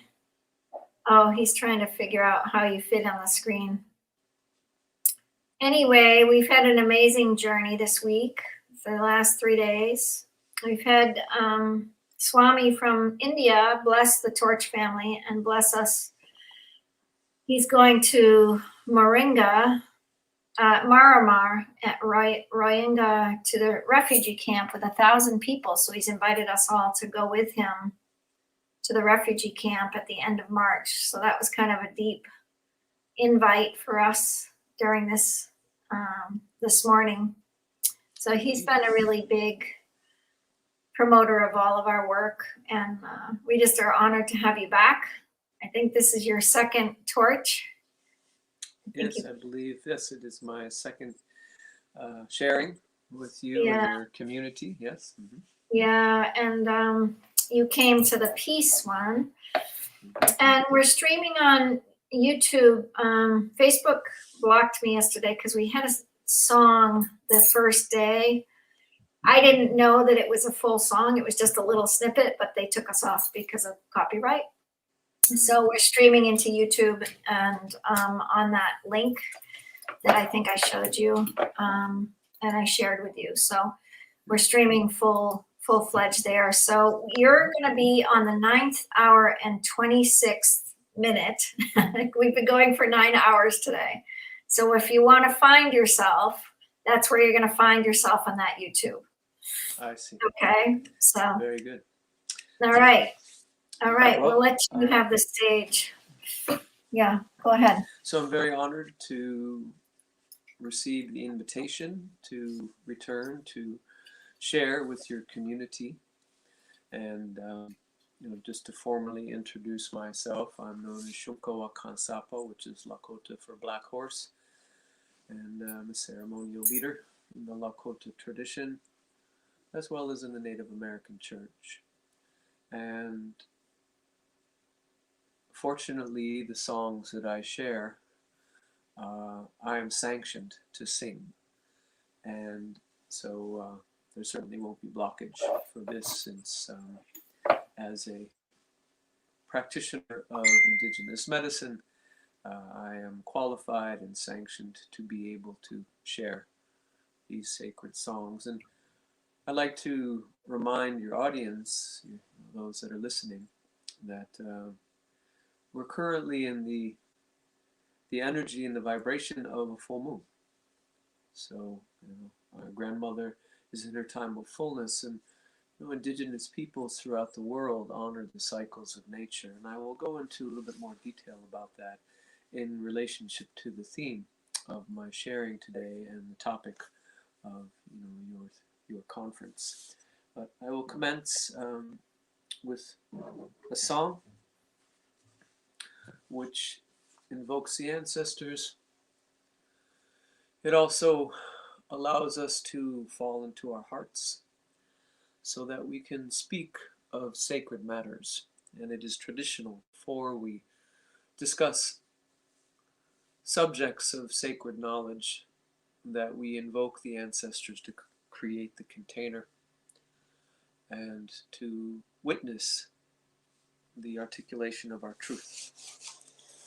So I invite those that are listening to take your hand to your heart, close your eyes, and receive this traditional song.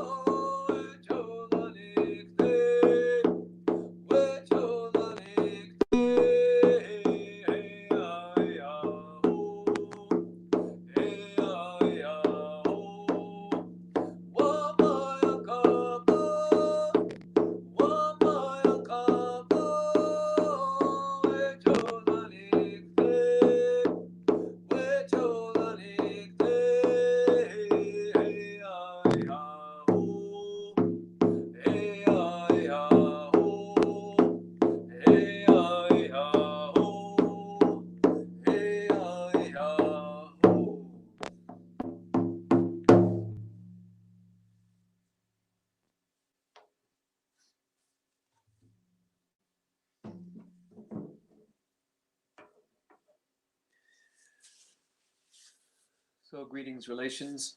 Very honored to be with you here today and for the invitation to share in this Torch family. It is my understanding that the theme of this gathering is technologies and nature. And I presume that it's referring more to how we can employ modern technologies in relationship to the natural world. And so perhaps my perspective and my approach will be a little unorthodox today, but I think it's important to understand that since antiquity, human beings have had technologies, and the indigenous peoples of this world, throughout this world, have had technologies as well. The difference is the technologies that they actually continue to use to this day are in alignment and balance with the natural world, whether it be medicine objects fashioned from the objects of nature, whether it be the sacred architectural buildings that are in alignment with the seasons and the cycles and the stars, their clothing, the instruments for procuring food and water. All of them are indigenous technologies that are in harmony and balance with the natural world, that are intrinsically sustainable. In so doing, there is a preservation of life, the preservation of the earth herself. In addition to these indigenous technologies, there's indigenous science. The indigenous science of ceremonial medicine, with very elaborate protocols that are passed down generationally for thousands of years, in accord with the seasons and the cycles of nature, as well as in relationship with the ancestral realms. It too is a very elaborate science, a medicine that is still efficacious and potent to this very day. This time that we are in as human beings has been prophesized by the visionaries and the dreamers of indigenous nations and cultures for quite some time. Not only the arrival of this virus that engendered the pandemic, but certainly this global climate crisis that we currently find ourselves in. It too was foreseen by the dreamers of indigenous cultures throughout the world. I'm reminded actually of the words of Tashunka Witko, Crazy Horse, who had seen a metal bird in the sky, who had foreseen the existence of aircraft, of airplanes, and also understood the devastation that they would bring. So for quite some time, for centuries, if not millennia, indigenous peoples have seen what's possible. The Hopi speak of this being the fifth world, right? That civilizations have come and gone upon this earth. And the previous civilizations have employed these indigenous technologies, these indigenous sciences for their survival and their sustenance. Only now, rather than as human beings experiencing the natural cataclysms that arise from the evolution and living being of the earth, we stand upon a threshold as human beings that involve the destruction of ourselves and the species and the harming of this earth, because she will certainly outlive us. that is at our own hands. Because there's a fundamental denial of how our current technologies are adversely impacting her and all life upon this planet. And at the heart of this matter is a certain species centrism, a perception not embraced by all human beings, or indigenous peoples see this world differently, but essentially it comes from a more colonized perspective and mind, which is namely that human beings regard themselves as the zenith of creation, with dominion over the earth and all of our inhabitants upon her. And as a consequence of this supremacy, this is why we precisely have the ravaging of the earth and the exploitation of her and other beings upon her, and the resources that are plundered. This perception of conquest and domination. And we see this played out in terms of the genocide of indigenous peoples on this planet. Right? When the visitors and the colonizers came here to the shores of Turtle Island, there was a misunderstanding and a misperception that this land was not inhabited and therefore available for the taking. And there was the extermination of everything and everyone that stood in their way of conquest and domination. And so we see this conquest and domination still occurring today in the natural world. And because there's a certain awakening that is occurring, there is a conversation being had, which has been precipitated by scientists and philosophers, and also the youth, Greta Thunberg and others now, whose voices are trying to articulate a profound concern about the welfare of our planet, the future of our species and all life upon the earth. And so there's an urgency now, because at this point, we're running out of time. We really don't have the luxury of even arguing and trying to debate about our future, because there will not be a future if we continue to procrastinate any longer. This is the time that action must be taken. The time of rhetoric is over. The time of contention regarding the veracity of global warming or not, at this point is moot. Because if we don't act, there will not be a future for not only the human beings, but for many life that is also being exterminated as I speak. Species that are moving into either threatened status, endangered status, or who have become extinct. So the very conversation about technology and how it can be utilized in accord with nature must, at the very essence of it, involve the indigenous understanding that our actions must be considered for 7 generations and beyond.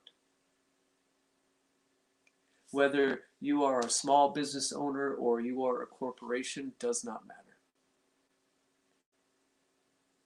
At the very heart of this issue is that we understand and begin to comprehend how our actions and words will ripple forth into the future for 7 generations of all of our relations and beyond, which means that we need at least a 500 closer to a 700-year plan. That's how far our vision must extend. So we not think about our immediate family or the immediate consequences of our business models, but that there is a forecasting and a prognostication from here 500 and 700 years. Because ultimately, it's not about profits. That's one of the words I often hear when we speak about technology and how corporations can be sustainable. How we can be in alignment, to generate revenue and yet be aware of the earth, but often that is just lip service. I'm talking about true forecasting to understand our interconnectivity with all of creation. Because ultimately, profits should not eclipse people. And what I mean by people is not just human beings, but all of our relations. In the Lakota language, we have the word mitakwiye oyasin. It means all my relations. So everyone is a relative, is a living being. And in terms of many creation stories within indigenous cultures and also within the Christian theology, human beings are the last to be created, not the first. Therefore, we are the children. We have the most to learn from our elders, namely those who have gone before us. In this case, the elementals, earth, air, fire, water, the bacteria and the viruses, the plants and the animals, all who existed before our arrival upon our Mother Earth. So we look to them for counsel on how to live in balance and walk and live in balance with each other and with the natural world. So those are the people that I'm referring to. So in our purification lodges, for example, we do not use the word rocks, which implies a certain inanimation, but rather we say stone people, eagle people, bison people. So all beings are people, not just human beings. So prophets should not be eclipsing people, and certainly should not be eclipsing this planet. To put prophets before people and this planet is really just a self-serving agenda, which ultimately will yield isolation and destruction. Because when all of the resources are squandered, when there is nothing left, when the water is contaminated, when everything has been exploited and exterminated, we will not be able to consume money. It's not nutritional. There's no nutritional value. And again, if we do not have resources in order to survive, then it doesn't matter how much money you have, because there will be nothing to buy. And ultimately, therefore, we will perish along with many other beings on this planet.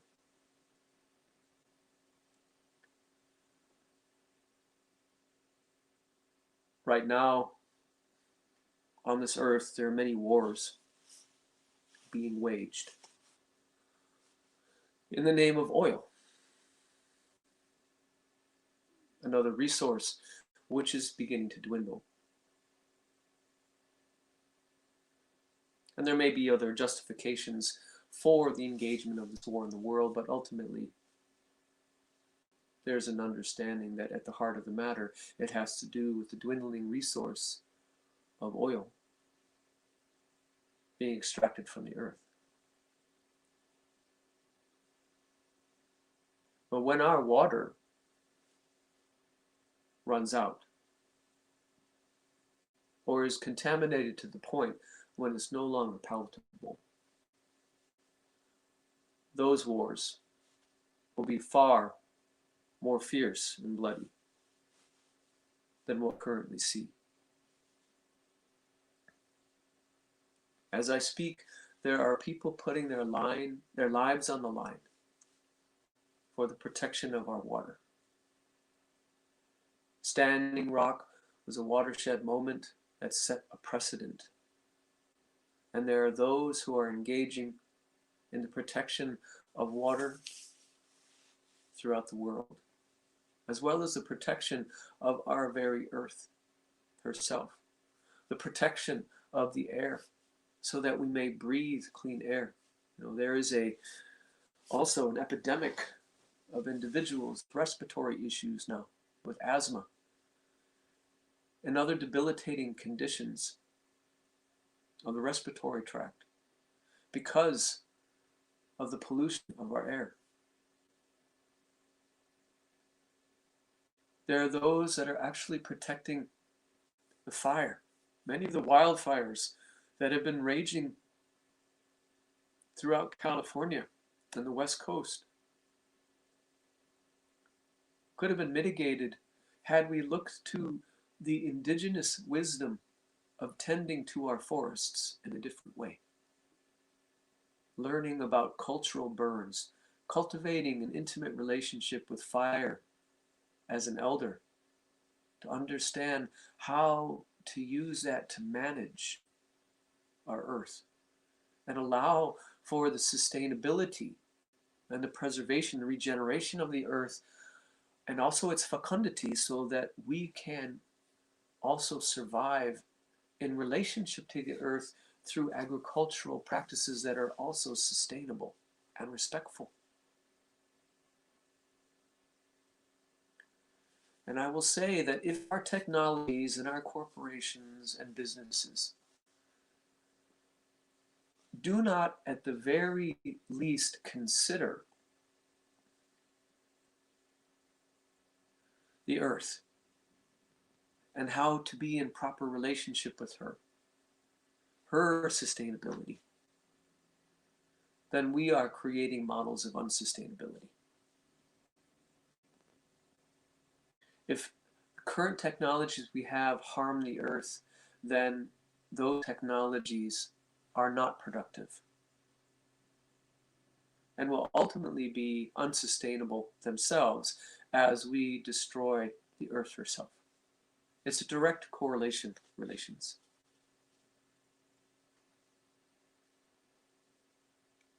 And perhaps, this seems to be a dour tone that I am expressing and articulating today, but this is the truth. I recall receiving a periodical in the mail from an environmental organization that prides itself on being a voice for the earth as well as for indigenous peoples. It's a beautiful periodical. However, it was covered in plastic for protection from the weather. And I felt that there was a lack of integrity in terms of the message they're attempting to convey and the actions that they're taking to spread that word. So I contacted them. And I inquired if it would be possible for them to find packaging to protect their magazine that would be environmentally friendly. That could be recyclable or compostable. And their answer was that they researched it, however, it was too expensive. It would decrease their profit and increase their costs.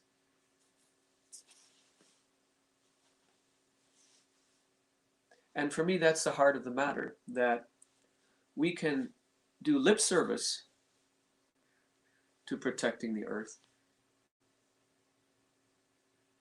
to taking care of our relations, to respecting indigenous ways and values. But if at the heart of the matter our actions are not in accord or congruent with that, then we're out of integrity. And I certainly let this organization know that this was the case. And much to my chagrin, they have not changed the packaging that protects their magazine. And so therefore, I cannot continue in good conscience to support them.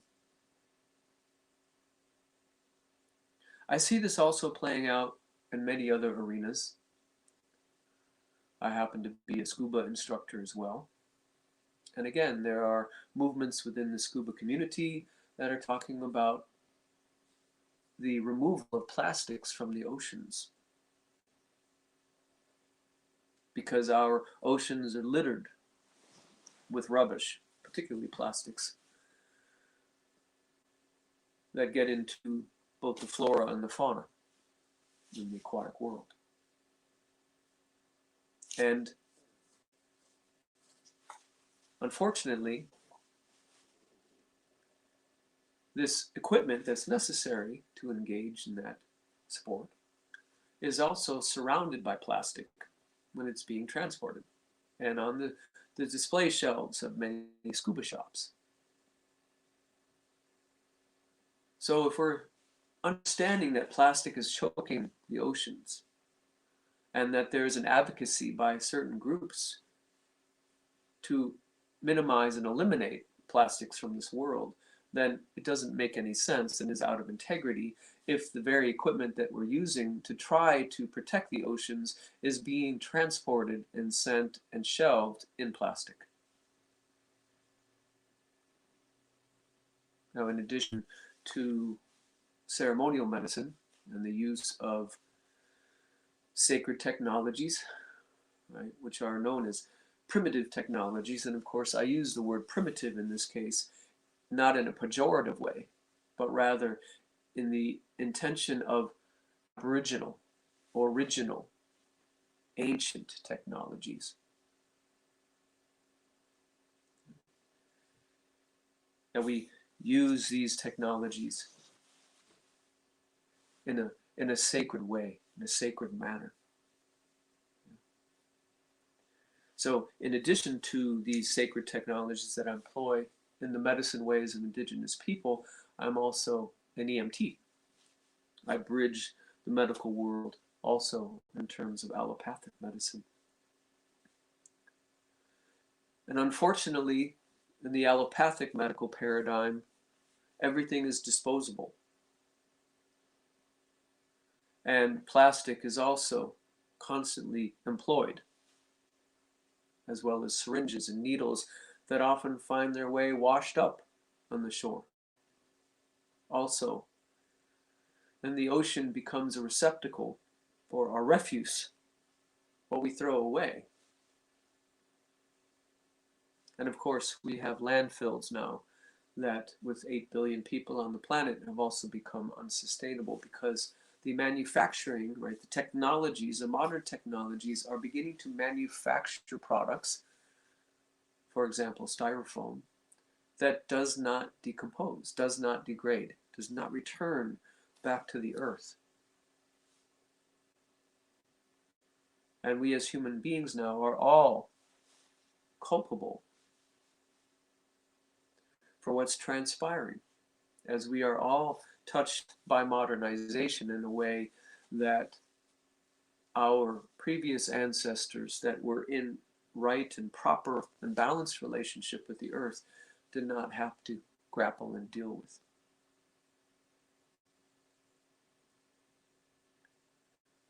I do believe, however, given this bleak forecast that I'm sharing with you, I'm not one for hope. I believe hope is a passive affair.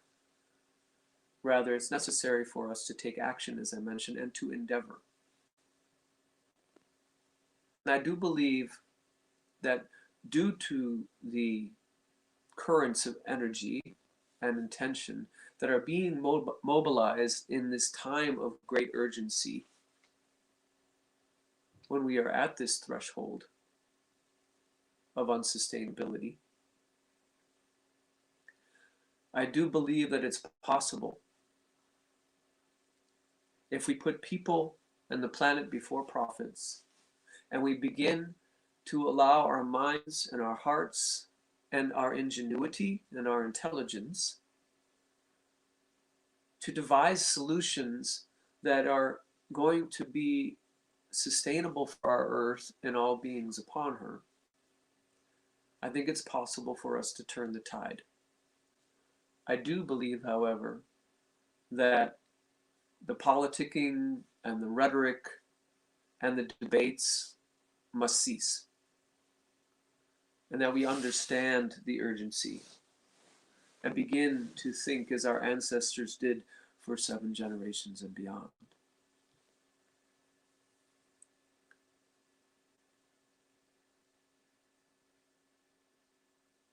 Without this profound mobilization, then we ultimately will perish as a species, and we will take many other species with us along the way. And so ultimately what we have forgotten as a species is our collective original instructions, which namely are not to be the zenith of creation with dominion and control and manipulation of this earth and all relations upon her, but rather her protectors, responsible, loving stewards. But the heart of the matter, it requires us to decolonize, to return to our intrinsic indigenousness, to remember the way that our ancestors were in harmony, in balance with the natural world, with the ancestral realms. To stop the self-absorption of ourselves as a species and begin to find our place within the web of creation, being considerate and aware of how our actions and our words have consequences far-reaching beyond what we comprehend. For our children and their children's children, for 6 generations beyond our immediate children, are counting on us, as are all the species on this planet, to protect and watch over us, to be stewards, not in control of their destinies or this earth, but loving protectors. And this involves us, therefore, to learn how to sacrifice, because there's far too much comfort that we desire now. I say that we've become a little soft around the spiritual middle, so to speak. There was a resiliency in our ancestors. There was a hardiness based upon their intimate relationship with the natural world. But as we have sought to become more comfortable, we've actually fallen asleep. And the consequence of this sleep is that we're forgetting. So this is the time that we remember. And therefore, if our corporations and our business and our modern technologies are not putting the earth and all of our relations at the forefront of their mission and their purpose, then it's purely an agenda of self-absorption.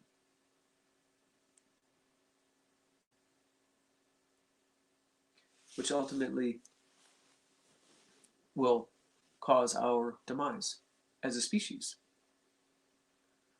Therefore, we must also work together cooperatively.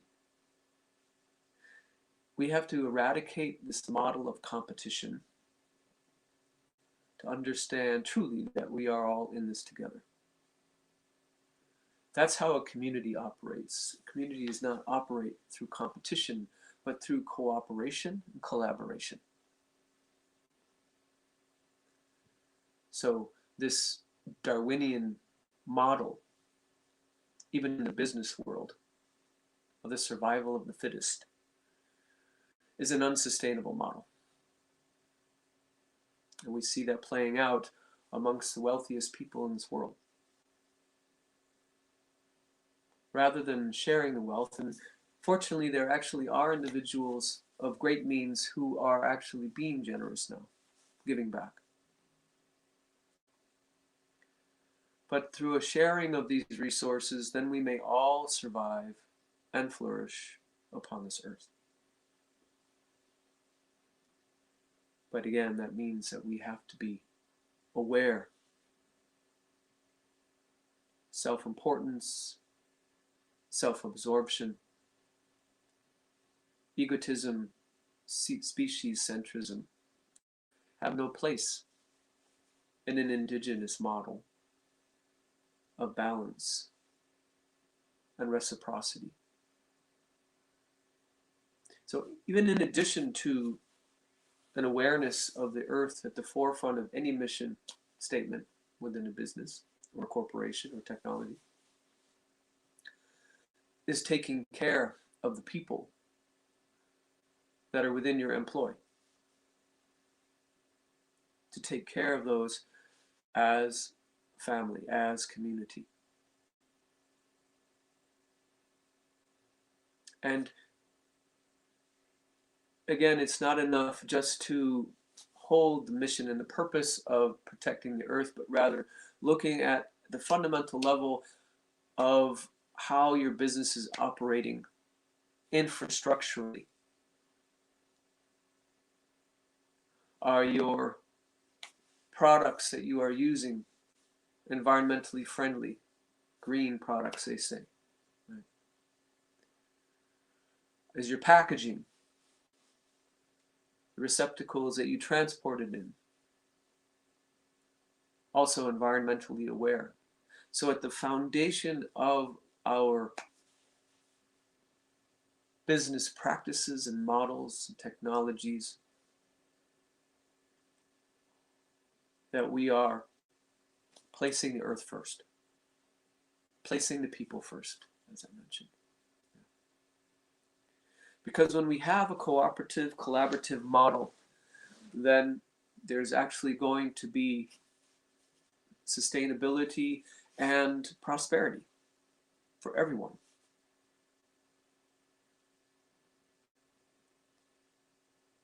This is, for me, at the heart of the matter. And I've been very honored that certain leaders within business have approached me to assist them in refining, revising their practices so that they are in proper relationship to the earth, that they are regarding the people within their organization not as expendable resources, but rather as human beings. To care for them, to take care of them so that in reciprocity, the business will also flourish. This is what is necessary for us to move forward as a species. It's not an either or proposition, but it's a both and. It is possible for us to create sustainable business models, technologies that also care for the earth. And in so doing, we're also harnessing our tremendous creativity and intelligence to allow for the realization of these intentions. But again, I stress, relations, that we cannot procrastinate. We cannot wait another 1, 2, 3 decades, that implementation of these changes must occur immediately to begin to make these shifts and changes, not to wait decades before we even begin their implementation. It must start immediately. Otherwise, there will not be a livable earth for us. Again, the earth will outlive us. She is a sentient, self-regulating organism. And certainly, if we have seen the evidence of what transpired in the pandemic, when she was given a moment of respite from our intense human activity upon her, we know that she will be able to survive. But the question is, what is our legacy for future generations? How many other species must perish before we wake up? And of course, if we do not alter our actions, we too, as a species, will perish upon her. And she will reclaim the civilizations of the earth and start over. As a result of Mitakuye Oyasin, all migrations, and understanding the sentience of all living beings on this planet, I often wonder what the species think of us, how they regard us, as self-absorbed, self-important, infantile creatures that are not taking their responsibilities seriously.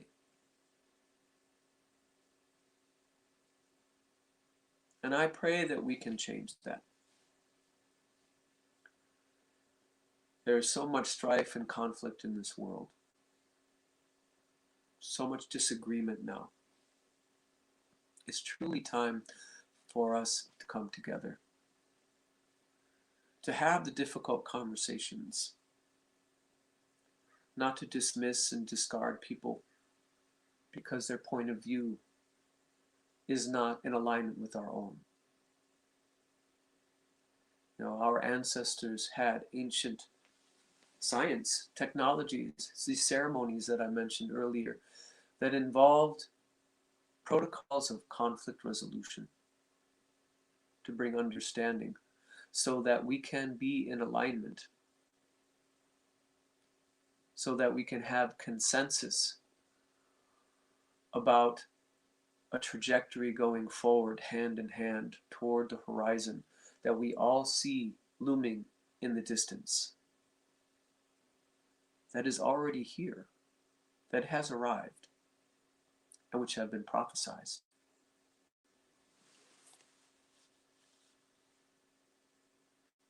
At this point, before I conclude my time of sharing, I'm curious to know if there's anyone on this call or anyone in the Torch family who may have a question, an inquiry. I will conclude my time as we approach the hour to sing a final song, to unite the hoop in this time of great challenge, in this threshold upon which we stand. But if there's someone on the call or anyone in the Torch family who has a question they want to pose or a comment to deepen the dialogue and the understanding of what we shared, I certainly remain open to that. Thank you. Yeah, I think if I had a question, the elders in both are, we speak the same language and almost the same dialogue that I spoke in the last few days. It's been very, very succinct. But with our elders in our communities now and the disparities, I guess one of the questions is how to move a support system, possibly through technology, to create the storylines of our elders, and what you would possibly do to be able to create that system change right now, or or ideas around that system change. Because I think they're the ones that have the stories to capture and to engage. And it's one of my great grievances of how we capture the story of their wisdom as we move forward. That's beautiful. Beautiful comment and question.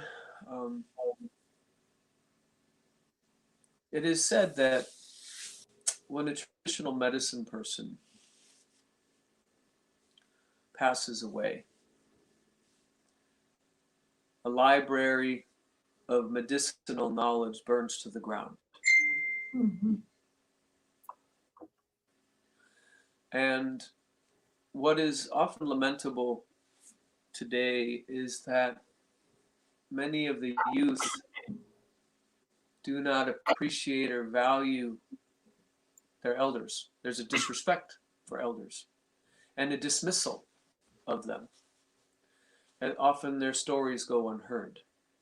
Mm-hmm. So I really encourage all of the listeners to take the time to cultivate with their elders and ask the elders about their lives and their stories, and to record them. You know, those individuals who are savvy with technology, meaning recording technologies, to be able to preserve these stories for the future. To interview the elders, particularly the elders of traditional cultures who are still connected to their tradition, because there is great wisdom that is necessary for our survival as a species. I will actually share with you that my conviction is that our survival is contingent upon the remembrance, the application, and the dissemination in a respectful way of these indigenous teachings, which is why I am being interviewed here and elsewhere. Not that I'm an elder yet, but many of my elders have passed in the spirit world and have entrusted me with the dissemination of this knowledge. And this knowledge is vital and urgently required for our survival. So I really encourage those that are savvy with technologies of recording to take the time to spend time with these precious wisdom keepers, so that this knowledge and this wisdom on how to walk in balance in this earth is not lost. Because we keep moving farther and farther away from our humanity. Mm-hmm. As we become more enamored with these technologies and labor-saving devices, right, that often, in one sense, kind of dumb us down a little bit. Mm-hmm. Right? You know, the educational system of the West is actually predicated on forgetting, not remembering. Right? The indigenous cultures who rely upon oral tradition requires the maintenance of memory to ensure that the stories are transmitted faithfully to the next generation.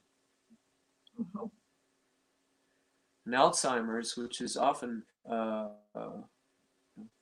plagues the colonized world, is a disease of forgetting. Mm-hmm. And oftentimes I see, having spent much time also in hospice, I see how our elders are relegated to homes where the family does not visit them. That's right. And they often perish alone, well before COVID, right? Oh yeah, well before COVID. Yeah, people And were seeing it with COVID, but it definitely Yeah, it was well before. That's why I stopped nursing, because my heart ached so much for a while, because I was just doing elder care, and I just had to stop because I was so brokenhearted. My Lakota mother, she made her journey in her late 90s, and she was still woven into the matrix of the family till the day she perished. Beautiful. She was not isolated and placed in a home because she was a burden, Mm-hmm. but rather she was regarded as a blessing. Amen. And this is how we need to treat our elders, right? And it starts much earlier. Again, I see with the youth, this fundamental disrespect for our elders, right? A dismissal of them, a dishonoring of their wisdom walk through their life. Mm-hmm. And yet, in the transmission of these stories are the parables of how to lead a good life, Mm-hmm. right? Rather than allowing these elderly people, right? For me, there's a difference between an elder and someone who is elderly, right? True. And for me, that has to do with an honoring of their story and an inclusivity of their lives in the matrix of their families and communities, so that they do not forget their value and that their stories are honored and remembered and transmitted into the future. Mm-hmm. And again, I saw an elderly person basically decay because they were forgotten. Yeah. And this for me is reprehensible in our world, right? Mm-hmm.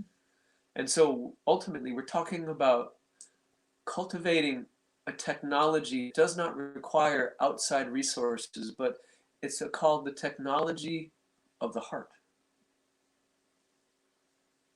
The technology of the human being, which is based on relationship, interrelationship, on compassion, on love, kindness, respect. Mm-hmm. This for me is where we need to go as a species, and it begins with every individual. Mm-hmm. To honor the people in your life, to be curious, to cultivate a curiosity, Mm-hmm. even if that perspective is contrary to your own. And we have also this drive toward the homogenization of our cultures, that everyone needs to think the same, but that is not how a community operates. Mm-hmm. Mm-hmm. It's about embracing also other perspectives, other ideas, right? Yeah, So that's a really that great. we don't diminish the voice of Yeah, anyone. that's a really great voice right there. I think that's the key. It's one of those things that academia moved into, just like this narrow knowledge. And then if you don't have that knowledge, you're outcast. And it's I've seen it a long time. And I took a couple of elders out to dinner. One was 92 and one was 94, and I took them on a date, and they didn't know each other. But they did a Facebook Live with me. And I thought we should be doing this in the elder homes and the development of connection, just like we should be doing it with the youth. That's what Torch Seeds is about, developing, the 4 pillars: peace, health, environment, and tech, in a development where kids from Pakistan can talk to kids in Africa, and kids, growing seeds together, so that there's a cross registration of, those cultures. And the greatest spark was my 15-year-old in the Marin County, the wealthiest county, speaking to a 15-year-old in Pakistan in one of the orphanage. And they both sparked. They both lit up. And it wasn't anything about what you said, money. It wasn't. It was about the spark of 2 15-year-olds seeing the wisdom of needing to learn from each other. and wanting to learn from each other. And it was so fun to be able to do that. So that's how Torch Seeds was born, out of these projects. And so I've thought of it a lot for the elders recently in the last year, I guess, but how to implement that through the Torch and just really get that going for the elders as well. Yeah, and have the elders also connect the youth.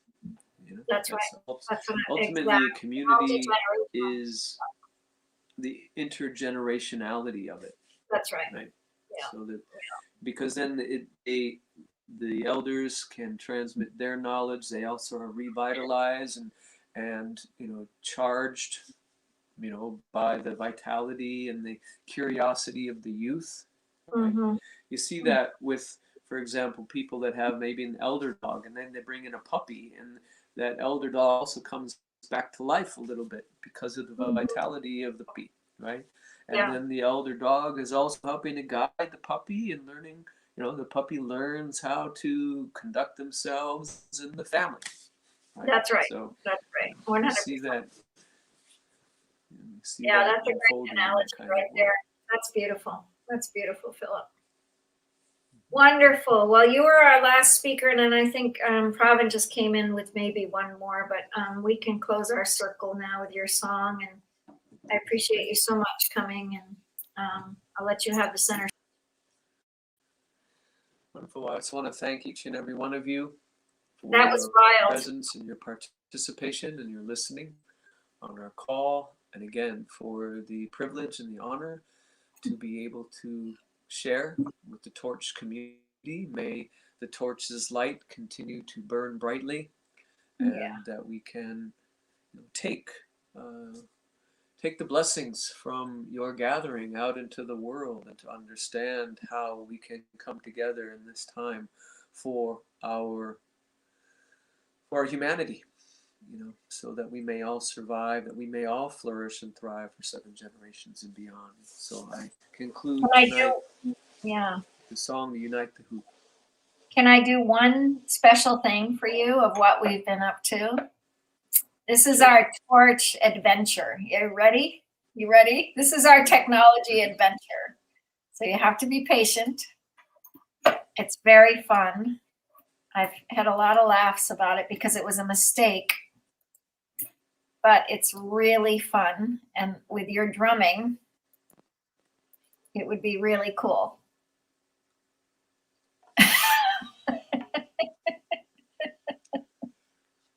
All right.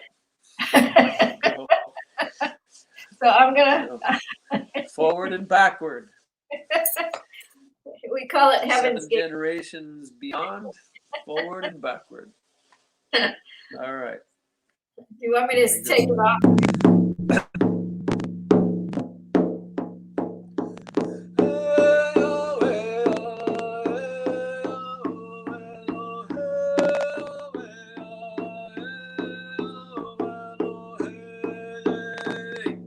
Shangla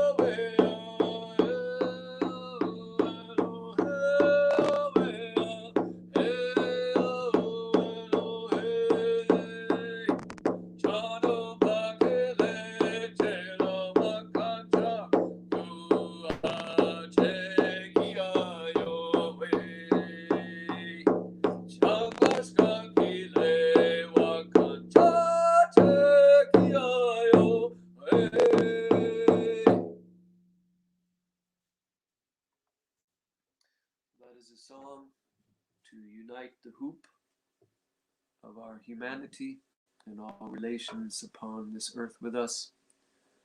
May we cultivate that interrelationship, and rather than exploit and extract and from our species, of all of our relations, may we learn actually to give back and to bolster and support and serve instead.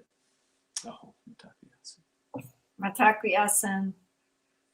Thank you, dear brother. It warms my heart for you to be here. Zelda opened up our circle, and you're kind of closing our circle with drumming, and I'm eternally grateful for that. So we'll meet soon. I'll be up at the lodge. Aho. Blessings. Many blessings to you and your listeners. Thank you. Thank you so much. Yep. Blessed full moon as well. Exactly. May you all have glorious dreams in this time, in this window 100%. of grandmother's fullness. Amen. Amen. If you hear of any places for living, keep me posted too. I have to find a new place to live. So that's the I big will journey. keep my They ears sold open the for you. building. Yeah, they sold this building, so it's been a big change because I just moved here in October. So it'll be interesting to find what's next, but maybe I can come up that way a little bit, Sure. a little closer. Put down that prayer, and the spirits will be able to help you with that. Thank you. Thank you. All right. Have a blessed day. Yes. Likewise. Thank you.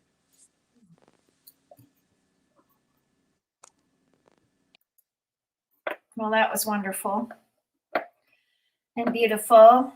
And we're very grateful to Chief Philip to spend time with us to create a circle with the drumming, with Zelda opening up the circle with the sacred hoops and the sacred hoop of drum with Chief Philip. So for me as an Indigenous friend, Pravin, I feel so honored about the drumming, you know, I feel so honored.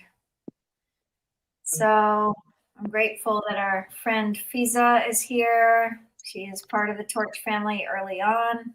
Glad you're back, sister. Welcome. Welcome from Australia. Hi. Welcome from Australia. Wow. There we are. Australia's in the house. Nice. How are you? Very beautiful. And a beautiful event. What a beautiful event. I'm grateful to be here. Grateful that the circles are opening. And it's just wonderful. So we welcome you with open arms. And I hope you and your family are well. I'm going to leave you. Alhamdulillah. Yeah, I'll leave you with Pravin. And so good to see you. Thank you. All right. Blessings. And come to our closing circle. By the way, Philip, I know you're in the back, but the closing circle tonight is 6 o'clock is music, or just a ocean of music by Sahar, and then it's going to be celebration around 7. Everybody's welcome. Okay. So I hope to see you.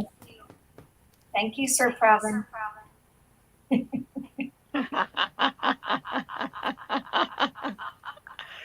Hello. Let's a laughing exercise.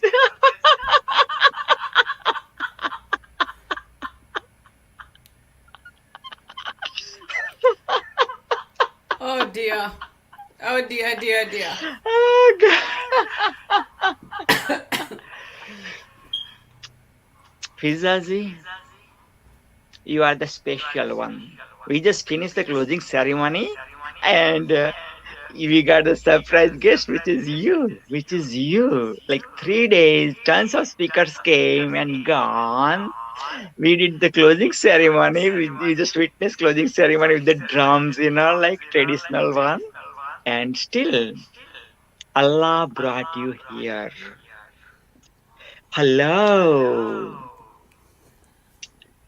I am the Torch King.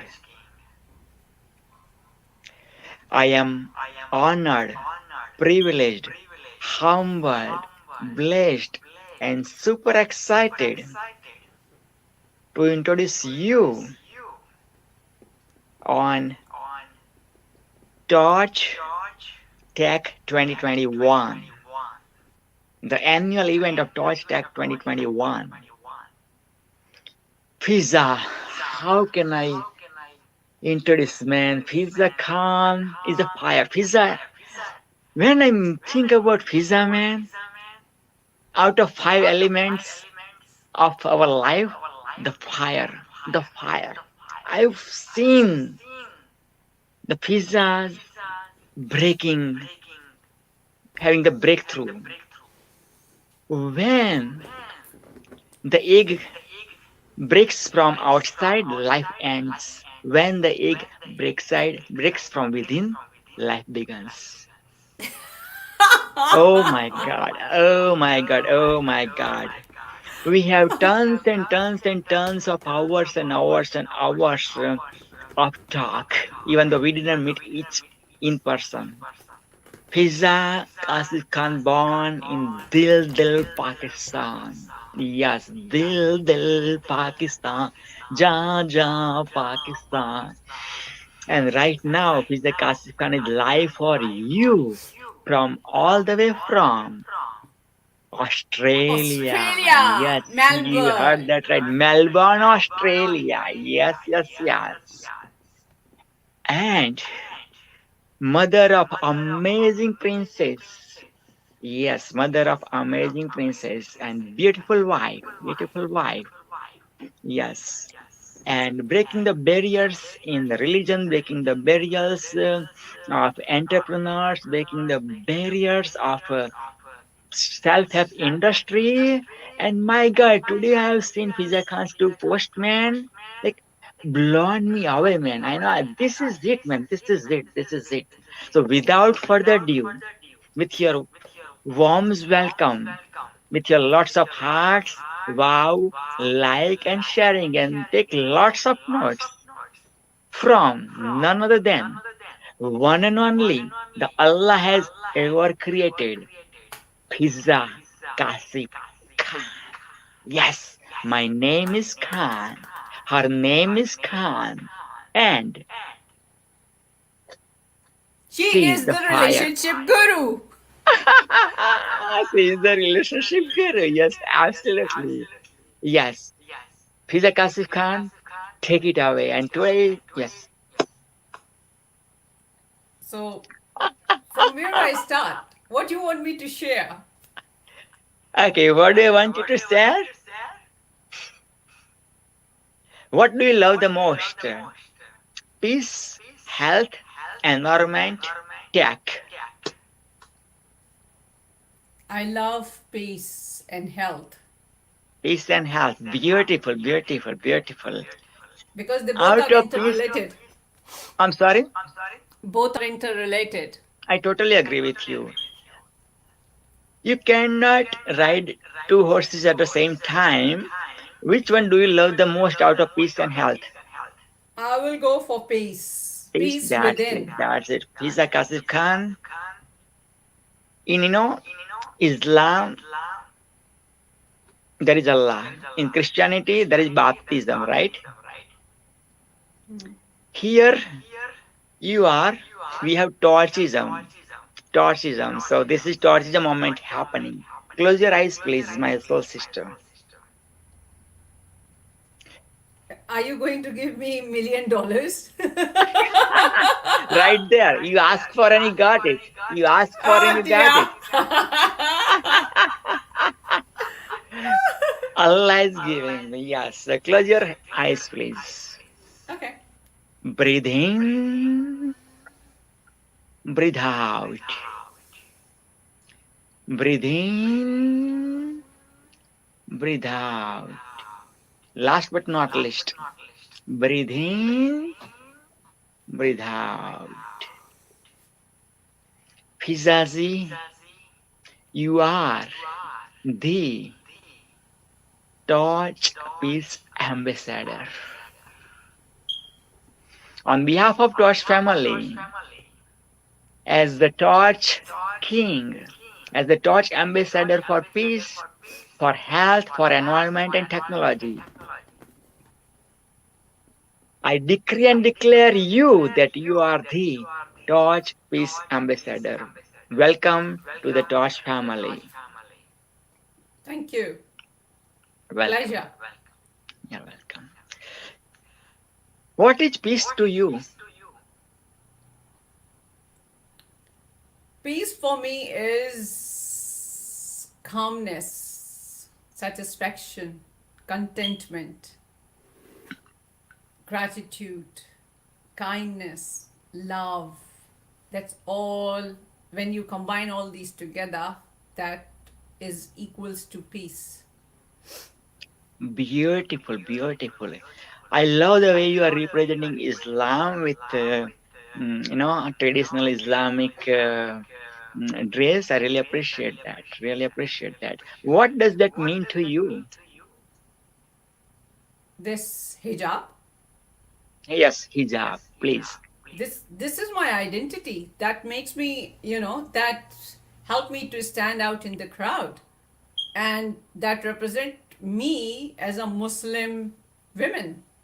That I have my identity as a courageous, bold, beautiful Muslim woman who is helping people in transforming their life to have peace, love, kindness, and gratitude in their life. And I'm proud of it. Yes, keep going. And I'm proud to be the person who I am today, because when I came to Australia, I started taking hijab when I came to Australia, because something happened and that was my shift. That was my breakthrough. And Beautiful. after that, I was like, and I judged myself so many times that what if, because of this hijab, people reject me? What if I will not get a job? And then I had a discussion with my husband, and he said, always remember why you started taking hijab. Why? And if you remember that, then you don't have to worry about anything. He's there to look after you. He's here to look after you. He's here to look after you. And believe me, when I applied for my first job, because I was so desperate in a sense that my husband and I, we came to Australia on a student visa, and I was on a spouse visa where I can work full time. My husband is study and he can do 20 hours work. But I did not get a job because I did not have any experience, and I tried my level best. And I started my journey as mobile beautician, but that was temporary. Party planner, temporary. I was looking for permanent job. And I remember the day when they called me for group interview. I got ready. I talked to my husband that, hey, I'm not going to take hijab. If they reject me then. And he said, this is your choice. I did not force you for that. Believe me, I sat in a car, I locked the door, and as soon as my husband started the car, and I said, just wait, I'll be back. He said, where are you going? You're getting late. And I said, no, just give me a sec. I'll be back. And I cover my head, I take my hijab, and I said, Allah, I'm all yours. Hold me and guide me. If this job is for me, then nobody dare to take it away from me. And I know you are the best planner. And believe me, when I reach there, it takes me an hour and a half to reach there, and people living close by to that place, they reach late. And I did not even know that I had a conversation. The lady that I met and I had a very, very friendly conversation, she is the head of HR. And she was like, from which place you're coming from, Fiza? It's too early. And I said, no, it's not early. It's 9 o'clock. And I am exact here at 9 o'clock. wow, punctuality. And I said, this is my first priority. I did not even know that I'm talking to the person who is in charge of selecting people. And I help her in just, setting up few slides and projector, because something, techno stuff happened. So in a group discussion, she said, I want one leader in this group. I had 3 men and 1 lady, and nobody was ready to stand up. And she chose me that Fiza is going to be your leader. And I was like, oh, goodness me. And when I got my turn to share my story and talk about something that she had given a particular topic, when I was talking, I did not even realize that she was standing behind me and listening to me, observing my body language. And once we finished, she said, okay, I want you to just give me the feedback about her, because we already gave a feedback about the rest of the people. And the feedback that I got, oh my God, that was incredible. That change, that boost my energy and confidence. And she said, can I have your passport, please? And I was like, what? My passport? And she said, yes, can I have your passport, please? And, no matter how organized women is, I start digging my bag. I did not find my passport. And I got tears and I said, oh, I'm so sorry. I don't have passport. I forgot it on my dining table. And I started crying, and she said, take a deep breath, relax. It's okay. I know you have a daughter. I know you dropped her at childcare. I know because I am a mother too. That's okay. That's okay. Relax. Tell me how you will go home. And I said, I need to catch bus from this and this. And then I change the bus from this and this. And then I take the train. And I said, oh, and she said, oh my goodness, what an effort, Fiza. What an effort. Phew. It means you are serious in work, right?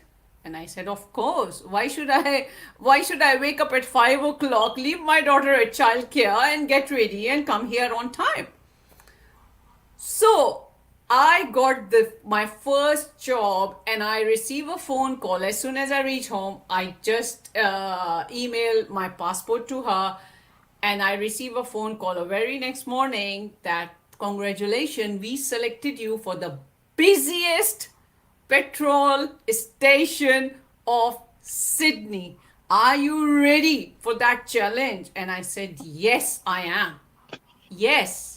And she said, okay, tomorrow morning, go and meet that manager. And I already told him about you, that you are this. And I said, you don't know me.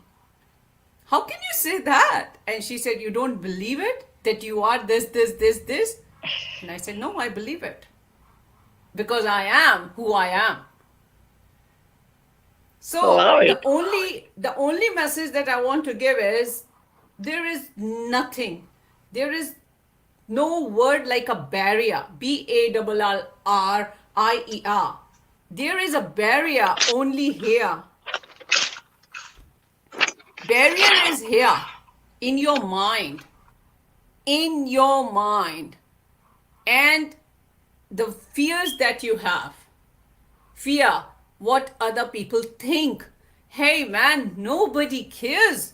Nobody have a time to think about you. Seriously, nobody has a time to think and look at you. Nobody cares. Imagine if you call your friend, you need urgent help, and your friend don't answer that call. What do you think? He or she left everything and answer your call? No. You are not priority for them. Everything is here. You are enough for yourself by the grace of God, Jesus, whatever you call. There is only one divine supreme power. We gave different name to that power. That is Allah, that is Jesus, that is Bhagwan, Om, I don't know. But I know only one thing. There is one, only one. And we all are one. Because we come to this world as a pure soul. We don't know which religion we belong to. We don't know anything. Because as a soul has no gender. No gender. Believe me, soul has no gender. It's all about you and you.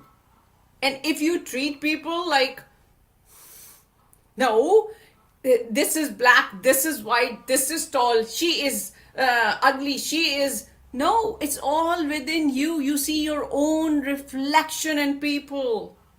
Believe me, because when I invested, I am a relationship guru and I'm in Australia for last 12 years. And in 12 years, I keep on helping people. For 8 years, I have done for free. But when I started saying that people are taking me for granted and they are not taking my suggestions seriously because they said, so I invest in myself to fill my cup first, because I am a suicide survivor. I tried to attempt suicide, although I know that it's prohibited in my religion. But I was on that edge when I said enough is enough, because I did not have peace within me. I was like a, stupid person. I was just chasing people for my happiness, for my peace. I did not even know that everything is within me. Everything is within me. And I got to spiritual guidance. That was a long story. I just cut it short.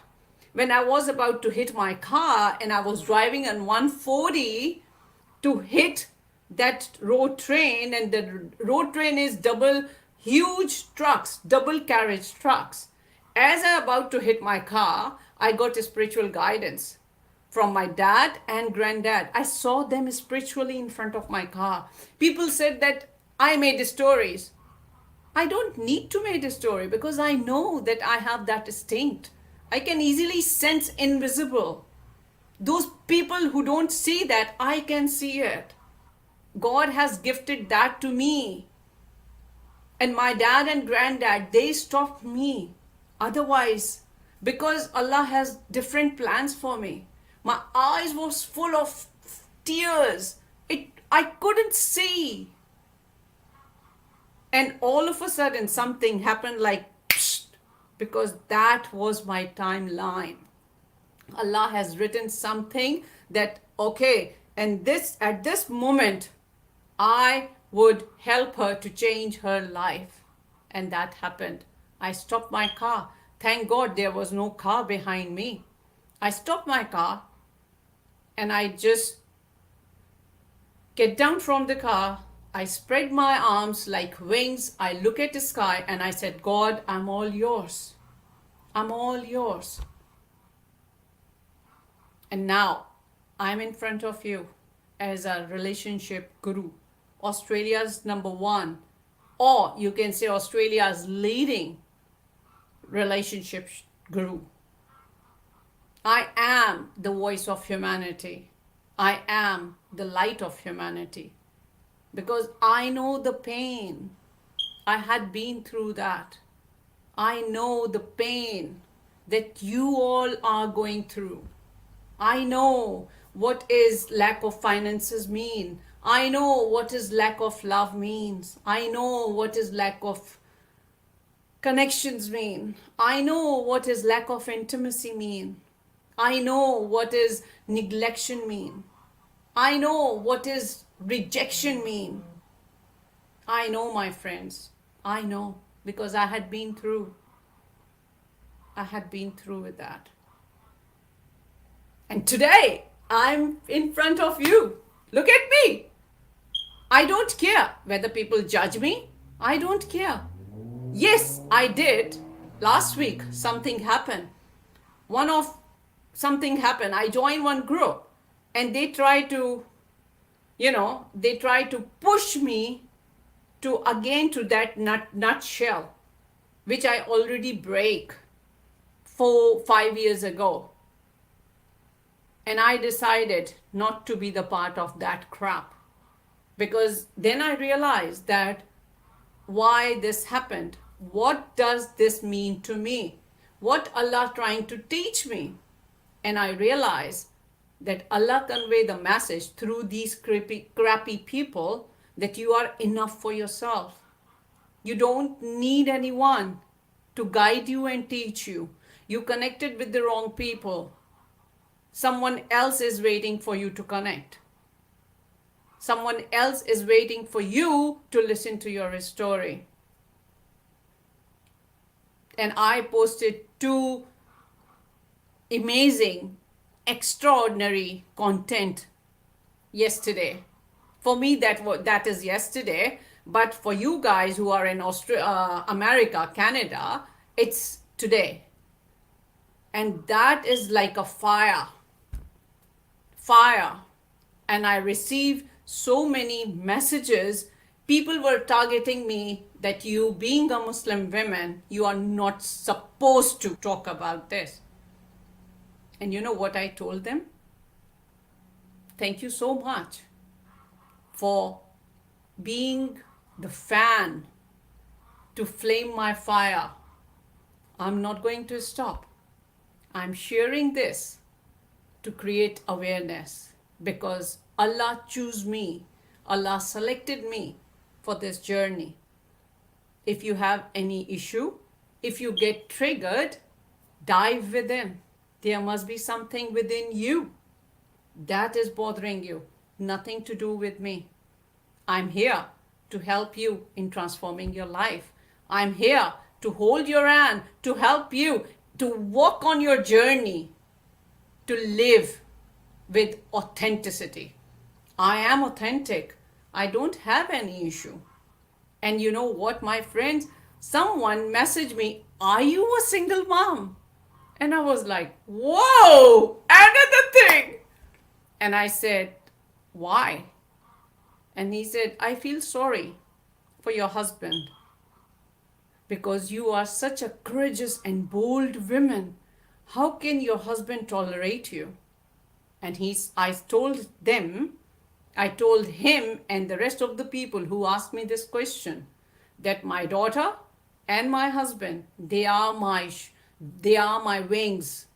They help me to fly. Without their support, I'm nothing. So thank you very much for asking me this question. And my husband is my head crown. And in our culture, it's called Sartaj. Because of him, I am here. Because of his support, I am here. And first, I filled my cup. And when it started overflowing with love, gratitude, kindness, confidence, no depression, no anxiety, just love, love, love, love. Then I stood up like a being relationship guru, because I don't share what I did not apply in my life. I don't only talk, I prove it. Yes, this is what it is. This is who I am, Fiza, the relationship guru, Australia's #1 relationship guru. I'm not a fluffy person. I'm not a cotton ball that once you take it in your hand and you smash it and put it in water, it becomes so like, poof. No. I am authentic. I am love. And Alhamdulillah, I'm so blessed that I changed millions of lives, and they are living happy, fulfilled life with courage and authenticity. Whatever I tell them that I'm going to give you this in my program, and I mean it. I'm not the person who only make money. No, I'm here to make a difference. by earning money to enjoy abundance lifestyle, to help people who are looking at me for financial help. So this is who I am. If I can do it, you can do it too. The only thing that you need is to prioritize what is important for you. Whether you or people, what other people think. Whether you are important for yourself or your family. And always remember, my friends, everything begins with you. If you are peace, if you have peace, if you have love within yourself, then you can attract everything, these things around you, because the vibes attracts vibes. Every relationship in this world begins with you and only with you. Begins with you and ends with you. That's it. When you transit from this world to another world, nobody will die with you. Nobody will cry for you. Believe me, when my dad deceased, he transited from this world to other world. I always used to ask him, what happened when you will not around? He said, my love, life goes on. At that time, I did not understand that. Yes, I miss my dad. Yes, spiritually he's with me. Yes, my mom miss her partner. But we did not die with him. Our life did not stop. I got married after the death of my dad. My dad passed in March 20, and I got married in December. Because Allah has written everything like this. So why you try to go against the time? Be with the flow. Just surrender. Accept. But don't accept injustice. Don't accept toxicity. Don't accept negativity. Accept love, peace, kindness. Be ready to receive. Be ready to receive. Don't only give, give, give. Don't block your receiving end. Be ready to receive, to be the love. If someone say, I love you, don't get irritated. Don't get annoyed. Don't get angry. Depends who say that. I know that. But if someone say, I love you, accept it. Thank you. I receive with unconditional love. I love you too. If you look at cat, say I love you to cat. If you look at dog, say I love you to dog. Because everything is energy. You are energy, my friend. You all are energy. Energy of love, peace, gratitude. And peace is here in your heart. And heart is the center of love. When you clear your heart from hatred, jealousy, anger, hurt, guilt, fear, then only and only thing that you find there is love. You are love. I am love. Everything around us is love. Start looking at things not through hatred, through love. Open the eyes of love. Unlock that cage. Allow, give permission to yourself to receive love. Give permission to yourself to be you, beautiful being, because you are beautiful. You are amazing. You are peace. You are love. You are light. Here I must have to share one story, very small. I have a friend. She had a breakup. I don't suggest people to just, destroy their home, their marriage. No. I helped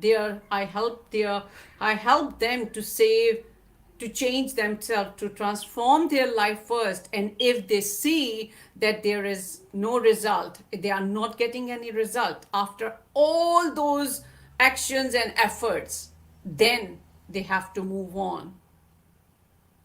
She called me and she said, this happening in my life, because I know her for last 25, 26 years, and I know her story. But I disconnected with her for some reason. And I keep on getting very, very strange, yucky vibes from her. And one day I called her and I said, she's in my country, she's in Pakistan. And I called her and I said, is everything okay? And out of the blue, I called her. And she said, no. Believe me, I got goosebumps when she said no, because I already sense it. I spiritually visited her place and I saw and observed her husband's attitude with her, the way he was yelling and insulting her. I was spiritually present there. But I did not say anything to her.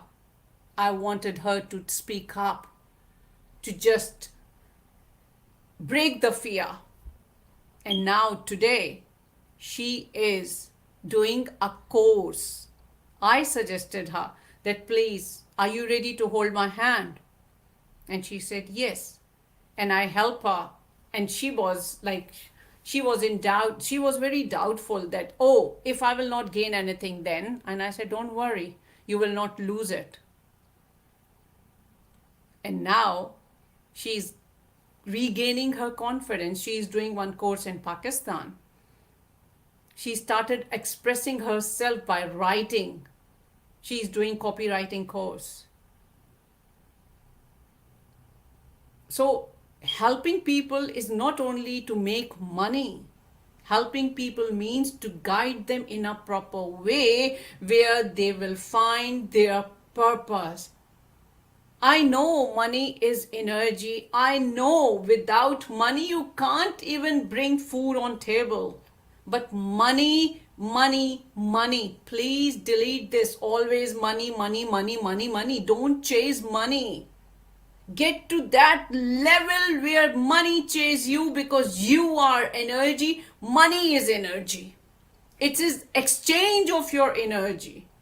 Get to that level when you attract people who are ready to invest. Get to that level that God start showering abundance from known and unknown sources. And that start from here, from your heart. Try this and start saying that I'm open and ready to receive everything and anything for the betterment of my well-being. I'm open and ready to receive abundance from known and unknown sources. Do this, try this, and you will be amazed to see the result. Ta-da! I think I shared enough, right? And if you will just start applying only one thing which I said, if my one sentence can change someone's life, my mission accomplished. I'm not sharing to impress you, not at all. I'm sharing because Pipi Bhaiya, Praveen Patel, given me chance to share. Otherwise, I did not even know I was doing my work. And he said that please come and join and share your golden nuggets. So I'm here. I'm here in front of you, your friend, your voice of humanity, light of humanity, your relationship guru. And if you need any help, just connect with me. It's not about Yes, it is money because this is my profession, but not all the time it's about money. Whatever I suggest you, if you allow me to suggest, and if you start applying by taking action, that can change your life.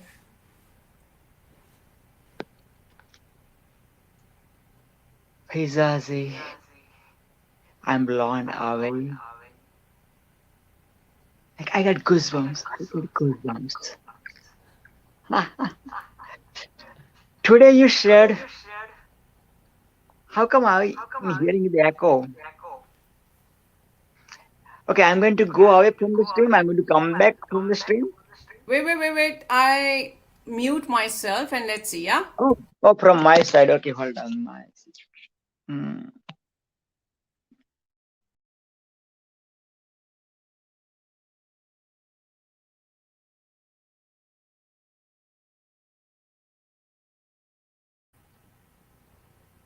Oh, he disappeared.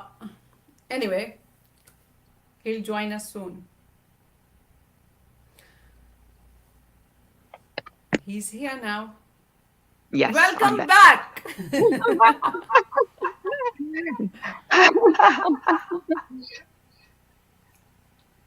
Today you put 2 posts. Please share it about those 2 posts. First of all, look at this. Live, Yes, live, love. love. And what is this here? Say yes to new adventures. I am open and willing to allow good to come to me. Money flows effortlessly into my life. And another one, I smooth sea, never made a skilled sailor. One more time. What is the last one? A smooth sea, never made a skilled sailor. Wow. Let me go to the right point. Let me think of Titanic. Fizazi, what's your opinion about oh God. You're talking about my 2 posts, right? Coach me right now. Coach me live. I'm just sharing. Bad में गया image. Okay, Fizazi. What happened? Are you okay? You mesmerized with my talk? I'm the pornographic addict for decades, Fizazi. My marriage was broken 6 years ago because of my addiction watching pornography. I didn't take physical relations except my wife, but I was so addicted with pornography, Fizazi. My marriage suffered. Fizazi, yes,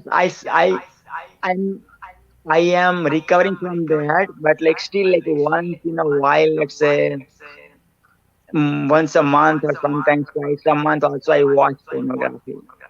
Fizazi, help me out. I need your help. And person, there are millions of people. They need your help.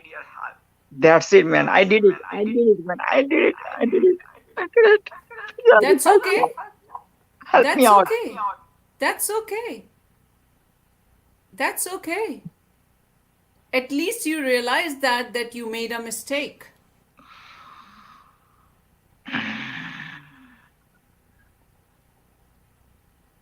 And I honor and acknowledge that you realize that you made a mistake. And that is the first step towards your transformation. And I must have to mention one thing that people say, oh, puberty, because of puberty, there are changes in body. Oh, because of XYZ. I must have to mention that pornography got many issues. There are many underlying hidden issues that push people to watch that. And I came across so many people who got impotency because of that. Because of using their own hand to satisfy themselves, they destroy their sexual organ because of unrealistic expectation. And I highly recommend those who are watching me, please go and read my 2 posts. One is related to the video clips, that how they picturize those videos to make people feel like, whoa, what a girl, man, what is this? It's all sound effects, it's all camera tricks. Believe me, this girl was sitting next to that person and he was holding thighs of cameraman, and that's only sound effects. At the size that you see in those pictures and in those movies, I swear to God, it's all camera tricks. That's not possible in reality. And those you see, the ladies with, I don't know whether I have to say or not, but I must have to say that the ladies with big boobs, that is not real. Believe me, that is not real. I witnessed this myself. My friend, she owns her salon where she do body wraps. And one day when she get back home after work, she called me. Instead of entering in her house, she knocked my door like a, impatient person. And she said that, Fiza, I want to share something, because my friend and I, we judge ourselves because of our body, that we are very skinny, we are this, we are that. And she was so impressed by that lady. She got thick lips, she got whatnot. And when she was wrapping her body, accidentally, she touched her boob. And she said, oh, I'm so sorry. And when she touched her boob, her finger gone boom. And she got so embarrassed. And that lady started laughing. What do you think? She took her name and she said, what do you think? Is this my whole body natural? No. This is not natural. You are more beautiful than me. Because I have a fear of rejection. Because I am a party girl, so I used to go in parties.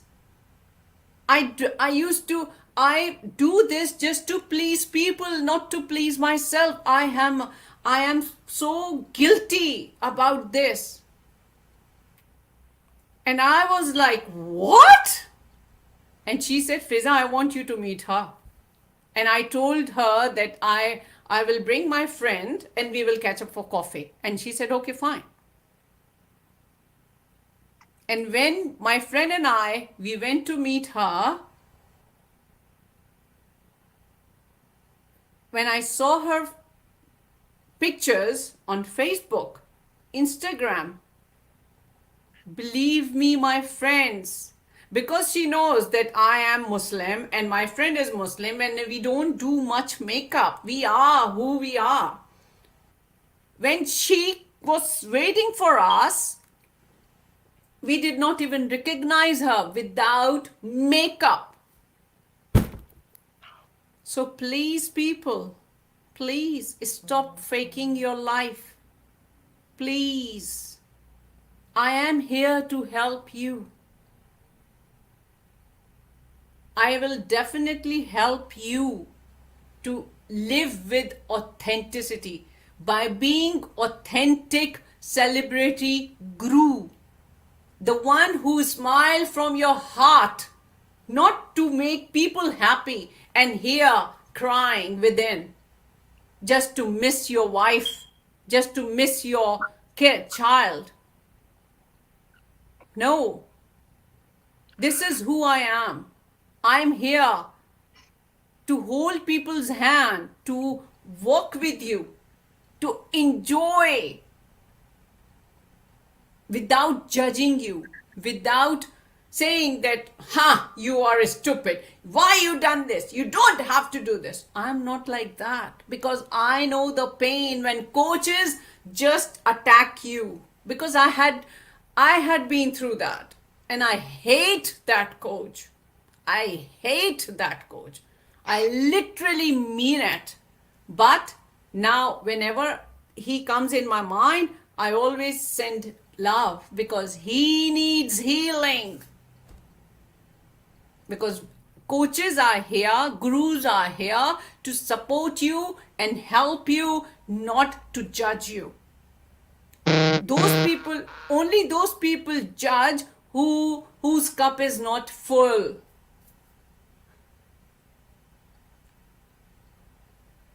So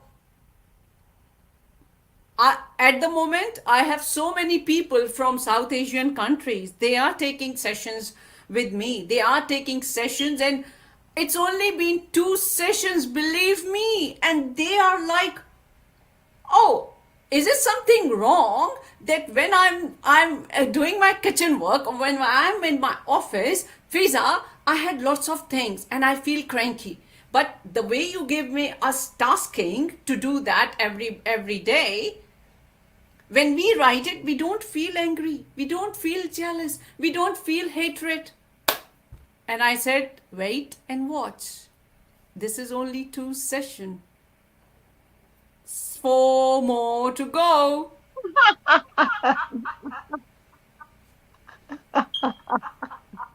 And if people say I'm expensive, I only ask one thing. As compared to what? Your addiction, your disastrous life, your inner battle, your upset mindset, your confusion, you feel lost and confused, you get cranky, you are like a lost cat going here and there in each and every house waiting for your food. I'm not expensive. You are expensive. You are precious. You are worthy. Only and only when you realize it. When you acknowledge that money is just energy. And the way you invest in yourself, no matter what, that start radiating in each and every area of your life. I invested nearly $50,000 in my personal development to save my relationship with my handsome, smart husband, because I don't want to lose him. I don't want to lose him. I don't want to shatter my daughter's confidence by labeling that she belongs to a broken family. And all the fault was within me, not in him. I was looking at my own reflection in me. I was looking all my insecurities and pouring and blaming him. And one after, and I was like onion. After investing myself, when my coaches, and like what I do with my clients, when I start peeling one after another layer, they peel it themselves. I only guide them. They use their subconscious mind, their own thoughts in peeling their past and looking to the reality that, oh my God, the cause of my anger is not my husband. This is my sexual harassment, that someone sexually harassed me when I was 2 years old. Can you imagine 65 years old recall that sexual harassment? Imagine for 65 years that person carried that burden. And that person said, holy crap, how I come to know that? And I said, you follow instructions.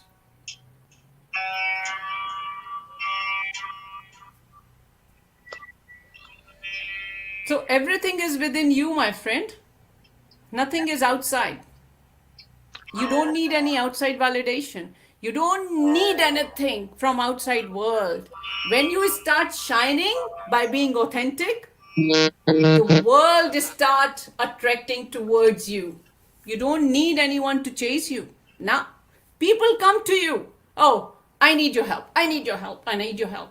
And I must tell you one thing. I'm not everyone's cup of tea.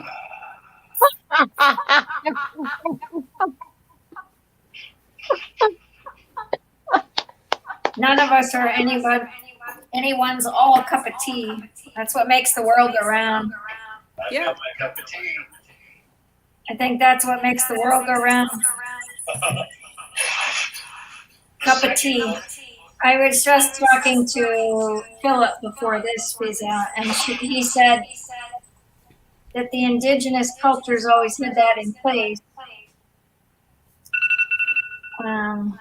That everyone didn't have to be the same, because you needed the other voices to be able to make balance with life itself. You know? Yep. Yeah. Well, thank you so much. Beautiful. We're on to our next journey. Stay in if you'd like. We're bringing Sahar up. He's a good friend. And he's going to be playing our closing circle. We've got a beautiful 3 days, Mr. Robin. There's Sahar.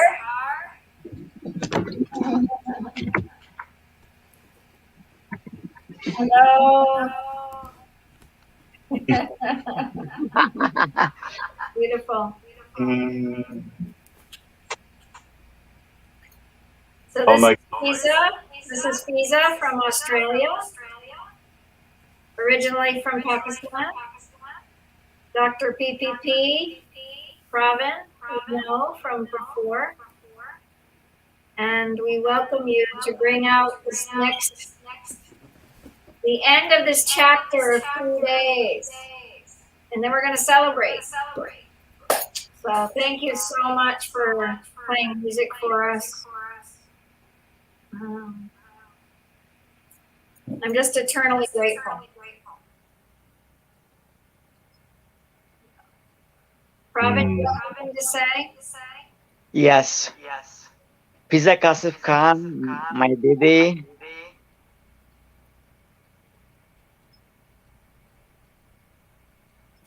You helped me out to go through the biggest breakthrough I've ever felt in my life. This was the one thing was stopping me to bring out my autobiography, The Celebrity Guru.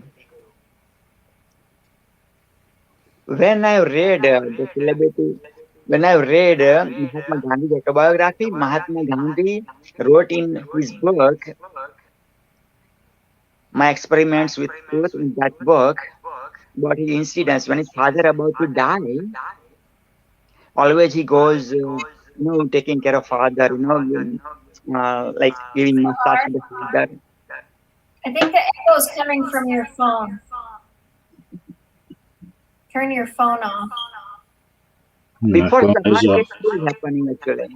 I don't know where the echo's coming from. My phone is off. Huh. Okay. I think it's better. Awesome. Yes. Okay, go ahead, Dr. PPP. Sorry. Yeah. I was getting this echo and I was like, okay, where is it? In my light. Yeah, so when I was in grade 12 and reading this autobiography, Mahatma Gandhi noticed that even though I was with my father, but my mind and body and soul was waiting, like when my father go to sleep, and I'm going to make love with my beautiful wife who is waiting on the next door. Gandhi or maybe Gandhi's wife, except both of them, nobody else knew. But Gandhi wrote that incidents without even thinking about what's going to happen to his brand, what going to people think about him, and that's it. And this was like when I'm going to be as open as Gandhi, then I'm going to write my book, and this was the one blocking me. This was the one blocking me.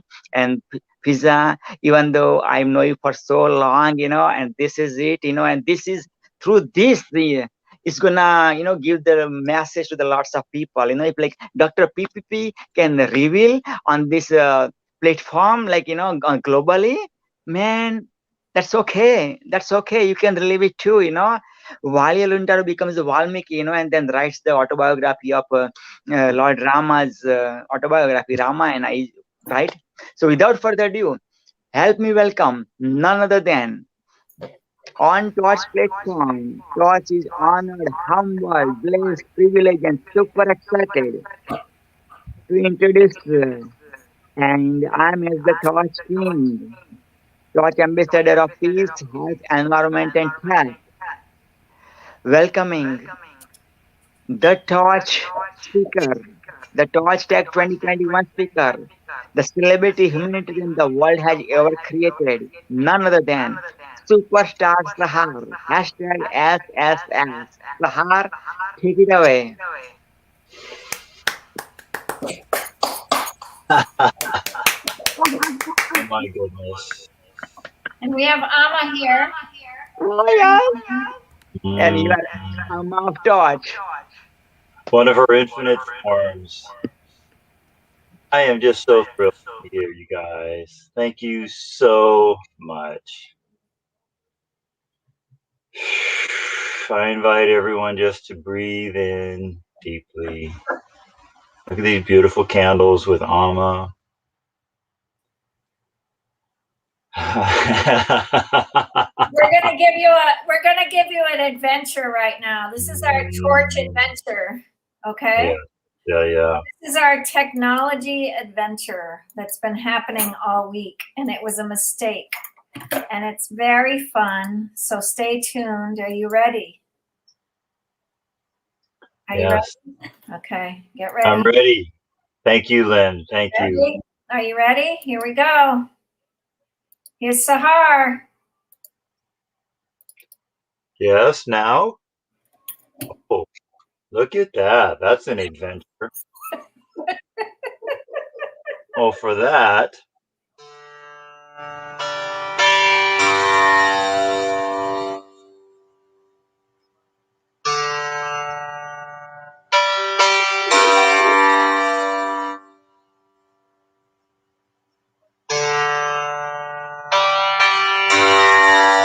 So please put me back into the main screen.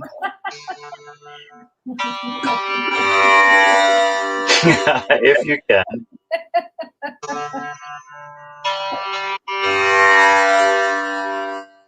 Technology is so fun.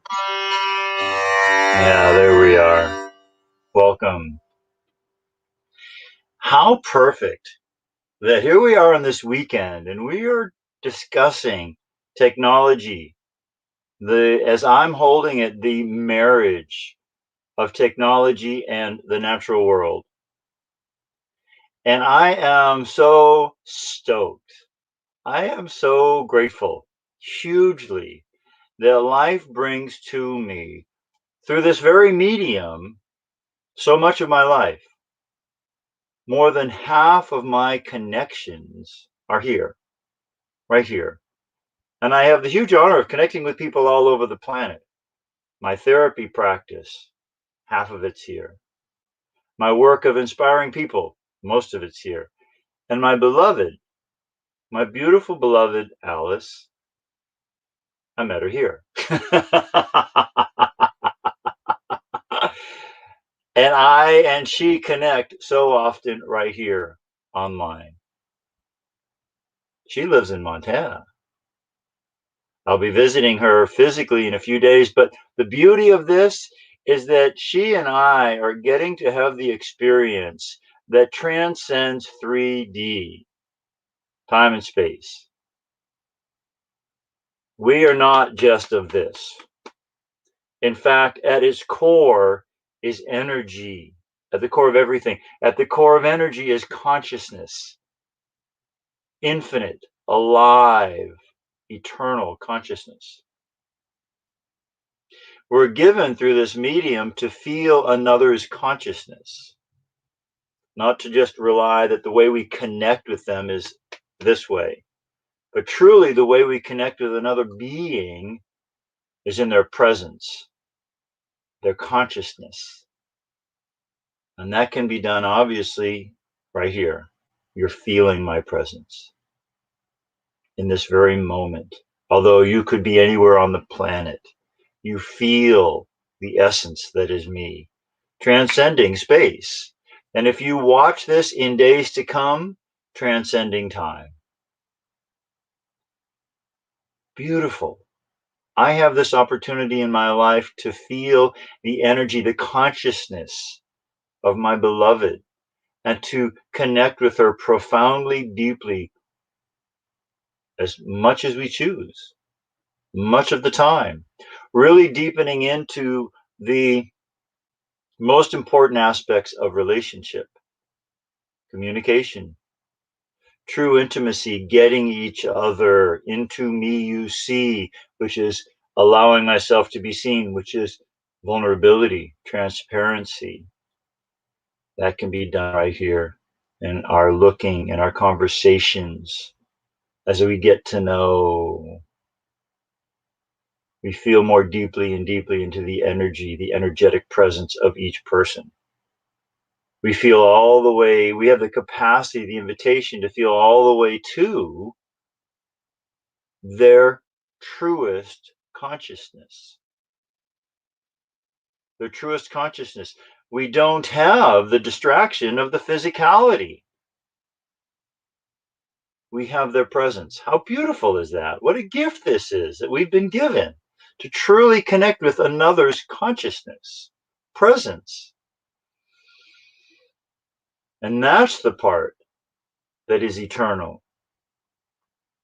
Our bodies age, they go through all kinds of processes, but the part of us that is eternal, our consciousness, that goes on, our presence, that goes on. So I want to share with you about the ocean of consciousness, the ocean of peace. We are given this medium of technology. And there are those who say that we are given this medium as we are given the medium of light, the medium of so many different inventions to remind ourselves who we are. We were given the medium of the microwave to remind us that nothing is just solid, that it's all energy. We were given the mediums of the phone, the video, the computer, and so many other things to remind us that we're telepathic, we're empathetic, that we actually transcend the physical and can connect, to remind ourselves what are innately our own abilities, that we naturally, in our most natural way, have the capacity to connect with consciousness wherever and whenever, beyond time and space. The computer is a vehicle to remind us about who we are naturally. And one profound way of accessing that is dropping into the stillness beyond the mind that says I'm separate and alone and small and insignificant and unlovable, disconnected. Whew. So tonight we're going to sit in 3 rounds of meditation. And I invite you in this next few moments to reflect on that ocean of peace within you. In East India, for thousands of years has the question, who am I, been explored, where individuals have used their consciousness as their own laboratory. Thousands of years this has been the exploration.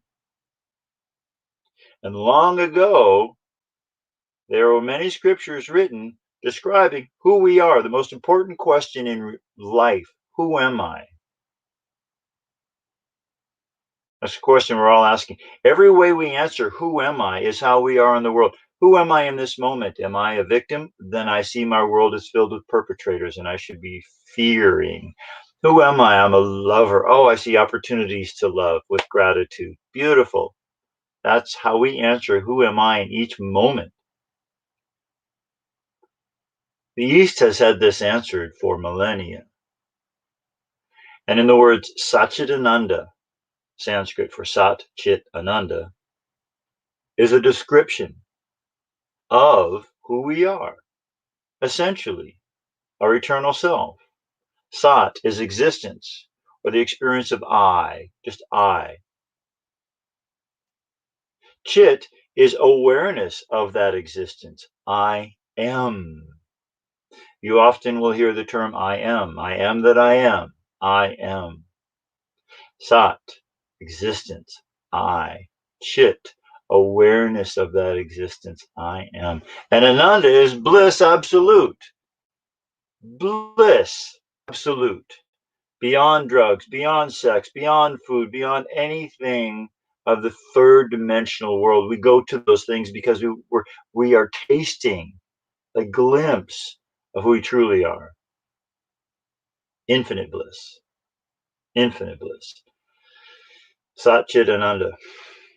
When I was 15, 3 days after having met a realized master, Swami Muktananda, I was sitting and chanting, and my arms were up, and it was absolutely blissful. And in a moment, my consciousness shifted from this skin and bone, this bag of bones, to infinite awareness. Infinite awareness. There was no place or time that I was not. There was no center of the universe. This was all of this. There was no thought in this consciousness, in this mind, completely thought-free, such that in the thought-free state, one can access that. So I had no thought, infinite awareness, and bliss. Oh my God. Absolutely the most exquisite experience ever. Bliss absolute. So beautiful.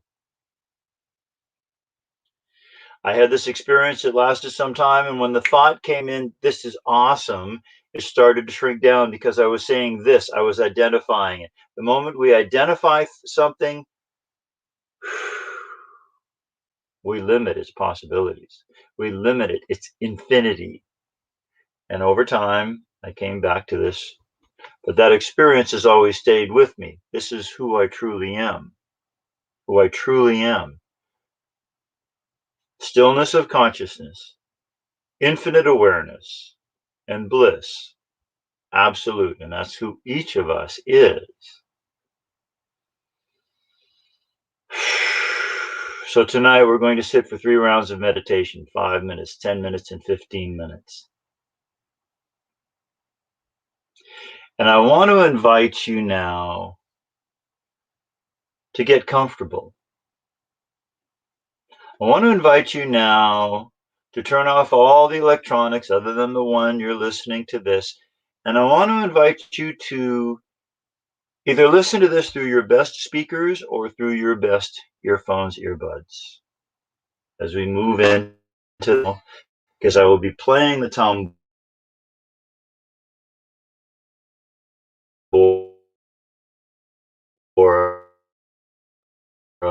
and I want you to have of it.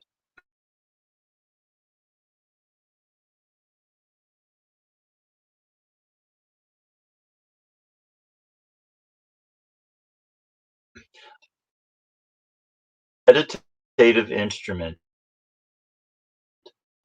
I've ever heard. So I'm going to play it. I invite you to either sit or lie down with your back straight, allowing for the nerve energy to move throughout your being, allowing for the etheric energy to move throughout your being. Sit, back straight. Lie down, back straight. And I want to invite you to close your eyes.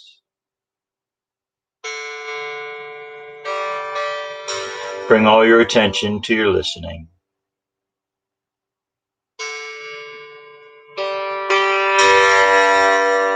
Allow the sound of the tambour to wash over you.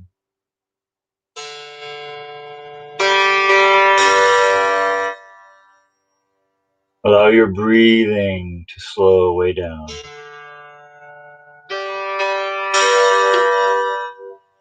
Allow your breathing to deepen. As you inhale, fill your belly with air.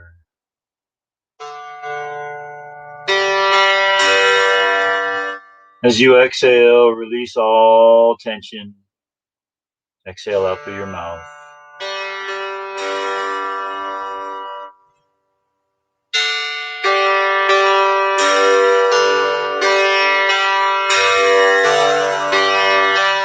Breathe slowly and deeply. Allow the sound of my voice and the sound of the tambura to be an invitation for you to drop into peace.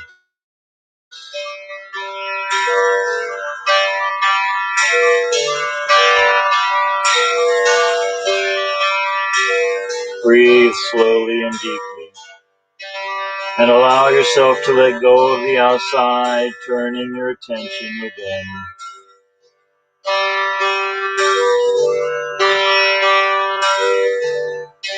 And now with your eyes closed, nothing to see, nothing to do, nowhere to go. Imagine you can allow yourself to drop down as though your consciousness is behind your eyes. And you allow yourself to drop down now, like a pebble, gently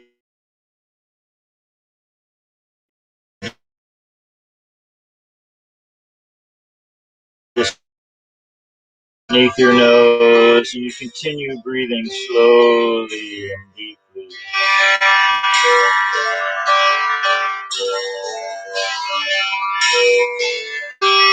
Continue dropping down beneath your mouth.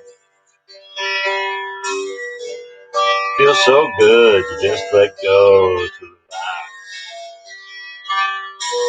Drop down beneath your chin and your jaw.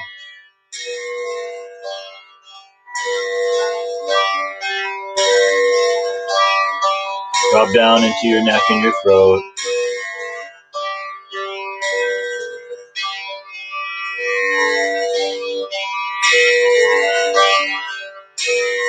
And feel yourself drop into peace.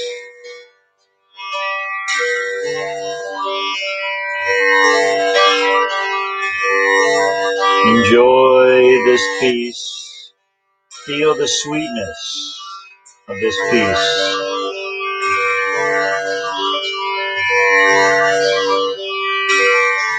How good it feels.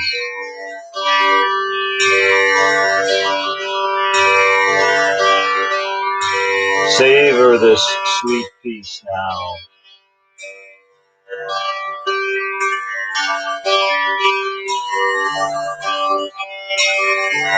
And as you breathe down into this peace now,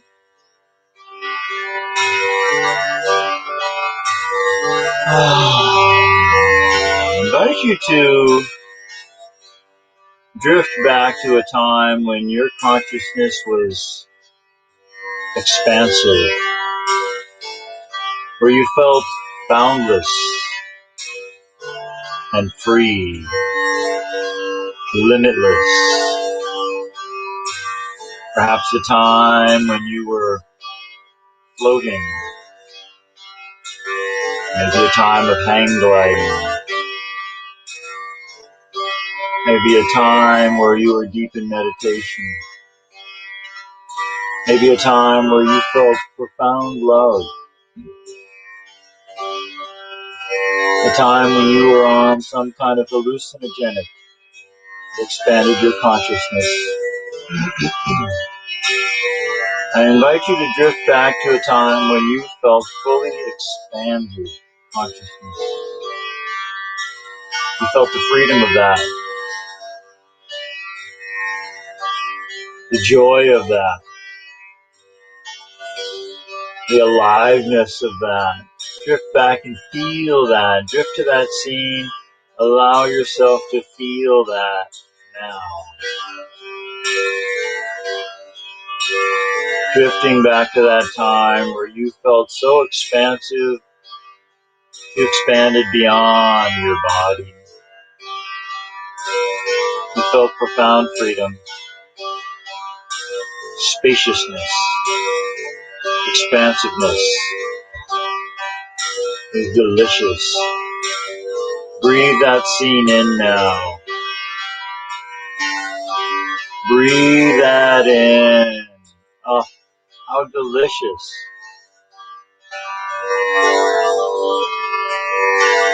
Yes.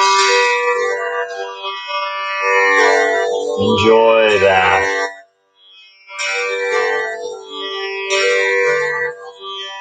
Breathe yourself into that scene as though it were happening now. Breathe it in as though you're making it real for you right now.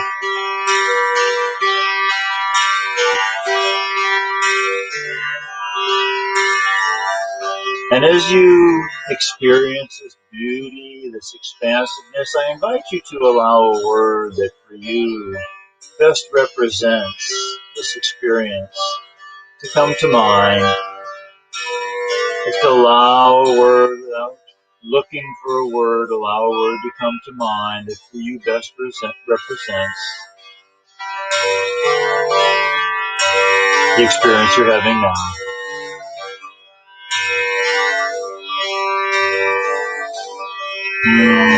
Feel the resonance of that word. And continuing to imagine that beautiful scene, I invite you to place the index finger and the thumb on your dominant hand together, creating a ring, a circle.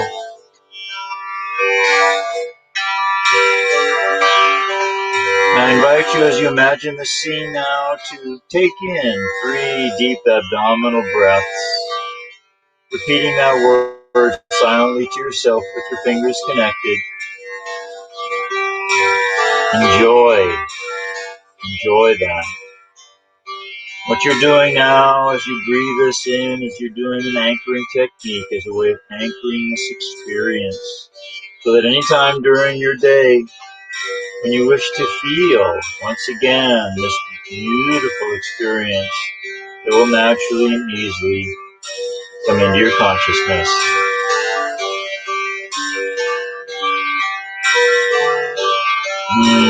Beautiful. Separate your fingers now. And continue breathing slowly and deeply into the peace and the sweetness you're experiencing. This is a taste of the ocean of peace, of consciousness, of joy that is you.